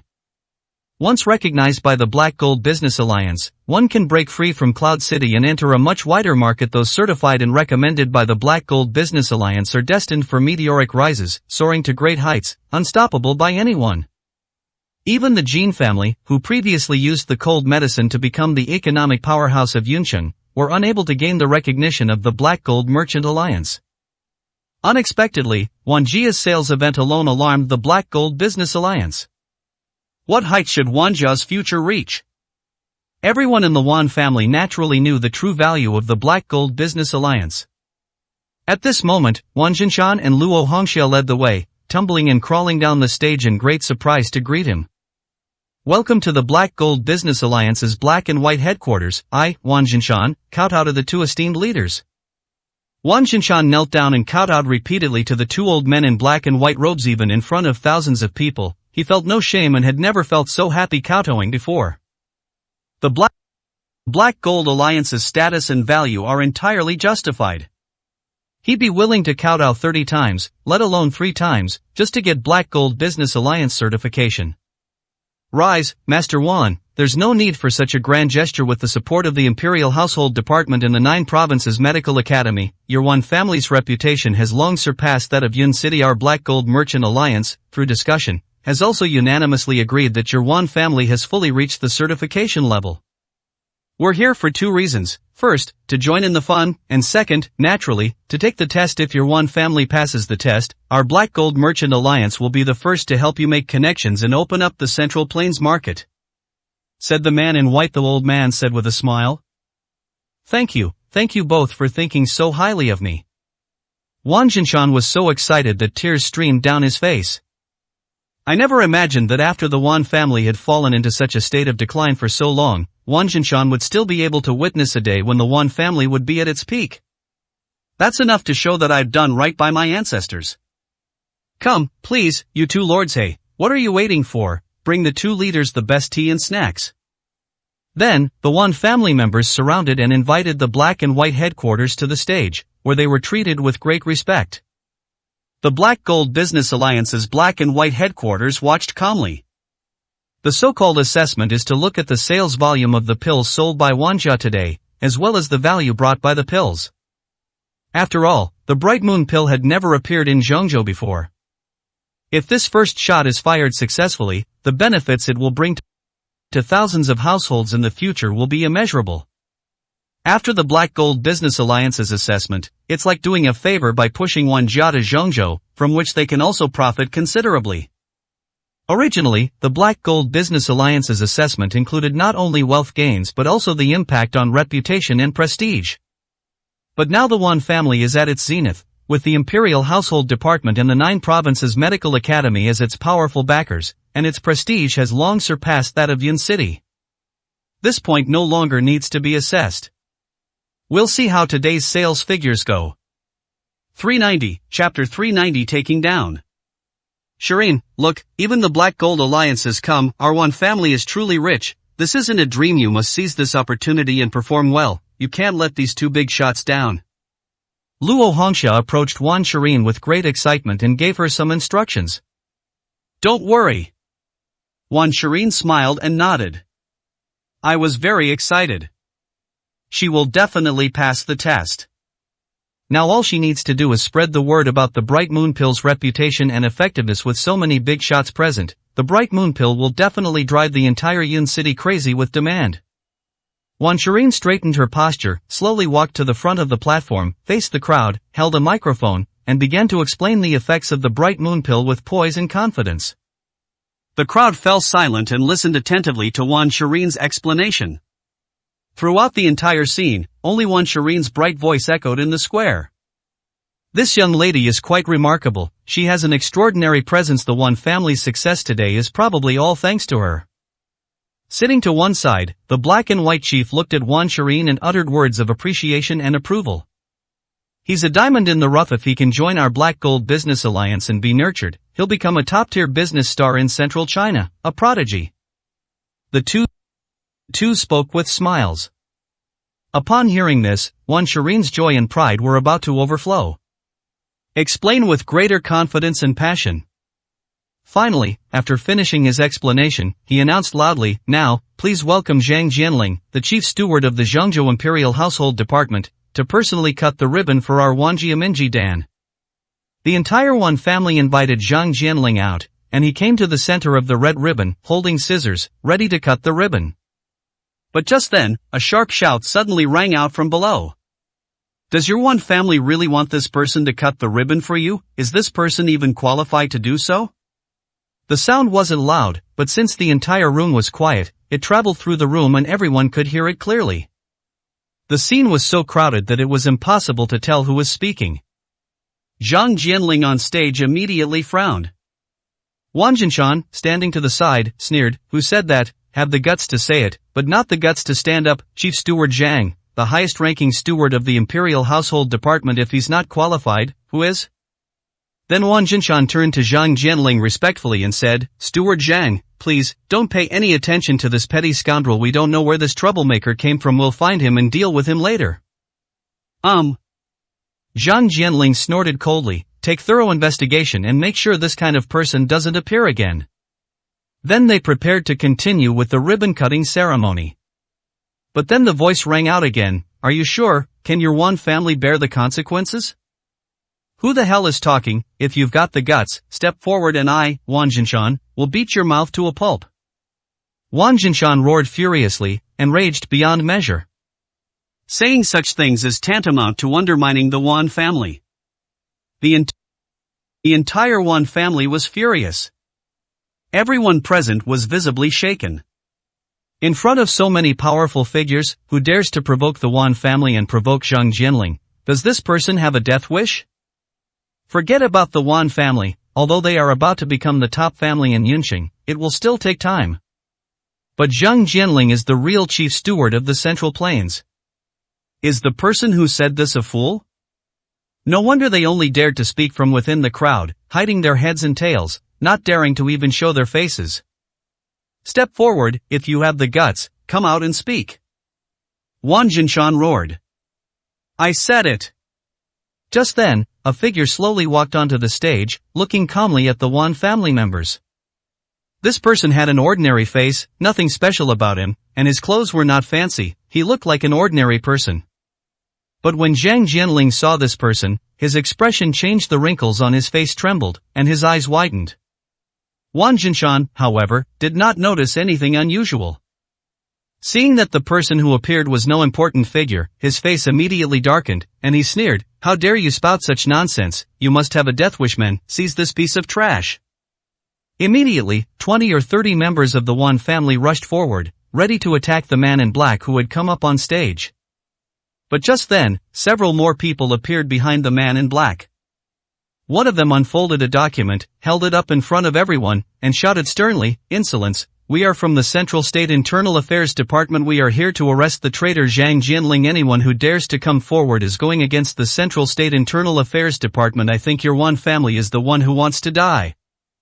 The Central Plains Imperial Household Department? Traitor Zhang Jianling? Boom! The Wan family members' heads almost exploded, as if struck by lightning, and they stood there dumbfounded.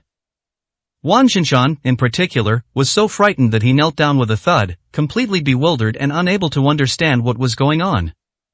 He turned to look at Zhang Jianling, only to see that Zhang Jianling had unknowingly taken several steps back in fright, his face filled with panic. Could it be true? Wang Jinshan felt dizzy and his head was about to explode. Wan Shirin's face turned deathly pale. She walked up to the officials from the Central State Imperial Household Department and said with a grim expression, "My lords, you must be mistaken. Chief Steward Zhang is the head of the Imperial Household Department. Arresting him is insubordination. Are you telling the truth? Are you really from the Imperial Household Department? I've never heard of such a thing before. The people from the Imperial Household Department arrest their top supervisor. This is absolutely incredible." However, the man from the Imperial Household Department sneered and threw the document at Wan Shirin's face, saying coldly, "Really, can't you read it yourself? 3 days ago, our Imperial Household Department's top brass unanimously approved the dismissal of Zhang Jianling. We've already notified him by phone and message." This man, instead of returning to the Imperial Household Department to report for demotion, abused his position as the head of the department in Yunqing for personal gain. He has already been convicted of treason. Your Wan family, in cahoots with Zhang Jianling, deserves to be executed. Not a single one of you. There's no escaping it. This time, the Wan family was truly terrified. This news struck them like a bolt from the blue. Clang! At the sound of a bang on the stage, Zhang Jianling, realizing he had been exposed, turned around and tried to run away as fast as he could. Now, without needing any further proof, it's clear that what the people from the Imperial Household Department said is true. Zhang Jianling, you've truly become a traitor. Take it down. A man from the Imperial Household Department shouted.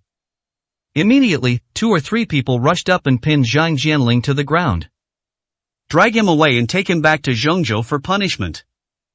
Then the black-clad man leading the group from the Imperial Household Department turned his gaze to Wan Shirin, Wan Jinshan, Luo Hongxia, and their group, and coldly snorted, "And you too? I've already notified the Yunqing enforcement team soon, you'll all be arrested, none of you will escape, you'd better really have nothing to do with Zhang Jianling, otherwise, prepare to be sent to prison." "Don't want." Luo Hongxia let out a sob and fainted on the field.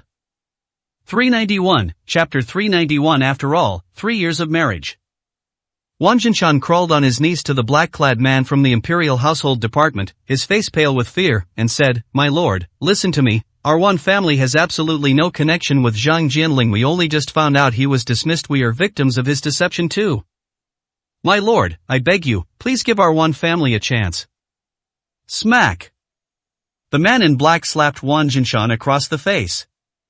He gave a cold, gloomy snort. "I already gave you a chance earlier. I asked your Wan family if you were sure you wanted Zhang Jianling to cut the ribbon for you. Do you still remember your answer? Ha, you want to distance yourself, go talk to the enforcement team then, useless." The man in black kicked Wan Jinshan to the ground. Then he led the people behind him off the stage. Below, the law enforcement team, fully armed, rushed over and surrounded the entire scene. In an instant, the entire Wan family was plunged into despair and gloom. The 2 Black Gold Alliance members who came for the assessment also stood up and shook their heads in disappointment as they looked at Wan Jinshan and Wan Shirin. I thought a new star was about to emerge in Yuncheng. It turns out, it was just a fool's celebration. "Old men of black and white, please help, I beg the Black Gold Merchant Alliance to save my Wan family." Wan Jinshan, as if possessed, crawled to the front of the black and white headquarters, crying and pleading. "The Black Gold Alliance, didn't they have high hopes for us? Please, save us." The 2 elders, one black and one white, glanced down at Wan Jinshan and sneered, "You should focus on protecting yourselves first, and get out of the enforcement team. This might be the last hurrah for the Wan family." The 2 men gave a sarcastic laugh, turned around, and left the stage. Wan Shirin sat dejectedly on the stage, her eyes vacant. Why did she become like this? At that moment, she suddenly recalled what Su Ming had told her. Could it be that what Su Ming said was true? Zhang Jianling had already been dismissed from his post, and it was Su Ming who ordered his dismissal. Only the Wan family were like fools, kept in the dark? What exactly is going on? Next, everyone from the Wan family was arrested by the law enforcement team, leaving only a mess at the scene, marking the end of this farce. Inside the law enforcement team, the entire Wan family, consisting of over 100 people, was detained. The entire Wan family was shrouded in gloom and deathly stillness inside the iron cell. They couldn't even lift their heads. The more glorious they were before, the more miserable they are now. Falling from heaven to hell can happen in the blink of an eye. "Sister, I don't want to go to jail. I'm so young. I don't want to spend the rest of my life in prison. I haven't gotten married yet. I haven't had any children." Wan Hua broke down, sat at Wan Shirin's feet, hugged Wan Shirin's legs, and cried and screamed. Wan Jinshan sat in the corner, looking lost and lifeless. Luo Hongxia's eyes were red and swollen from crying, and she was terrified. She walked over shakily and looked at Wan Shirin with pleading eyes. "Shirin, please think of something. Do you really want to watch us all die here and watch the Wan family be ruined?" Wan Shirin sat there blankly with her head tilted back, 2 lines of tears sliding down her cheeks. She's still a little dazed. Why did it turn out like this? As she thought about it, Su Ming's image resurfaced in her mind. That's right, Su Ming, that's him. Wan Shirin suddenly spoke. What? Everyone was stunned and turned to look at Wan Shirin blankly. Even Wan Hua stopped crying. Wan Shirin then slowly said, "Previously, when I met Wu Ting at the International Hotel, I ran into him downstairs. I even gave him a check for 20 million at that time. He said that he had ordered the dismissal of Zhang Jianling and his 2 disciples. He told me not to have any contact with Zhang Jianling. Unfortunately, I didn't take his words seriously at the time." After Wan Shirin finished speaking, she was filled with regret. If only we had listened to Su Ming sooner, we wouldn't be in this mess. How could she possibly be implicated by Zhang Jianling? Really? Wan Jinshan and Luo Hongxia, who were initially in despair, both showed expressions of surprise and disbelief. Did that kid really say something like that? Luo Hongxia frowned, clearly disbelieving. Wanhua hurriedly sat up and raised his hand, saying, I can testify to this. It's definitely true, I was there and heard it with my own ears, but who would have thought that what that good-for-nothing said would actually be entirely true? How is this possible? Luo Hongxia kept shaking her head, still unable to accept it. How could that kid possibly have the ability to fire Zhang Jianling? How could he do that? I think. Wan Shirin pursed her lips slightly and said in a deep voice, I think even if he didn't fire us, he must have found out about it beforehand and knew everything. That's why he said those things, so he probably already foresaw our fate. Then what are we waiting for? Call him right now. You gave him 20 million, if you call him, he'll definitely save us. Luo Hongxia urged them hurriedly. That's right, Xian, call him. Wang Jinshan also stood up and said in a deep voice, let's not worry about the 20 million for now. After all, you were married, he is your ex-husband, it's not reasonable for us not to help him. All right. Wan Shirin took out her phone and dialed Su Ming's number. Unfortunately, Su Ming was already on a high-speed train to Suzhou. His cell phone had no signal and had long been switched off. Beep beep beep. I made several calls, but none of them went through. How is it, Shirin, did he answer the phone? Luo Hongxia pressed for more information. No. Wan Shirin put down her phone in despair, her heart filled with complex and mixed emotions. Could it be that Su Ming has completely lost hope in her and is therefore refusing to answer the phone? Wan Shirin dared not think any further. She was currently in a state of mind it hurts more than anyone else. What are we going to do now? That brat, he disappears at a time like this. Is he ecstatic to see our one family fall into this state? He doesn't even care about his ex-wife, you ungrateful bastard. Luo Hongxia cursed angrily. Just then, a sound came from outside. With a creak, the leader of the enforcement team opened the door and said, Wan Shirin, someone is looking for you, come out with me. Who? Wan Shirin stood up abruptly, wiped away her tears, and looked deeply moved. Is it Su Ming? Although she didn't answer the phone, she already knew this would happen, so did Su Ming still come back to save her? Wan Shirin hurriedly followed the leader of the enforcement team out. Her feelings became extremely complicated. What should she do when she faces Su Ming again? After all, she had already excluded Su Ming. Considering him to be from a completely different world, Su Ming is probably very disappointed and resentful of her now, right? No way. Since he came back to save her, he must still care about her. After all, they've been married for 3 years. With that in mind, Wan Shirin adjusted her mindset, tried to put on a smile, and prepared to meet Su Ming. 392, Chapter 392 Illness. Su Ming. Upon entering the interrogation room of the law enforcement team, Wan Shirin saw a figure with his back to her and couldn't help but shout excitedly. The figure slowly turned around. It wasn't Su Ming, it was Luo Hang. Miss Wan. Luo Hong looked at Wan Shirin and nodded slightly. It's not Su Ming. Wan Shirin was slightly taken aback and greatly disappointed. Sure enough, that guy had long since severed ties with her. The Wan family had nothing to do with Su Ming from beginning to end. Moreover, given Su Ming's abilities, it would be impossible for him to join the law enforcement team, let alone save her. She was too naive and thought too simply, assuming Su Mingjin was someone important. Now it seems that Su Ming's previous statement was probably just a fluke, based on a misunderstanding, and was completely different from what she had imagined. But that makes sense. If Su Mingjin were truly capable, he wouldn't have been kicked out of the Wan family, nor would he have divorced her. Pushing Su Ming out of her mind, Wan Shirin let out a breath, regained her composure, and nodded respectfully to Luo Heng. Mr. Luo, what can I do for you? Luo Heng remained outwardly calm, but inwardly he was secretly astonished. How did Wan Shirin know that it was Prince Su who sent him? As expected of someone who's been married for 3 years, they managed to notice something was amiss. I guess I need to be more careful. Luo Hong looked up, his expression grave, and said, Miss Wan, I feel deeply sorry for your Wan family after what has happened to you. That's why I rushed over to help immediately. After all, we are all families in Yunqing, and I should help if I can. However, the Wan family has committed a very serious offense this time, colluding with traitors in the Ministry of Internal Affairs. It will be very difficult for you to get away with it. I can only rescue you. You'll have to figure out how to get the rest out of there yourself.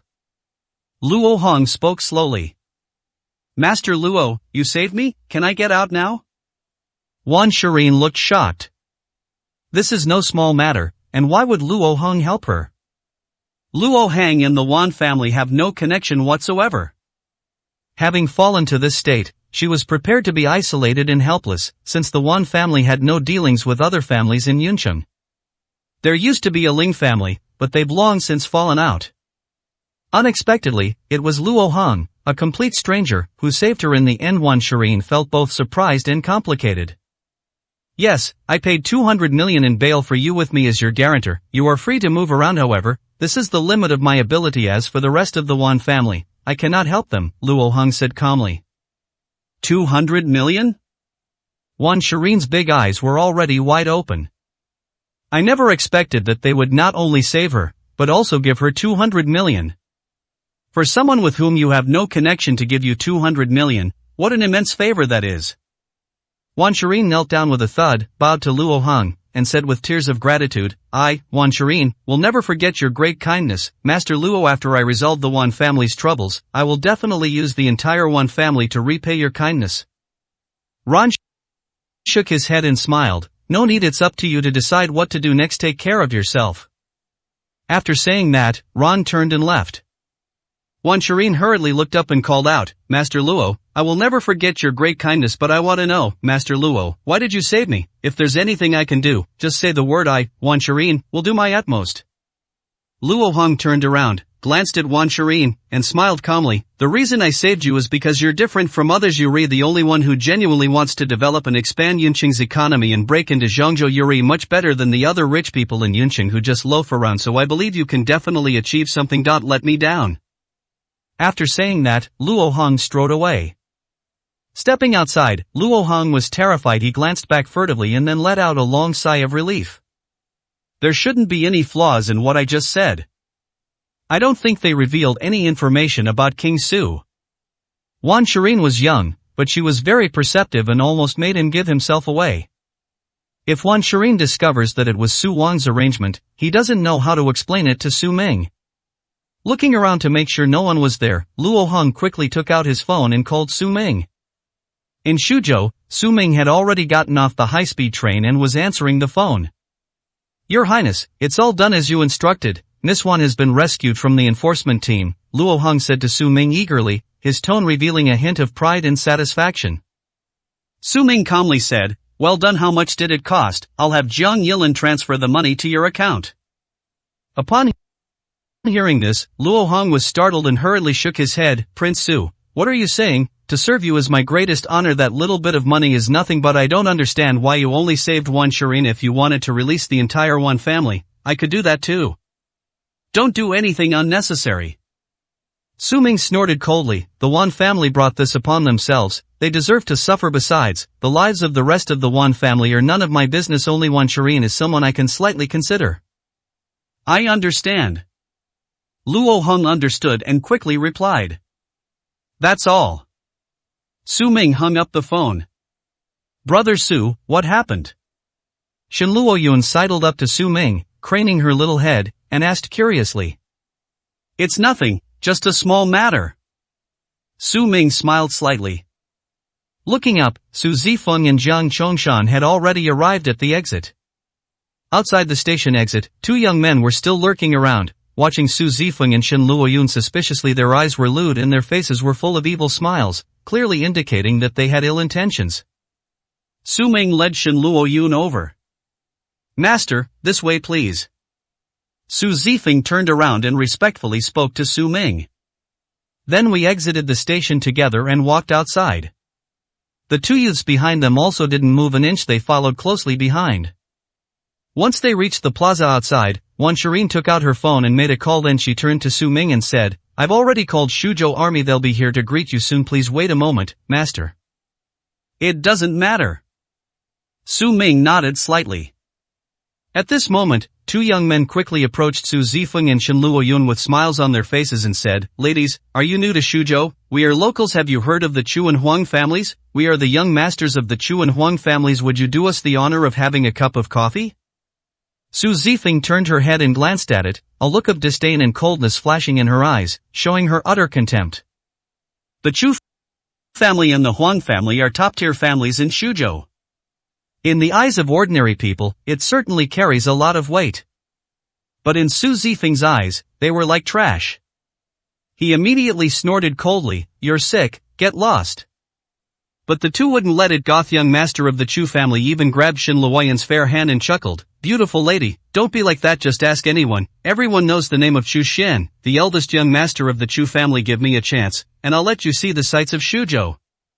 Shen Luoyun frowned, slapped the other person across the face, and angrily said, "What are you doing? Are you sick? I have a boyfriend. If you touch me again, my boyfriend won't let you get away with it." Shen Luoyun moved closer to Su Ming and took his hand. 393, Chapter 393. She's my woman. Boyfriend?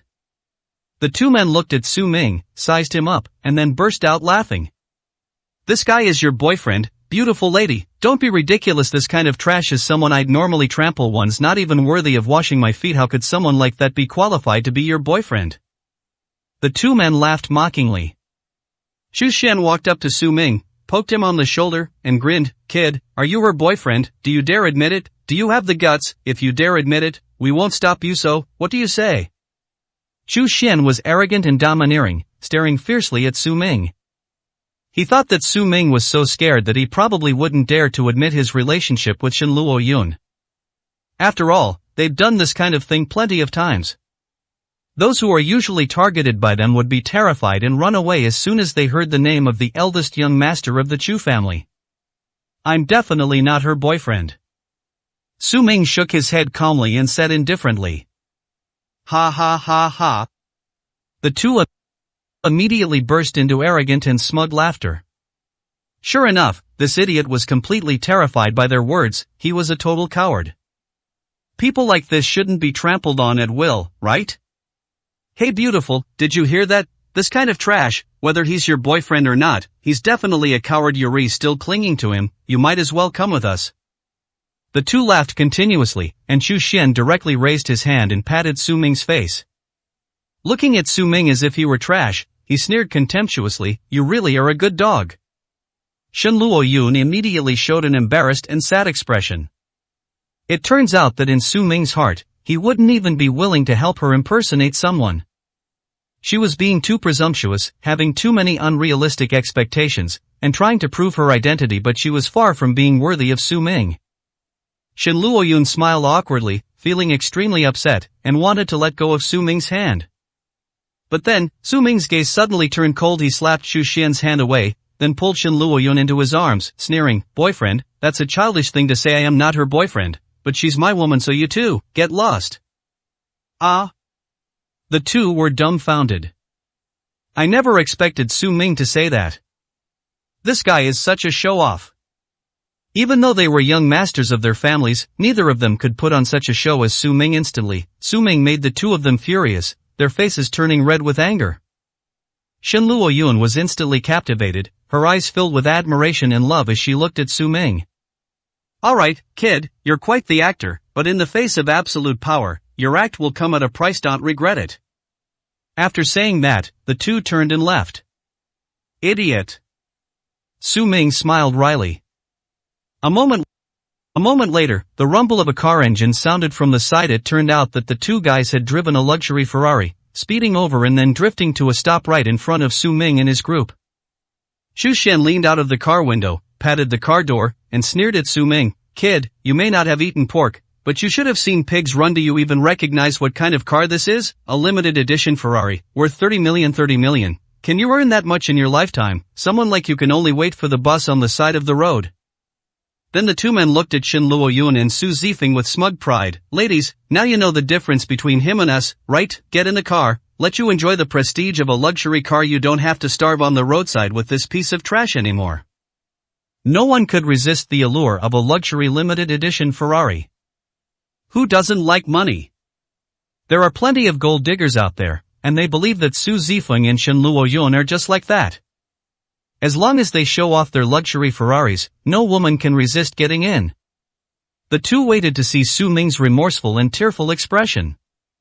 Su Zifeng revealed a cold smile. I've never seen pigs run before, but you two have opened my eyes today. I'll give you one last chance. Get out. What did you say? The two were furious. Her face flushed red. She was about to get out of the car to cause trouble. It was the first time she had encountered such an ungrateful woman. She was practically asking for it.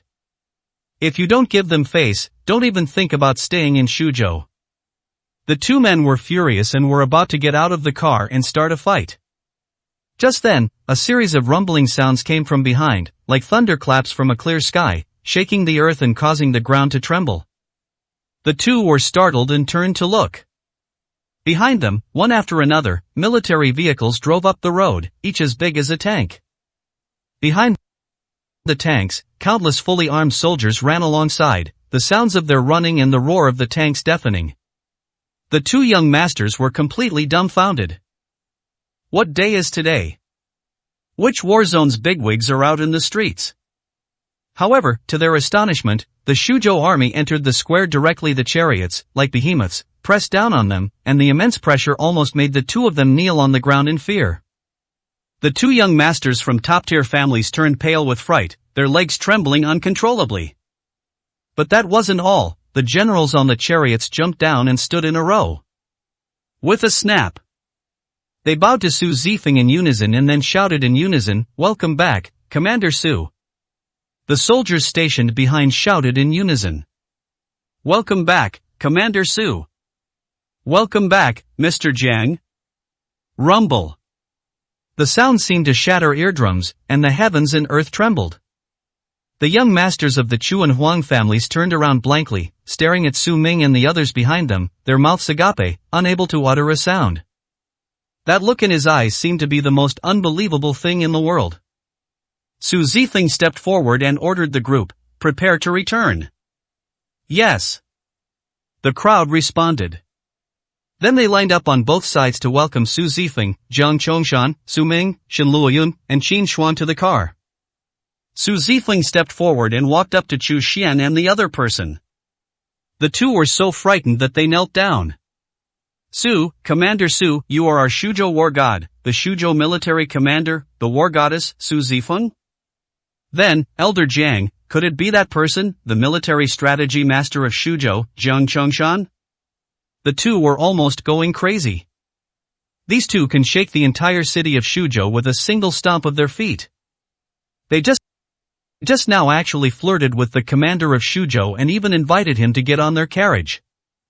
At that moment, their faces turned pale and then flushed, their faces becoming as ugly as pig liver. I felt extremely remorseful, as if I had eaten shit. "I already said that was your last chance. It's one thing for you to speak arrogantly to me, but to dare to use foul language against my guest is a crime punishable by death." Su Zifeng's eyes instantly flashed with an icy killing intent. The two were so frightened that their livers and gallbladders ruptured, and they kowtowed repeatedly to Su Zifeng.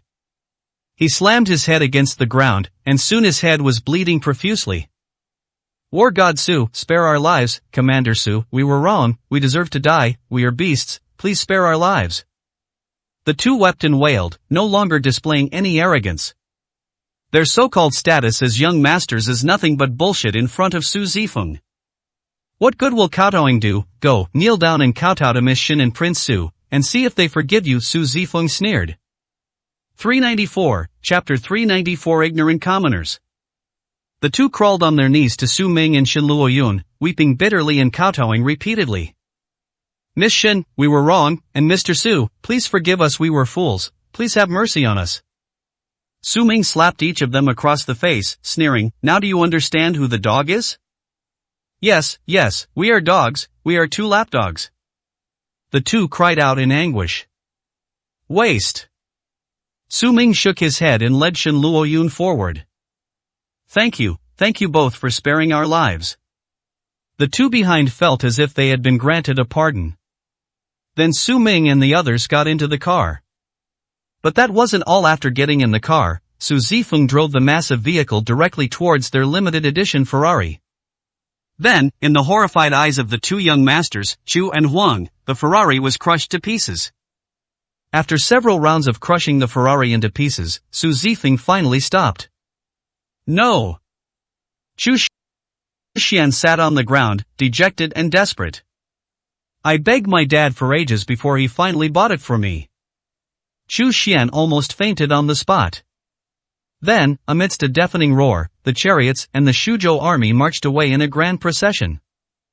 Those two idiots, I haven't been in charge of Shuzhou for a while, and even petty scoundrels have gotten out of control. When I get back, I'll immediately order the Chu and Huang families sealed off and make all their members kneel down and come to the commander's mansion to apologize. Su Zifeng gritted her teeth, her face frosty. To encounter such trash right from the start, wouldn't that leave a bad impression on Su Ming? Because this trash made her lose face in front of Su Ming, she wished she could tear them both to pieces. There's no need. Su Ming said calmly, foolish people can never be completely killed, but this also shows how chaotic Shuzhou will be if Yi Tianzong replaces you. Dealing with Yi Tianzong is the real priority. The patriarch is right. Su Zifeng nodded respectfully. The Shuzhou army marched through the streets and alleys and returned to the Shuzhou commander's mansion. Upon arriving at the main hall of the commander's mansion, a woman with mature charm and elegant demeanor came out to greet them. Upon seeing Su Zifeng, he immediately beamed with joy. Second sister, you're finally back. That's wonderful. You were gone to Zhongzhou for so long, I thought something had happened to you. Big sister, don't worry, nothing can happen to me if you mess with me. It's always someone else who gets into trouble. Su Zifeng showed a long-lost smile. The woman who looks to be around 30 years old is Su Zifeng's older sister, Su Yu. Su Yu nodded in relief. Then he looked at Jiang Chongshan and gave a slight bow. Greetings, Elder Jiang. Then he looked at the unfamiliar Su Ming, Shen Luoyun, and Qin Shuang, and asked in confusion, who are these people? Su Ming smiled and said, I am Zifeng's friend. Zifeng, a friend? Su Yu looked Su Ming up and down. Seeing that Su Ming was dressed shabbily, unkempt, and even slovenly, they noticed that he was dressed poorly and was unkempt. And Su Ming spoke so intimately, calling her Zifeng directly. Within the entire land of Kyushu, who would dare to address their younger sister by her full name? Everyone who sees him must call him Commander Su. This kid has absolutely no sense of propriety. Immediately, Su Yu's impression of Su Ming plummeted. However, since he was Su Zifeng's friend, she couldn't say anything. She simply pulled Su Zifeng to sit down in the hall and said, Second sister, it's good that you're back. While you were away, we were almost suffocated by the pressure from Yi Tianzong's Grandmaster's mansion. In a couple of days, Yi Tianzong will be holding a grand birthday celebration. Every one of the most influential people in Shuzhou will be there. If we don't go, it's like we're disrespecting Yi Tianzong. He might take this opportunity to cause trouble. Because of this, your brother-in-law hasn't been able to eat or sleep well these past 2 days. Your brother-in-law went out early this morning to pick out a gift. But it's good that you're back. I'll leave this matter to you. Su Yu was overjoyed and breathed a sigh of relief.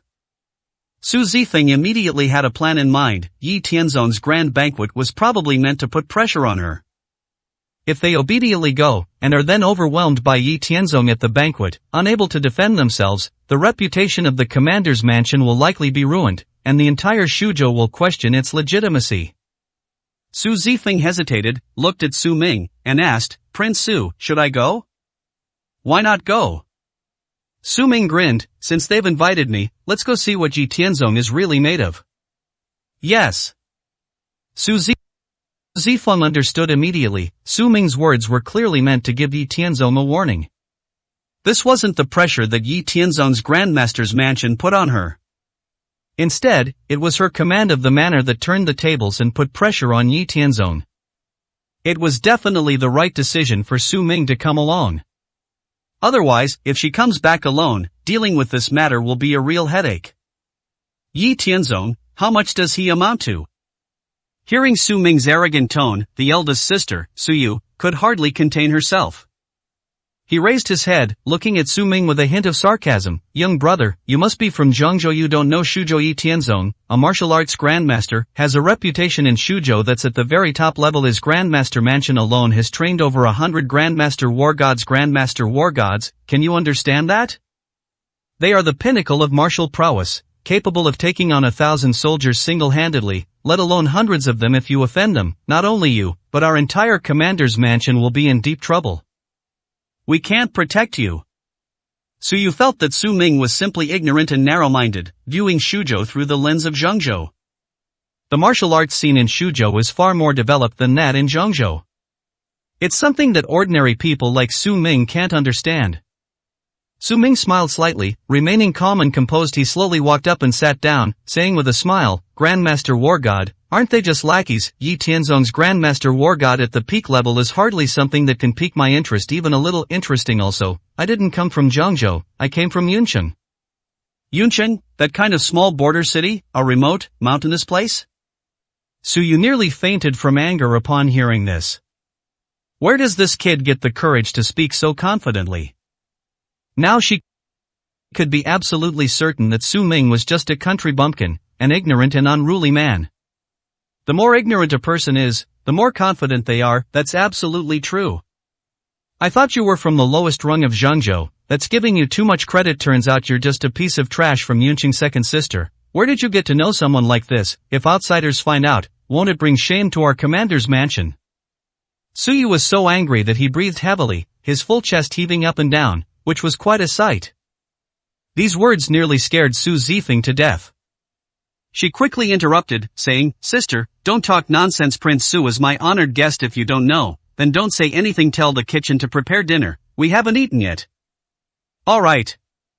Su Yu glanced at Su Ming with disdain and displeasure, then stood up, feeling quite annoyed. How could such an ignorant idiot have come to their prestigious commander's mansion? And the second sister even spoke up for this guy. Could it be that she's taken a liking to someone like him? Su Yu became increasingly upset as she thought about it. The reputation of the commander's office cannot be ruined by someone like this. 395, Chapter 395, How to Prove. Dinner was served quickly. Everyone sat down at the table. Just then, a figure rushed in through the door. "I'm back, Su Yu, look what I brought back." Everyone turned to look and saw a man with dark skin and a rugged face. It was Lu Shan, Su Yu's husband and Su Zifeng's brother-in-law. Lu Shan stopped in his tracks and saw Su Zifeng, who was also overjoyed. "Zifeng, you're back, that's perfect timing. Look, I've already picked out a gift. I'll send it to Yi Tianzong in a couple of days as a birthday present." As he spoke, Lu Shan stepped forward happily and, in front of everyone, took out an exquisite box, opened it, and inside was a jade bracelet, studded with diamonds, sparkling and looking very valuable. This? Su Yu looked surprised and asked, "How much did this cost?" 300 million. Lu Shan blurted out excitedly. 300 million may not seem like much to top tycoons, but it depends on the value of the gift. He continued, "This was crafted by top artisans. This jade bracelet alone is carved from the finest jadeite. Look at the intricate patterns on it. Only a master craftsman could carve them, and these diamonds are all top quality, hand-produced. All of these combined make this bracelet incredibly valuable. That boss just didn't know its value and was fooled by me, managing to buy it for 300 million. Otherwise, others probably wouldn't be able to buy it even for over $1 billion. This thing is enough to make our commander's mansion shine at Yi Tianzong's birthday celebration, shocking countless people. Even Yi Tianzong's grandmaster's mansion will probably have to be wary of our strength." The last sentence is the most crucial. Gifts from the commander's office must not only be valuable, but also have extraordinary significance. We need to let Yi Tianzong know that their commander's mansion can get things that the entire Shuzhou can't. This allowed Yi Tianzong to witness the power and profound influence of the commander's mansion, which was far beyond what a small grandmaster's mansion could compare to. That's why choosing this gift gave Su Yu and Lu Shan a headache. But now that I have this diamond jade bracelet, all my problems are solved. I see, then you got your money's worth. As expected of my husband, he didn't disappoint me. Su Yu immediately showed a happy expression, feeling particularly proud and radiant. She couldn't help but give Su Ming a mocking look. No matter how much Su Ming boasted, no matter how extravagant his claims were, in the end he came up empty-handed. All he had was a load of empty talk. Compared to her husband, she was utterly disgusting, like dog shit. This kind of person looks down on Yi Tianzong, and the Grandmaster's mansion now his true colors are showing. It's estimated that Su Zifeng could see through Su Ming's true colors and kicked him out. However, Su Ming remained calm, glanced up, smirked, and pointed at the diamond bracelet in Lu Shan's hand, saying, "That thing of yours is fakey, it's not even worth 3,000 yuan, let alone 300 million. What did you say?" Lu Shan raised an eyebrow, his face contorted with anger. He glared angrily at Su Ming. "Who are you, brat? How dare you spout such nonsense in my commander's mansion? What kind of stray dog is this, daring to sit on the table? Guards, throw him out." Lu Shan roared angrily. "Don't!" Su Zifeng quickly interrupted, saying in a deep voice, "Brother-in-law, he is my guest, don't do anything rash." Su Wang said, "It's fake, just show him the item, and everything will be clear." "You're insane." Lu Shan rolled his eyes in anger and said furiously, "This is something I carefully selected, how could it be wrong? Why should I show it to him? Does this kind of low-grade trash deserve to touch something so precious of mine?"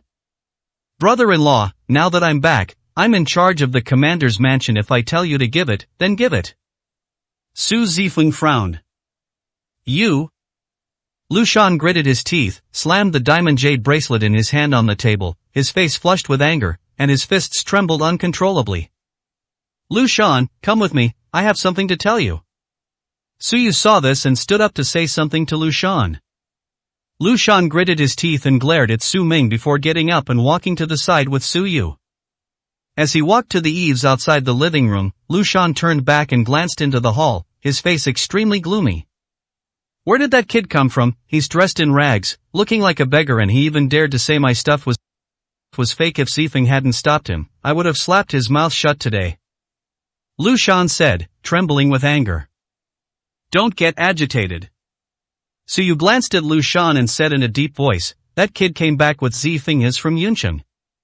"What, I thought he was someone important, it seems I overestimated him's just trash from Yun City." Lu Shan was even angrier now. "Don't be so alarmed."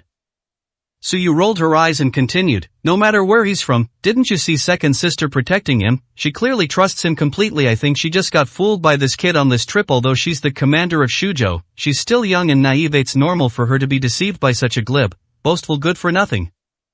But what kind of people haven't we seen? Do you think we'd allow this piece of trash to run rampant here?" "You're right."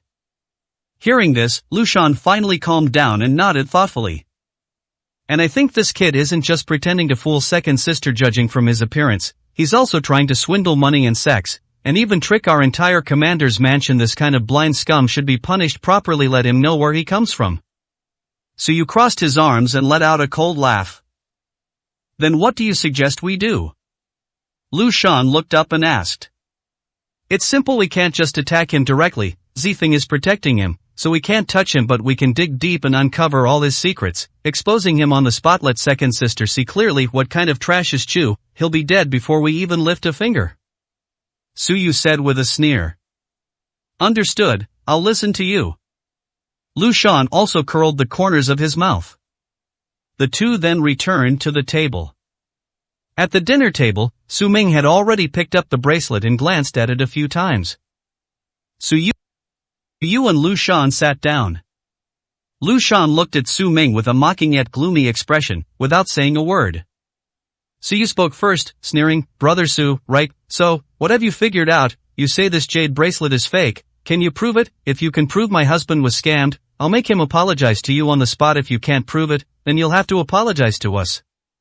Su Yu first gave Su Ming a show of force, staring at him with a cold and deep gaze. Now, even without being told, Su Zifeng could tell that something was wrong. My brother-in-law is really asking for trouble. If Su Ming says it's fake, then there must be something wrong. But how can this be proven in person? There was no expert assessment. Isn't this putting Su Ming in an awkward position? He had gone to great lengths to invite Su Ming over to deal with Yi Tianzong, but what if the two of them drove him away in anger? Su Zifeng suddenly became a little anxious. Beside them, Jiang Chongshan, Shen Luoyun, Qin Shuang, and the others watched with curiosity. Even Jiang Chongshan couldn't see anything wrong with the jade bracelet. How can Su Ming prove this? 396, Chapter 396. The truth can no longer be hidden. A silence fell over the room. Su Ming stared at the jade bracelet in his hand in silence. Su Yu and Lu Shan both showed smug expressions when they saw this scene.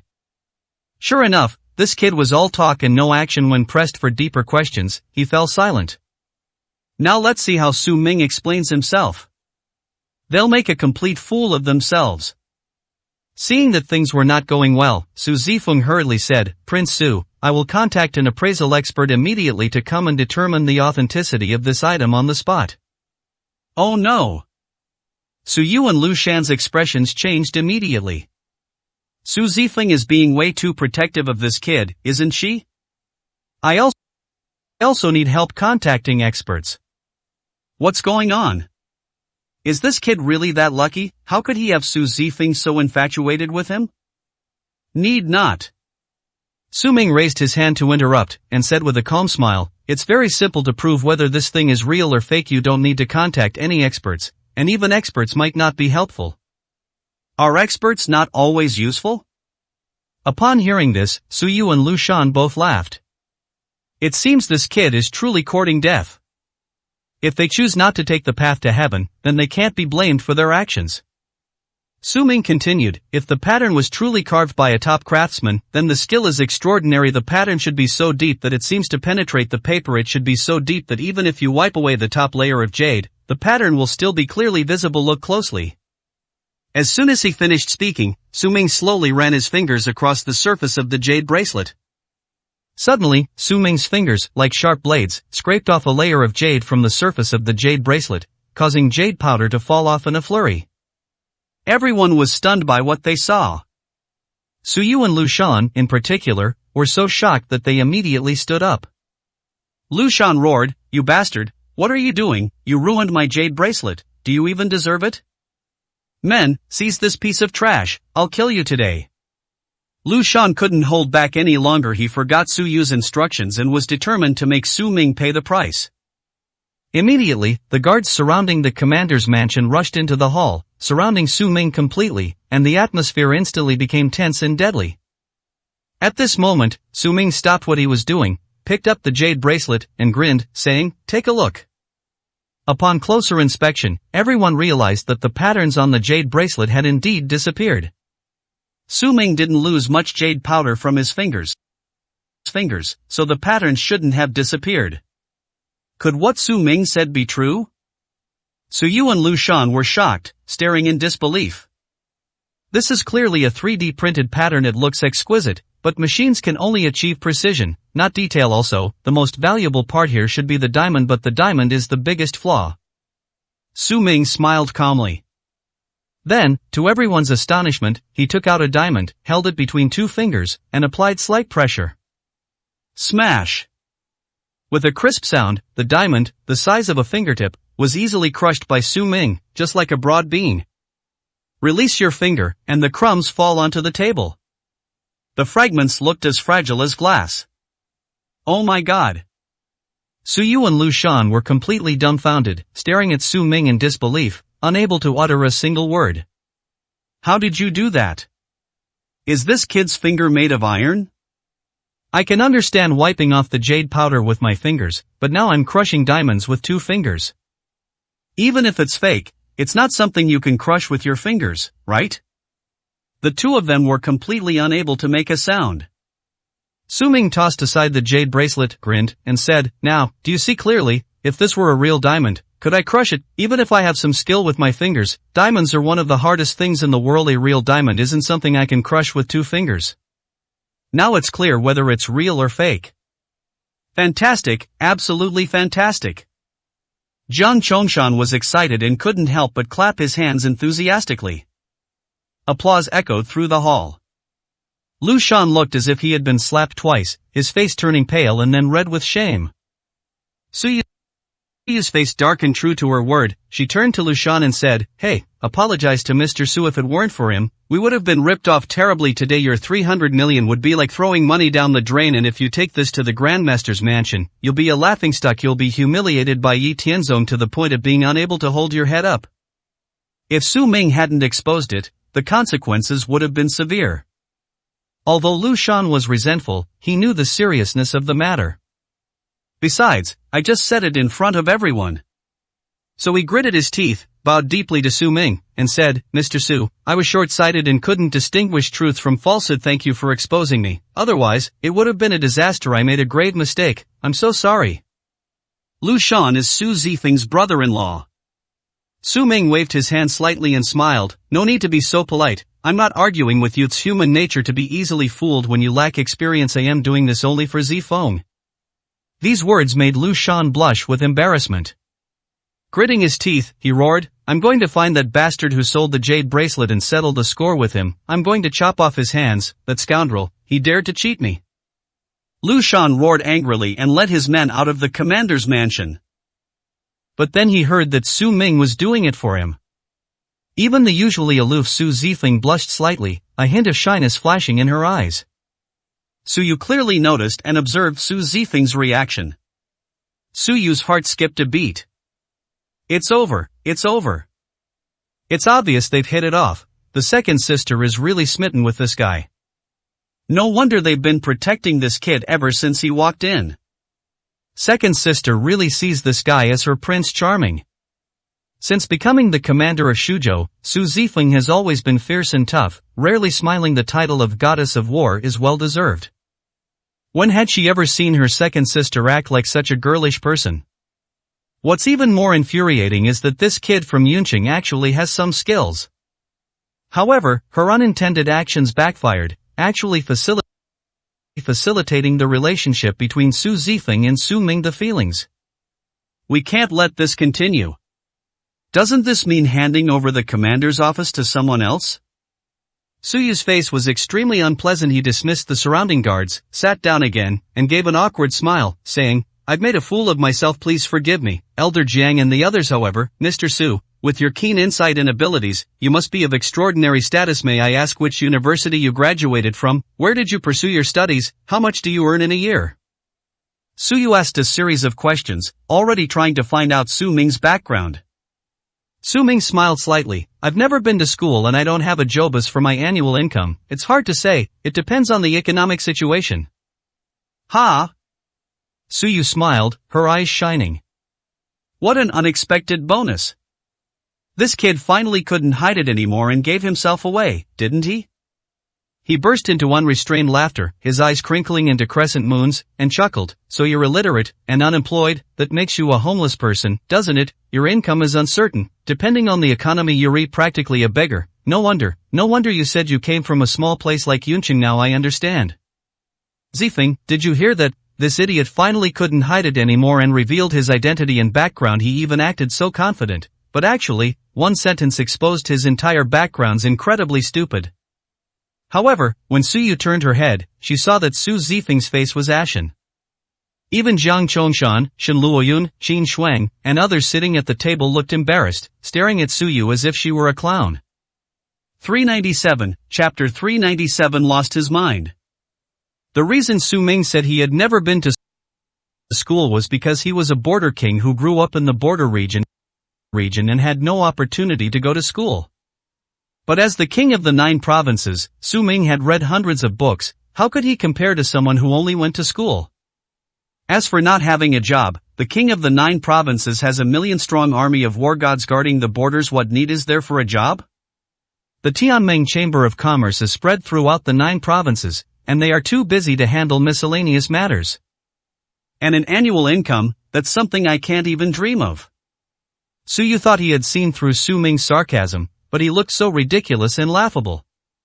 Sister, I see you're tired. Go back to your room and rest. Su Wang, I'll take care of Elder Zhang's affairs. Su Zifeng said, her face ashen. Su Yu could no longer laugh. Anyone who isn't stupid could tell that something was wrong. However, she thought that revealing Su Zifeng's crush would cause Su Zifeng to have a mental breakdown and make her lose face. That's why you look so pale. Come to think of it, no matter how bad or worthless Su Ming is, he's still someone's second sister finally took a liking to. In all her years, my second sister has never found another man who could catch her eye. I really went too far. How could I say such things to someone's face? He could only awkwardly get up and say with a forced smile, then, second sister, I'll go back to my room to rest first. The rest is up to you. Su Zifeng silently hummed in agreement. So you turned and left once outside, she let out a heavy sigh. The pressure is really immense. But it was all worth it. Su Zifeng saw through Su Ming's true colors, and that kid is definitely not going to have a good ending. He'll definitely get a good scolding from his second sister. Tomorrow, she won't see this trash anymore. I can finally get a good night's sleep tonight. In the hall, Su Zifeng stood up and knelt down in front of Su Ming with a thud, her face full of shame as she apologized to Su Ming. Your Highness Su, my sister has lived a secluded life in the commander's mansion since she came of age, and has never seen the outside world. That's why she said such things. It's my fault for not explaining things beforehand. Su Ming smiled slightly. This isn't the first time I've encountered something like this. Don't worry about it. Get ready. We'll go to the Grandmaster's mansion after tomorrow. Quickly deal with Yi Tianzong. There are still matters in Yun City that need my attention. Yes. Su Zifeng breathed a sigh of relief. Zhang Chongshan excitedly said to Su Ming, Master, don't leave in such a hurry. You can't abandon me. Even if Yi Tianzong is dealt with, I still need to invite you to my celestial master's mansion so you can personally instruct me on military strategy. He had waited so long for Su Ming to come to Shuzhou, and he had finally gotten this opportunity. If Su Ming just walks away, he'll never have peace for the rest of his life. Alright, we'll talk about it later. It's getting late, let's get some rest. Su Ming waved his hand impatiently, and then everyone went to rest. That night, another torrential downpour began. At the entrance of the Black Gold Alliance in Yunqing, Wan Shireen knelt motionless in front of the door. She had been kneeling there for 5 hours. Her legs had long since lost all feeling. The heavy rain soaked her whole body, her hair was disheveled and stuck to her face, and her face was extremely pale. After being rescued by Luo Hong from the law enforcement team, she immediately contacted other top-tier wealthy individuals in Yunqing, but none of them were willing to help the Wan family. Finally, having no other choice, Wan Shireen thought of the Black Gold Alliance. She recalled the praise and expectations that the Black and White headquarters had for her. The Black Gold Alliance is the last and only chance. So she rushed to the door and knelt there, begging to see the two elders, Black and White. Boom! Lightning flashed and thunder roared, and a silver snake streaked across the sky. The electric light illuminated two figures, who appeared in front of the Black Gold Alliance's gate. It was none other than the Black and White elders. The two men glanced down at Wan Shireen, their eyes devoid of any sympathy or pity, only filled with deep indifference. Little girl, stop kneeling. We won't help you. Our Black Gold Merchant Alliance only helps those who are valuable. Your Wan family has committed such a heinous crime, becoming a disgrace to Yun City. You have no right to ask for our help. Please, elders. Wan Shireen slammed her head on the ground, biting her lip so hard that blood flowed from her pale lips.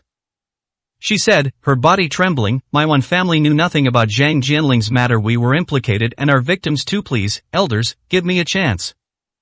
Doesn't that just prove you're stupid? The two old men, one black and one white, gave a sarcastic smile. The poor can be saved, but the stupid cannot. You are stupid, but who can you blame? This only makes your Wan family look ridiculous. I'm so sorry.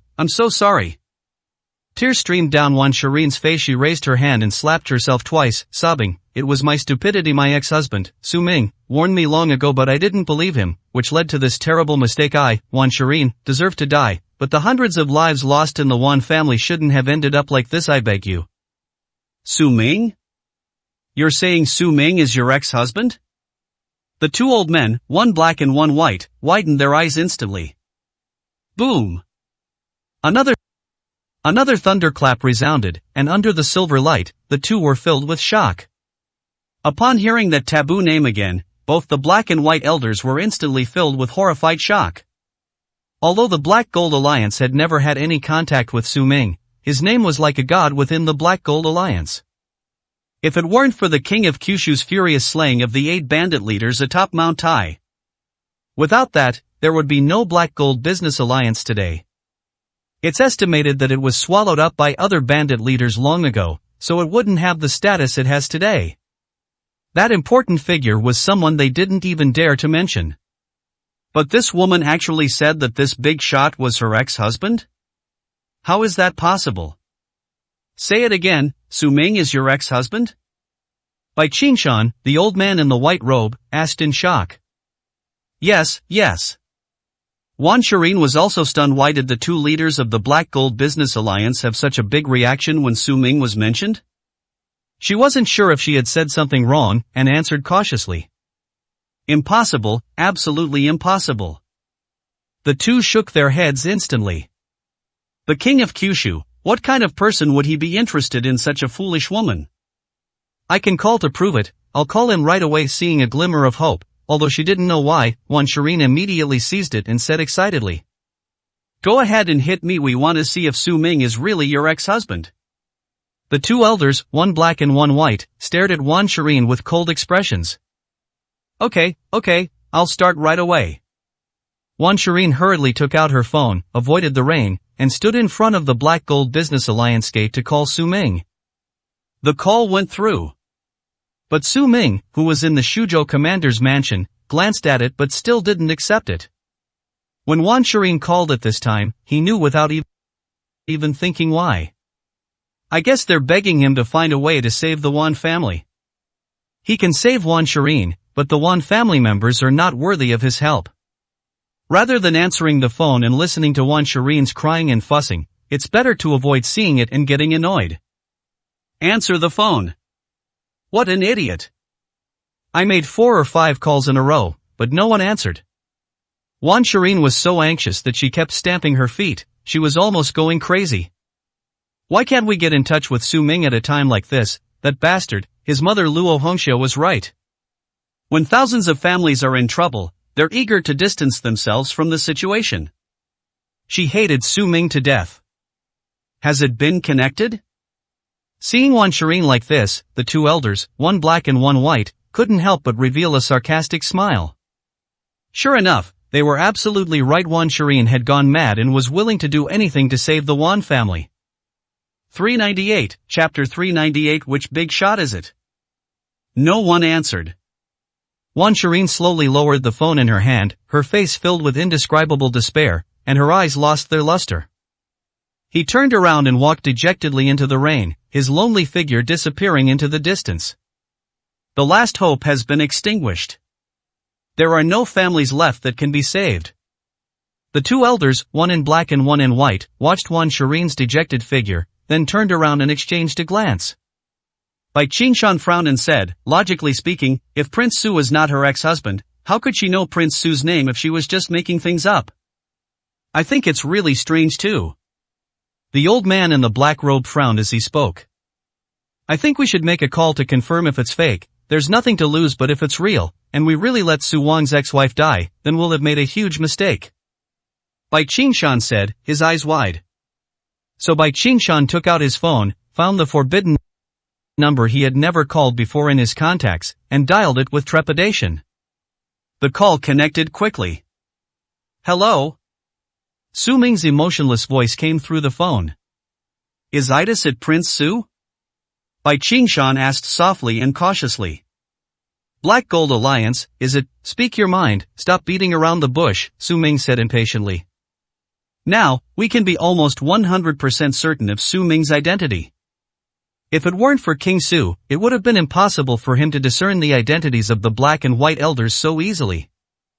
Upon hearing the king of the 9 provinces' voice, the two elders, one black and one white, were so frightened they nearly knelt on the ground. Bai Qingshan, his face filled with terror, said in a trembling voice, King Su, there's something we need to report to you just now. A woman, the eldest daughter of the Wan family, claiming to be your ex-wife, came to the entrance of the Black Gold Merchant Alliance, asking us for help, but when I told her to call you, she couldn't get through. I think she's most likely an imposter. So we've already kicked her out. That's why I'm calling to confirm she's probably just a crazy woman trying to scam people. Bai Qingshan chuckled. However, the next moment, Su Ming coldly uttered a few words on the phone. Wan Shireen is indeed my ex-wife. I was married to her for 3 years. Your Black Gold Business Alliance is based in Yunqing. Don't you even know this? What? The two elders, one black and one white, were so frightened that they knelt down on the ground with a thud.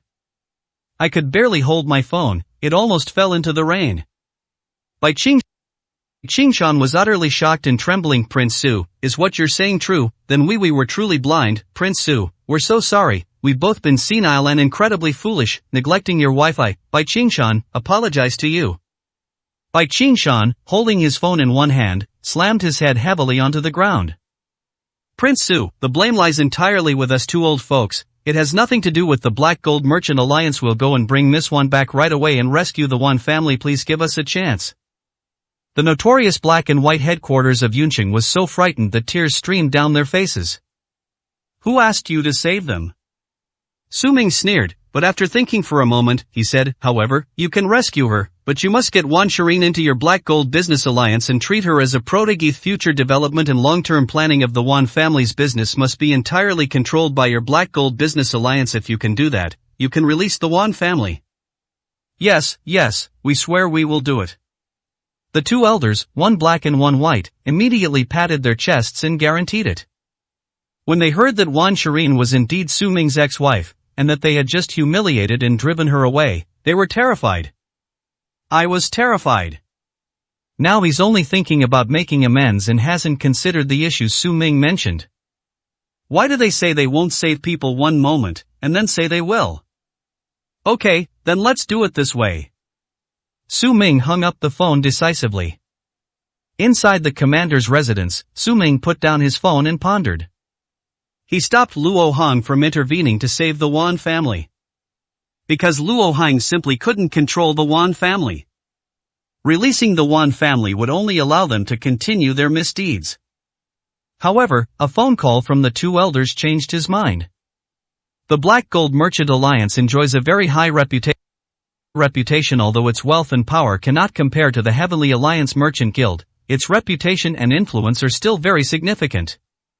The Black Gold Business Alliance can completely suppress thousands of businesses. If the Black Gold Business Alliance were to have full control over all businesses, that would be acceptable. That's why they made the conditions and agreed to let the two elders rescue the Wan family. Hopefully, the two of them have understood what he meant. Meanwhile, the two elders, one black and one white, were already chasing after Wan Shireen relentlessly, like madmen. Wan Shireen, soaked by the heavy rain, flagged down a car and prepared to go home. Disheartened, my heart was completely chilled. I could see no hope or light in the future. Why, at this crucial moment, does that kid Su Ming refuse to answer her calls? Was it intentional? Wan Shireen gritted her teeth. The Wan family is finished just like that. She will hate Su Ming for the rest of her life. Miss Wan, wait. Just then, the voices of the two elders, one black and one white, rang out from behind. Wan Shireen turned her head and saw two people rushing towards her, panting heavily. Bai Qingshan was in the lead. When he reached Wan Shireen, he said breathlessly, Miss Wan, don't rush off. We've changed our minds. Our Black Gold Merchant Alliance is willing to help your Wan family. However, there's a condition. After this matter is over, you must join the Black Gold Merchant Alliance. What? Wan Shireen's eyes widened instantly, thinking she had misheard. Is this a dream? Not only did they want to save her Wan family, but they also invited her to join the Black Gold Business Alliance. This wasn't just a condition, it was an incredible surprise for her. Joining the Black Gold Business Alliance is something countless people would kill for. Even someone like Luo Hong, who is second on the rich list, doesn't have the ability to enter the Black Gold Business Alliance. Wan Shireen stared in disbelief. Jing, I'd love to join the Black Gold Alliance, but, elders, didn't you just disagree? Wan Shireen couldn't understand. Just now, the two of them were mocking the Wan family for being foolish, saying they deserved to end up like this. Why did their attitude change so quickly all of a sudden? It made her feel like it wasn't real. Could it be that some powerful figure is helping her behind the scenes? However, the Black Gold Alliance is already the most powerful and largest entity in Cloud City. What big shot could possibly change the Black Gold Alliance's mind? Is it Su Ming? Wan Shireen suddenly thought of something. The two elders' expressions changed drastically and their reaction was extremely intense when Su Ming's name was mentioned. Could it be that they changed their minds because of Su Ming? That's impossible. She couldn't even get through to Su Ming by phone, so how could the two elders possibly contact Su Ming? Moreover, what is Su Ming's identity that allows him to shake the Black Gold Business Alliance? Wan Shireen found it impossible, even laughable. I immediately dismissed that idea. 399, Chapter 399. Some petty people. It's nothing. We just think that Miss Wan, you have great potential. You're a rare gem, a diamond in the rough. With proper training, you'll definitely shine on the Kyushu stage. In that case, our Black Gold Merchant Alliance can also benefit. We both cherish talent. How can we watch someone as talented as you fade away and disappear in Yuncheng? Bai Qingshan said with a smile. Sweat mingled with the rain and dripped down his forehead. Fortunately, the heavy rain prevented us from panicking. Otherwise, this praise is full of holes. If they truly valued talent, they wouldn't have dared to let Wan Shireen leave just now. The reason for changing my mind is entirely because Wan Shireen is the ex-wife of Prince Su. Being able to win over Wan Shireen is considered a way of currying favor with King Su, and this is the unparalleled glory of their Black Gold Merchant Alliance. I see. Wan Shireen understood and smiled with joy that brought tears to her eyes. My heart is filled with countless emotions.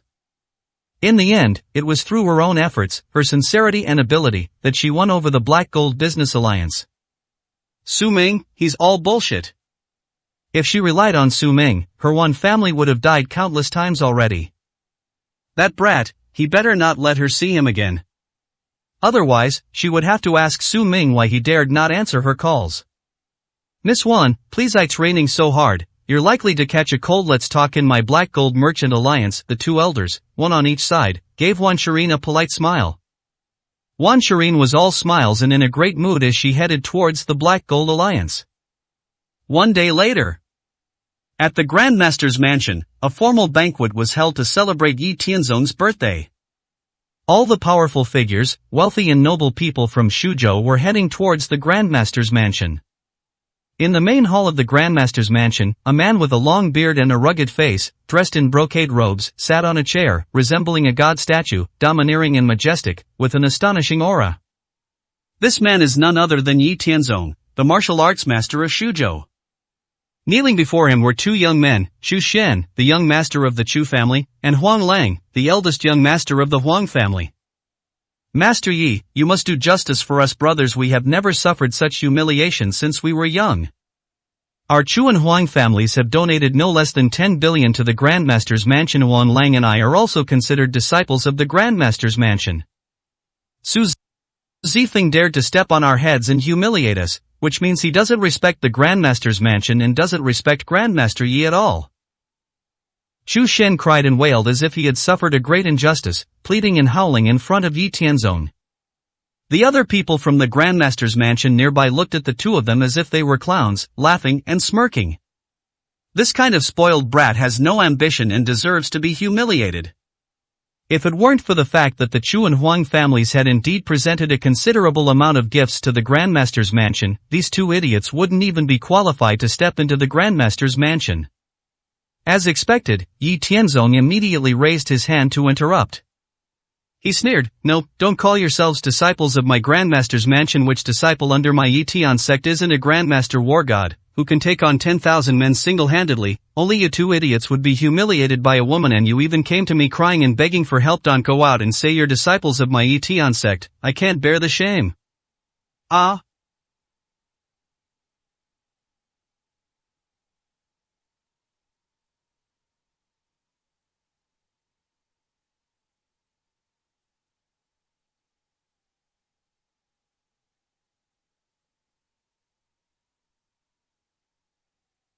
The two of them were immediately stunned. So what do we do? Even if Yi Tianzong doesn't help, the combined forces of the Chu and Huang families are no match for Su Zifeng of the Commander's mansion.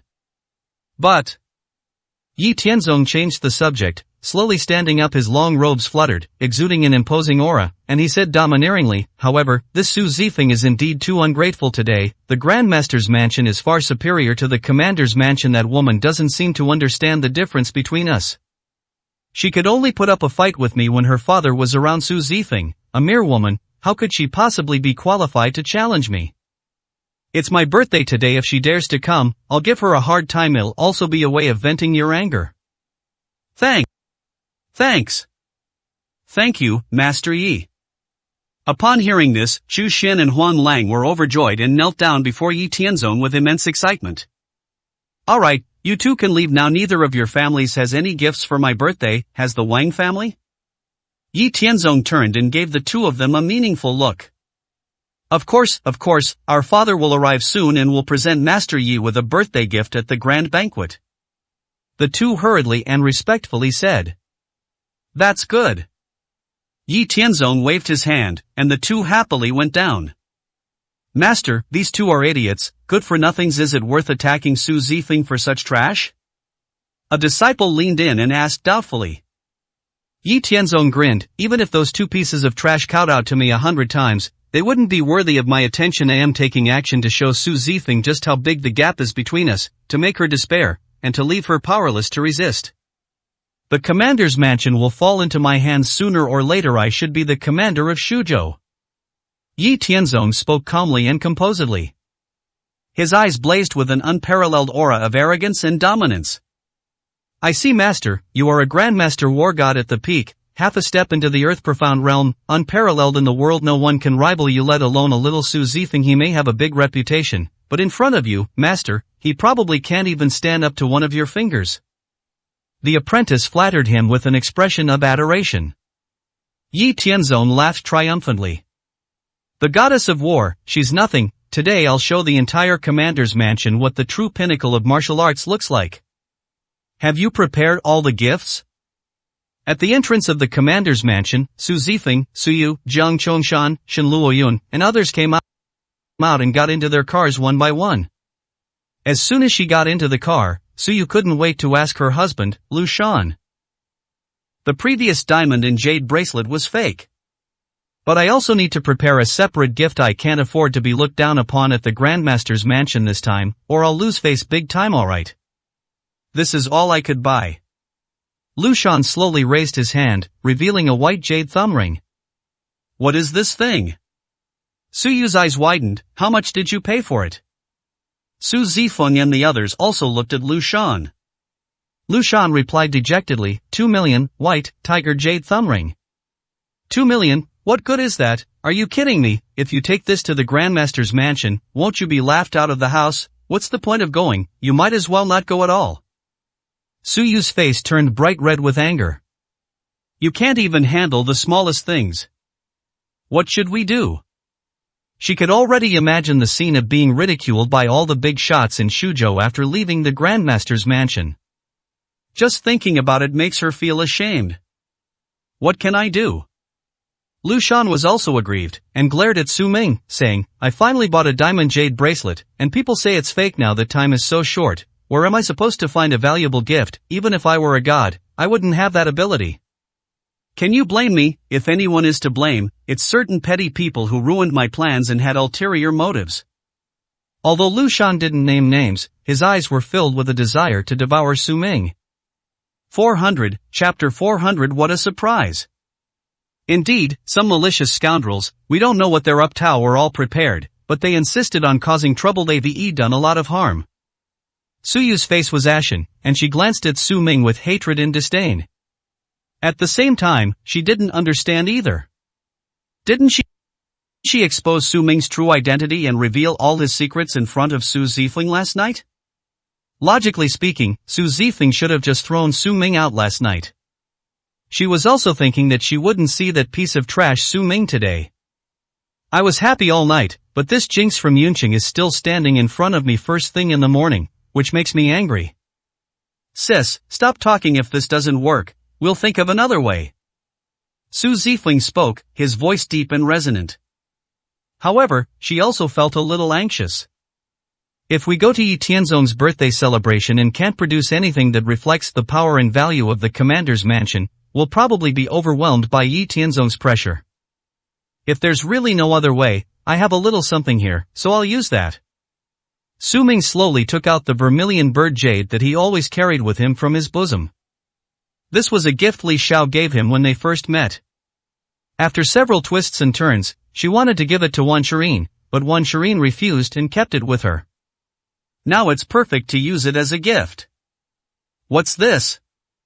Su Yu and Lu Shan both widened their eyes, staring at the fiery red jade in Su Ming's hand.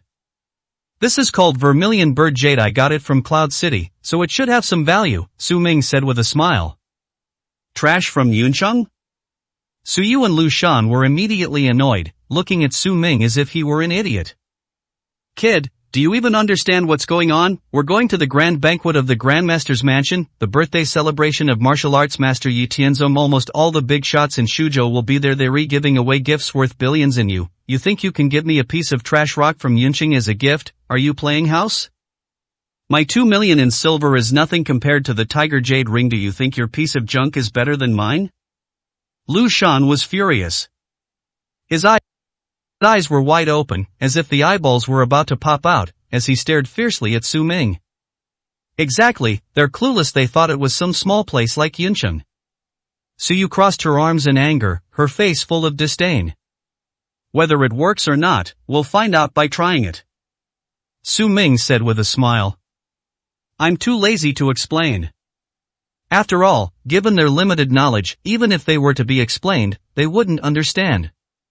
Su Zifeng believed him without a doubt. After hearing Su Ming's words, she hurriedly nodded. In that case, let's use this vermilion bird jade as a gift. I will personally deliver it to him later. Second sister, have you gone mad? You really believe this kid? Su Yu almost fainted from anger. It's over, it's over. The commander's office is completely finished this time. My silly little sister, out of so many talented men and wealthy husbands in the land, she chose this idiot. They still say they believe everything, but this time the commander's office has truly reached its end. Rumble. The commander's carriage headed towards the Grandmaster's mansion. Soon, the group arrived at the Grandmaster's mansion for Yi Tianzong's birthday celebration.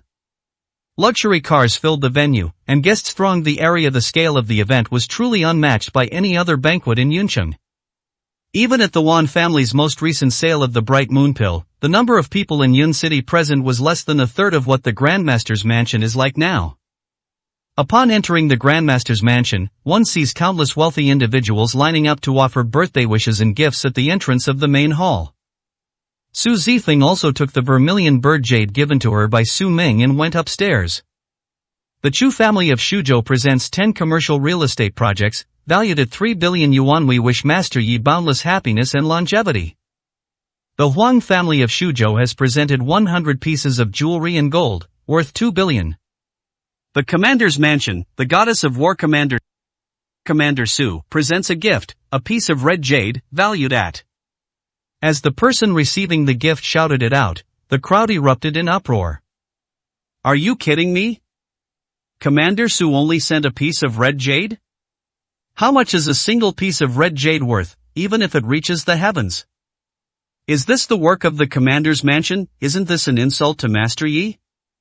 Everyone immediately expressed their shock and doubt.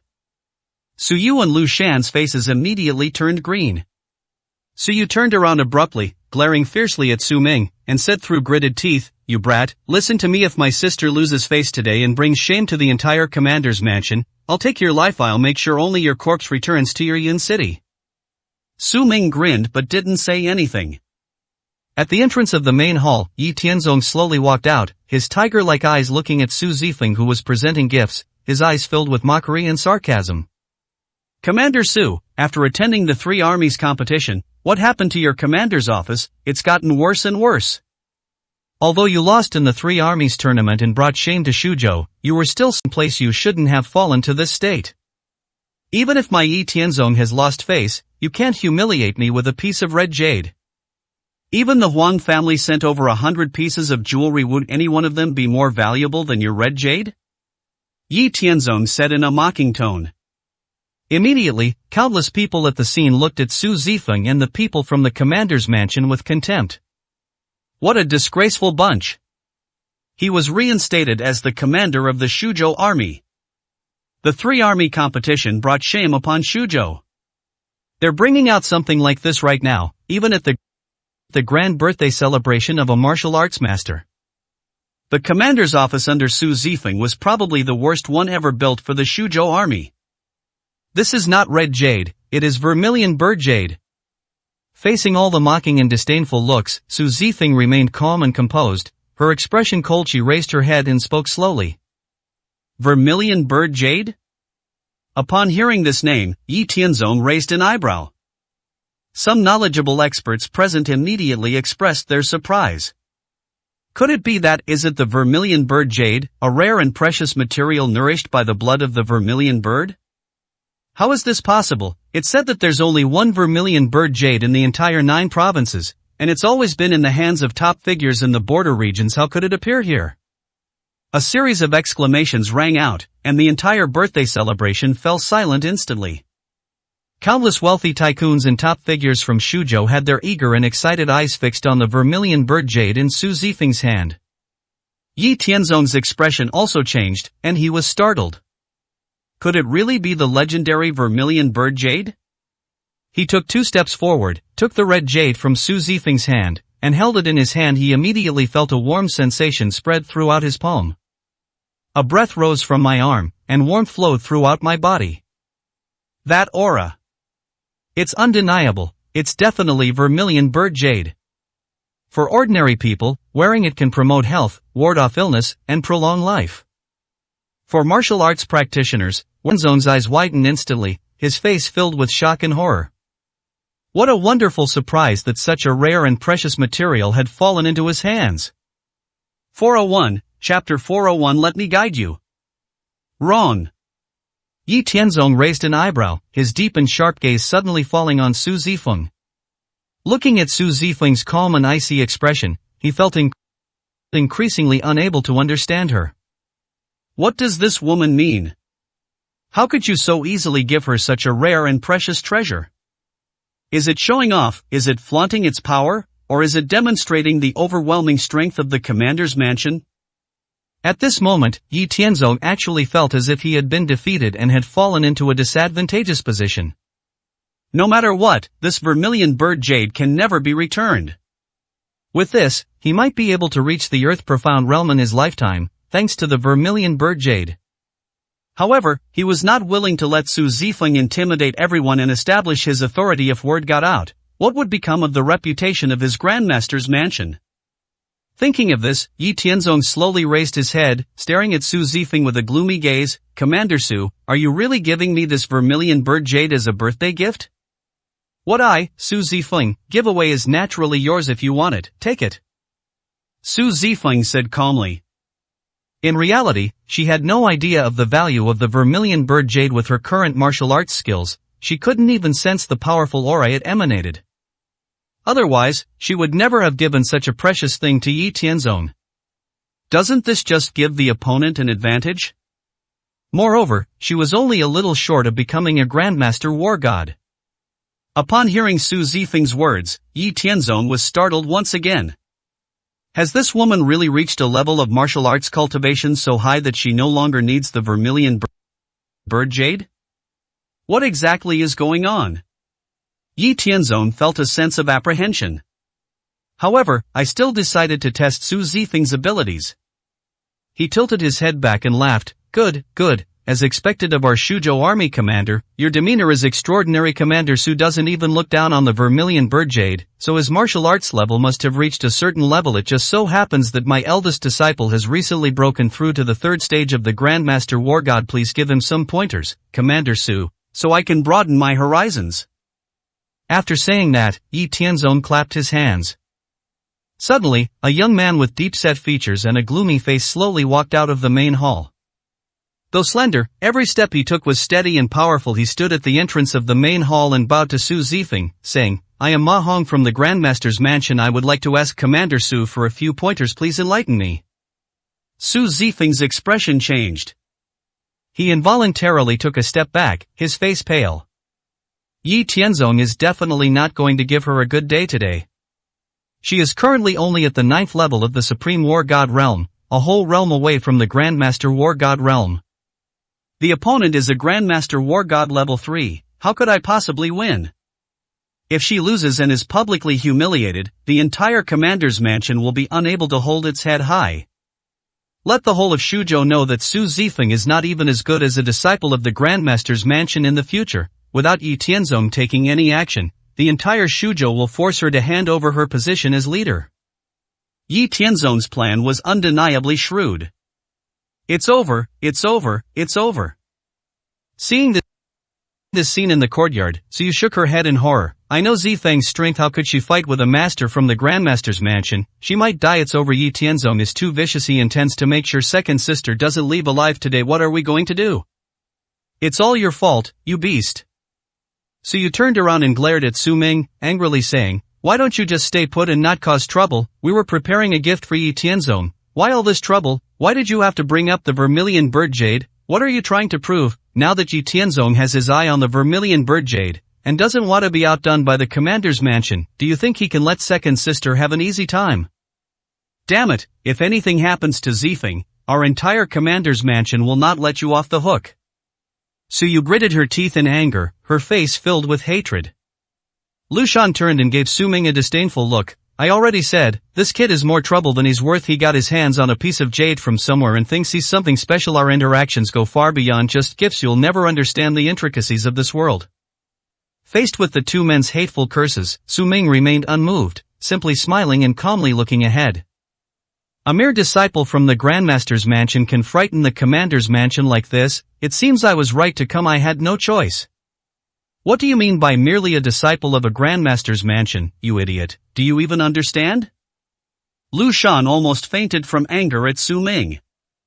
That's a Grandmaster war god. Can you even understand that? It's like comparing a billionaire to someone with only 10,000 yuan. Can you grasp the difference? Someone like you, whose brain is full of mush, wouldn't understand even if I explained it to you. Su Yu and Lu Shan were so angry that their faces turned red. Their biggest regret now is why they didn't kick Su Ming out the moment he stepped into the commander's mansion.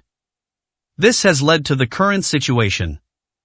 What are we going to do now? How could Su Zifeng handle all of this by herself? Commander Su, are you unwilling to offer your guidance? Do you look down on my Grandmaster's mansion, or on my Yi Tianzong disciples? Do I need to personally challenge you? Seeing that Su Zifeng did not respond for a long time, Yi Tianzong was convinced that Su Zifeng was all show and no substance, and immediately let out a fierce shout. The wealthy tycoons from Shuzhou present also joined in the jeering. Commander Su, please teach me a couple of moves. Let's broaden our horizons. You're not afraid, are you? The other party is just a disciple of the Grandmaster's mansion, not Grandmaster Yi himself. If you don't step in, you're really underestimating us. The crowd's jeering was actually an attempt to stir up trouble. If Su Zifeng doesn't agree today, the commander's mansion will become a laughingstock. Su Zifeng's face was ashen, her fists clenched so tightly that her nails dug into her palms. No way. If you agree, you're guaranteed to lose, and the outcome will be the same. This is a dead end. She seems to have nowhere left to retreat. How about I guide you? Just then, a voice rang out from the crowd. Su Ming slowly walked out and arrived at the entrance of the main hall, looking at Yi Tianzong with a smile on his face. Who is this kid? Everyone was stunned, staring at Su Ming in utter shock. I've never seen anything like it. Where did this brat come from? How dare he spout such nonsense and even offer advice to the Grandmaster's mansion? How did that kid get up there? Su Yu and Lu Shan were also greatly shocked. They were just next to them a moment ago. How did they suddenly jump up there? Is this guy tired of living? Does he want to die? Su Yu stared wide-eyed in disbelief. I think he has no idea what's going on, and he can't possibly understand what a Grandmaster or God of War is. All the time we spent talking to him was just a waste of breath. Now he's running up there trying to be a hero and save the damsel in distress. Lu Shan rolled his eyes, completely speechless. You two are really stupid. If my brother Su goes up there, 10 Yi Tianzongs won't be enough to handle him. Just wait and see the show. Shen Luoyun couldn't hold back any longer and let out a mocking laugh at Su Yu. What did you say, you little brat? I think you're just like that kid, a frog in a well in Yunqing, completely unaware of the power of martial arts in Shuzhou. Su Yu glared fiercely at Shen Luoyun. So, do you two dare to make a bet with me? Shen Luoyun asked with a cold smile. What are we betting on? Su Yu asked with a gloomy expression. If Brother Su wins, you two will go back and kneel down to apologize to him, Shen Luoyun said angrily, crossing her arms. Fine, you said it yourself, but if you lose, I want you and that brat to get out of Shuzhou and never set foot in Shuzhou again. Su Yu said with a sinister smile. No problem. Shen Luoyun said confidently. Alright, let's see how that kid dies. Su Yu sneered. 402, Chapter 402 The Challenge. At the entrance of the main hall, everyone in the Grandmaster's mansion was stunned by Su Ming's actions. Who are you, kid? Yi Tianzong looked down at Su Ming with a fierce and imposing gaze. I'm just a nobody from the Commander's mansion, a friend of Commander Su. On behalf of Commander Su, I'll give you some pointers from your Grandmaster's mansion. What do you say? Su Ming said with a smile. So you're just a lackey. Do you think any Tom, Dick, or Harry dares to challenge my disciple? Get lost, don't embarrass yourself. Yi Tianzong said impatiently, his cold gaze sweeping over the crowd. Su Ming shook his head, pointed at Yi Tianzong, and smiled. You've got it wrong. I am not here to instruct your disciples. They're not qualified yet. I am here to instruct you. Court death. This caused a stir throughout the entire Grandmaster's mansion. This kid has definitely gone mad. How dare they provoke Yi Tianzong? They've really met their end. You bastard, how dare you insult my master, die. Unable to bear it any longer, the eldest apprentice, Ma Hong, leaped down the steps and punched Su Ming in the head. That punch produced a sonic boom in the air, as if even the air itself was being torn apart and vibrated. He is a Grandmaster war god. When Su Zifeng saw this scene, her eyes widened instantly. Ma Hong's strength was exactly the same as the three Grandmaster war gods she had encountered at the Wan family before. His powerful aura, like a raging torrent, was so overwhelming that it was hard to breathe. The other wealthy people around were so intimidated by this powerful aura that they retreated one after another. I was completely shocked. As expected of someone from the Grandmaster's mansion, their move was earth-shattering. That kid's dead meat. Boom! Just as the eldest apprentice Ma Hong's fist was about to land on Su Ming's head, Su Ming suddenly raised his hand and slapped Ma Hong across the face. Then, with a loud bang, Ma Hong was sent flying. His entire body flew out horizontally, crashing into the wall of the main hall behind him. He coughed up blood and fell unconscious on the spot.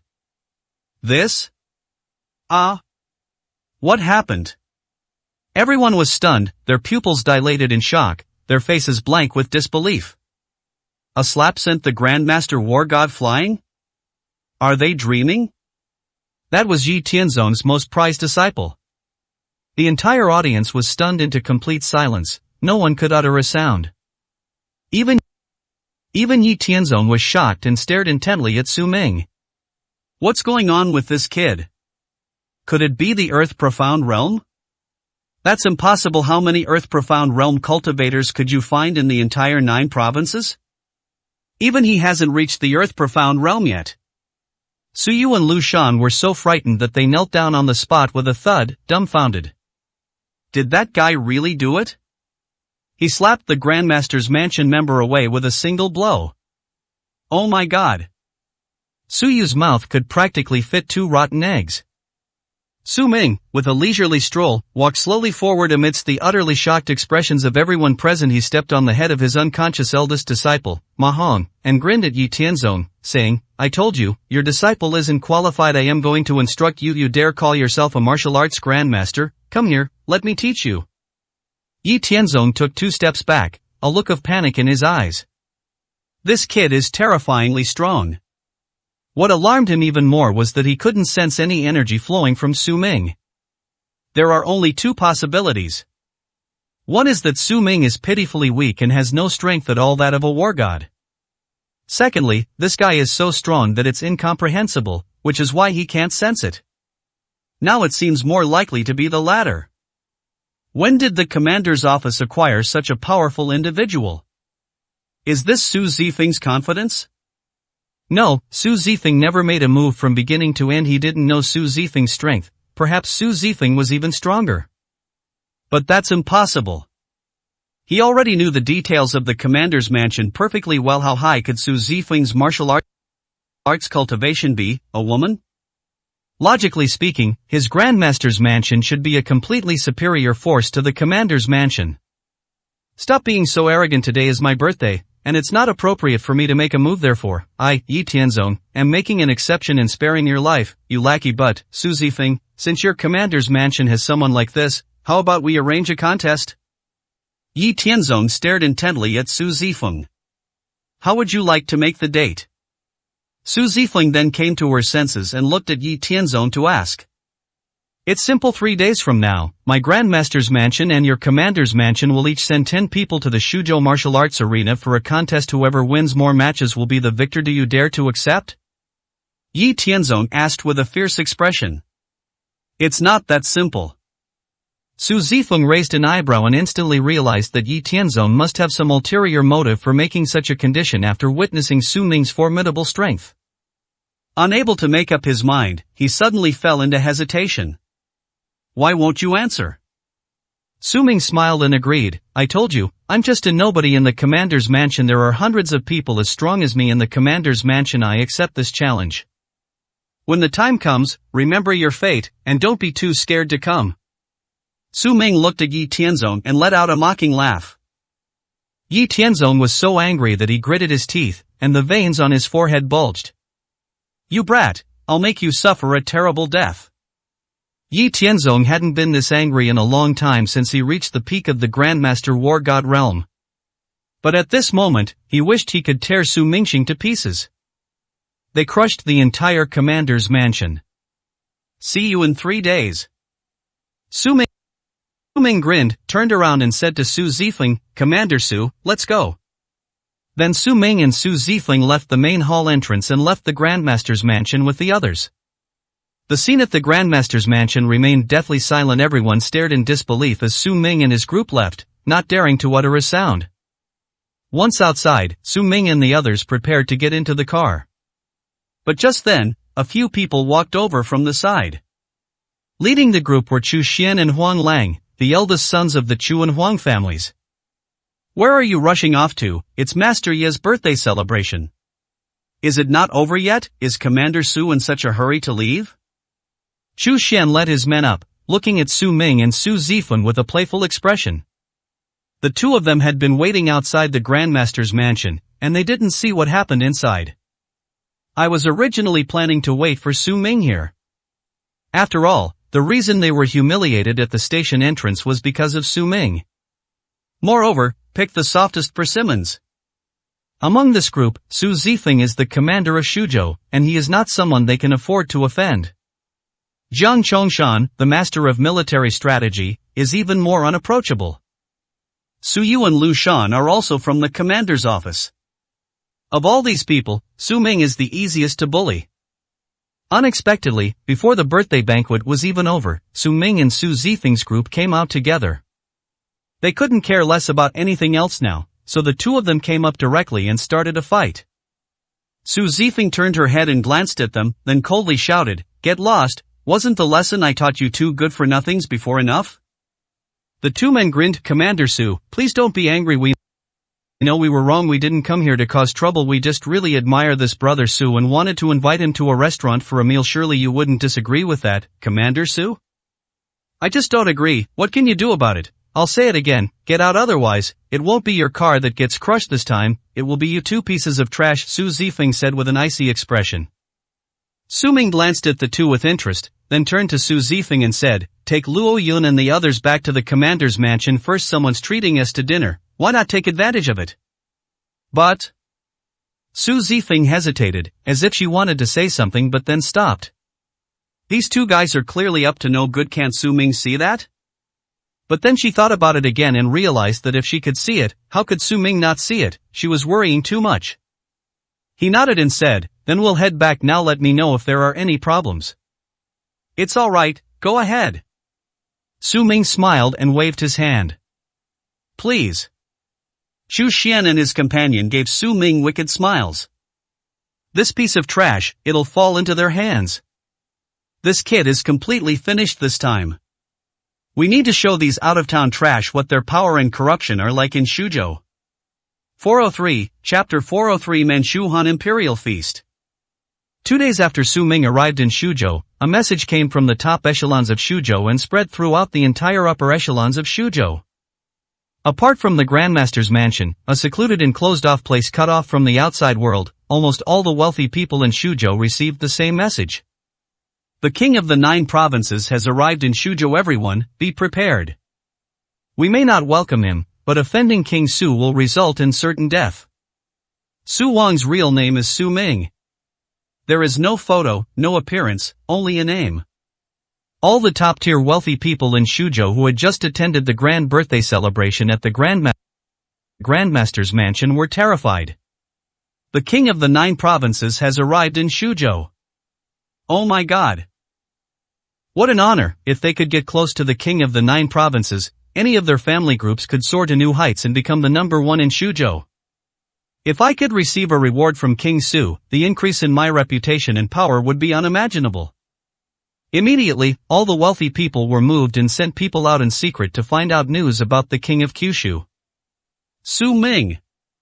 The heads of the Chu and Huang families, who had come out of Yi Tianzong's birthday celebration, also secretly memorized this name.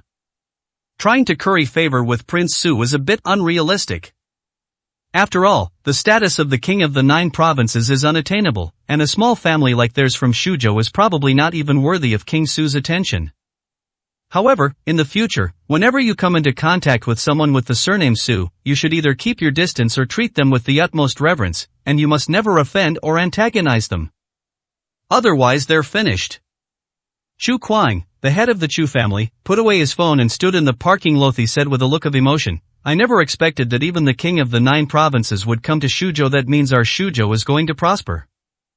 This is a good thing. If we can have the opportunity to come into contact with the king of the 9 provinces, our 2 families will rise to great heights. Huang Chao, the head of the Huang family, said with a smile. Don't even think about it. How could something like this happen to us? Although we are top-tier families in Shuzhou, in the eyes of King Su, we are not even ants. The king of the 9 provinces probably hasn't even heard of us. How could we possibly have any chance of contacting him? Chu Kuang said with a chuckle.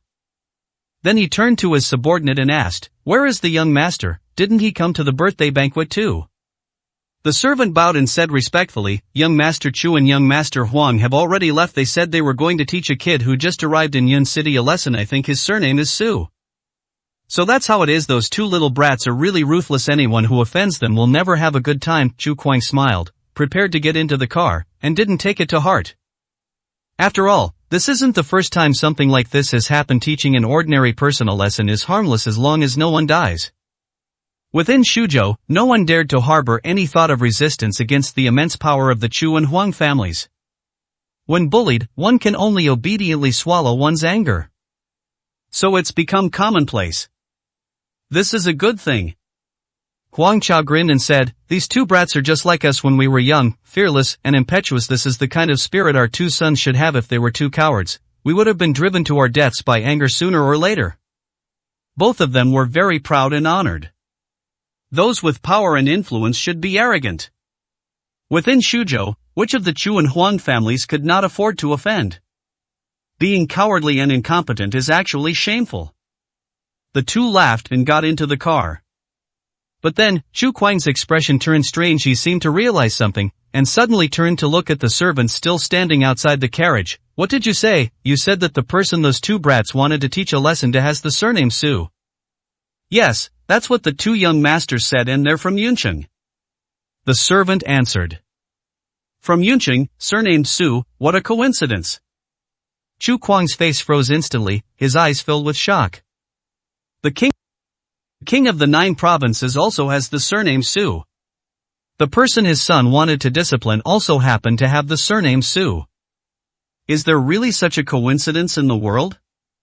In that instant, Chu Kuang felt a chill run through his body, as if thorns were pricking his back, and cold sweat poured down his forehead.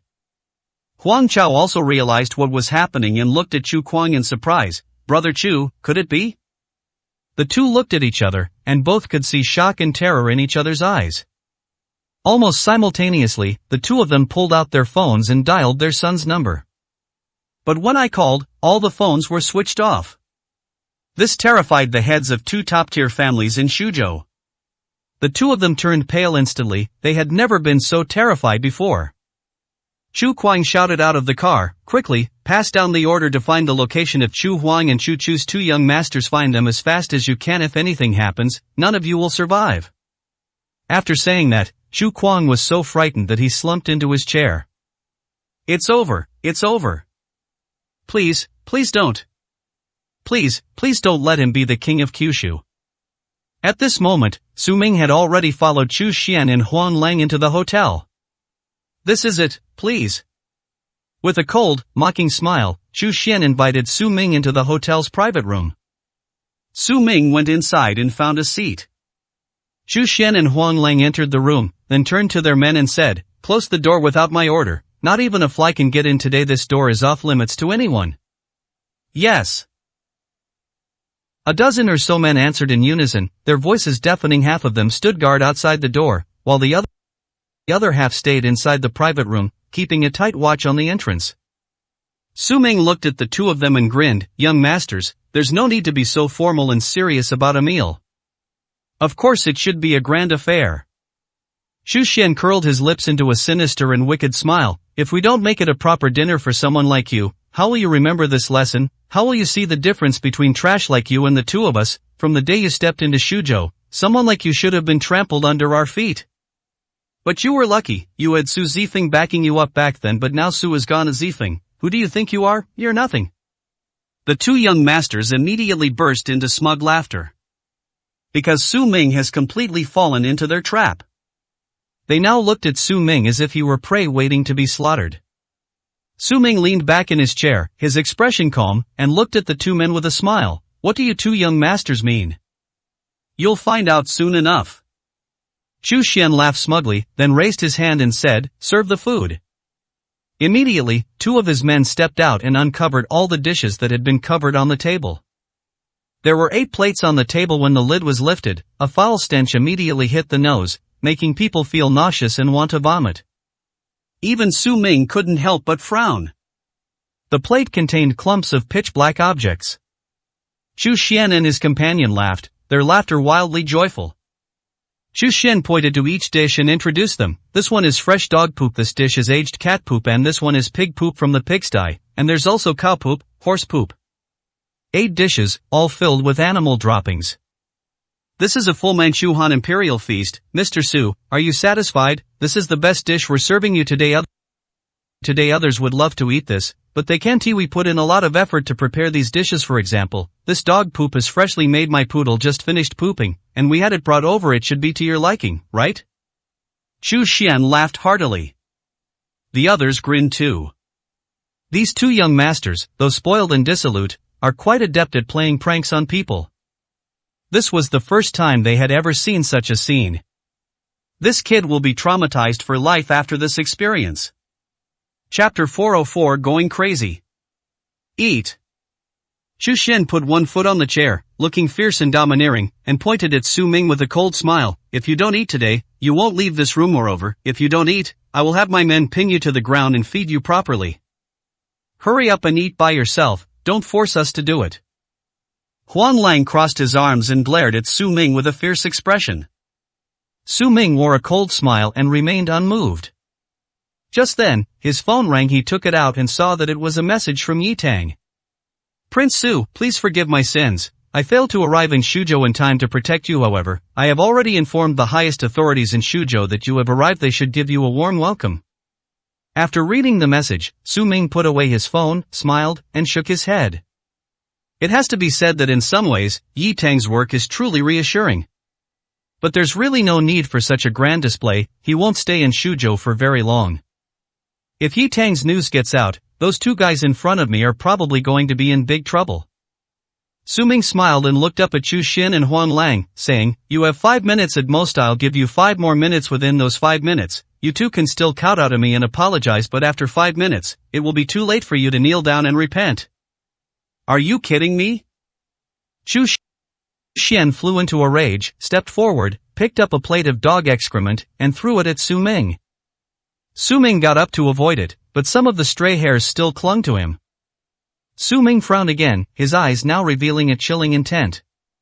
5 more minutes, what if I gave you 50 minutes, you little punk? I see you have absolutely no idea what your situation is right now in the entire Shuzhou. We two young masters are the ones who call the shots, let alone making you eat shit. Killing you would be a piece of cake. Stop pretending.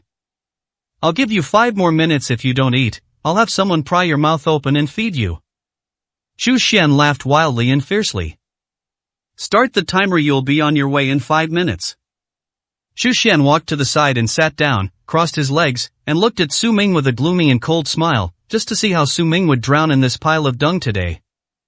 Outside the hotel, countless luxury cars roared to life. All the top figures in Shuzhou are rushing to the hotel like madmen. In less than 5 minutes, or even 3 minutes, these wealthy people from Shuzhou had already rushed into the hotel in a panic, like wild dogs. The ones who rushed forward the fastest were the heads of the Chu and Huang families. After learning that the person their son wanted to teach a lesson to was surnamed Su, the two of them nearly went insane and broke down. After finding out which hotel Chu Xin and Huang Lang had booked, the two of them wished they had 2 extra legs and rushed over as fast as they could. Upon arriving at the hotel, they saw the bigwigs from Shuzhou approaching one after another, which made them realize just how serious this matter was. The two rushed into the hotel and arrived outside the private room. They saw their family members guarding the door and recognized them at a glance. Chu Kuang and Huang Chao arrived at the private room, their faces pale and their bodies trembling uncontrollably. They shouted at their men at the door, "Open the door." 5 or 6 servants at the door paused for a moment, then looked at the two and said, "Master Chu, Master Huang, what brings you here?" The young master said that no one is allowed to enter today, not even a fly can get in. "You fucking bastard." Chu Quan was almost enraged. He slapped the servant across the face, making the servant's mouth bleed. "I told you to open the door, didn't you hear me? If you don't open the door, I'll let you die here." The servants were immediately terrified and dared not delay any longer, so they hurriedly turned around and opened the door. But then they discovered that Chu Xin and Huang Lang had locked the door from the inside, and it couldn't be opened at all. Seeing this scene almost drove the two renowned family heads crazy. He pointed at the door and roared, "Break it down, smash it, you have 30 seconds, use whatever means necessary to get this door open, otherwise, I'll kill you all." The servants were terrified and turned pale. They hurriedly joined forces to ram the door, making a series of loud crashes. Inside the private room, Xu Xian and Huang Lang also heard the noise. They stood up and looked at the door, which was shaking. Both of them couldn't help but frown. "What's going on?" Xu Xian snorted coldly. "Didn't I tell them to guard the door and not let anyone in? You're all a bunch of idiots, treating my words like farts? I think Su Zifeng's side sent people to rescue this kid." Huang Lang said in a deep voice. "That makes sense. After all, that woman is like a madwoman, capable of anything. No wonder this good-for-nothing was so fearless. He was waiting for someone to rescue him. Too bad, it's no use." Xu Xian smiled grimly. "The security at this hotel is very robust, handled by my Chu family. Trying to break it open is a pipe dream. You lot, hold the door shut. Two of you, pin this kid down. I want to feed and shit myself." Xu Xian immediately gave the order to take command. He was accompanied by 5 or 6 people, and 4 of them rushed forward to hold the door open together. The remaining 2 turned and rushed towards Su Ming, trying to pin him to the ground. But as soon as the 2 men got close to Su Ming raised his hand and slapped each of them across the face. 2 loud bangs rang out. The 2 henchmen didn't even touch Su Ming's clothes before they were sent flying, crashing into the wall and spitting blood before losing consciousness on the spot. "You little rascal!" Xu Xian and Huang Lang were both instantly shocked.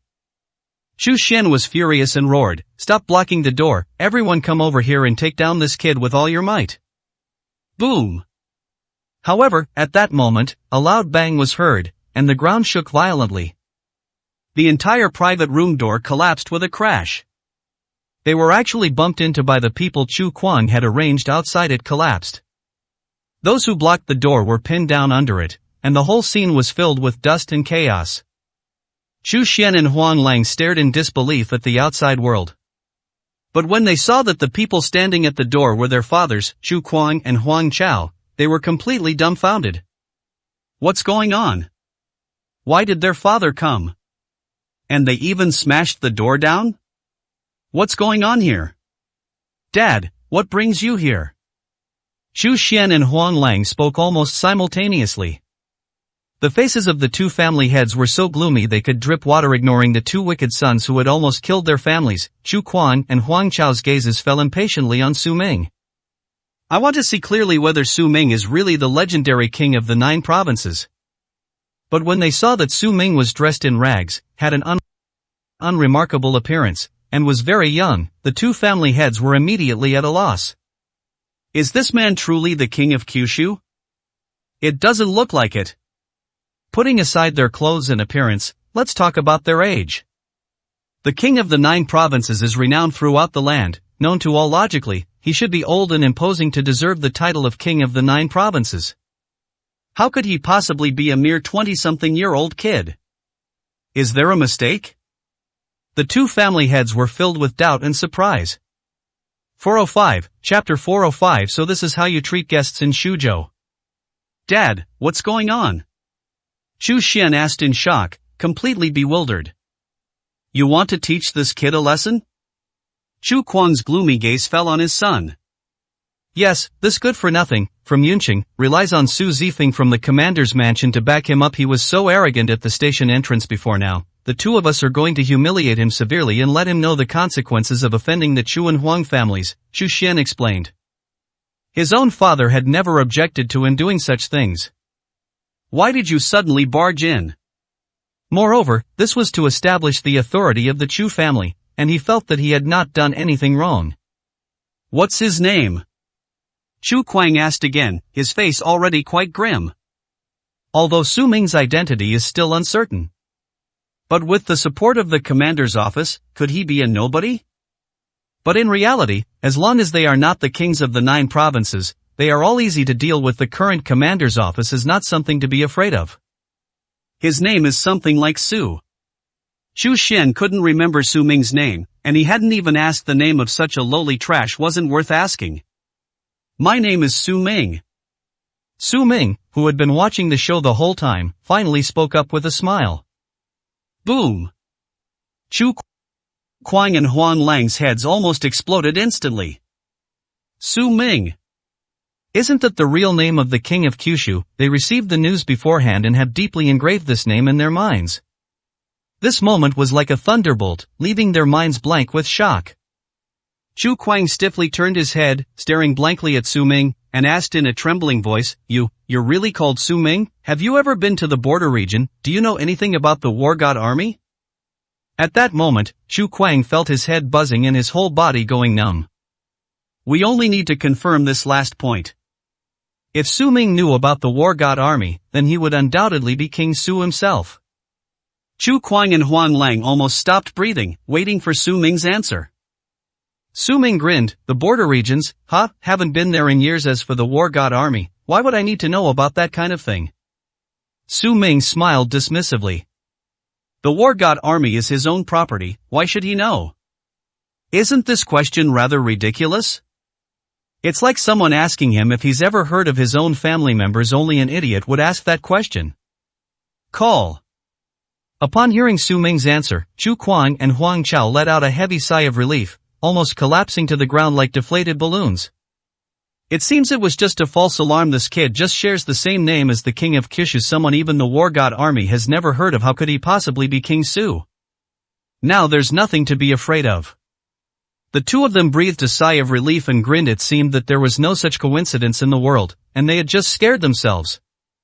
Dad, what are you talking about? What war god army? What does it have to do with this kid? Chu Xian and Huan Lang were completely bewildered. That's all. Chu Kuang waved his hand and grinned. It's alright, you 2 go about your business. Do whatever you need to do to teach him a lesson. If you need to feed him shit, then do it. Okay, Dad. Having received their father's permission, the 2 young masters exchanged a glance, then laughed arrogantly. Turning around, they stared intently at Su Ming and said with a sinister smile, Kid, you're dead this time. Let's see who can save you. You deserve this fate for offending us 2 young masters from Shuzhou. Let's do it. Chu Xian roared. So the men from both families surrounded Su Ming, preparing to attack. Su Ming, standing in the middle of it all, frowned slightly. It seems the people of Shuzhou aren't reacting very well. Their operational efficiency isn't even as high as Yunqing's. He'll have to solve it himself. A murderous glint had already appeared in his eyes. However, at that moment, a series of trembling sounds came from the doorway, followed by a rapid and deafening series of footsteps. One after another, wealthy tycoons from Shuzhou rushed towards the private room. The Chu and Huang families in the private room were stunned by what they saw. I have absolutely no idea what happened. That that's the big boss of Shuzhou, the richest man in Shuzhou, Zhang Ling? Is that Kimura, the second richest man in Shuzhou? And that other one, the financial tycoon, Lin Changchun, oh my god. One after another, these big shots whose names resounded throughout Shuzhou appeared, some even with astonishingly high status and position, including those who disdained to attend the birthday celebration of Master Yi Tianzong of the Grandmaster's mansion. These bigwigs all had expressions of panic and fear on their faces, as if they were desperately searching for something. The two clan leaders, Chu Kuang and Huang Chao, were completely dumbfounded. Get out of the way, move aside, what are you doing blocking the way? Get out of my way, all of you. Zhang Ling, the richest man, rushed to the front, letting out a series of roars. He took 3 steps at a time and came to Su Ming's side, almost kneeling on the ground and sliding to Su Ming's feet. Thump! Zhang Ling, the richest man in the land, slammed his head heavily against the ground and shouted at Su Ming, Zhang Ling of Shuzhou pays his respects to the king of the 9 provinces. I am late in welcoming you, please forgive me, King Su. Following closely behind, Kimura, Lin Changchun, and other bigwigs knelt down one after another before Su Ming, then kowed out and shouted. Greetings, king of the 9 provinces. Greetings to the king of the frontier. The sound was deafening, echoing throughout the entire private room. Ah! Upon seeing this scene, Chu Kuang's eyes rolled back, and he felt dizzy and collapsed to the ground, almost fainting. Huang Chao trembled all over, his face was pale, and urine flowed down his trouser leg and onto the ground. Not to mention the 2 young masters, Xu Xian and Huang Lang. Their father was so frightened. The 2 of them were completely unsophisticated and had never witnessed such a shocking scene before. Their faces turned purple and blue, their eyes were empty, and they looked like dead people, their breathing almost stopped.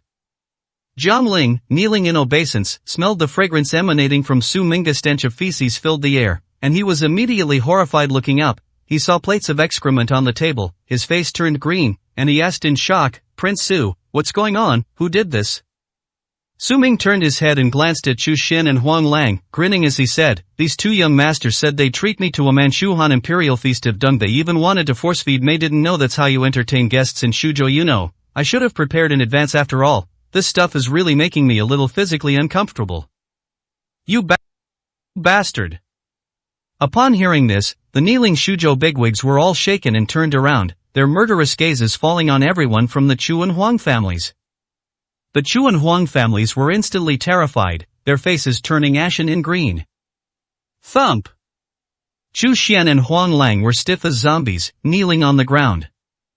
That expression, those eyes, showed no sign of life. The 2 family heads, Chu Kuang and Huang Chao, went berserk in an instant, crawling from the ground to Su Ming. Greetings, king of the 9 provinces. The 2 men banged their heads on the ground, blood splattering everywhere. 406, Chapter 406. Brother Su is invincible. That's so stupid. Chu Kuang and Huang Chao knelt on the ground, their faces covered in blood, but the pain in their bodies was far less than the regret in their hearts. Chu Kuang wished he could slap himself twice, he was so regretful he was practically green with envy. How could he be so stupid? He didn't even realize that the king of the 9 provinces was sitting right in front of him, yet he didn't recognize him and even aided and abetted his own son's evil deeds. At that moment, he wished he could just smash his head against the wall and die right there. Having lived most of his life, this was the first time he had felt so stupid. You actually dared to make Prince Su eat shit? The richest man, Zhang Ling, had a fierce look in his eyes, his brows furrowed, and his incomparably ruthless gaze fell on Chu Xian and Huang Lang, before letting out a sharp shout. You 2 beasts, get over here. Chu Xian and his companion were already terrified. Even though the richest man was yelling at them like that, they remained kneeling on the spot, completely blank in their minds. You beast, come here now. Chu Kuang let out an extremely shrill roar, tears streaming down his face, on the verge of collapse. The 2 then woke up with a start and crawled over on their knees, trembling.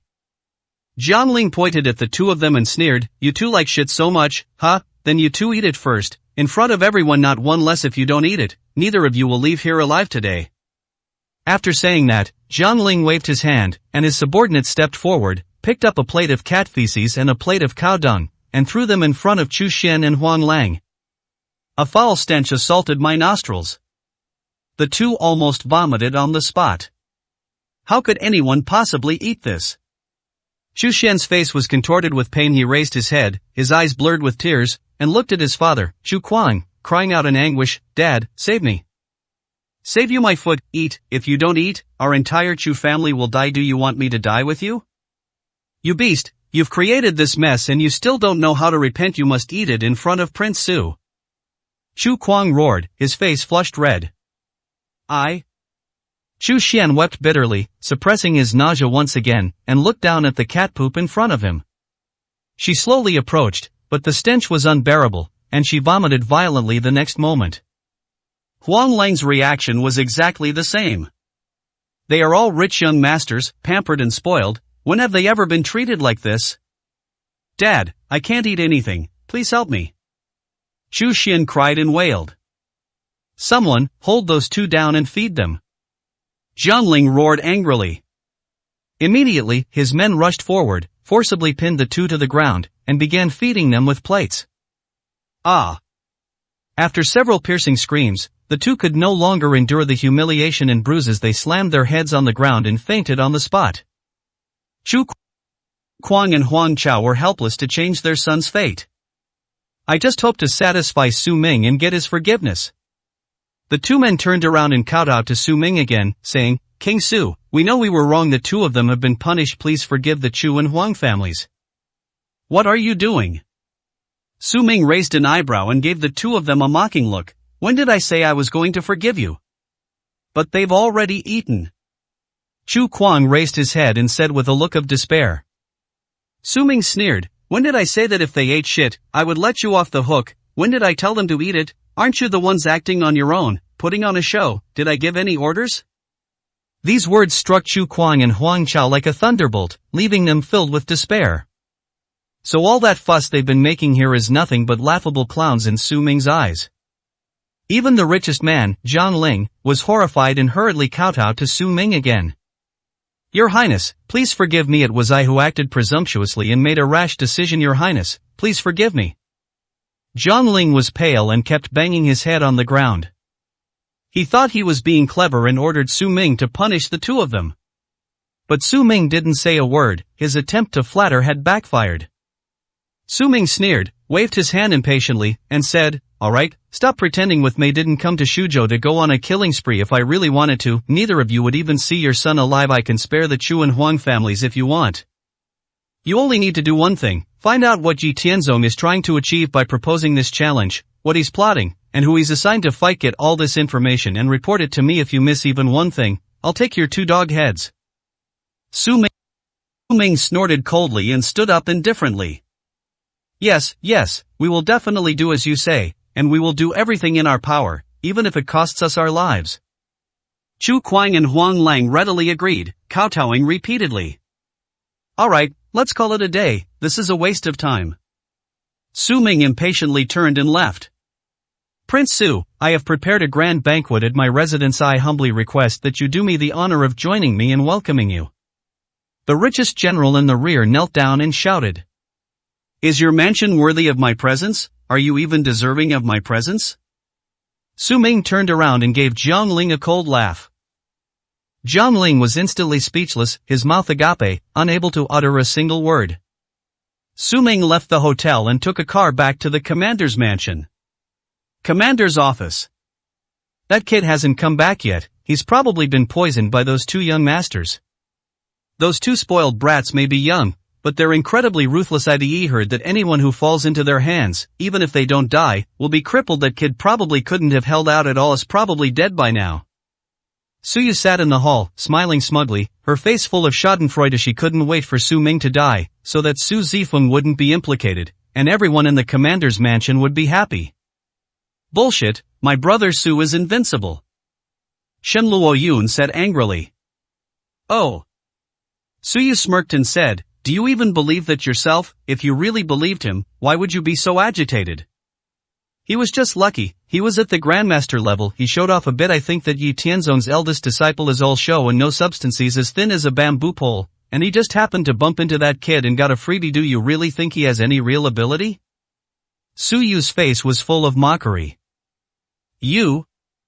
Shin Luoyun gritted her teeth in anger, stood up, pointed at Suyu, and shouted, "Stop spreading rumors and kicking me when I'm down. Don't forget our bet," I said. "If Brother Su wins, you and your husband have to kneel down in public and apologize." Caught.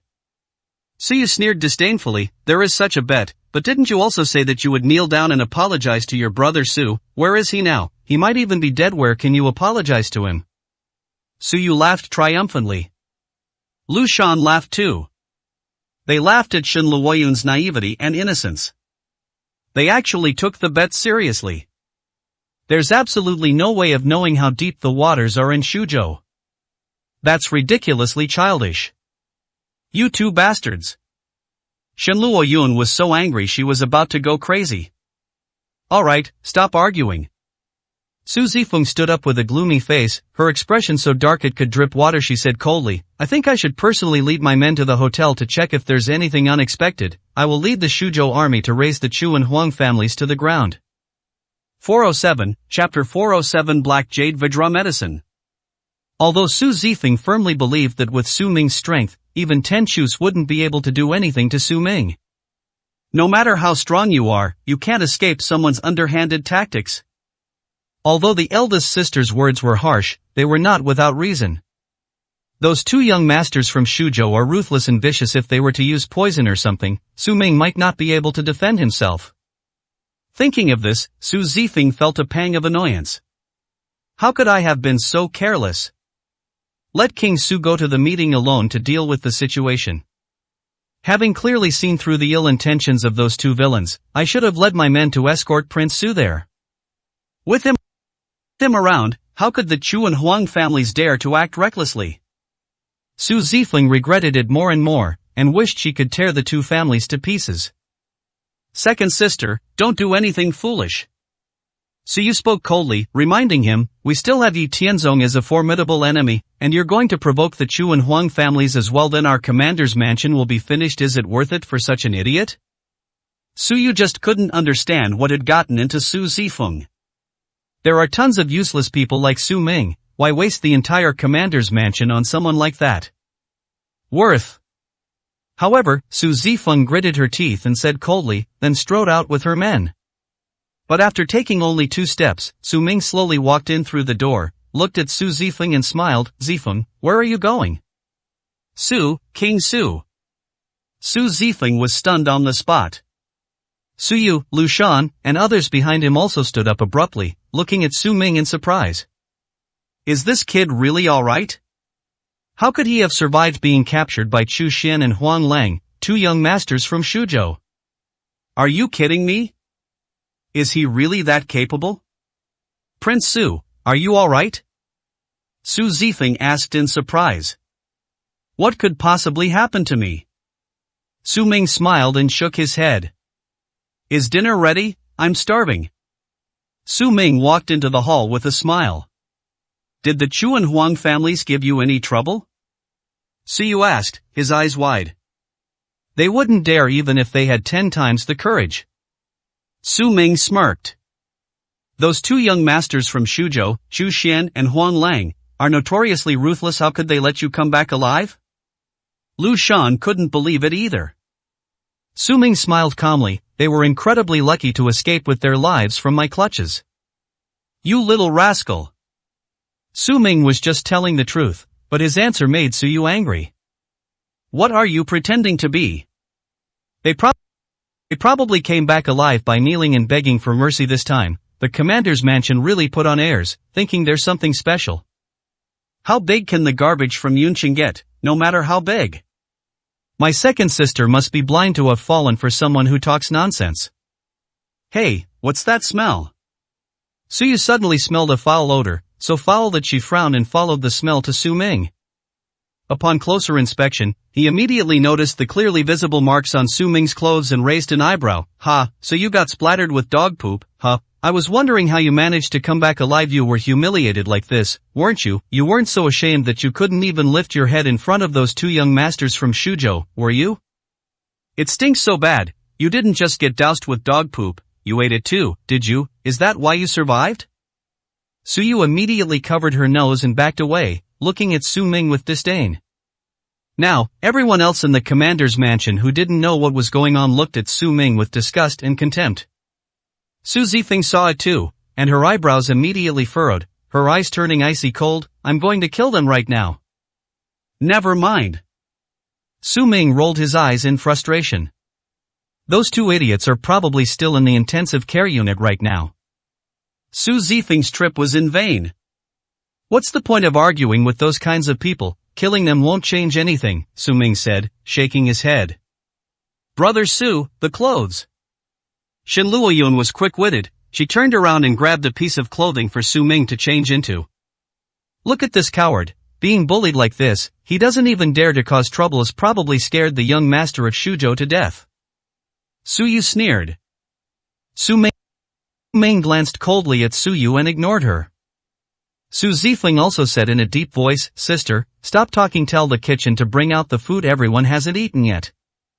Soon, the food was served, and everyone sat down.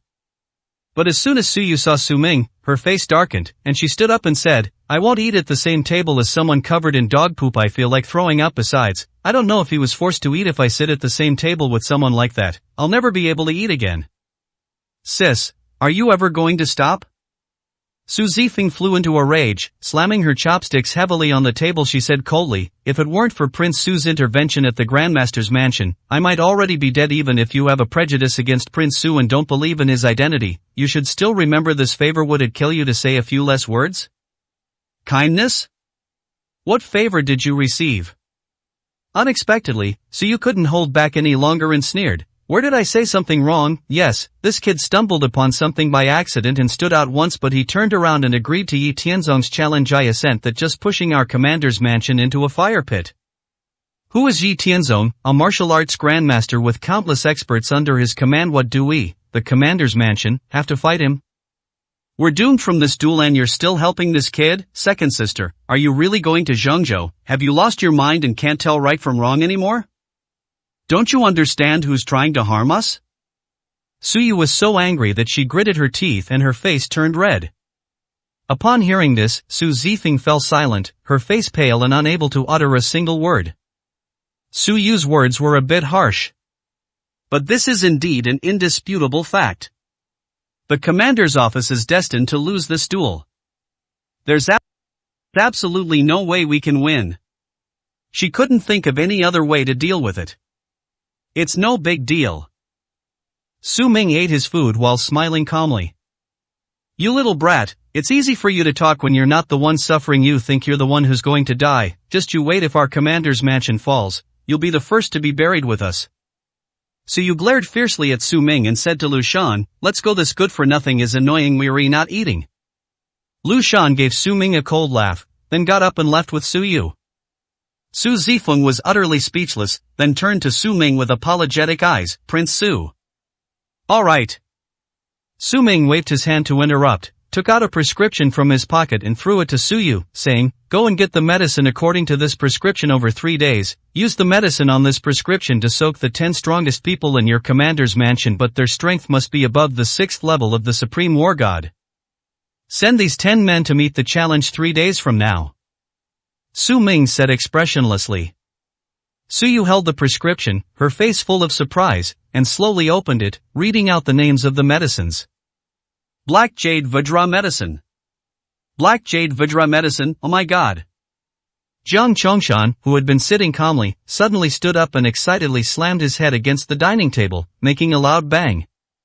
His face was filled with shock, his mouth agape in astonishment, and he couldn't speak for a long time. 408, Chapter 408. They've fallen into the trap. Master, what's wrong?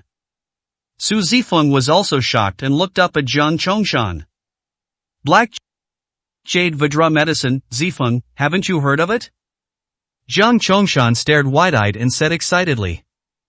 This is a 6th grade divine medicine, on par with the dragon roar pill. After soaking in it, one's entire body will be enhanced, becoming as invincible as Withdrew. Moreover, it greatly enhances martial arts cultivation. A Supreme War God level cultivator using the Black Jade Withdrew medicine can directly break through to the Grandmaster War God level. The effects are unimaginable. This is a medicine specifically for martial arts cultivation. With this medicine, what is a mere grandmaster's mansion? Even if Yi Tianzong were to join the fray, he would probably be beaten to a pulp. This stuff is a divine medicine that countless people in the border regions desperately seek. Jiang Chongshan was so shocked that his eyes were wide open. Su Zifeng has struck gold. With the medicine bestowed by Li Yang, the commander's mansion will reach unprecedented heights of glory. With this, let alone the Grandmaster's mansion, we can even start preparing for next year's Three Armies Grand Competition. Who can defeat the Shuzhou army? The Shuzhou army, nurtured by the Black Jade Vajra medicine, will be invincible. Real? Su Zifeng's eyes widened instantly, her face filled with astonishment. She hadn't expected the Black Jade Vajra medicine to have such a powerful effect. A look of surprise immediately appeared on his face. Li Yang smiled slightly. As expected of the master of military strategy of Shuzhou, Elder Jiang, you do have some discernment. Overwhelmed by Li Yang's praise, Jiang Chongshan quickly knelt down and respectfully said, I'm nothing but a nobody. I am just borrowing my master's treasure to say a few words. My master is truly a god among gods. To be able to produce such a top-quality prescription, I could never reach your level in my entire life. Li Yang smiled wryly. Although this Black Jade Vajra medicine is a 6th grade pill formula, it's really not a treasure. It was just an emergency measure for Su Zifeng. In the eyes of the war god army, this prescription was like garbage. They wouldn't even give it a second glance. No wonder you accepted Yi Tianzong's challenge, Grandmaster. You were prepared all along with this. The Grandmaster's mansion is no longer a problem. But, Grandmaster, can I use this? Su Zifeng looked at Li Yang with great joy. She also couldn't wait to break through to the Grandmaster War God realm. After witnessing the power of the Grandmaster God of War, he was obsessed with it and even dreamed about breaking through to the next level. But martial arts cultivation relies on a sudden enlightenment. If she hadn't seen this Black Jade Vajra medicine, she didn't know when she would have been able to become a Grandmaster War God. Li Yang grinned. Using it is possible, but can you bear the consequences? If you use this drug, you'll be stuck at the Grandmaster War God level forever, and you can forget about any further improvement. Moreover, if a woman uses this drug, she'll become big and strong, just like a man. You won't look like you do now. Ah. Upon hearing this, Su Zifeng's eyes widened instantly, her face filled with despair. I never imagined this medicine would have such severe side effects. The first one is barely acceptable. After all, with this medicine, she could elevate all the soldiers of Shuzhou to the rank of Grandmaster War God. The entire Shuzhou army, numbering over 1 million, is composed entirely of Grandmaster War Gods. What a terrifying force that is. Even if her strength were slightly lower, with the Shuzhou army as her safety net, no one within the 9 provinces would dare to oppose her. But this next one. It's a bit hard to accept. If using it will make her like a man, then she can forget about getting married. Although she was quite dashing, she was still a woman at heart and longed for a peaceful and stable home. Seeing Su Zifeng's unpleasant expression, Li Yang couldn't help but burst into laughter. Just do what I tell you to do. Don't overthink it. This medicine isn't suitable for you and it's not worth it with your current strength. It won't be long before you break through to the Grandmaster War God realm. Don't be impatient for quick success. It'll only lead to more harm than good. I see. Su Zifeng came to her senses and calmed down considerably. She gratefully bowed to Li Yang and said, Thank you for your guidance and the medicine, Master. Alright, get some rest. I'll handle Yi Tianzong's situation. Li Yang waved his hand and went back to his room to rest. Grandmaster's mansion. Master Yi, you've issued a challenge to the Commander's mansion. Are you ready? The Commander's mansion is quite powerful. A contest between 10 people isn't guaranteed to be a victory. Xu Kuang, the head of the Chu family, and Huang Chao, the head of the Huang family, came to the Grandmaster's mansion to investigate after following Li Yang's instructions. They regularly presented many gifts to the Grandmaster's mansion and were quite close to the people there, making it easy for them to get in touch. Yi Tianzong glanced up at the two of them, sipped his tea, and said calmly, What do we need to prepare? Those scum from the Commander's mansion would have a hard time even putting together 10 Grandmaster War Gods. My 10 disciples can beat the people from the Commander's mansion so badly they can't get up. That's true, but at the birthday banquet, wasn't your eldest disciple slapped by someone from the Commander's mansion and still lying unconscious in the intensive care unit? Xu Kuang said cautiously. You bastard. Mentioning Mentioning this matter made Yi Tianzong angry. His eyebrows shot up, and he slammed his hand on the table with a loud bang. This has become a source of pain for him. He never imagined that there would be such people in the commander's mansion. That kid played dumb to fool the enemy, and seriously injured his eldest disciple, Ma Hong. If he had known earlier, he would never have let Ma Hong and Liang fight. Just thinking about it now makes me furious, and my eyes turn red. This frightened Chu Kuang and Huang Chao so much that they dared not speak, and could only stare blankly at Yi Tianzong. After catching his breath, Yi Tianzong gritted his teeth and sneered, "That woman Su Zifeng tricked me. Her strength isn't much, but she's even more cunning than her dead father. I guess she invited such a powerful expert on her trip to Zhengzhou, which is why she dares to challenge me. I wasn't on guard. He fell for her trick, but she's digging her own grave, letting that kid reveal his true strength so early on. Her strength, she's played all her cards." Yi Tianzong sneered, believing he had seen through Su Zifeng's entire plan. If she had been a little more patient and kept that kid hidden until the crucial moment, she could have delivered a fatal blow to me. Maybe I really would have been finished. Unfortunately, she's just a young girl, and her temperament is unstable. She's too inexperienced and couldn't wait to let that kid step forward and give me a taste of my power. Yes, this birthday banquet gave her a moment of glory, but I'll show her how naive she is and how easily the commander's mansion can be defeated. Hearing Yi Tianzong's words, Chu Kuang was filled with doubt and surprise. Even if she has already revealed her trump card, she can still win this competition with the help of that expert. Idiot! Yi Tianzong gave a domineering and cold laugh. How can you two be so stupid? Do you really think I would send my men to fight that kid one by one?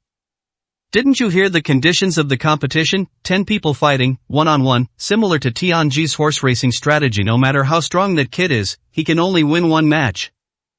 What about the next 9 matches? My Grandmaster's mansion will crush them, won't it? Can Su Zifeng withstand it? At this point, Yi Tianzong laughed heartily. Chu Kuang and Huang Chao finally understood.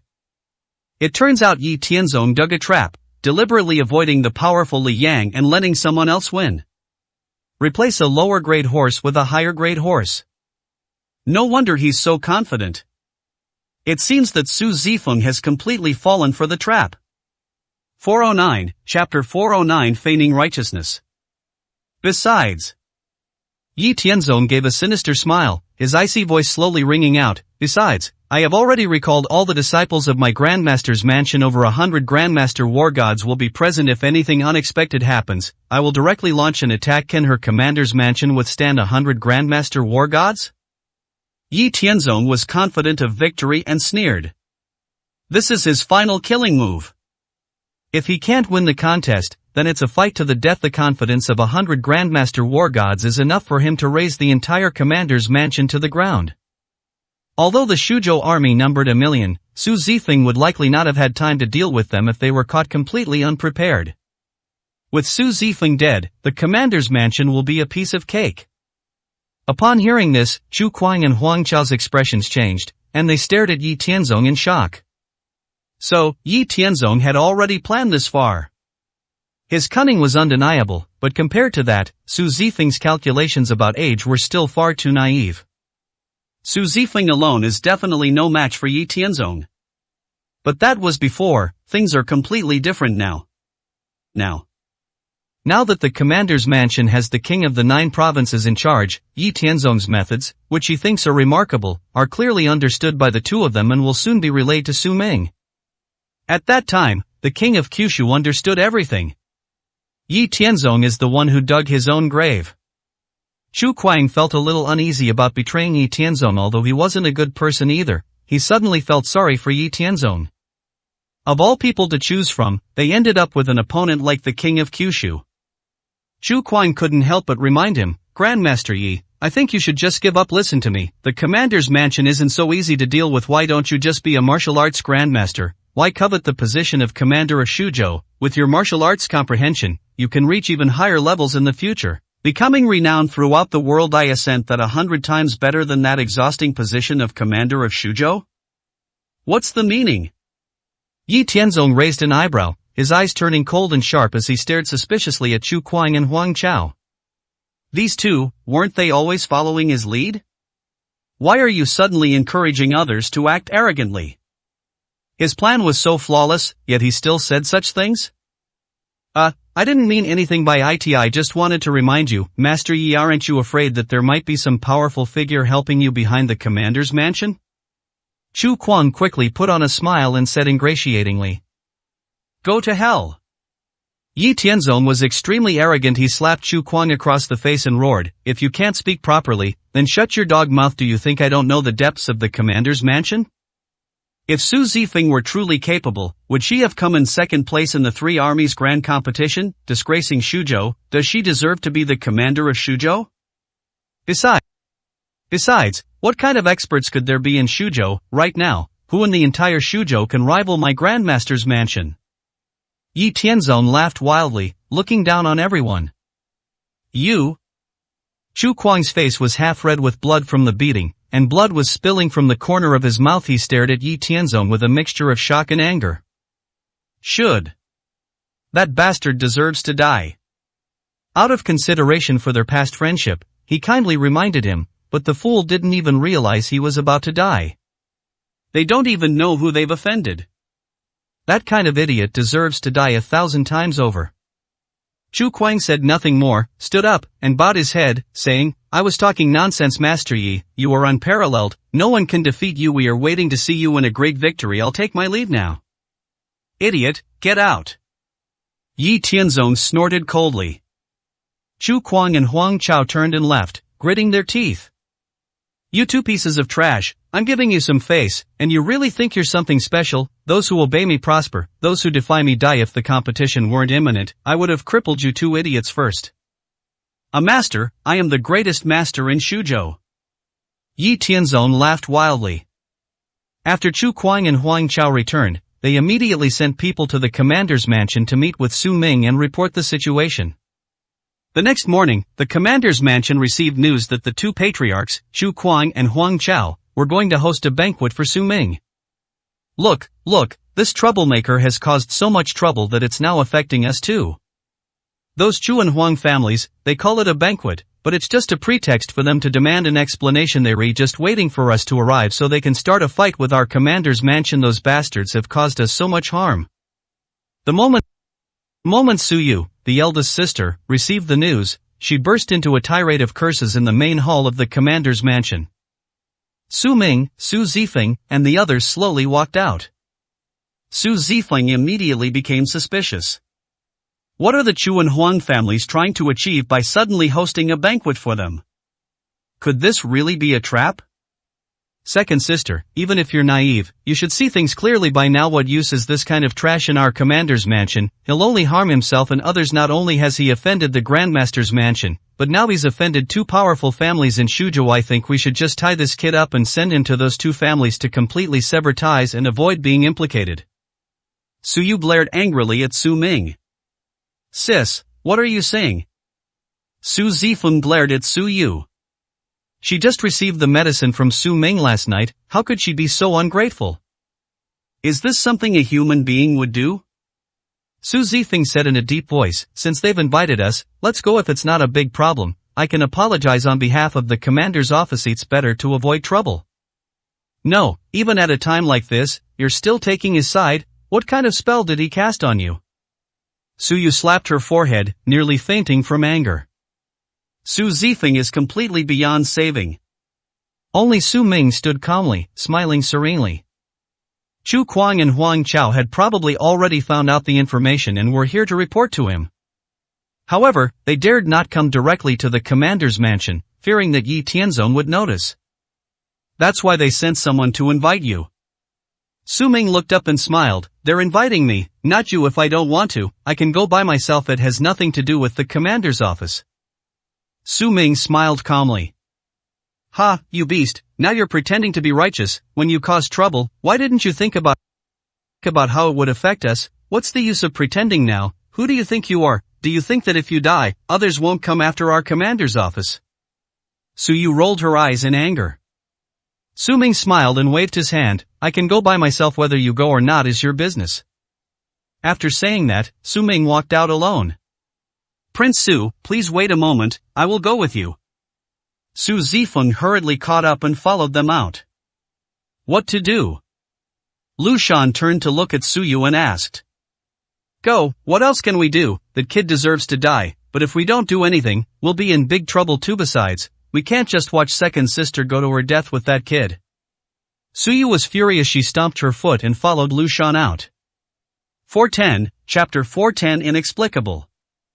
Second sister, I have a pair of dragon and phoenix bracelets here. This is my last remaining possession. They're worth tens of millions on the market. When we get to the hotel, give these bracelets to the Chu and Huang families, apologize to them, and that will be the end of it.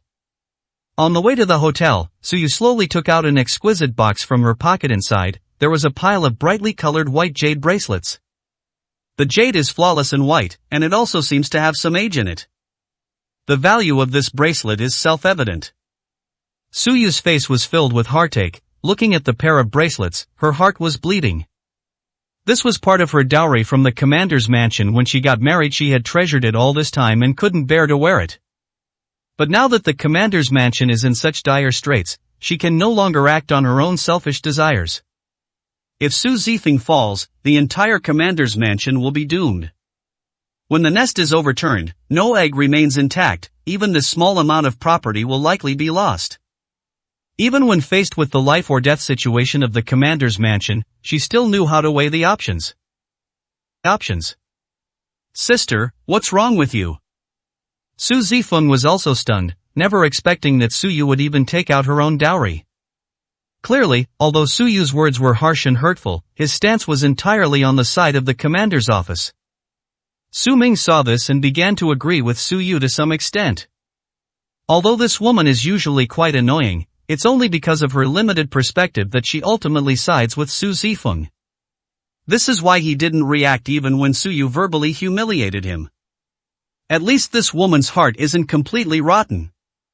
Su Ming grinned and said, keep it. There's no need. People invite me to banquets to express their gratitude. Taking this jade bracelet out would only make us a laughingstock. If we give this to the Chu and Huang families, would they dare to accept it? They'd probably wet themselves in fear. You fucking bastard. Lu Shan turned his head angrily, glared at Su Ming, and roared with red eyes, didn't you see that my wife emptied her dowry to fill this hole you've created? Instead of being grateful, you dare to spout nonsense. I really want to punch you to death, but I'm afraid of upsetting Zifeng. You deserve to die. Shut up. So you turned around and glared at Su Ming with hatred. I took this out not for a piece of trash like you. I did it for Zifeng. For the entire commander's mansion. What are you? My only regret is that I didn't kick you out the moment you stepped into the commander's mansion, you idiot. The two men looked at Su Ming with such hatred that they wished they could devour him alive. They hated Su Ming to the core. I've never seen such a stupid idiot, and he even hosted a banquet to express his gratitude. How could such words come out of the mouth of such a piece of trash? If it weren't for the support of the commander's mansion, this kind of trash from Yun City would be nothing but a fart in the eyes of the Chu and Huang families. Now they're even being implicated by Su Ming. The more they think about it, the angrier they get. Suyu regretted taking out the jade bracelet even more. It wasn't worth it at all for someone like Su Ming. Su Ming was completely speechless. Shaking his head in frustration, he realized that explaining to Suyu and Lu Shan was a complete waste of time. Su Zifeng said to Suyu, sister, it's not time yet. This is yours, so keep it for now. I'll ask you for it when I really need it. Alright. Suyu sighed and quickly put it away, feeling insulted even if Su Ming showed it to her. Soon, the car arrived at the hotel entrance. When everyone looked up, they saw the two young masters of the Chu and Huang families guarding the gate with their men, totaling at least 20 or 30 people. The scene was exceptionally solemn and dignified. Suyu gasped, it really is a trap. If it were just an ordinary banquet, there would be no need for such a grand affair. Su Yusen is all dead. If you go up there, will you be able to come down? My palms immediately started sweating with nervousness. Su Ming and Su Zifeng had already gone up. At the door, the two young masters, Xu Xian and Huang Lang, looked at Su Ming as he approached, their eyes filled with surprise and fear. They became even more nervous, fearing that Su Ming would pursue the matter further, and they wouldn't even know how they died. The two hurriedly turned to their 20 or 30 subordinates behind them and said nervously, remember what I taught you before, when Prince Su arrives, you all must pay your respects to him. Together make sure your voices are loud. Understood, young master. The subordinate beside him quickly responded. Xu Xian took a deep breath, his forehead covered in sweat as Su Ming and Su Zifeng drew closer. He was about to lead the shouts of welcome. But just then, Su Yu and Lu Shan rushed over first. However, he hurriedly approached Chu Xian and Huang Lang with a fawning smile on his face. Young masters, may I move aside for a moment? I have something I'd like to discuss with you. Ah. Chu Xian had already said what was on the tip of his tongue, but he swallowed it back, almost causing him internal injuries. What are you doing? Don't block our way. We have important business to attend to. Chu Xian's eyes were cold as he glanced at Su Yu impatiently. How could he possibly bear the responsibility of missing the chance to welcome Su Ming? The father had no choice but to twist his head off. However, Chu Xian's angry and cold attitude made Su Yu even more certain that this was a trap to interrogate him. She immediately grabbed Chu Xian and pleaded incessantly, Young Master Chu, please, give me some time. I am Sister Su Zifeng, and my words represent the commander's mansion. You? As Su Ming drew closer, Chu Xian was so anxious he wanted to kill someone. However, Su Yu was also a member of the commander's mansion, so he was helpless and was forcibly dragged away along with Huang Lang. What is your sister doing? Su Ming glanced at it with a puzzled look, then frowned and asked. I don't know, let's not worry about her, let's go up first. Su Zifeng said calmly. Su Ming nodded slightly and walked into the hotel with Su Zifeng. The 20 or 30 family henchmen standing at the entrance were all dumbfounded. His expression was bewildered, his mouth agape, and he looked completely at a loss, which was quite comical. Chu Xian instructed that he should take the lead in speaking, and then the others should echo him, and then they should all bow down to welcome Su Ming. Now that Chu Xian and Huang Lang have been taken away, they don't know whether they should pay their respects or not. They could only watch like clueless geese. Baffling. Looking at everyone's comical expressions, Su Ming was completely baffled, wondering what kind of trick they were playing. He decided to ignore it and took Su Zifeng upstairs. Seeing that Su Ming's figure had disappeared, Chu Xian was so angry that he pounded his chest and stamped his feet, cursing loudly, damn it. Chu Xian gritted his teeth, turned around, and glared fiercely at Su Yu and Lu Shan, saying in an icy tone, you two had better tell me what you're up to, otherwise, I'm not finished with you two. Seeing Chu Xian's angry and irritable appearance, Su Yu became even more certain that the Chu and Huang families were going to make trouble for Su Ming. Su Yu broke out in a cold sweat, forcing a smile as he said, young masters, please don't be angry. I know that brat truly deserves to be torn to pieces. If you want to lay a hand on him, I won't stop you at all, but our commander's mansion is innocent. Zifeng is completely innocent. He was totally deceived by that kid. I have some gifts here that I would like to offer to the two young masters of Shuzhou. I beg you to accept these gifts, go up to your fathers, and say a few kind words to them, so that our commander's mansion will be spared. Please don't pursue this matter. As she spoke, Su Yu meekly took out the dragon and phoenix bracelets and handed them to Chu Xian and Huang Lang. 411, Chapter 411 still dares to argue. You brought us here, just for this? Chu Xian didn't even glance at the dragon and phoenix bracelet. He felt a surge of anger rising to his head. Because of this, he and Huang Lang missed the opportunity to welcome Su Ming. If their father finds out, both of them will be in deep trouble. This incredibly stupid woman almost killed them both. If it weren't for the fact that Su Yu is Su Zifeng's sister, and that Prince Su is still upstairs, he would have wanted to twist Su Yu's head off right now. Chu Xian's eyes were bloodshot as he stared at Su Yu. You woman, are truly beyond saving. Do you think I care about this little gift from you? If I ever have a bad day, I'll make trouble for you every day. Upon hearing this, Su Yu turned pale with fright. I thought the dragon and phoenix bracelet wasn't heavy enough, so I took my anger out on her. It seems that Su Ming is definitely going to die today. My poor little sister, she's going to be dragged down and killed by that kind of person. If things go wrong, I might be finished too.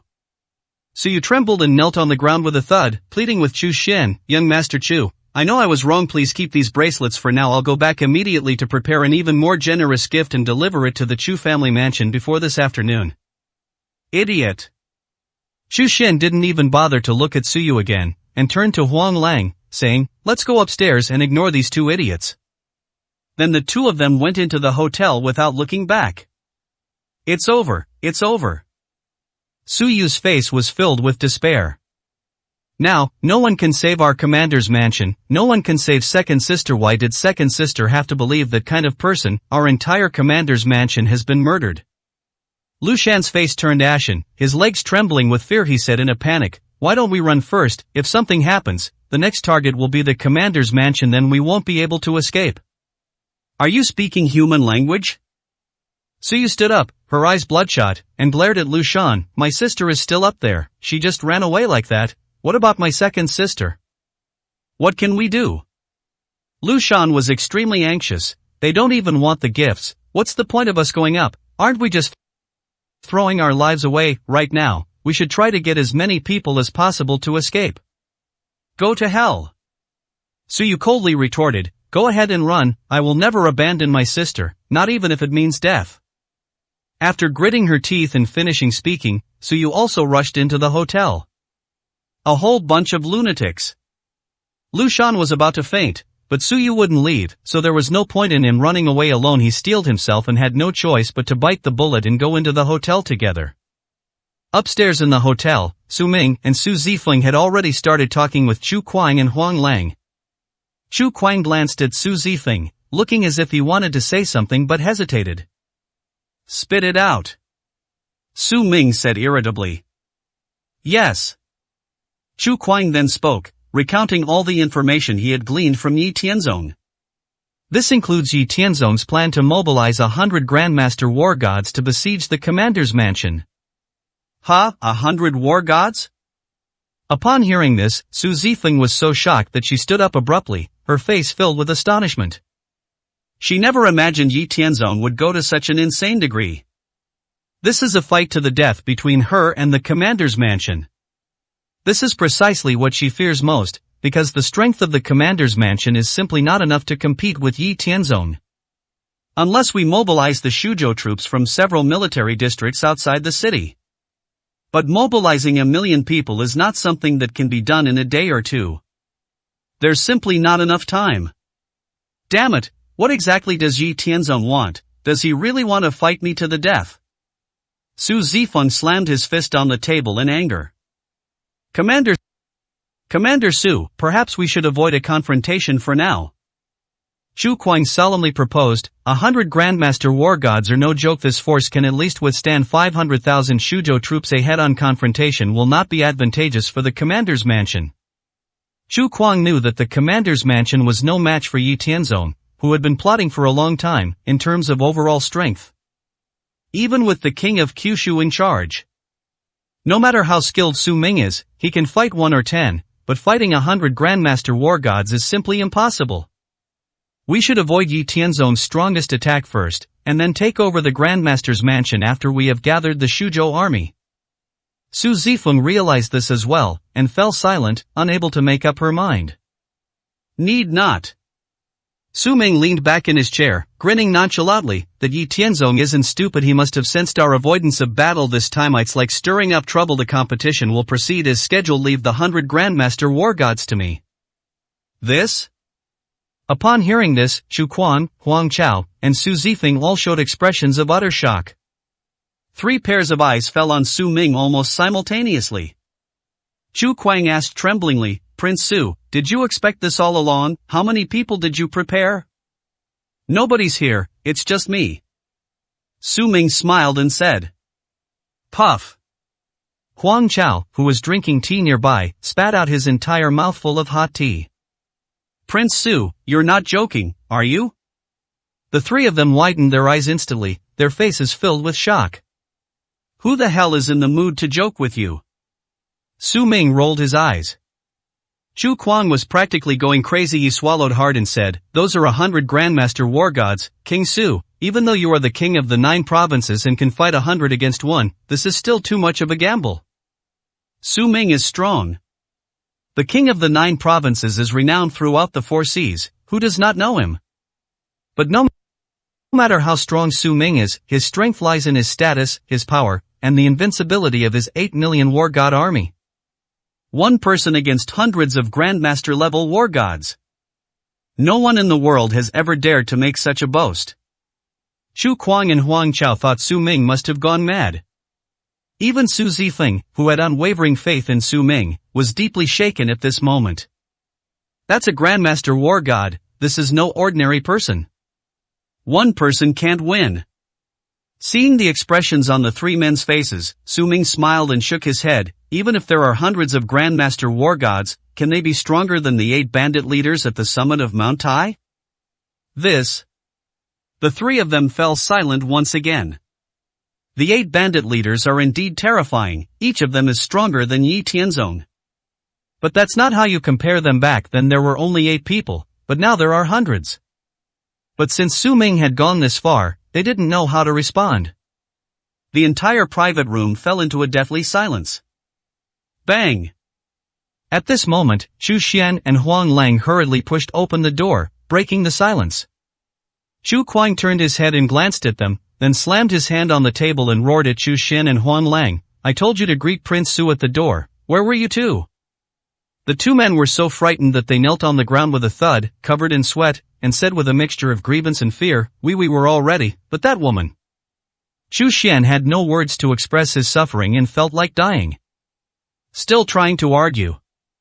Chu Kuang flew into a rage, grabbed the bowls and plates on the table, and smashed them at Chu Xian. With a bang, it smashed Chu Xian's head, causing him to bleed profusely. Huang Lang was so scared he almost peed himself. He knelt down to one side, not daring to breathe. It's all that damn Su Yu's fault, he's ruined their lives. At that moment, Su Yu and Lu Shan caught up and witnessed the scene. Both of them were terrified and stood frozen at the doorway. 412, Chapter 412 just based on him. "It's her, Dad, it's this woman. She insisted on pulling me away, saying she'd give me some dragon and phoenix bracelet. That's why I missed my chance, Dad. This time it's really not my fault." Chu Xian was filled with grievances, wanting to cry but unable to. He slammed his head heavily on the ground, feeling extremely frustrated. "I wish I could tear Su Yu and Lu Shan to pieces." Su Yu was so frightened that her face turned pale, and there was no color in her skin. He thought Chu Xian had already revealed everything about how he wanted to bribe and curry favor. This is a really big mess. Terrified, he immediately knelt at the door, crawled in, and came before the two family heads, Chu Kuang and Huang Chao, weeping and saying, "Family head Chu, I was foolish. I acted on my own initiative and tried to bribe young Master Chu. It's all my fault. It has nothing to do with my sister, and even less to do with the commander's mansion. No, to be precise, it's all that kid's fault." Su Yu turned her head, her face flushed, and pointed at Su Ming with an extremely fierce expression. "This beast deserves to die, you two patriarchs. Take his life if you want, just spare our commander's mansion. By the way, I'm personally presenting these dragon and phoenix bracelets to the two family heads. I beg you, please show leniency." After saying that, Su Yu, with trembling hands, picked up the bracelet and handed it to Chu Kuang and Huang Chao. This completely baffled the two of them. What the hell is going on here? They turned their heads blankly and saw Su Ming staring at them with an icy expression, which terrified them. They all finally repented, betrayed the Grandmaster's mansion, and obtained Su Ming's forgiveness. Now that Su Yu has done this, what should we do? Should I accept this dragon and phoenix bracelet or not? We won't accept it. Even Commander Su's own sister knelt down and begged. If he were to accept it, King Su would probably chop off his hands on the spot. The two prominent patriarchs of Shuzhou had never been so panicked or so afraid. Seeing this, Su Ming smiled and said, "Patriarch Chu, they've already given it to you, so just accept it. Otherwise, wouldn't that be disrespectful?" Yes. Chu Kuang trembled with fright and hurriedly put away the dragon and phoenix bracelet. Thank you so much, Patriarch Chu." Su Yu bowed to Chu Kuang in gratitude. Su Zifeng was speechless. What should I do about my older sister? She didn't know what to say anymore. Moreover, she has a lot of worries right now, and she's even too lazy to care what Su Yu is trying to do. After expressing his gratitude, Su Yu stood up and winked at Su Zifeng. "Let's go, what are you still standing there for?" Su Zifeng was completely speechless. However, since the matter had been concluded and it was indeed time to leave, he bowed to Chu Kuang and said, "Two patriarchs, I shall take my leave now. Commander Su, please take care." Chu Kuang and his companion responded politely. Su Yu breathed a heavy sigh of relief, Feeling happy and proud that he had done a great service and saved his sister's life, he then bid farewell to Chu Kuang and walked outside with Su Zifeng. Su Ming smiled, shook his head, and got up to leave. What are you doing? Seeing Su Ming following her, Su Yu suddenly turned around and glared at him. What are you doing? Su Ming frowned. You idiot, I promised to protect second sister, but I didn't agree to protect you. You caused such a huge disaster, and you think you can just leave like this? You owe the two family heads an explanation. Su Yu glared hatefully at Su Ming, then turned to Chu Kuang and Huang Chao and shouted, Patriarch Chu, I didn't plead for this kid, he offended you, so he deserves to die. Go ahead and do. It's not one of our commander's mansion's people. What? Chu Kuang and Huang Chao were horrified, almost scared to death. Is this woman crazy? They actually let them attack Su Ming? Unless they're tired of living, they wouldn't do something so stupid. Chu Kuang was so frightened that he broke out in a cold sweat and hurriedly came forward to greet him.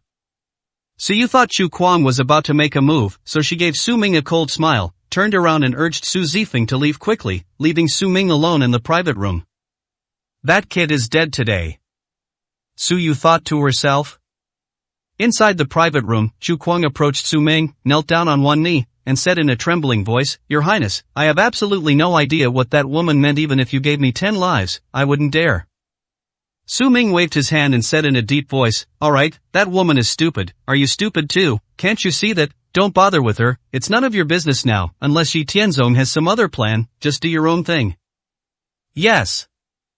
Chu Kuang hurriedly lowered his head respectfully, then cautiously asked, Should I ask someone to return this dragon and phoenix bracelet? He wouldn't dare accept it without Su Ming's consent. No need, you can keep it unless someone from the commander's office comes to collect it later, you don't need to return it. After speaking calmly, Su Ming strode out.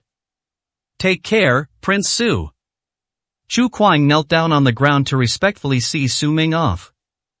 Outside the hotel, Su Yu breathed a sigh of relief, her pale face regaining some color. She said to Su Zifeng, It's finally over. I was so scared. Let's go back quickly. We won't have to worry about that good-for-nothing dragging us down anymore. Su Zifeng glanced calmly into the hotel and, seeing that Su Ming hadn't come out yet, said, Wait a little longer. What are you waiting for? Su Yu grew impatient and said irritably, I have a pair of dragon and phoenix bracelets, but I don't have a second pair. They can't save that good-for-nothing. That kid is doomed. Do you think he'll come out alive? That kind of person has no self-awareness and doesn't even know his own identity. He came to Shuzhou just to cause trouble. He deserves this fate. Let's go quickly, lest we get dragged into this. Su Yu said anxiously.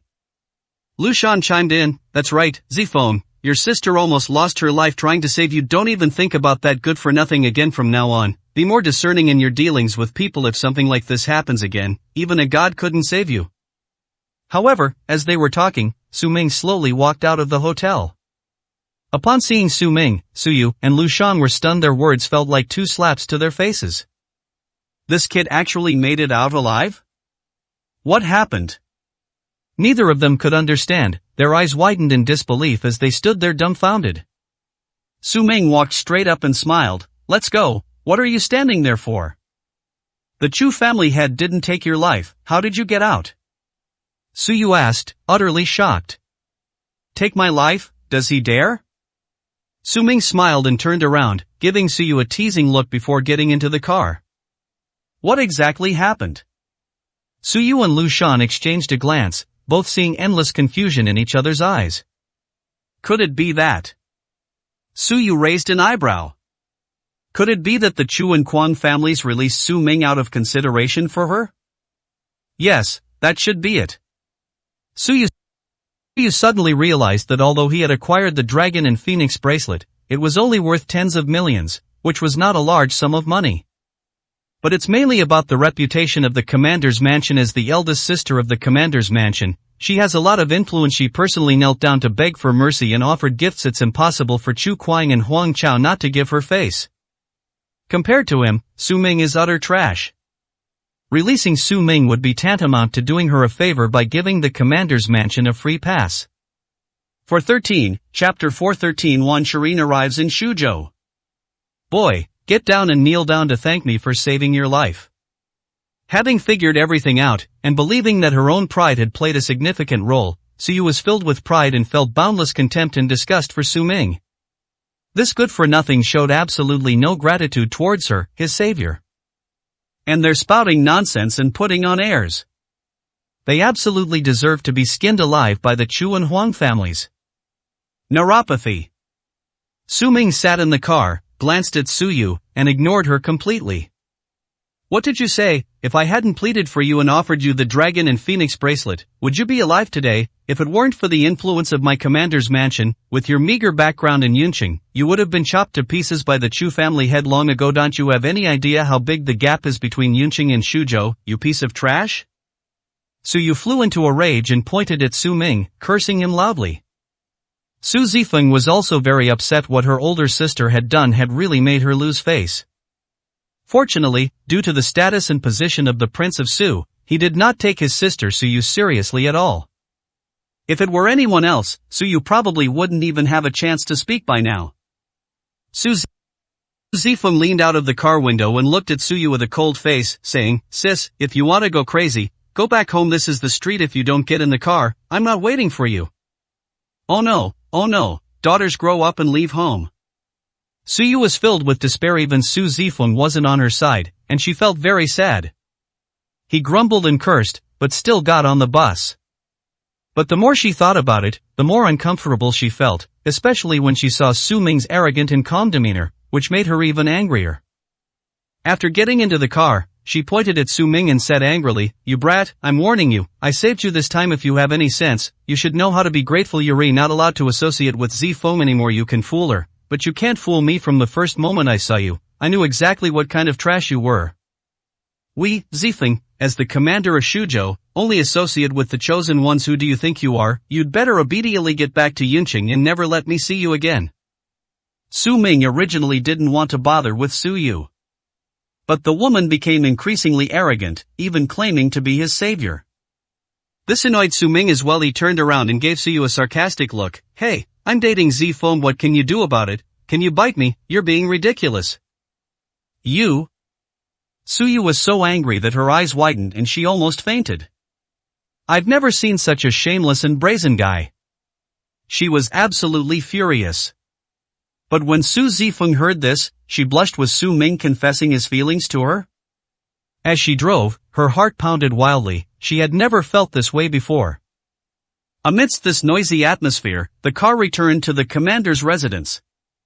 2 days later, the competition between the Grandmaster's mansion and the commander's mansion has reached its deadline and will be held at the Shuzhou Martial Arts Arena. The news has spread throughout the streets and alleys of Shuzhou, and everyone knows about it. Countless prominent figures in Shuzhou want to witness this competition and broaden their horizons. However, the number of places in the training ground is limited, with a maximum of only 20 people allowed to enter. These 20 people were all among the top 20 richest people in Shuzhou, and others could only speculate and hear rumors, unable to witness their brilliance. But this competition caused a sensation in Shuzhou, and whoever won will be the overlord of Shuzhou and will always be remembered.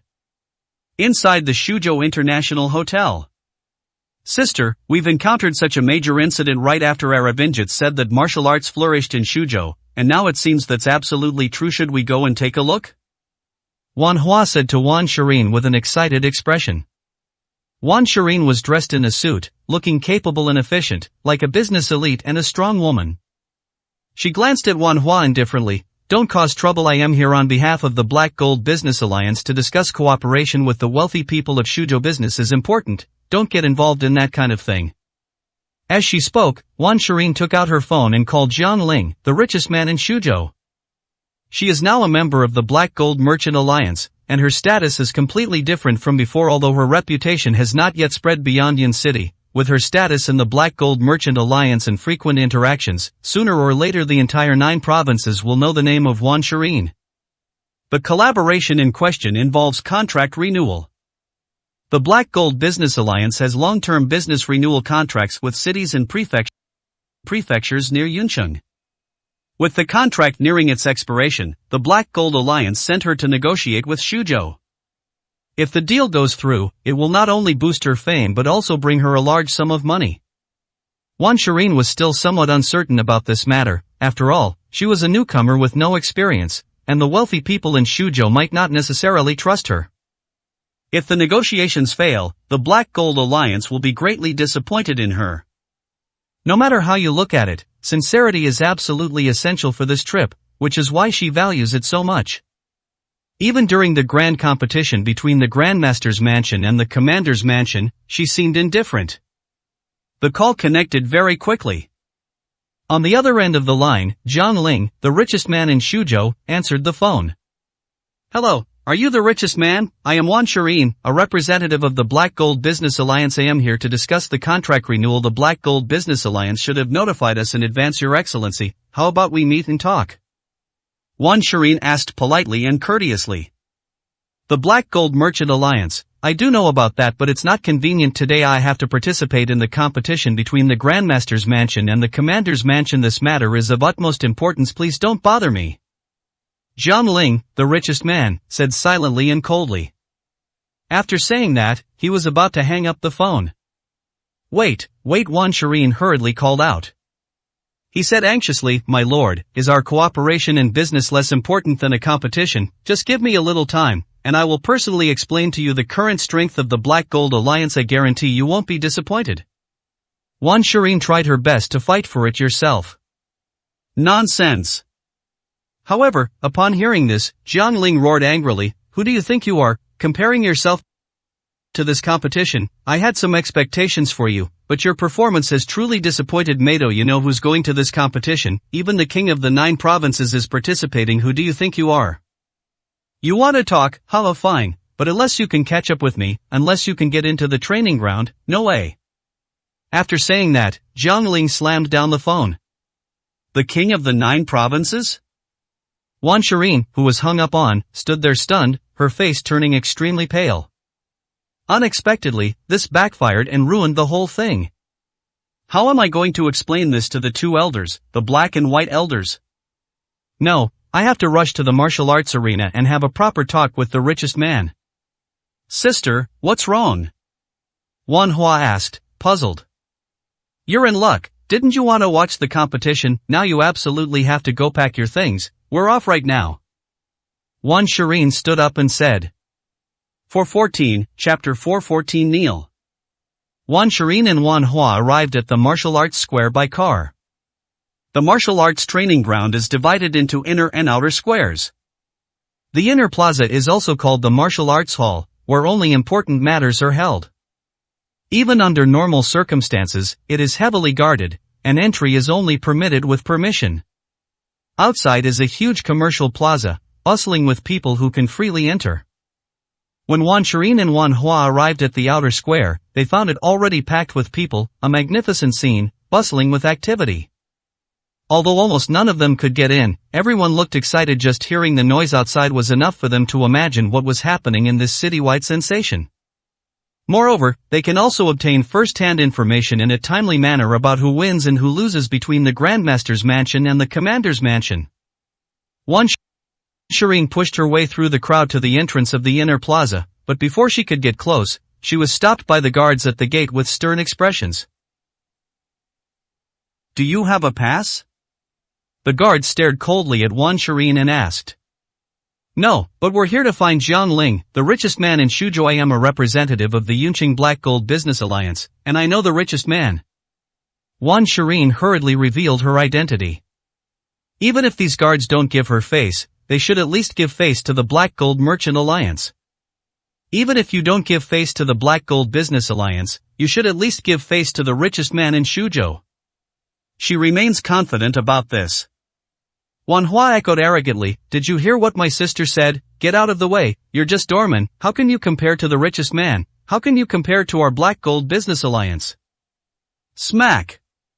Unexpectedly, the guard raised his hand and slapped Wan Hua across the face, making Wan Hua dizzy and disoriented. The crisp sound of the slap echoed throughout the room. This attracted the attention of everyone else in the surrounding square, with mocking eyes falling on Wan Shirin and Wan Hua. Yinqing, what a joke! Where did this country bumpkin come from? He even knows the richest man. Doesn't he ever take a piss and look at himself in the mirror?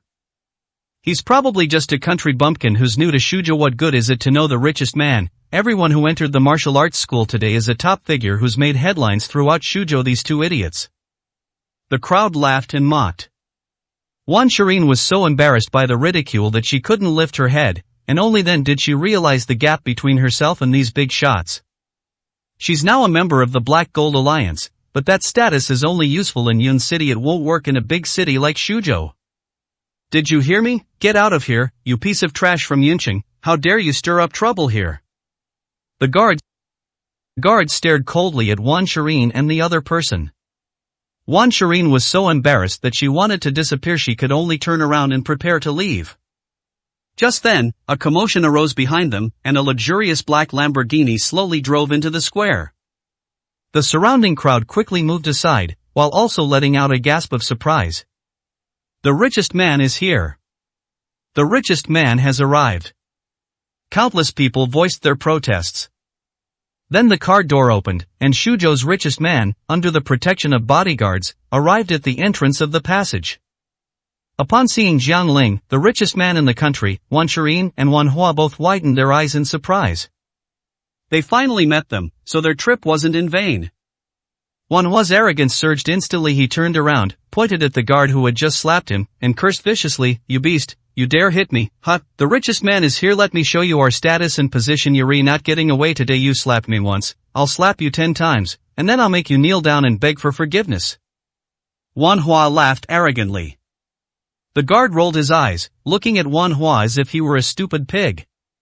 The richest man, Jiang Ling, had already arrived. Wan Shireen hurriedly went to greet him, bowing respectfully and saying, "This humble woman, Wan Shireen from Yunqing, greets your excellency. The richest Mani just called you, do you remember?" "And me, I'm from Yunqing, Wan Hua, and she's my older sister." Wan Hua was also overjoyed, and approached with a fawning smile. Jiang Ling lowered his brows slightly, glanced at Wan Hua, then fixed his gaze on Wan Shireen, grinning. "You actually came not bad. You have some perseverance, but it's useless. Remember what I said. You can only talk to me if you can get in, otherwise, you're not qualified." After saying that, Jiang Ling ignored Wan Shireen and Wan Hua and headed straight for the entrance, handing the pass to the guard. Wan Shireen was immediately as if she had been doused with a bucket of cold water, and her face turned extremely ugly. Wan Hua then shamelessly rushed forward and said to Jiang Ling, "Richest man, we came here specifically to visit you. Even if you don't take us seriously, you still have to give the Black Gold Merchant Alliance some face." This guard, "We just came to ask a question," and he slapped me across the face. As the richest man in Shuzhou, how can you tolerate such a person? If word gets out, won't people laugh at Shuzhou for having no rules? Jiang Ling's expression was initially quite calm. But upon hearing Wan Hua's words, he suddenly turned around, his thick eyebrows raised, and a powerful aura surged forth from his body. He slapped Wan Hua across the face again. He pointed at Wan Hua and roared, "Kneel down." Wan Hua was stunned. Startled by the roar, he trembled and fell to his knees with a thud. When had he ever seen such a terrifying aura? It was as if an emperor had descended, making it hard for him to breathe. Instantly, his eyes widened in terror, and his face went blank. Jiang Ling pointed at Wan Hua and sneered, "Who do you think you are, trying to teach me how to do things? The Black Gold Merchant Alliance is blind to accept people like you. You deserve to be beaten. If you say another word, I'll kill you." "Brute!" Jiang Ling cursed and turned to go into the martial arts hall. The guards looked at Wan Hua as if he were a monkey. These Wan Hua people have lost all face and feel like dying. "Sister!" Wan Hua turned her head, tears streaming down her face, feeling wronged. Wan Shireen was also helpless. "Who told you to talk nonsense? You'd better shut up. You almost ruined my business. It's off. We'll have to find another way now, otherwise even the richest man might not want to see us." At that moment, another commotion arose nearby. "People from the commander's office have arrived. Commander Su is here." The crowd cheered loudly. Wan Shireen turned her head and saw a car stop amidst a crowd of people. A number of people got out and went through another passage. But then, her gaze sharpened as she saw a familiar figure. "That's Su Ming?" Wan Shireen's mind went blank with shock and numbness. She rubbed her eyes hard and looked again. But there were too many people at the scene, and in the blink of an eye, the people from the commander's mansion had already entered the passage and could no longer be seen. "Sis, what's wrong?" Seeing Wan Shirin staring intently, Wan Hua also looked ahead, his face full of doubt. I think I see Su Ming. Wan Shirin said blankly. Impossible. Wan Hua immediately shook his head, a sneer on his face. That kid, how could he possibly be in Shuzhou? Even if he really were in Shuzhou, he wouldn't be here. We couldn't even get in with our identities, and I even got slapped twice. If it were that kid, he'd probably be beaten to a pulp. Wan Hua scoffed with a laugh. For 15, Chapter 415, questioning the King of Hell about life and death. Who is Su Ming?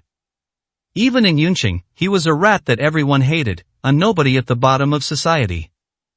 How could he possibly come to Shuzhou? Even if he did, given the fierce and tough nature of Shuzhou, wouldn't they cripple that kid?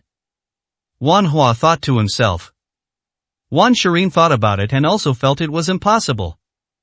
He must have misread it, so he shook his head and said, then let's go back first, and then we'll try to arrange a meeting with the richest man. The two turned and left. Inside the martial arts hall, Jiang Ling was sternly instructing his bodyguards and guards. All of you, keep watch with me. Don't let that piece of trash get any closer. No one else is allowed in. Yes. Everyone responded in unison. Then Jiang Ling turned his head and saw Su Ming and the people from the commander's mansion enter the martial arts hall. He hurriedly stepped forward and respectfully said to Su Ming, this humble one, Jiang Ling, pays his respects to King Su. What's wrong? What happened? Su Ming glanced at it and asked in confusion. It's nothing, I just ran into some good-for-nothing from Yunqing who was bossing me around. I'll head back now. There's no need to bother with those kinds of lackeys. Jiang Ling explained with a forced smile. Has Yi Tianzong arrived? Su Ming nodded slightly and asked. They're here, they're right there. Jiang Ling pointed, and Su Ming looked in the direction Jiang Ling pointed. He immediately saw Yi Tianzong sitting there in the northwest of the martial arts hall, looking very imposing. Prince Su, can the commander's mansion really win? I've heard some rumors these past 2 days that Yi Tianzong has been making a lot of moves in secret. Just now I received news that nearly 100 experts are heading towards the martial arts arena. This could be a disaster. Jiang Ling looked terrified. It's not that he lacks confidence in Su Ming. However, over the past few days, the commander's mansion has remained calm, as if they have run out of ideas. There was no news of any troop deployments near Shuzhou. On the other hand, Yi Tianzong made a big move, first preparing to send 10 of his disciples to fight, each of them being at least a Grandmaster War God of the 3rd stage. Then, 100 experts from the Grandmaster's mansion entered the city and gathered, creating a massive and impenetrable network. It's suffocating. Although Su Ming is the king of the 9 provinces, if he is unprepared, he may also fall victim to Yi Tianzong's poisonous hand. Su Ming smiled wryly. You don't need to worry about that, just enjoy the show. Yes. Jiang Ling hurriedly lowered his head and agreed. On the stands, Yi Tianzong held a list in his hand, glanced towards the commander's mansion, then looked back at the list, scanned it, and couldn't help but sneer. This Su Zifeng, what audacity, he completely disregards me. Not only does he refuse to participate himself, but he's only sent 10 nameless lackeys to fight. Even that kid who made a move at the Grandmaster's mansion didn't participate. What does this mean? Yi Tianzong was somewhat embarrassed and angry.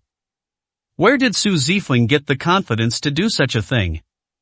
This is simply a contemptuous and insulting act against his Grandmaster's mansion. He was initially wary of Su Ming. After all, Su Ming's strength at the Grandmaster's mansion was probably no less than his own. If Su Ming were to participate, he wouldn't mind personally sparring with Su Ming and letting Su Ming witness the terror of his Grandmaster God of War at the peak. But this list makes him angry. Master, could that woman have some kind of trump card up her sleeve? Is that why she's so confident? The apprentice beside him asked in surprise. What trump cards could she possibly have? There are no more than 3 Grandmaster-level war gods in the commander's mansion. Not to mention, there are almost none who are Grandmaster-level war gods at the 3rd stage or above. In the end, she's just inexperienced and has never witnessed true martial arts prowess. Today, I'll teach her a lesson. Yi Tianzong sneered. At the same time, he was greatly disappointed in Su Zifeng. This threw him into a panic, and he even started to think of Su Zifeng as a formidable opponent. Now it seems he was just scaring himself. Su Zifeng isn't even worthy of carrying her shoes, let alone being her opponent. Today's competition should end very quickly. Following that, the top 20 martial arts masters from Suzhou all entered the martial arts academy one after another. What was shocking was that after these prominent figures from Suzhou entered the venue, they all came over one after another to greet Su Ming. Each of them looked extremely respectful, as if they were facing an emperor, bowing and scraping to Su Ming, fawning over him. This left everyone in the commander's mansion dumbfounded and incredulous. What's going on with that kid? Why are these big shots greeting him? Could he really be some big shot? Lu Shan exclaimed in utter shock. He had never seen such a shocking scene in his life. These bigwigs in Suzhou, if any one of them stomped their foot, wouldn't Suzhou tremble? Moreover, in the past, these bigwigs wouldn't even glance at their commander's mansion. Now the commander's office is gradually losing power and is no longer of any interest to them. Unless I can defeat Yi Tianzong in today's match. But this kid has more influence than their commander's mansion. I don't think so. Su Yu's face was grim as he said in a deep voice, I think it's because of this competition. If we win, the prestige of the commander's mansion in Suzhou will rise 3 or 4 levels. No one will dare to offend us. That's why these guys came over in advance to say hello and build a good relationship. It's entirely out of respect for Zifeng and the commander's mansion. As for that kid, what kind of identity could he possibly have? He's just a fox borrowing the tiger's power. Su Yu said with a cold laugh. Lu Shan thought about it and immediately realized it made a lot of sense. After all, he couldn't imagine what kind of status it would take to get the top 20 people in Suzhou to come and pay their respects. It seems that what Su Yu said is indeed true. It was simply a matter of establishing good relations with the presidential office in advance to prevent any unforeseen circumstances. After all, these wealthy people are all opportunists, they'll side with whichever side is stronger. Slide to one side. That kid really got to put on a show. Look at how arrogant he was. You'd think he was the commander of the general's mansion. Lu Shan sneered, his face full of disdain. That's how petty people are. They never seen the world. Now that they finally have a chance, they're bound to act like a show-off, flaunting their power and wanting everyone to see them. They don't even realize that without our commander's mansion, they wouldn't even be able to get into the martial arts academy. Su Yu said sarcastically. Looking at it this way, Su Ming seems like trash, completely unworthy of his sister Su Zifeng. After this is over, she will definitely drive Su Ming away herself. At the front, the head of the martial arts hall walked to the center of the venue and spoke loudly. Today, the Grandmaster's mansion and the Commander's mansion will hold a competition. Witnessed personally by the prominent figures from Suzhou present at the event. Next, please have both parties come up and sign the waiver of liability. Once you enter the martial arts academy, you can face the King of Hell and face your own death. These are the rules of the martial arts school. Any competition here is a fight to the death, not child's play. As the words fell, 10 people from the Grandmaster's mansion and the Commander's mansion walked side by side into the central meeting place.